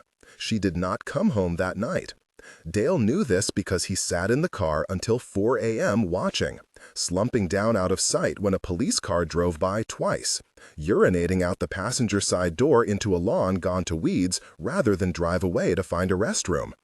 About 10:30 the next morning, a beautiful, crisp, red-leafed autumn Saturday, Claire arrived in a Chevy Suburban that Dale knew was not hers. A young man in his late 20s, a blond young man with very long hair and a Nordic face, was driving the Suburban. He and Claire went into her apartment. They did not hold hands or hug, nor did they touch in any way while Dale watched them, his car hidden only by leaf shadow. But Dale could sense the intimacy between them. They had obviously spent the night together. He sat in his car and fiddled with his beautiful Dunhill cigarette lighter and tried to decide how to confront them, what he could say without appearing like the biggest loser and asshole in existence. He could think of nothing. 5 minutes later, Claire and the blonde man came out of his duplex. She was carrying the same green nylon duffel she had brought to the ranch so often, and the battered rucksack she had brought with her on their first trip to Glacier and the reservation. She and the man were laughing, deep in conversation as they threw her bags in the back of the Suburban, and neither looked across the street to where Dale sat as they clambered into the big vehicle and drove off. Dale followed them, making no effort to avoid detection. Tailing someone was easier than it looked in the movies. They drove back the way he had come from Philadelphia, took the I-295 bypass around Trenton, then drove about 20 miles south on Highway 206, eventually turning east on Highway 70. By the time the big Suburban turned southeast onto Route 72, the traffic had thinned out considerably. Dale was vaguely aware that they had entered, or were about to enter, the relatively empty part of New Jersey known as the Pine Barrens. Claire and her lover turned south again on Route 563 and drove 11 miles, Dale clocked it on his rental car's odometer, before pulling left into a parking lot amidst a cluster of ramshackle buildings. The sign out front said Pine Barrens Canoe Rental. Dale drove on another mile before finding a good turnaround spot in the tiny crossroads town of Chatsworth and then drove back slowly. A river ran along the west side of the highway for this stretch, and he caught a glimpse of Claire and her lover in a canoe heading south downriver before they disappeared around a bend in the river. He turned into the canoe rental place and parked next to the empty Suburban. Dale walked past the main building, noted the high stack of firewood there, and the chopping stump, and the axe embedded in it, and the pile of wood chips and unstacked wood, looking as if the owners were preparing for a hard winter. And then he was waiting for the teenaged boy in khaki pants and a green Pine Barrens canoe rental shirt to finish helping two women shove off into the easy current. "Howdy," said the boy, looking at Dale long enough to register the dress pants and street shoes and to dismiss him as a canoe rental client. "Can I help you?" Dale studied the canoes and kayaks lined up on trailers and at the river's edge. "How much to rent a canoe?" $30, said the teenager. "That includes life jackets and paddles. Cushions are 50 cents extra. $3 each for a third or fourth person. More than 4 people, you need a second canoe." "I'm alone," said Dale, feeling for the first time how true those words were. The boy shrugged. $30. How far do the canoes go?" The kid looked up from counting cash and smiled. "Well, they'd go to the ocean, but we like to retrieve them before that." "Well, how far is a normal trip then?" "The 2 women who just left, how far are they going?" "Evans Bridge Takeout," said the boy, as if Dale should know where that was. "They'll be lucky to get there before dark." "How about the couple before them?" said Dale. "They going to Evans Bridge?" Those folks were camping. They'll be at Godfrey Bridge campsite in 4.5 or 5 hours. Then they'll plan to go on down to Bodine Field tomorrow, where we'll take them out." "How do you know they'll be camping at Godfrey Bridge?" "You have to have a camping permit before you can do a 2-day rental. They showed me the permit." The boy looked at Dale. "You a cop?" Dale tried to laugh casually. "Hardly. Just curious about canoe trips. My girlfriend and I have been thinking about taking one." "Well, you'd better make up your mind by next weekend if you're planning to rent from us," said the boy, sounding bored and disinterested again. He was lifting kayaks onto a trailer. "We close for the winter after then." "Do you have a map I could have of the distance to campsites and such?" The boy took a wrinkled photocopy out of his back pocket and handed it to Dale without looking at him again. Dale thanked him and walked back to the car. The gravel turnoff from Route 563 to Godfrey Bridge campsite was only about 10 miles south of the put-in point. Dale had expected a developed campground, but at the end of the gravel road there was only the river, some metal fire pits set back under the trees, and 2 portable toilets. Thick forest pressed in on all sides. The camping area was empty. Dale glanced at his watch. It was a little after 2. Claire and her boyfriend should be along between 6 and 7 p.m. The afternoon was clear and silent. No insect sounds and little animal or bird noise. A few squirrels scampered in the trees, but even their autumn play seemed hushed. Occasionally a cluster of canoes or a lone kayak would float by, the people either brazenly loud or as silent as the absent insects. None of the canoes carried Claire.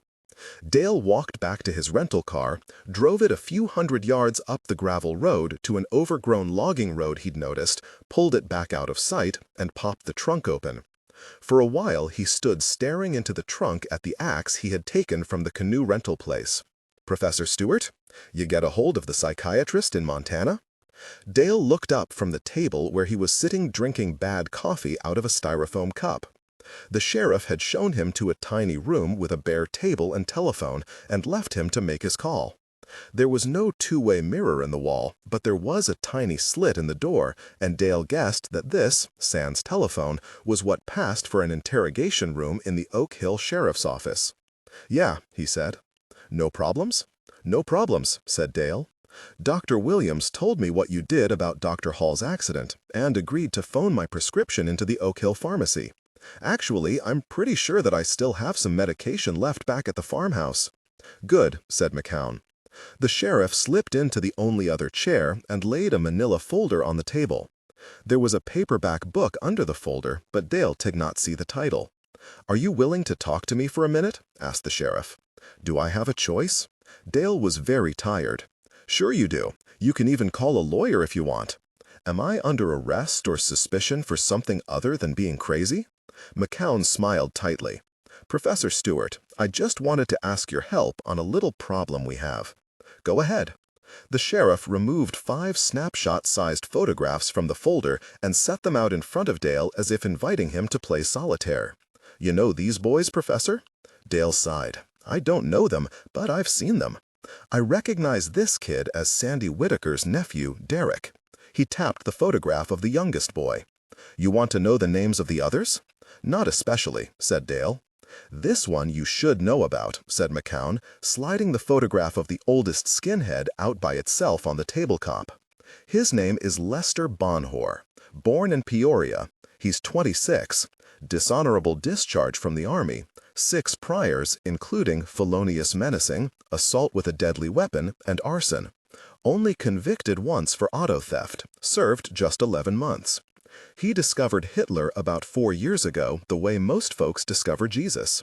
These other punks are just punks. Bonhor is dangerous." Dale said nothing. "Where was the last place you saw these 5 men?" McCown's pale blue eyes were too intense for a poker player. "I don't," began Dale. "Tell him the truth. Tell him the whole truth." The sheriff's stare grew even more intense as Dale's silence stretched. "I don't know what the place is called," continued Dale, completely changing what he was going to say, "but it's that muddy old quarry area a mile or so east of Calvary Cemetery. When we were kids, we called the little hills there Billy Goat Mountains." McCown grinned. "That's what my Uncle Bobby always called the old Seton Quarry." The grin disappeared. "What were you doing there with these troublemakers, Professor?" "I wasn't doing anything with them. The 5 of them were in 2 pickup trucks, chasing me. I was in my Land Cruiser." "Why were they chasing you?" "Ask them," said Dale. The sheriff's stare did not grow any friendlier. Dale opened his hands above the tabletop. "Look, I don't even know who these skinheads are, except for him." He tapped the photo of the youngest boy again. "Sandy Whitaker told me that her nephew was a member of this local neo-Nazi group. They threatened me when I first got here in October. Then the other day. The day before Michelle Staffney showed up on Christmas Eve. The day before Christmas Eve, they jumped me at the Quicknez. You can ask the fat girl who works there. I got in my Land Cruiser and drove away. They chased me in their pickup trucks. I took the back way from Jubilee College Road and lost them at the muddy old quarry area." "Back way is right," said the sheriff. "That's all private land. Why would you drive across country like that with these bad boys after you?" Dale shrugged. "I remember Gypsy Lane. It's an old overgrown road." "I know," interrupted McCown. "My Uncle Bobby talked about it." "What happened out there?" "Nothing," said Dale. "My truck got through the mud. Theirs didn't. I drove on back to the McBride farm." "Were the boys all alive when you left them?" McCown asked softly. Dale's jaw almost dropped. Of course they were alive. Just muddy. Aren't they alive now? I mean, McCone swept the photos back into the folder. "We don't know where they are, Professor Stewart. A farmer found their pickup trucks out there in the mud yesterday afternoon. One of the pickups got turned on its side." "Yes," said Dale, "I saw that. The green Ford followed me up and over a muddy hill there and tipped over at the bottom. But both boys, both men, got out of it. No one was hurt you, Professor? Yes, I'm sure. I saw them hopping around and cursing at me. Besides, the chase, even the truck tipping over, all happened in extreme slow motion.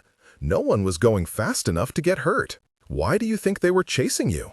Dale held back his anger at being interrogated. Sandy Whitaker said that Derek and his pals had read on the internet some essays I wrote about right-wing groups in Montana, he said, slowly. The skinheads called me names both times they encountered me. Jew lover, that sort of thing. So I presume that's why they wanted to hurt me. Do you think they would have hurt you that day, Professor? I think they would have killed me that day, Sheriff McCone, if they'd caught me. Did you want to hurt them? Dale returned the sheriff's hard gaze with a hard look of his own. I would have happily killed them that day, Sheriff McCone, but I didn't. If you've been out there, you must know that. They must have walked out of that muddy mess and left tracks. They did, said McCone, but we lost their tracks up at the cemetery. Dale almost laughed. You think I jumped them up at the cemetery? Killed all of them? Hid their bodies somewhere? Just me against 5 skinheads less than half my age? McCone smiled again. You had a weapon? The savage over and under? Said Dale, literally not believing this conversation. I didn't have it with me. McCone nodded, but not reassuringly.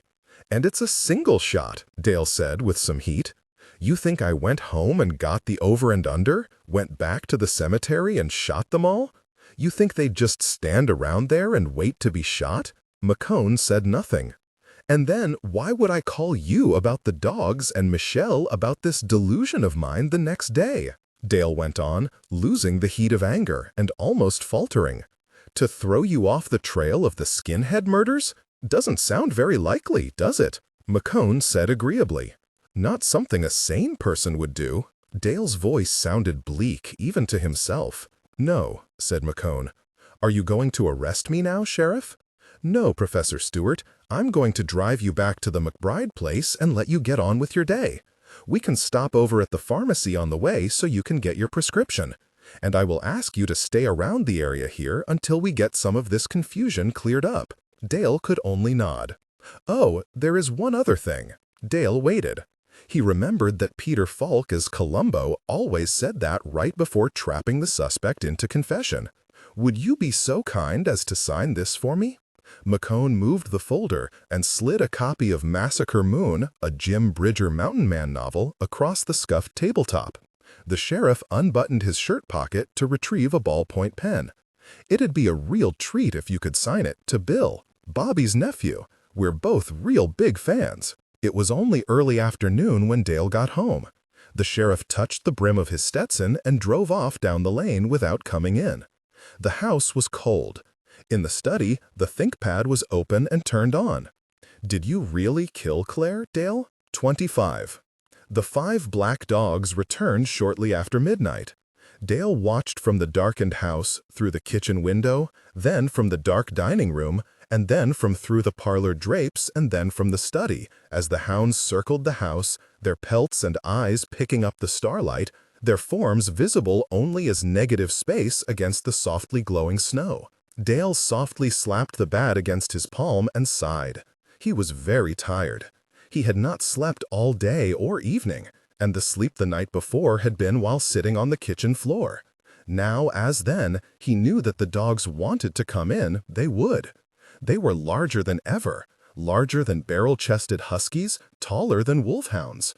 If they wanted to come in, the kitchen door would not hold them out. Feeling an urge not dissimilar from an acrophobic's desire to leap from high places, Dale found it pleasing to open the door and go out into the night, allowing them to drag him down and off.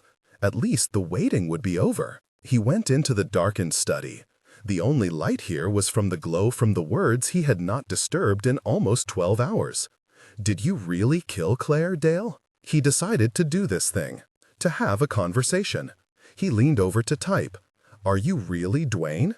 No new words appeared while he watched, of course, so he took the bat and walked the short circuit down the hallway to the kitchen and back, checking to make sure that no hounds had forced their way in through any of the unprotected windows. The question went unanswered. He had not really expected an answer. He tried again, typing, walking, finding a response this time, tapping in more words, walking, reading, thinking, and then typing again. In this way, a sort of asylum conversation ensued.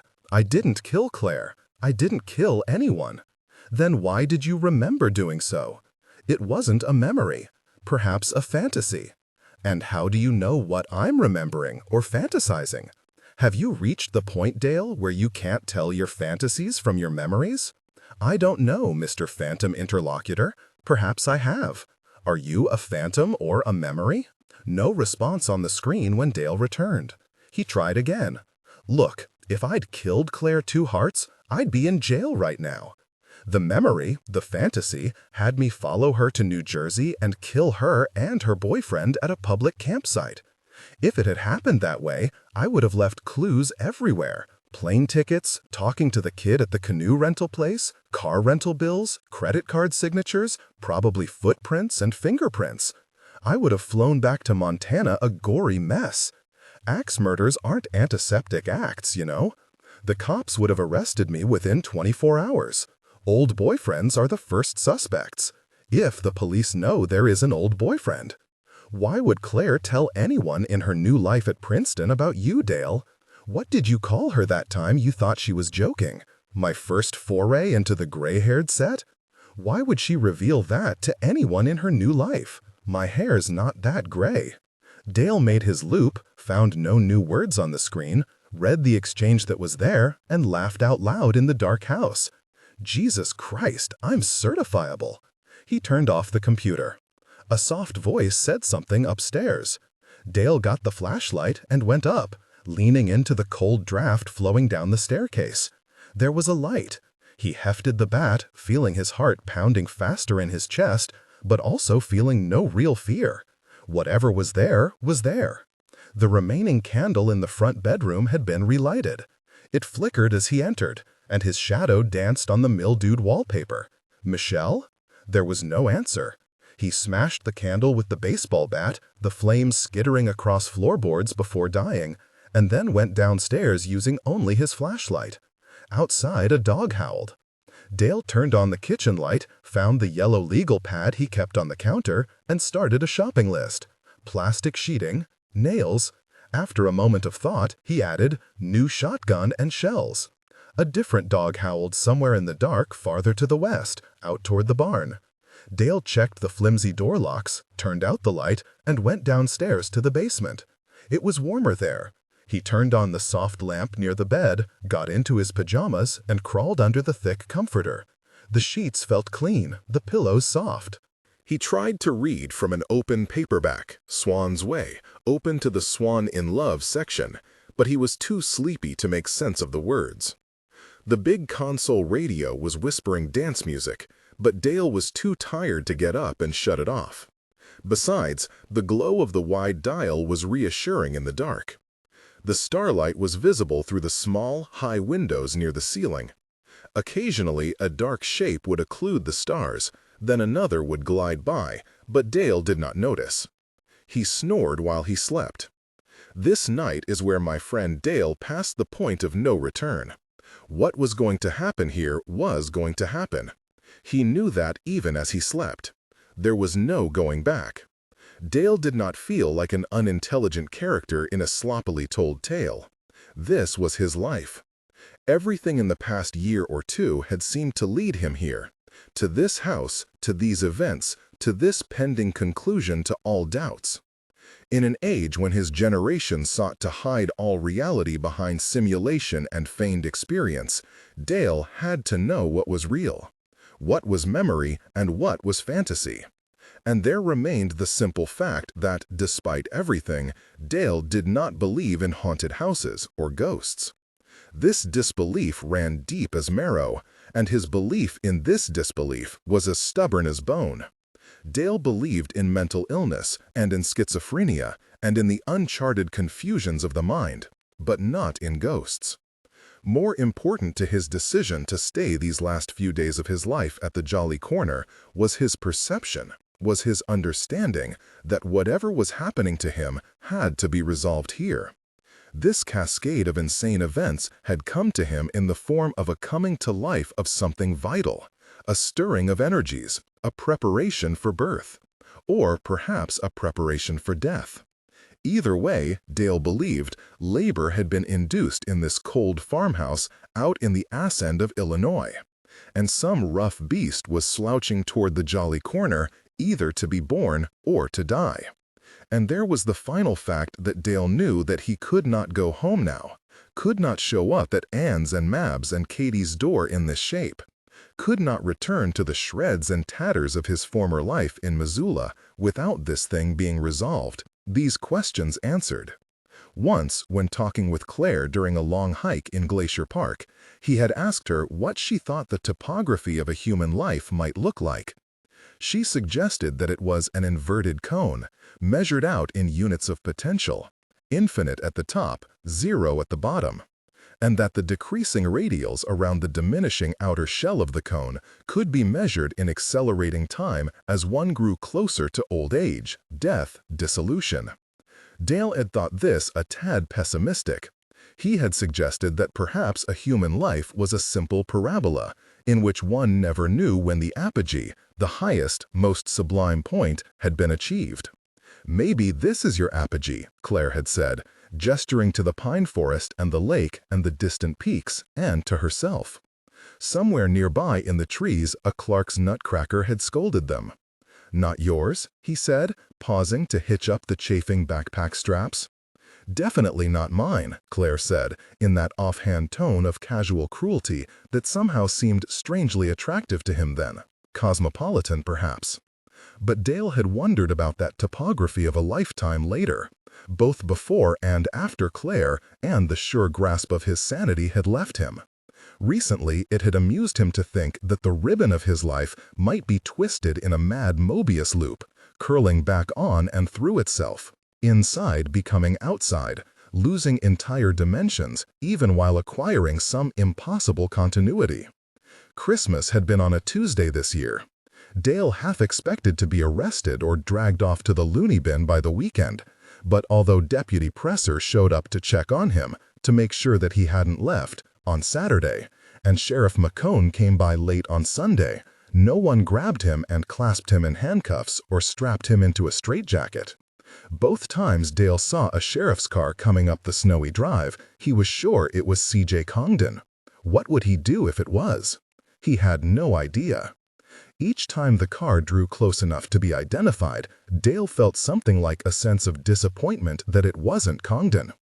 "How are you doing out here, Professor?" asked Sheriff McCone on Sunday afternoon. Dale had just been leaving for a walk, and the sheriff walked down to where Dale had paused near the large gasoline tank behind the generator shed. "Everything all right?" asked the sheriff. Dale nodded.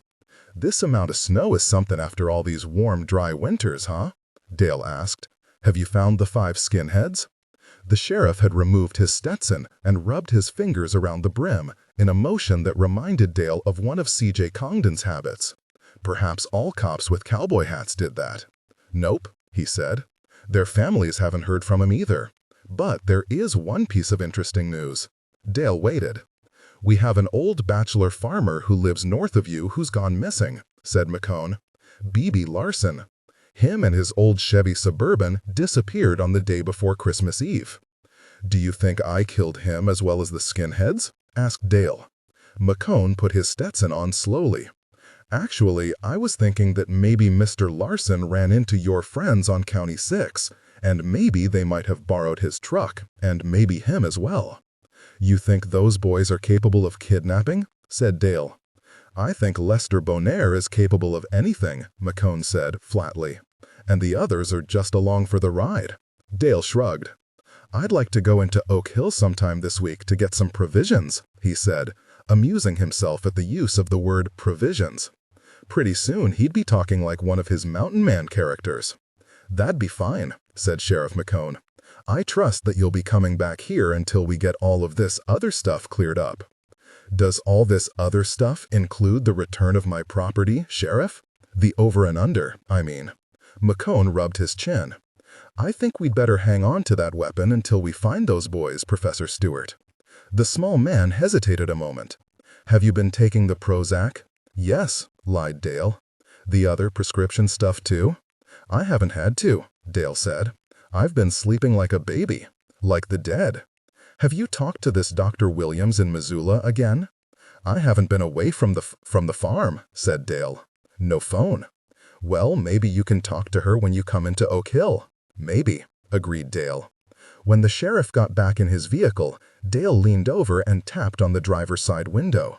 The glass whined down. Sheriff, said Dale, are you and your deputies going to be checking on me every day? Well, we're concerned about you, sir, and there's this outstanding issue of the false report. Dale said nothing. Snow was falling gently on his bare head and eyelashes. But why don't you give me a call when you're in Oak Hill this week? Just tell us when you're heading back here. Then we'll drop by sometime later in the week and make sure everything's all right here. When Dale just nodded, McCone said, Well, if I don't see you before Tuesday, you have a Happy New Year, Professor Stewart. Dale stood back and watched as the sheriff's car turned around in the quickly falling snow and headed down the snowy lane. He noticed that the car's wheels rolled over the fresh paw prints in the snow as the sheriff drove away. That afternoon, Dale changed his mind about buying plastic sheeting for the second floor and nailed up 2 sheets to cover the opening. The thin cotton did almost nothing to keep the cold air from flowing down the staircase, but the barrier offered some psychological relief. Dale worked on his novel all the rest of that afternoon and evening, forgetting to eat, forgetting to pause even to go to the bathroom. The house grew quite cold as night approached, but Dale was lost in the hot summer days of his childhood. He was almost 300 pages into the novel by then, and although no distinct plot had emerged, a tapestry had been woven of leafy summer days, of the bike patrol kids wandering free around Elm Haven and the surrounding fields and woods during the long summer days and evenings, of endless hardball games on the dusty high school ball field, and wild games of hide-and-seek in the deep woods near the Calvary Cemetery. Dale wrote about the bootlegger's cave, not deciding whether his band of friends would find it or not, and he wrote about friendship itself, about the friendship of 11-year-old boys in those distant, intense days of dying innocence. When he looked up from the ThinkPad, it was after midnight. His computer and desk lamp were the only lights on in the house. A cold draft curled through the old man's study. Dale saved his book to hard disk and floppy disk, checked DOS for any phantom messages, there were none, and walked through the dark house to make some soup before turning in. Dale. The whisper was so soft as to be almost indistinguishable from the hiss of the hot water heater or the rough purr of the furnace waiting to light again. Dale. It was coming from the top of the darkened staircase. No, not darkened. There was a light on the second floor, up there behind the taut, white wall of sheet. Seeking out no weapon, not even thinking about finding the baseball bat or crowbar, Dale climbed the cold stairs. The light was only a dim glow from the front bedroom, the candle again. A shadow moved between the bedroom door on the wall of translucent white sheet. Dale watched as the center of the sheet seemed to ripple in a stronger breeze, then bulged ever so slightly outward. He moved to the top step and leaned closer. 6 inches from his face, the sheet took on the definite impression of a nose, a brow, eye sockets, full lips. Michelle or Claire? Before he could find a resemblance, the bulge receded, but another disturbance moved the thin cotton toward him lower down. 3 ripples, then 5. Fingers. Dale looked down and could see the perfect shape of a woman's hand, palm toward him, fingers straining against the sheet. He waited for the sheet to rip free of the nails. When it did not, he moved his own left hand to within an inch of that slowly moving white hand in the cloth. Less than an inch. His fingertips were millimeters away from touching the pressing fingertips through the sheet. "No," whispered Dale. He turned and went slowly downstairs. When he looked up the staircase again, the glow was gone, and the sheet was as flat and vertical as the edge of some ageless glacier. He went into the kitchen and made some tomato soup, using the last of his milk to mix half and half with water in the can, just as his mother had shown him when he was 10 years old. He had just dozed off in the basement, listening to the big band music as usual, when a sudden silence made him snap awake. Dale sat up on the edge of Duane's old bed. The radio console had gone dark. Had he shut it off? He didn't remember doing so. But the reading lamp was still on, so the fuse hadn't blown. Suddenly, he felt a slight chill. "Oh no," he whispered to the empty basement. Sliding out from under the quilt, setting the book of Proust he'd been reading safely on a wine crate bookcase, Dale stepped over to the large console radio and wrestled it away from the wall. The inside was empty. No wires, no tubes, no lights for the dial, no works at all. Dale looked at the interiors of the other radios he'd listened to over the past 2 months, all empty. He went back and sat on the edge of the bed. "This," he said to no one in particular, "is just plain stupid." Suspecting, on some deep level, that this would be the last night he would ever sleep in Duane McBride's home, Dale slid back under the quilt and listened to the wind rise outside in the dark. 26. The sunrise of the last day of the old year, the old century, and the old millennium did not dawn. It seeped in like an absent-minded spill of sick light, its stain of lighter gray blotting slowly beneath a shroud of darker gray.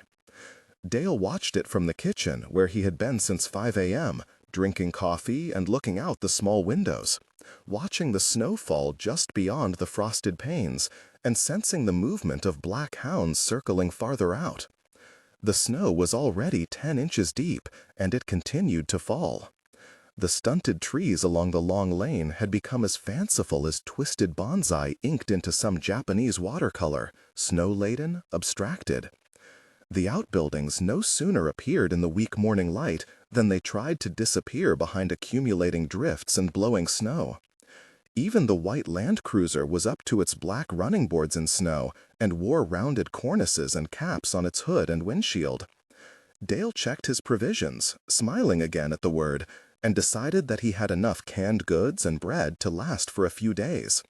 A part of him knew that he would not need a few days' worth of food, but he worked at ignoring that voice.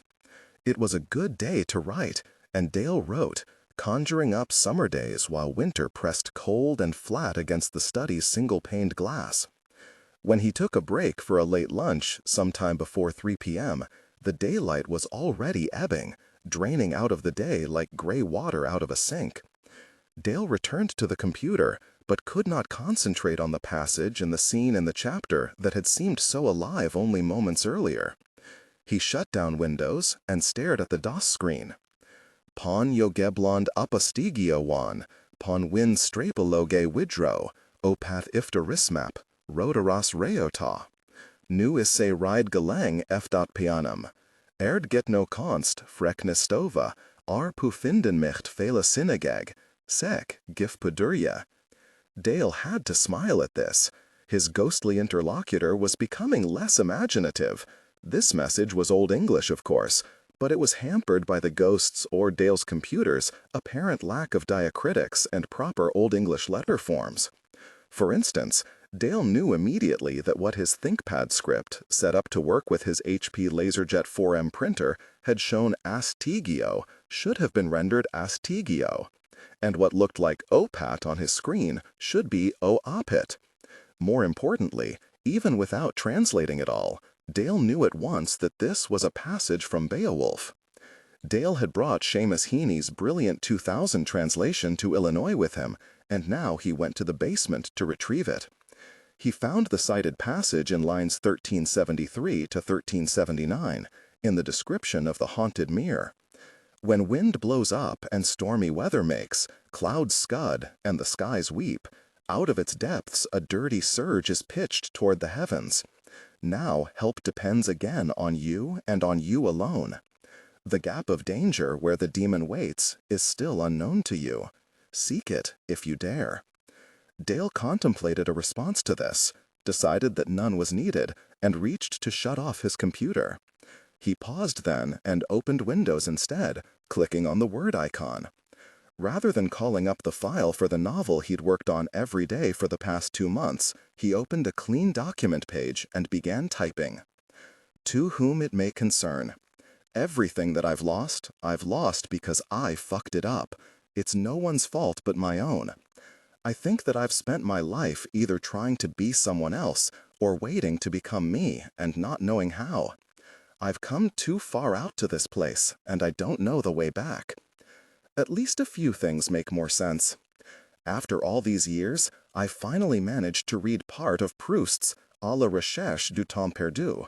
The title is translated on this edition as Remembrance of Things Past, but I remember Claire telling me that a better translation would be In Search of Lost Time. It's shameful for an old English major, much less a writer and professor of English, to confess to never having read this classic, but I'd picked it up 100 times over the decades and never gotten past the boring first section. This time I found it lying here in Duane's basement, opened it randomly to the section called Swan in Love, and read that straight through. It's brilliant and so funny. The last paragraph made me laugh so hard that I started crying. To think that I've wasted years of my life, that I've longed to die, that I've experienced my greatest love for a woman who didn't appeal to me, who wasn't even my type. When one reduces one's life to a series of meaningless obsessions, the last stage is to turn other people into obsessions. I wish I'd been a better husband and father. I wish I'd been a better teacher and writer.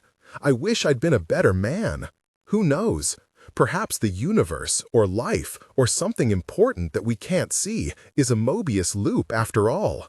That by sliding down one side of things, we can come out on the other. Or maybe not. I'm very tired. Finished, Dale reread the letter and saved it to hard disk. He glanced at his watch and then had to look again. It was 12 minutes before midnight. The evening and night and year and century had almost slipped away while he was writing. Dale considered printing the thing, but there was no paper in the printer, and he was too exhausted to replenish it. It doesn't matter, he said aloud. If anyone was interested in finding the note, they would look in the computer. He left the machine on and went down to the basement, searching around the work table for the bundle of clothesline he had seen there on the day he'd moved in. It was only clothesline, perhaps 30 or 40 feet, but it was thick and expertly coiled. Dale wondered if it had been Duane or his old man who had coiled the rope with the easy expertise of someone who had worked with his hands all of his life. It didn't matter. Dale took the rope up to the kitchen, untied one end, and used a butcher knife to cut a 3-foot length of line from the bundle. He furled this in a loop, left the main bundle of rope on the counter, and carried the knife, a flashlight, and the short loop of rope up the stairs to the second floor. He paused as he reached the white barrier of sheets at the top of the steps, then plunged the knife into the taut fabric, ripping down and sideways as if disemboweling an enemy. The closest sheet separated with a long slash down the center, but the sheet behind that one showed only a ragged cut. Dropping the knife and slipping the rope and flashlight into his pocket, Dale used his hands and fingernails to open the cut wider, tugging, clawing, and finally biting his way through the thin cotton like some predator chewing its way out of its own amniotic sac. The second floor was dark and cold. Nothing stirred. Ignoring the front bedroom, Dale flicked on the flashlight and walked to the rear bedroom. It was just as he had last seen it. The children's rocker in the center of the room, the ungainly chandelier above it, the complicated water stains spread across the ceiling 10 feet above the floor. Trying not to think, and mostly succeeding, Dale entered the room, set the flat-bottomed flashlight on the floor so that it threw a circle of light on the ceiling, and concentrated on knotting the end of the rope into a noose that would not give way. When he was done, he stared up at the chandelier. It looked sturdy enough to hold 5 men his weight. The spreading water stain all around it kept shifting in the yellow light, 1 minute looking like a fresco of warring men and horses, then curling into storm clouds, then resembling nothing so much as a spreading pool of blood. Dale blinked and looked away, sliding the rope and knot through his hands. I've been wandering between worlds since the night the shotgun shell misfired. Time to choose one world or the other. The child's rocker held his weight as he stood on tiptoe, tossed the loose end of the rope around the central axis of the metal chandelier, made a triple knot that would not give way. tugged on it, lifted his feet, and hung there a minute from his hands, then found the child's rocker under his soles again. Even with some stretching, his feet should stay 2 feet and more off the floor. Dale slipped the noose around his neck, tugged it tight, and kicked the chair out from under him. This isn't right. I shouldn't. The clothesline cut deep into his neck at once, cutting off all air. Flashbulbs exploded behind his eyes. Instinctively, Dale kicked and flailed, reaching above him to grab the clothesline, but the slipknot pulled even tighter, and his fingers skittered and slipped on the rope, unable to give him enough leverage to lift his own weight for more than a second before the choking began again. The room seemed to come alive around him, shadows leaping from the water-stained ceiling into the corners, dark forms dancing around and below him like Indians whirling around a campfire.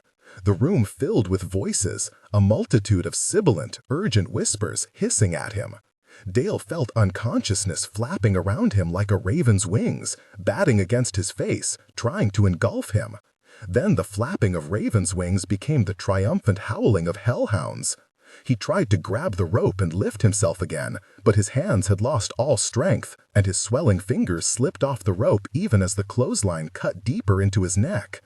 Dale's vision grew red and then slid into black, even as he kicked and coughed. His last sensory impressions were of great movement, of noise exploding around him, of sharp sticks or skeletal hands striking him and clawing at him, and then of flying into the night, falling into blackness. 27. Dale coughed, blinked, and tried to breathe. He was lying on the floor, there was something heavy lying on him, and the flashlight had been knocked over, its beam stabbing out through the bedroom door. He was getting some air, but the rope was still choking him, cutting into his throat. Dale reached up and pried the noose looser, his own nails cutting into the already torn skin of his neck. Finally, he had the constriction loose, and he pulled the rope free, tugging the line through the slipknot and throwing it away from him into the cold darkness. He got to his knees, bits of lathing and plaster falling from his shoulders and hair, dust settling around him.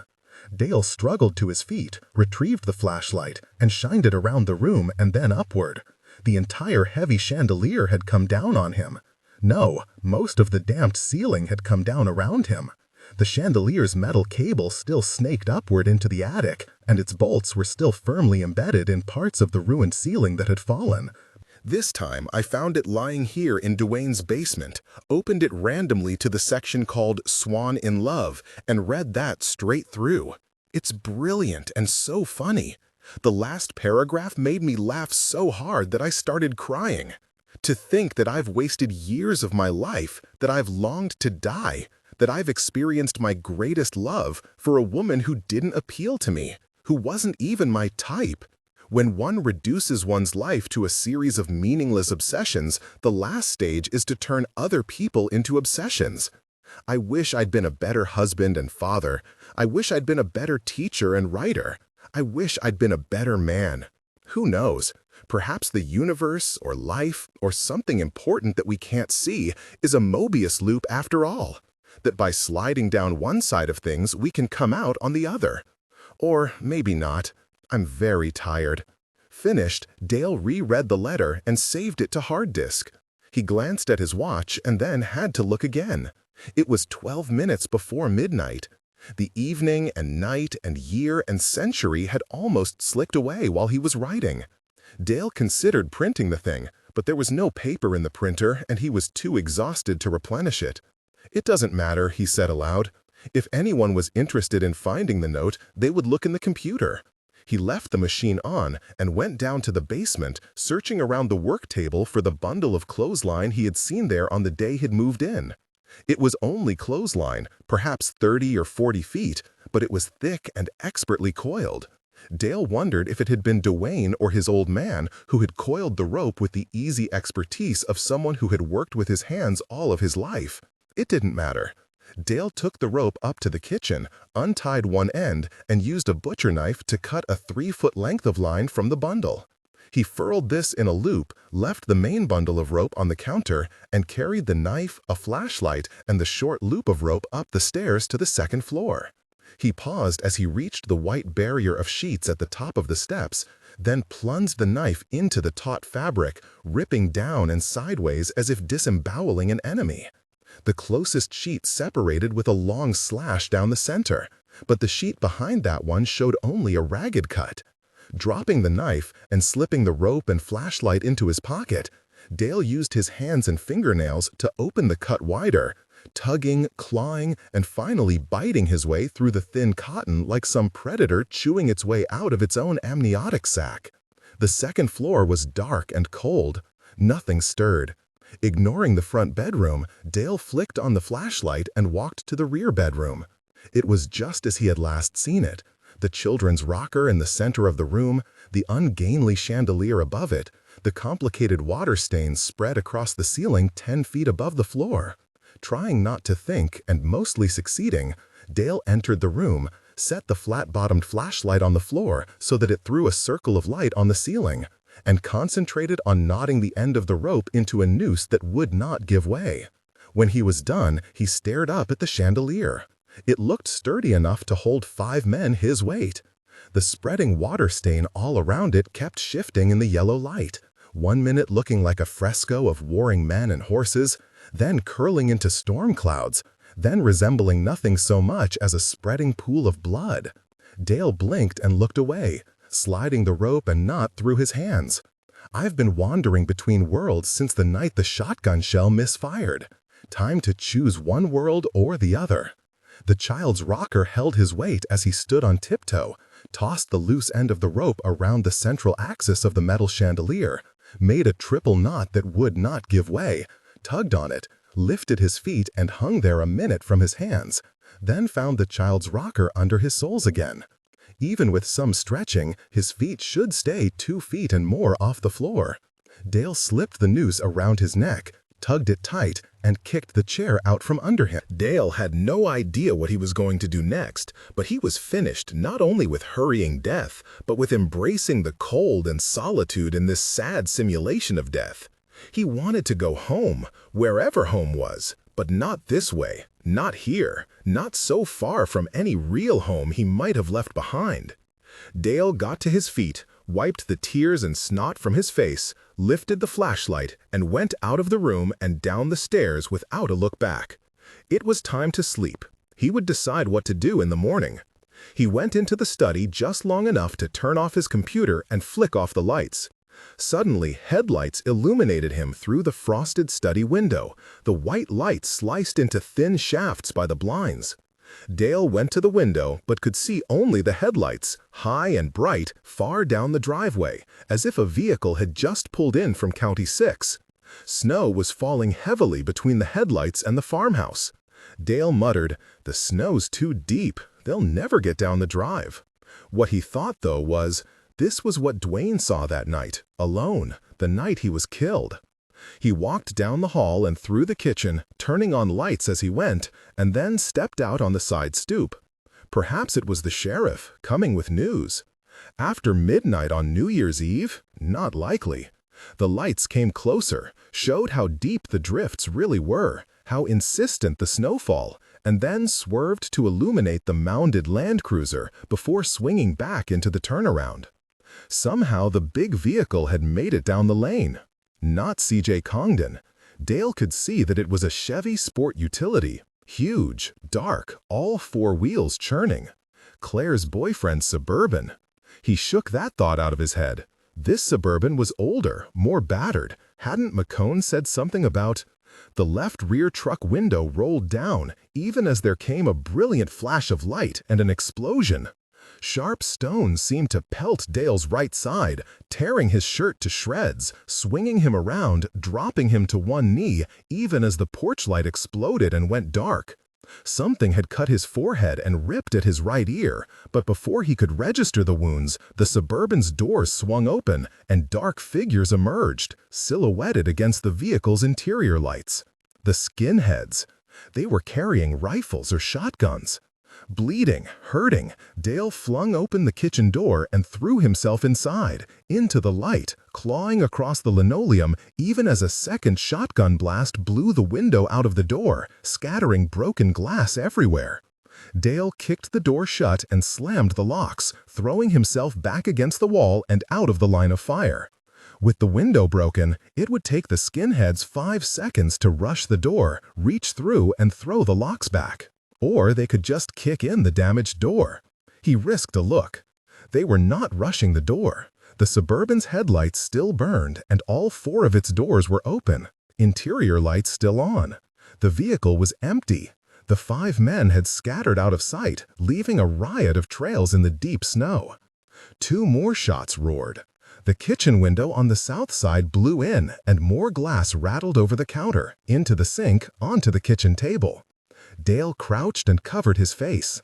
Another shot from the east side, a rifle shot this time, and simultaneous with the sound of the shot came the crash of glass breaking in the front parlor. Where's the baseball bat, the crowbar? He could not remember. Along with a powerful surge of adrenaline came the absolute knowledge that he wanted to live. He bobbed up just enough to slap off the overhead light, and then he was crawling down the hall, turning that light off. There were no windows in the hallway. If he could wait out the attack there, or glass broke in the dining room, and this time there was a loud whoomp, followed by a blast of heat and light. Crawling on his belly, right arm bleeding from shotgun pellets, and his left elbow sliced by broken glass, Dale peered into the room and saw the drapes aflame, the wallpaper beginning to ignite. Molotov cocktail. These bastards meant business. A shotgun blast took out the front window. Someone tried the locked and sealed front door, then fired a rifle bullet through the wood. Voices shouted back and forth behind the farmhouse. Laughter. Another gasoline bomb exploded, in the kitchen this time, throwing flame across the hallway and into the dining room 10 feet from where Dale crouched. He had a choice now, upstairs or the basement. Dale was crawling toward the basement steps when he remembered the computer, the letter, the novel. Jumping to his feet, he ran into the study, realized he was visible in the lighted room, and grabbed the ThinkPad, ripping it free of its power cord and throwing himself back toward the hallway just as a shotgun blast exploded the window, scattered the blinds, and ripped the wallpaper above him. Shouts, wild laughter. The dining room and kitchen were both ablaze now, cutting off his retreat out the side door unless he was willing to run through flames. All in all, he had time to think, I prefer the dogs and ghosts. Clutching the laptop computer to his chest, Dale pounded down the steps to the basement as more shots and explosions ripped into the rooms above him.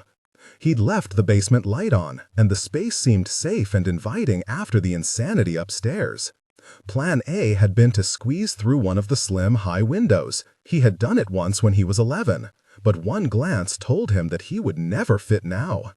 A second glance showed him a thick boot kicking in the window on the south wall, above the empty console radio. And a wine bottle filled with gasoline came flying in, bounced once on Duane's bed, and shattered on the concrete floor. The burning wick had been knocked out somewhere on the trajectory, and this Molotov cocktail did nothing but spread gasoline over the quilt, bed, books, and floor. But Dale knew that there would be another bomb in a second or two. The fact of that made him both furious and sad. This basement space and its 40-year-old contents were the last real remnants of his friend's Duane's life. Another window exploded inward, from a shotgun blast this time. The light must be attracting their attention. Dale had to shut off the light, but first he had to find the hammer and crowbar, not to use as weapons but as tools. The hammer was on the work table, against the east wall. He could not find the crowbar or flashlight. No matter. Dale stuck the hammer in his belt, wrestled a brick loose from a brick and board shelf on the work table, and flung it across the room, breaking the lamp and throwing the room into darkness, just as another Molotov cocktail came through the south window. This one exploded, throwing flaming gasoline all over the work table, even as Dale ran full tilt for the opposite end of the basement room, sliding around the furnace and clambering through the opening to the coal bin. He almost dropped the computer, but clutched it to his chest with his left hand as he used the hammer in his right hand to rip the nails and screws out of the plywood barricade on the south wall of the coal bin. Already the basement was filling with smoke, and he could hear heavy thuds upstairs, although whether this was footsteps from the skinheads in the burning building hunting for him or collapsing masonry, he had no idea. The board ripped away, and Dale jammed the hammer in his belt and fumbled for his Dunhill lighter. His right jeans pocket, where he always kept it, was empty, and for an instant Dale felt pure panic. But a quick patting located the lighter in his left pocket. It flicked to light on the first try, as it always did. Dale was already scuttling down the dank tunnel, taking no notice of the remnants of old bottles already in the tunnel, or of his own torn and bleeding right arm and scalp. Odds were that this was no bootlegger's escape tunnel, more likely an unfinished basement project from the 1940s or 50s, but the breeze he had felt and heard weeks ago suggested that it must open somewhere, but not in an opening big enough for you to fit through. It didn't matter. Even 20 feet away from the burning basement and house was better than nothing. No, it isn't. The fucking tunnel is already filling with smoke. There was no way that Dale could just hunker down here and let the skinheads burn the house down, hoping that they would not wait around to comb the ruins. The fire, he could feel its heat against his back as he shuffled along on his knees, was sucking the air right out of this tunnel. He'd be dead from asphyxiation long before he died of burns. This tunnel had to go somewhere, or he was finished. The flickering lighter showed that the wall he'd seen the first time he had peered down the tunnel was not the end. The shaft angled 6 or 8 feet to the northwest, then continued on an indefinite distance straight ahead to the west. But the old passage had caved in much more here, away from the foundation of the house. The roof of the passage dropped from 4 feet in height to a ragged 3, to a hole not much more than 15 inches high. Dale did not hesitate, but wriggled onto his back, held the ThinkPad tight to his chest, extended the lighter back and over his head, and kicked forward through the narrow slit, his sneakers sliding in the mud.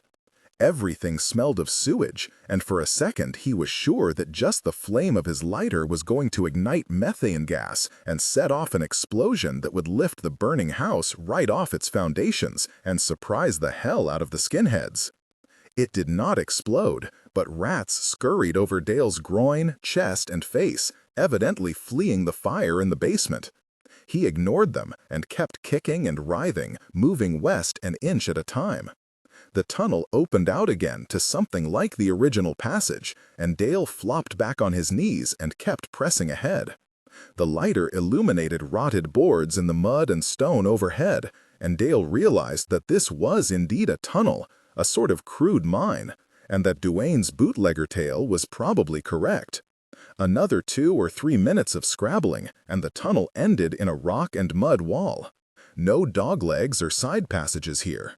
Dale was panting, swinging the flickering lighter in an arc behind him. Despite the cold hair striking Dale's lacerated scalp, smoke was billowing into the tunnel behind him, curling toward him. Cold air on my scalp. Dale lifted the lighter and looked up.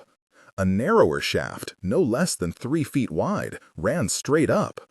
There seemed to be 3 very faint stripes of light, perhaps 8 feet above Dale.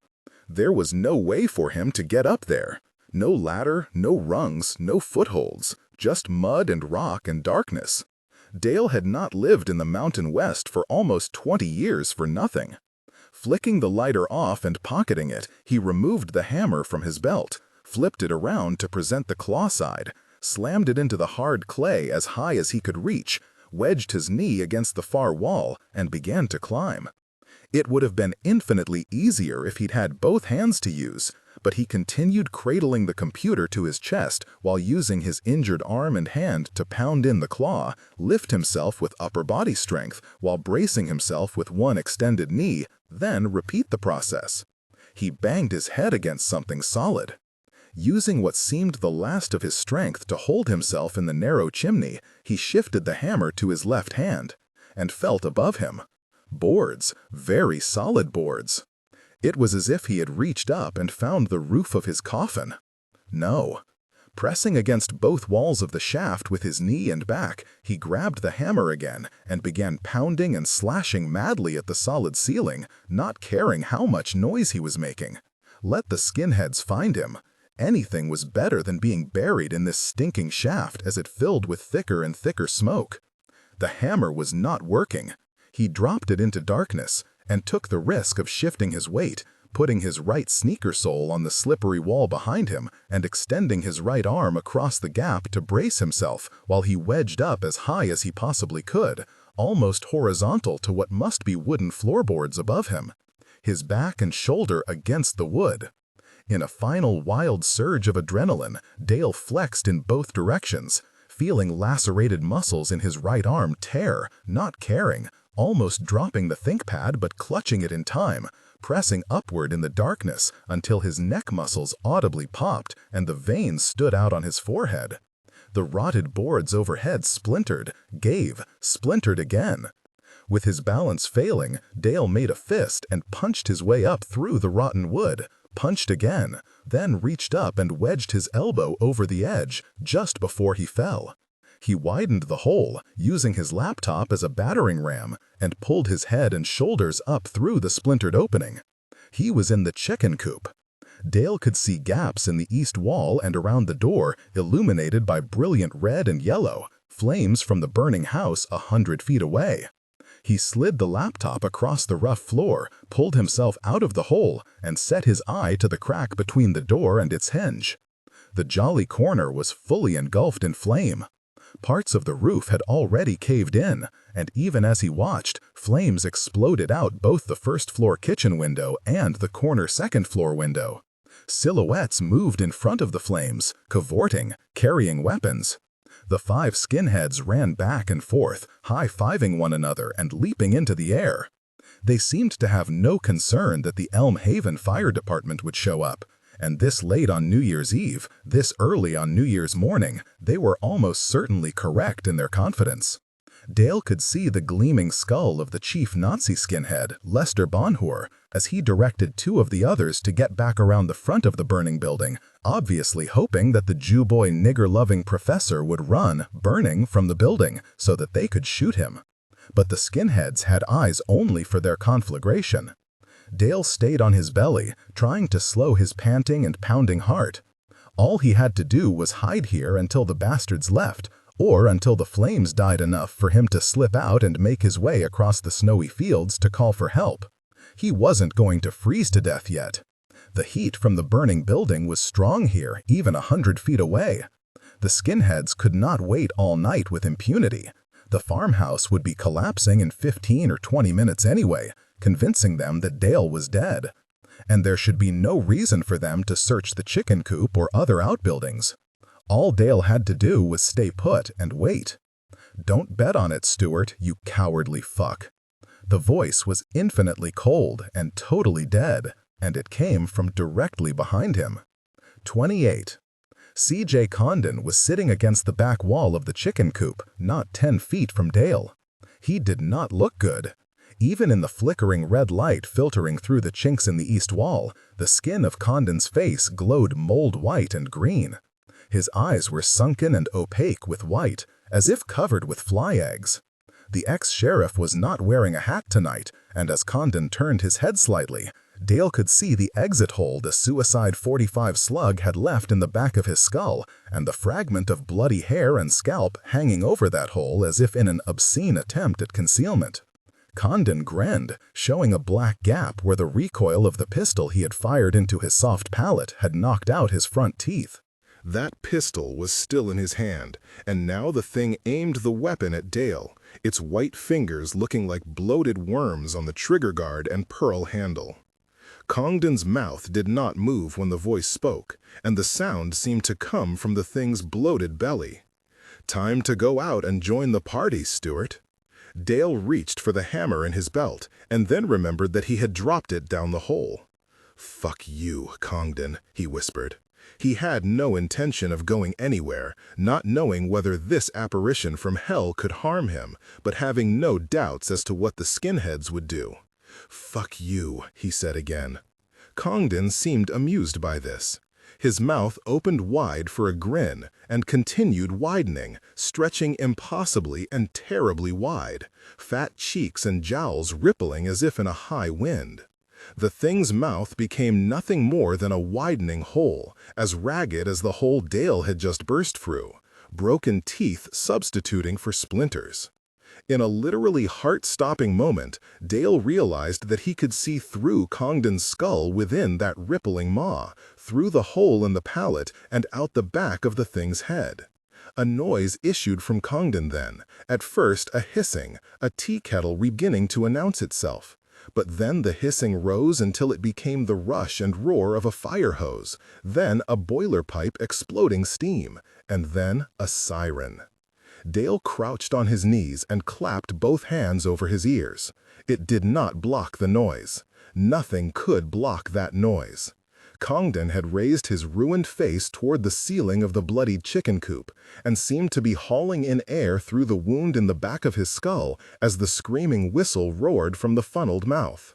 The skinheads had to hear this. Dale surrendered, swung around, flung the door of the chicken coop open, and staggered out into the snow and naked light of the burning farmhouse. One of the skinheads saw him and set up a hue and cry before Dale had run 30 steps toward the darkness of the fields.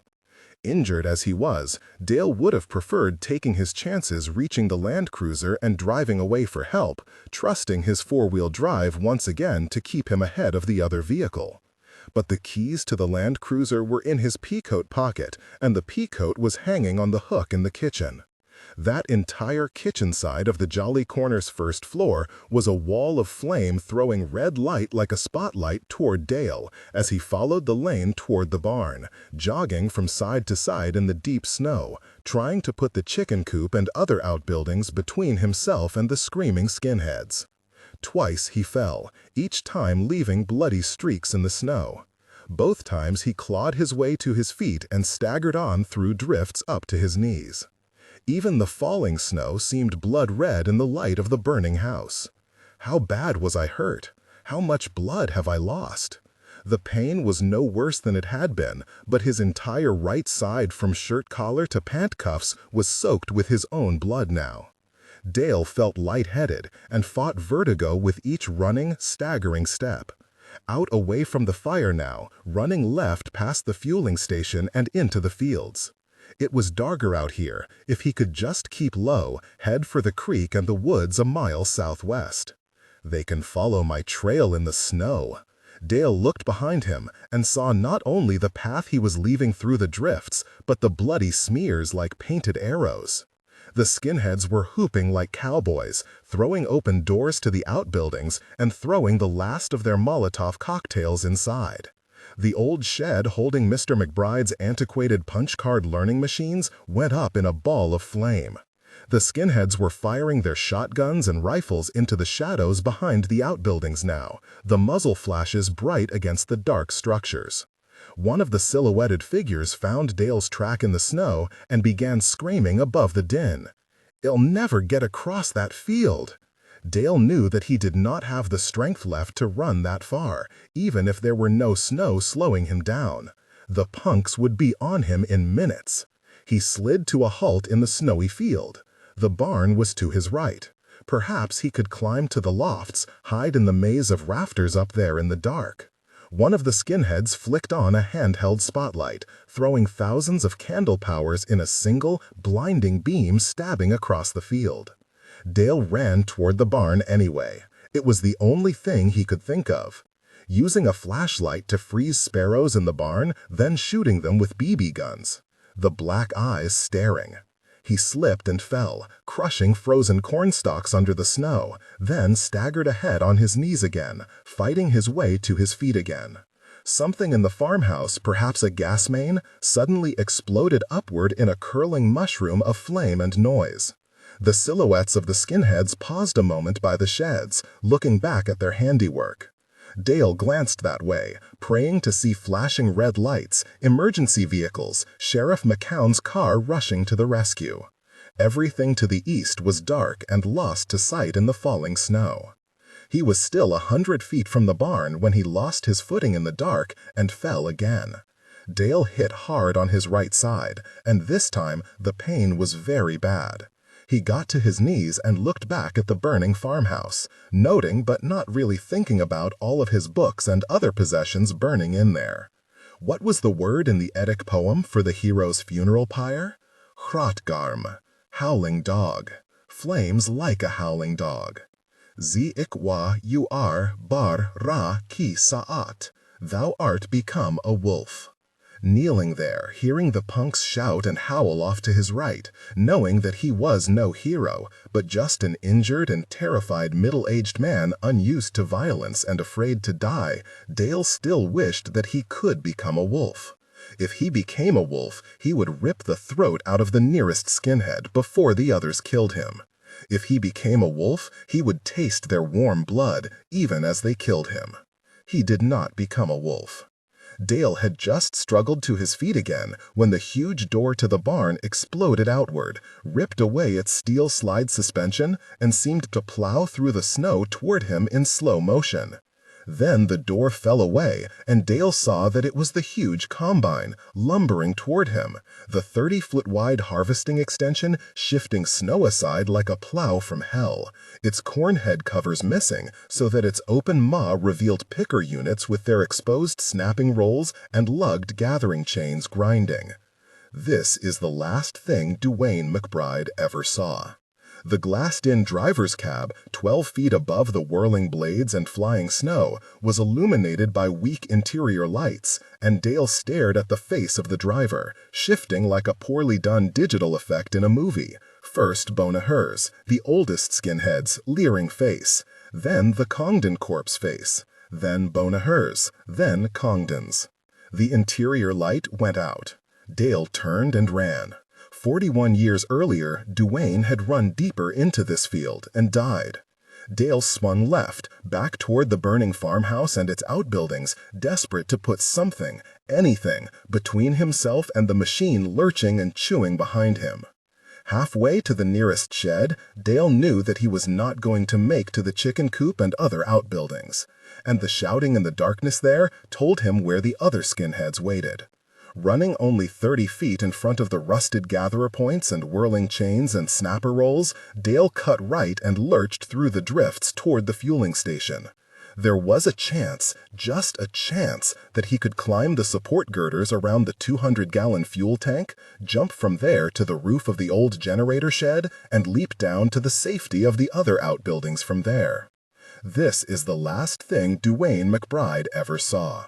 The glassed-in driver's cab, 12 feet above the whirling blades and flying snow, was illuminated by weak interior lights, and Dale stared at the face of the driver, shifting like a poorly done digital effect in a movie. First Bonahur's, the oldest skinhead's, leering face, then the Congdon corpse face, then Bonahur's, then Congdon's.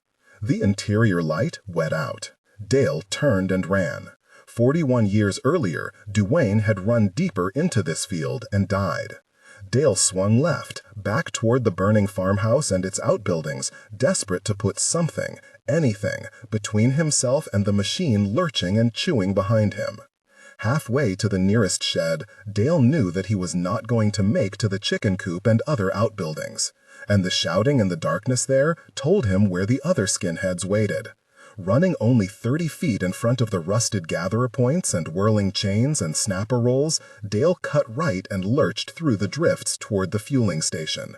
There was a chance, just a chance, that he could climb the support girders around the 200-gallon fuel tank, jump from there to the roof of the old generator shed, and leap down to the safety of the other outbuildings from there. Dale leaped for the metal support trusses, slashed his palms on the rusted metal of the girders, pulled himself up with his feet scrabbling against the big cylindrical fuel tank for leverage, and managed to get 10 feet above ground level when the giant combine smashed into the tank, ripped the support girders out of the ground, and drove the whole complex into and through the rear of the generator shed. Dale was thrown 15 feet into the air, and it was only luck and the mysteries of ballistics that brought him down 20 feet north of the combine rather than head first into the churning snapper rolls. As it was, the giant machine lurched several yards further, corn pickers boring into and chewing up the rusted fuel tank while spewing gasoline over the combine and everything around it. Just the inertia of the ancient combine smashed the rear wall of the generator shed to kindling, while the corn head's gathering points spewed back splinters and rusted steel within the geyser of gasoline. Stunned, the wind knocked completely out of him. Despite the cushioning effect of the foot of snow he had landed in, Dale lay on his back and watched Bonheur's face melt into C.J. Congdon's face, both visages leering at him from the high driver's cab. Dale heard the old transmission grind, and the combine backed away from the wreckage, the fuel tank still stuck on the corn picker points like a rust-colored rat in a terrier's teeth. The combine ground another 30 feet back, shaking and scraping the skewered tank off its snapper rolls, and then turned back in Dale's direction.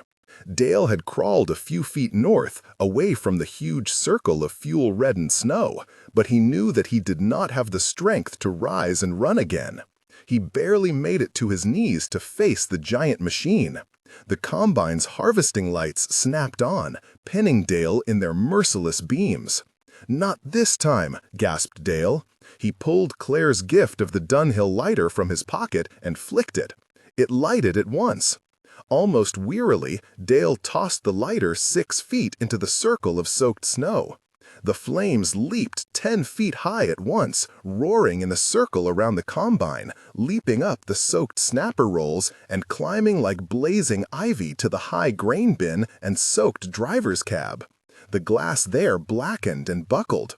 Then the fire ignited the remaining fuel in the lacerated storage tank, and the explosion lifted the front of the combine 5 feet in the air while blowing Dale 20 feet in the opposite direction. Dale rolled in the drifts, using his hands to rub snow on his flash-burned eyebrows and hairline. For a minute, the combine just burned steadily, the flames having not yet reached its own interior fuel tank, melting snow, curling paint, and superheating old steel and iron with a hiss that filled the night. Hrut garm, Dale thought dully. Funeral flames like a howling dog. The heat from the flames was intense, but almost pleasant after all the wet cold. Then, slowly, amazingly, the door to the flaming cab opened, and a human figure engulfed in fire stepped out on the burning grain bin deck and jumped out to lie face down and burning in the snow. Dale was vaguely aware of the other skinheads 50 feet or so behind him, silhouettes against the other fire, the jolly corner, but none of these forms moved. "Shit," said Dale, and staggered to his feet. He rushed as well as he could to the burning man's side, dragged him out of the circle of burning fuel, and threw snow on the back of the man's burning jacket and flesh until the flames were smothered. He rolled the man over. Skinhead Lester Bonheur's features were burned red down to the muscle layer, and his eyes were flickering as if from an epileptic fit. On his knees next to him, Dale sagged backward and shouted to the unmoving skinheads back by the sheds, "For God's sake, go for an ambulance!" None of them answered or moved. The burned shape in front of him seemed to gain mass, rolled over, and got to its knees. "It looks like I have to do this myself," hissed the corpse of C.J. Congdon, and lunged at Dale, knocking him onto his back and grabbing him by the throat. Dale's gasping breath was visible in the air as he clawed at Congdon's tightening fingers. No breath came from Congdon's broken, open maw. The thing was terribly strong, its rotted mass heavy on him, and Dale felt what was left of his own strength slipping away with the last of his breath. "Fuck you," Dale gasped up into Congdon's contorted death mask. And then Dale surrendered. Not to Congdon, not to those fuckers behind him, but to 40 years of resistance, letting the wall in his mind crumble like chalk. With the last of his breath, Dale shouted into the night, "Giffer, Geri, Herculas, Osiris sos half hundiscus monkinis, he havde hundis havad." Congdon's rotted fingers tightened on Dale's windpipe, cutting into the flesh of his neck, and the mouth lowered as if ready to suck the last breath from Dale if necessary. Instead, Dale used his last breath to howl defiance. Anubis, Kesta, Hapi, Tuamutef, Quebasenuf. Then there was no more breath with which to shout or breathe, and the Congdon thing laid its full weight upon Dale, who sensed but could not see the 5 hounds knocking aside 4 skinheads, not leaping on them but past them, and then the first and largest of the impossibly huge jackal dogs hit Congdon with a noise like a sledgehammer striking a rotten watermelon, and ripped Congdon's head off with one swipe of its massive jaws. Congdon's arms and fingers continued to choke Dale.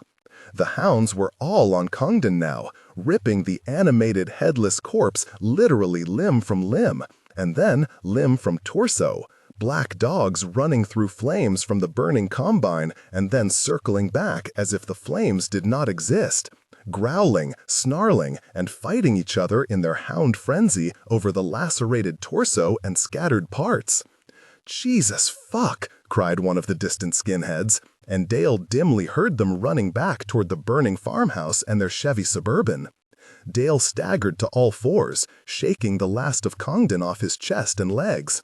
Blazing-eyed hounds knocked Dale to one side and snatched up the rotted bits, a cowboy-booted foot, a fleshy ribcage trailing intestines, a half-fleshed jawbone, and then ran with them into and through the flames, disappearing into the darkness beyond.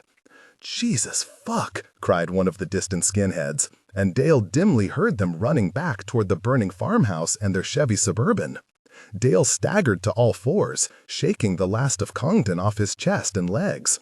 Blazing-eyed hounds knocked Dale to one side and snatched up the rotted bits, a cowboy-booted foot, a fleshy ribcage trailing intestines, a half-fleshed jawbone, and then ran with them into and through the flames, disappearing into the darkness beyond. "Jesus fuck!" cried one of the distant skinheads, and Dale dimly heard them running back toward the burning farmhouse and their Chevy Suburban. Dale staggered to all fours, shaking the last of Congdon off his chest and legs. Blazing-eyed hounds knocked Dale to one side and snatched up the rotted bits, a cowboy-booted foot, a fleshy ribcage trailing intestines, a half-fleshed jawbone, and then ran with them into and through the flames, disappearing into the darkness beyond. "Jesus fuck!" cried one of the distant skinheads, and Dale dimly heard them running back toward the burning farmhouse and their Chevy Suburban. Dale staggered to all fours, shaking the last of Congdon off his chest and legs.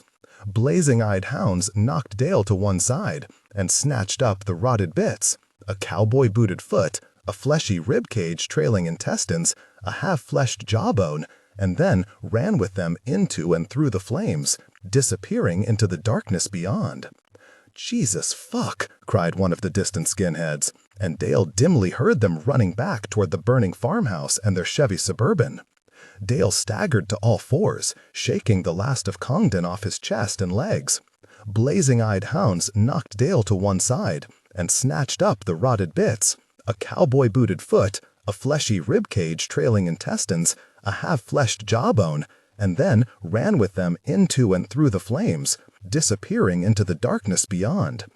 "Jesus fuck!" cried one of the distant skinheads, and Dale dimly heard them running back toward the burning farmhouse and their Chevy Suburban. Dale staggered to all fours, shaking the last of Congdon off his chest and legs. Blazing-eyed hounds knocked Dale to one side and snatched up the rotted bits, a cowboy-booted foot, a fleshy ribcage trailing intestines, a half-fleshed jawbone, and then ran with them into and through the flames, disappearing into the darkness beyond.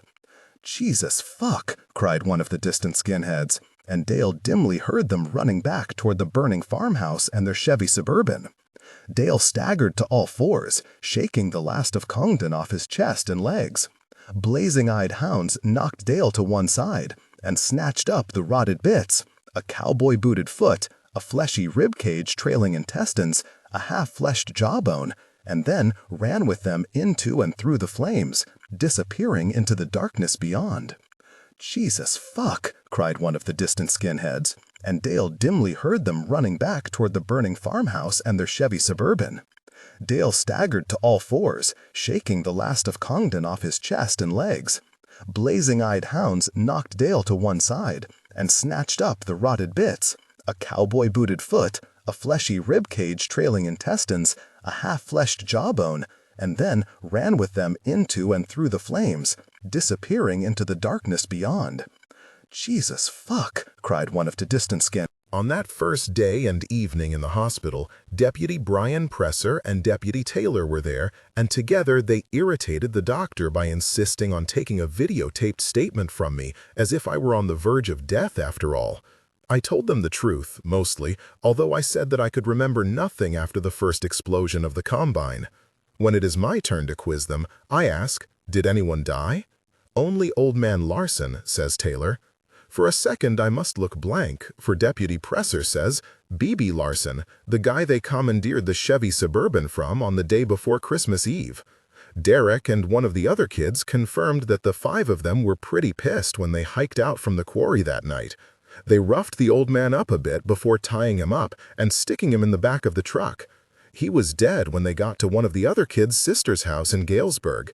"Heart attack," says Deputy Taylor. But the skinheads didn't know that. "Lester Bonheur?" I ask. "My hands are bandaged for burns. My right side and right arm hurt from where they removed bits of buckshot, and I have stitches holding my scalp in place on that side. My eyelashes and eyebrows have been burned away. My hairline has receded 3 inches because of the flames, and I have goopy salve over much of my face. It all feels wonderful." "Bonheur's still alive," grunts Deputy Presser, "but he's burned all to hell and gone. They're transferring him to the St. Francis burn unit in Peoria tomorrow morning. The docs think he'll live, but he's going to have a shitload of skin grafts ahead of him." "Hey, Professor," says Deputy Taylor, referring to something he had asked earlier during the taped interview, "who was that other guy there at the fire, the one the kids say they saw, the one who looked like he was dead?" I close my eyes and pretend to sleep. On the second day, Sheriff McCown shows up with some magazines for me to read, a Dairy Queen milkshake for me to drink, and the ThinkPad computer. "Found this in the chicken coop," he said. "I assume it's yours." I nod. "We didn't turn it on or anything, so I don't know if it still works," says McCown, pulling a chair and settling into it rather gracefully. "I presume there's no evidence on it, at least none relating to this weird series of events." "No," I say truthfully. "Just one bad novel and some personal stuff, including a suicide note, but I do not say that." McCown does not pursue it. He ascertains that I am healthy enough to answer a few more questions, takes out an audio tape recorder and his notebook, and spends the next hour asking me very precise and logical questions. I answer as truthfully as I can, providing often imprecise and rarely logical answers. Sometimes, though, I have to lie. "And those rope burns on your neck?" he asks. "Do you remember how you received those?" I automatically touch the torn tissue on my throat. "I don't remember," I say. "Possibly something when you were crawling through that tunnel," says McCown, although I know that he knows that this is not the case. "Yes." When he is finished and the notebook is put away and the recorder is off, he says, "Dr. Foster tells me that you can leave here tomorrow. I brought a present for you." He sets a single key on the movable tray hanging over the bed. I lift it. It is darkened with carbon, and the plastic base of it has melted slightly, but it looks intact. "It still works on your cruiser," says Sheriff McCown. "I had Brian drive it over. It's in the lot outside." "Amazing the key survived the fire and that you found it," I say. McCown shrugs slightly. "Metals, like bones and some memories, it abides." I look at the sheriff through my puffy, swollen eyelids. Not for the first time am I reminded that keen intelligence can be found in unlikely places. I say, "I imagine that I will have to stay around here for quite a while." "Why?" says Sheriff McCown. I start to shrug and then choose not to. The bandages are very tight around my right side and ribs, and it already hurts a bit to breathe deeply. "Arraignment?" I say. "More depositions? Investigation? Trial?" McCown reaches over to where he has set his Stetson on my bed, lifts it, and unnecessarily recreases its crown. "One more interview this evening with Deputy Presser," he says, "and I think we've got all the information we need. You won't be needed for the kids' arraignment, and I doubt if there'll be a trial about the burning of the farmhouse and their attack on you, I mean. I sit in my hospital bed and wait for more explanation. McCown shrugs and taps the brim of his hat against his knee. The crease in his gray-green trouser material is very sharp. Derek's and Toby's and Buzz's confessions pretty well agree that they came to burn you out and hurt you on New Year's Eve. And you didn't use any sort of deadly force. All you did is try to run. It's not your fault that Bonheur was such a moron that he drove Mr. Johnson's combine into the fuel tank. I nod and say nothing. Besides, continues the sheriff, the real crime here is the death of B.B. Larson. But I don't think that will come to trial either. 3 of the boys are juveniles. They'll get plea bargains and spend some time at a juvenile center and then waste my time on probation around here. And the other 2 will cop to lesser charges rather than face murder. If Bonheur lives, and I guess he's going to, he'll be going away again for a while. Can I ask you a question, Professor Stewart? I nod again, sure that he is going to ask about the extra figure the skinheads say they saw, struggling with me in the light of the fires, even though I've stated in all the interviews that it was Bonheur who tried to choke me before collapsing again. The dogs, he says, surprising me. No one has mentioned the dogs in all the formal interviews during the past 24 hours. A lot of people and vehicles stomped that snow down before daylight, but there were still a few paw prints, he says, and settles his Stetson on his knee and looks at me. I suffer a shrug. I think, homage to thee, O governor of the divine house. Sepulchral meals are bestowed upon thee, and he overthroweth for thee thine enemies, setting them under thy feet in the presence of thy scribe, and of the Uchat, and of Ptah Seker, who hast bound thee up. Why had a lonely 9-year-old boy on an isolated Illinois farm in the late 1950s chose Anubis to worship, going so far as to learn the ancient deity's language and ceremonies? Perhaps it was because the boy's only friend had been Wittgenstein, his old collie, and the boy liked the jackal god's head and ears. Who knows? Perhaps gods choose their worshippers rather than the other way around. The question had been whether to tell Dale that he was never at risk from the hounds. The guardians of the corpseways, like jackals cleansing the tombs of undeserving carrion, are protectors of the liminal zone at the boundaries of the 2 worlds. Like phagocytes in the bloodstream of the living, they are not just psychopomps, protectors of souls during the transition voyage, but scavengers, seeking out and returning souls who have crossed that boundary in the wrong direction and who do not belong on the east bank of the living, no matter how terrible the imperative of the torment that has brought them back there. But who is to say that Dale had not been at risk? He had, after all, volunteered to travel to the West Bank necropolis in attempting to kill himself, and in that sense at least, summoned Osiris to weigh his heart in the Hall of the Two Truths. "Professor, you all right? You seem to have gone away for a minute there." "I'm all right," I say huskily. "Tired, side hurts." McCown nods, lifts his Stetson, and stands. He turns to go, and then turns back. Columbo, I think, remembering Dale's earlier thought. Instead of asking some final, insightful, damning question, McCown gives me information. "Oh, I looked through Constable Stiles' files for 1960 to 1965 and found something interesting from 1961. I wait again. It seems that Dr. Staffney, Michelle's father, the surgeon, called Barney Stiles in late March of that year and demanded that C.J. Congdon, his old henchman Archie Kreck, and a couple of other local thugs be arrested for rape. According to Barney's sloppy report, Dr. Staffney said that these boys, well, Congdon was 17 then, so not quite boys, these punks had taken his daughter for a ride, driven her out to the empty McBride house. Mr. McBride had moved to Chicago, and the place was empty then before his sister moved in. Driven her out to the empty McBride place and raped her several times. "Did you know anything about this, Professor?" "No," I say truthfully. McCone shakes his head. Dr. Staffney dropped the charges the next day, and as far as I know, neither he nor Barney ever mentioned it again. Michelle was only in 7th grade then. My guess is that J.P. Congdon, C.J.'s father, threatened the good Dr. Staffney. Neither of us speaks for a moment. Then Sheriff McCoon says, "Well, I just thought I'd let you know." He walks to the door, his hat still in his hand, but pauses a moment. "If you're not needed around here, I imagine you'll want to get going when you're released from the hospital tomorrow." "Yes." "Heading back to Montana, Professor?" "Yes." McCoon puts his hat on and tugs the brim down slightly. His light eyes look intelligent but colder with the official hat on. "And if there's no trial or anything, you're not planning to come back this way, are you?" "No." "Good," says McCoon, adjusting his hat again before leaving. "Good."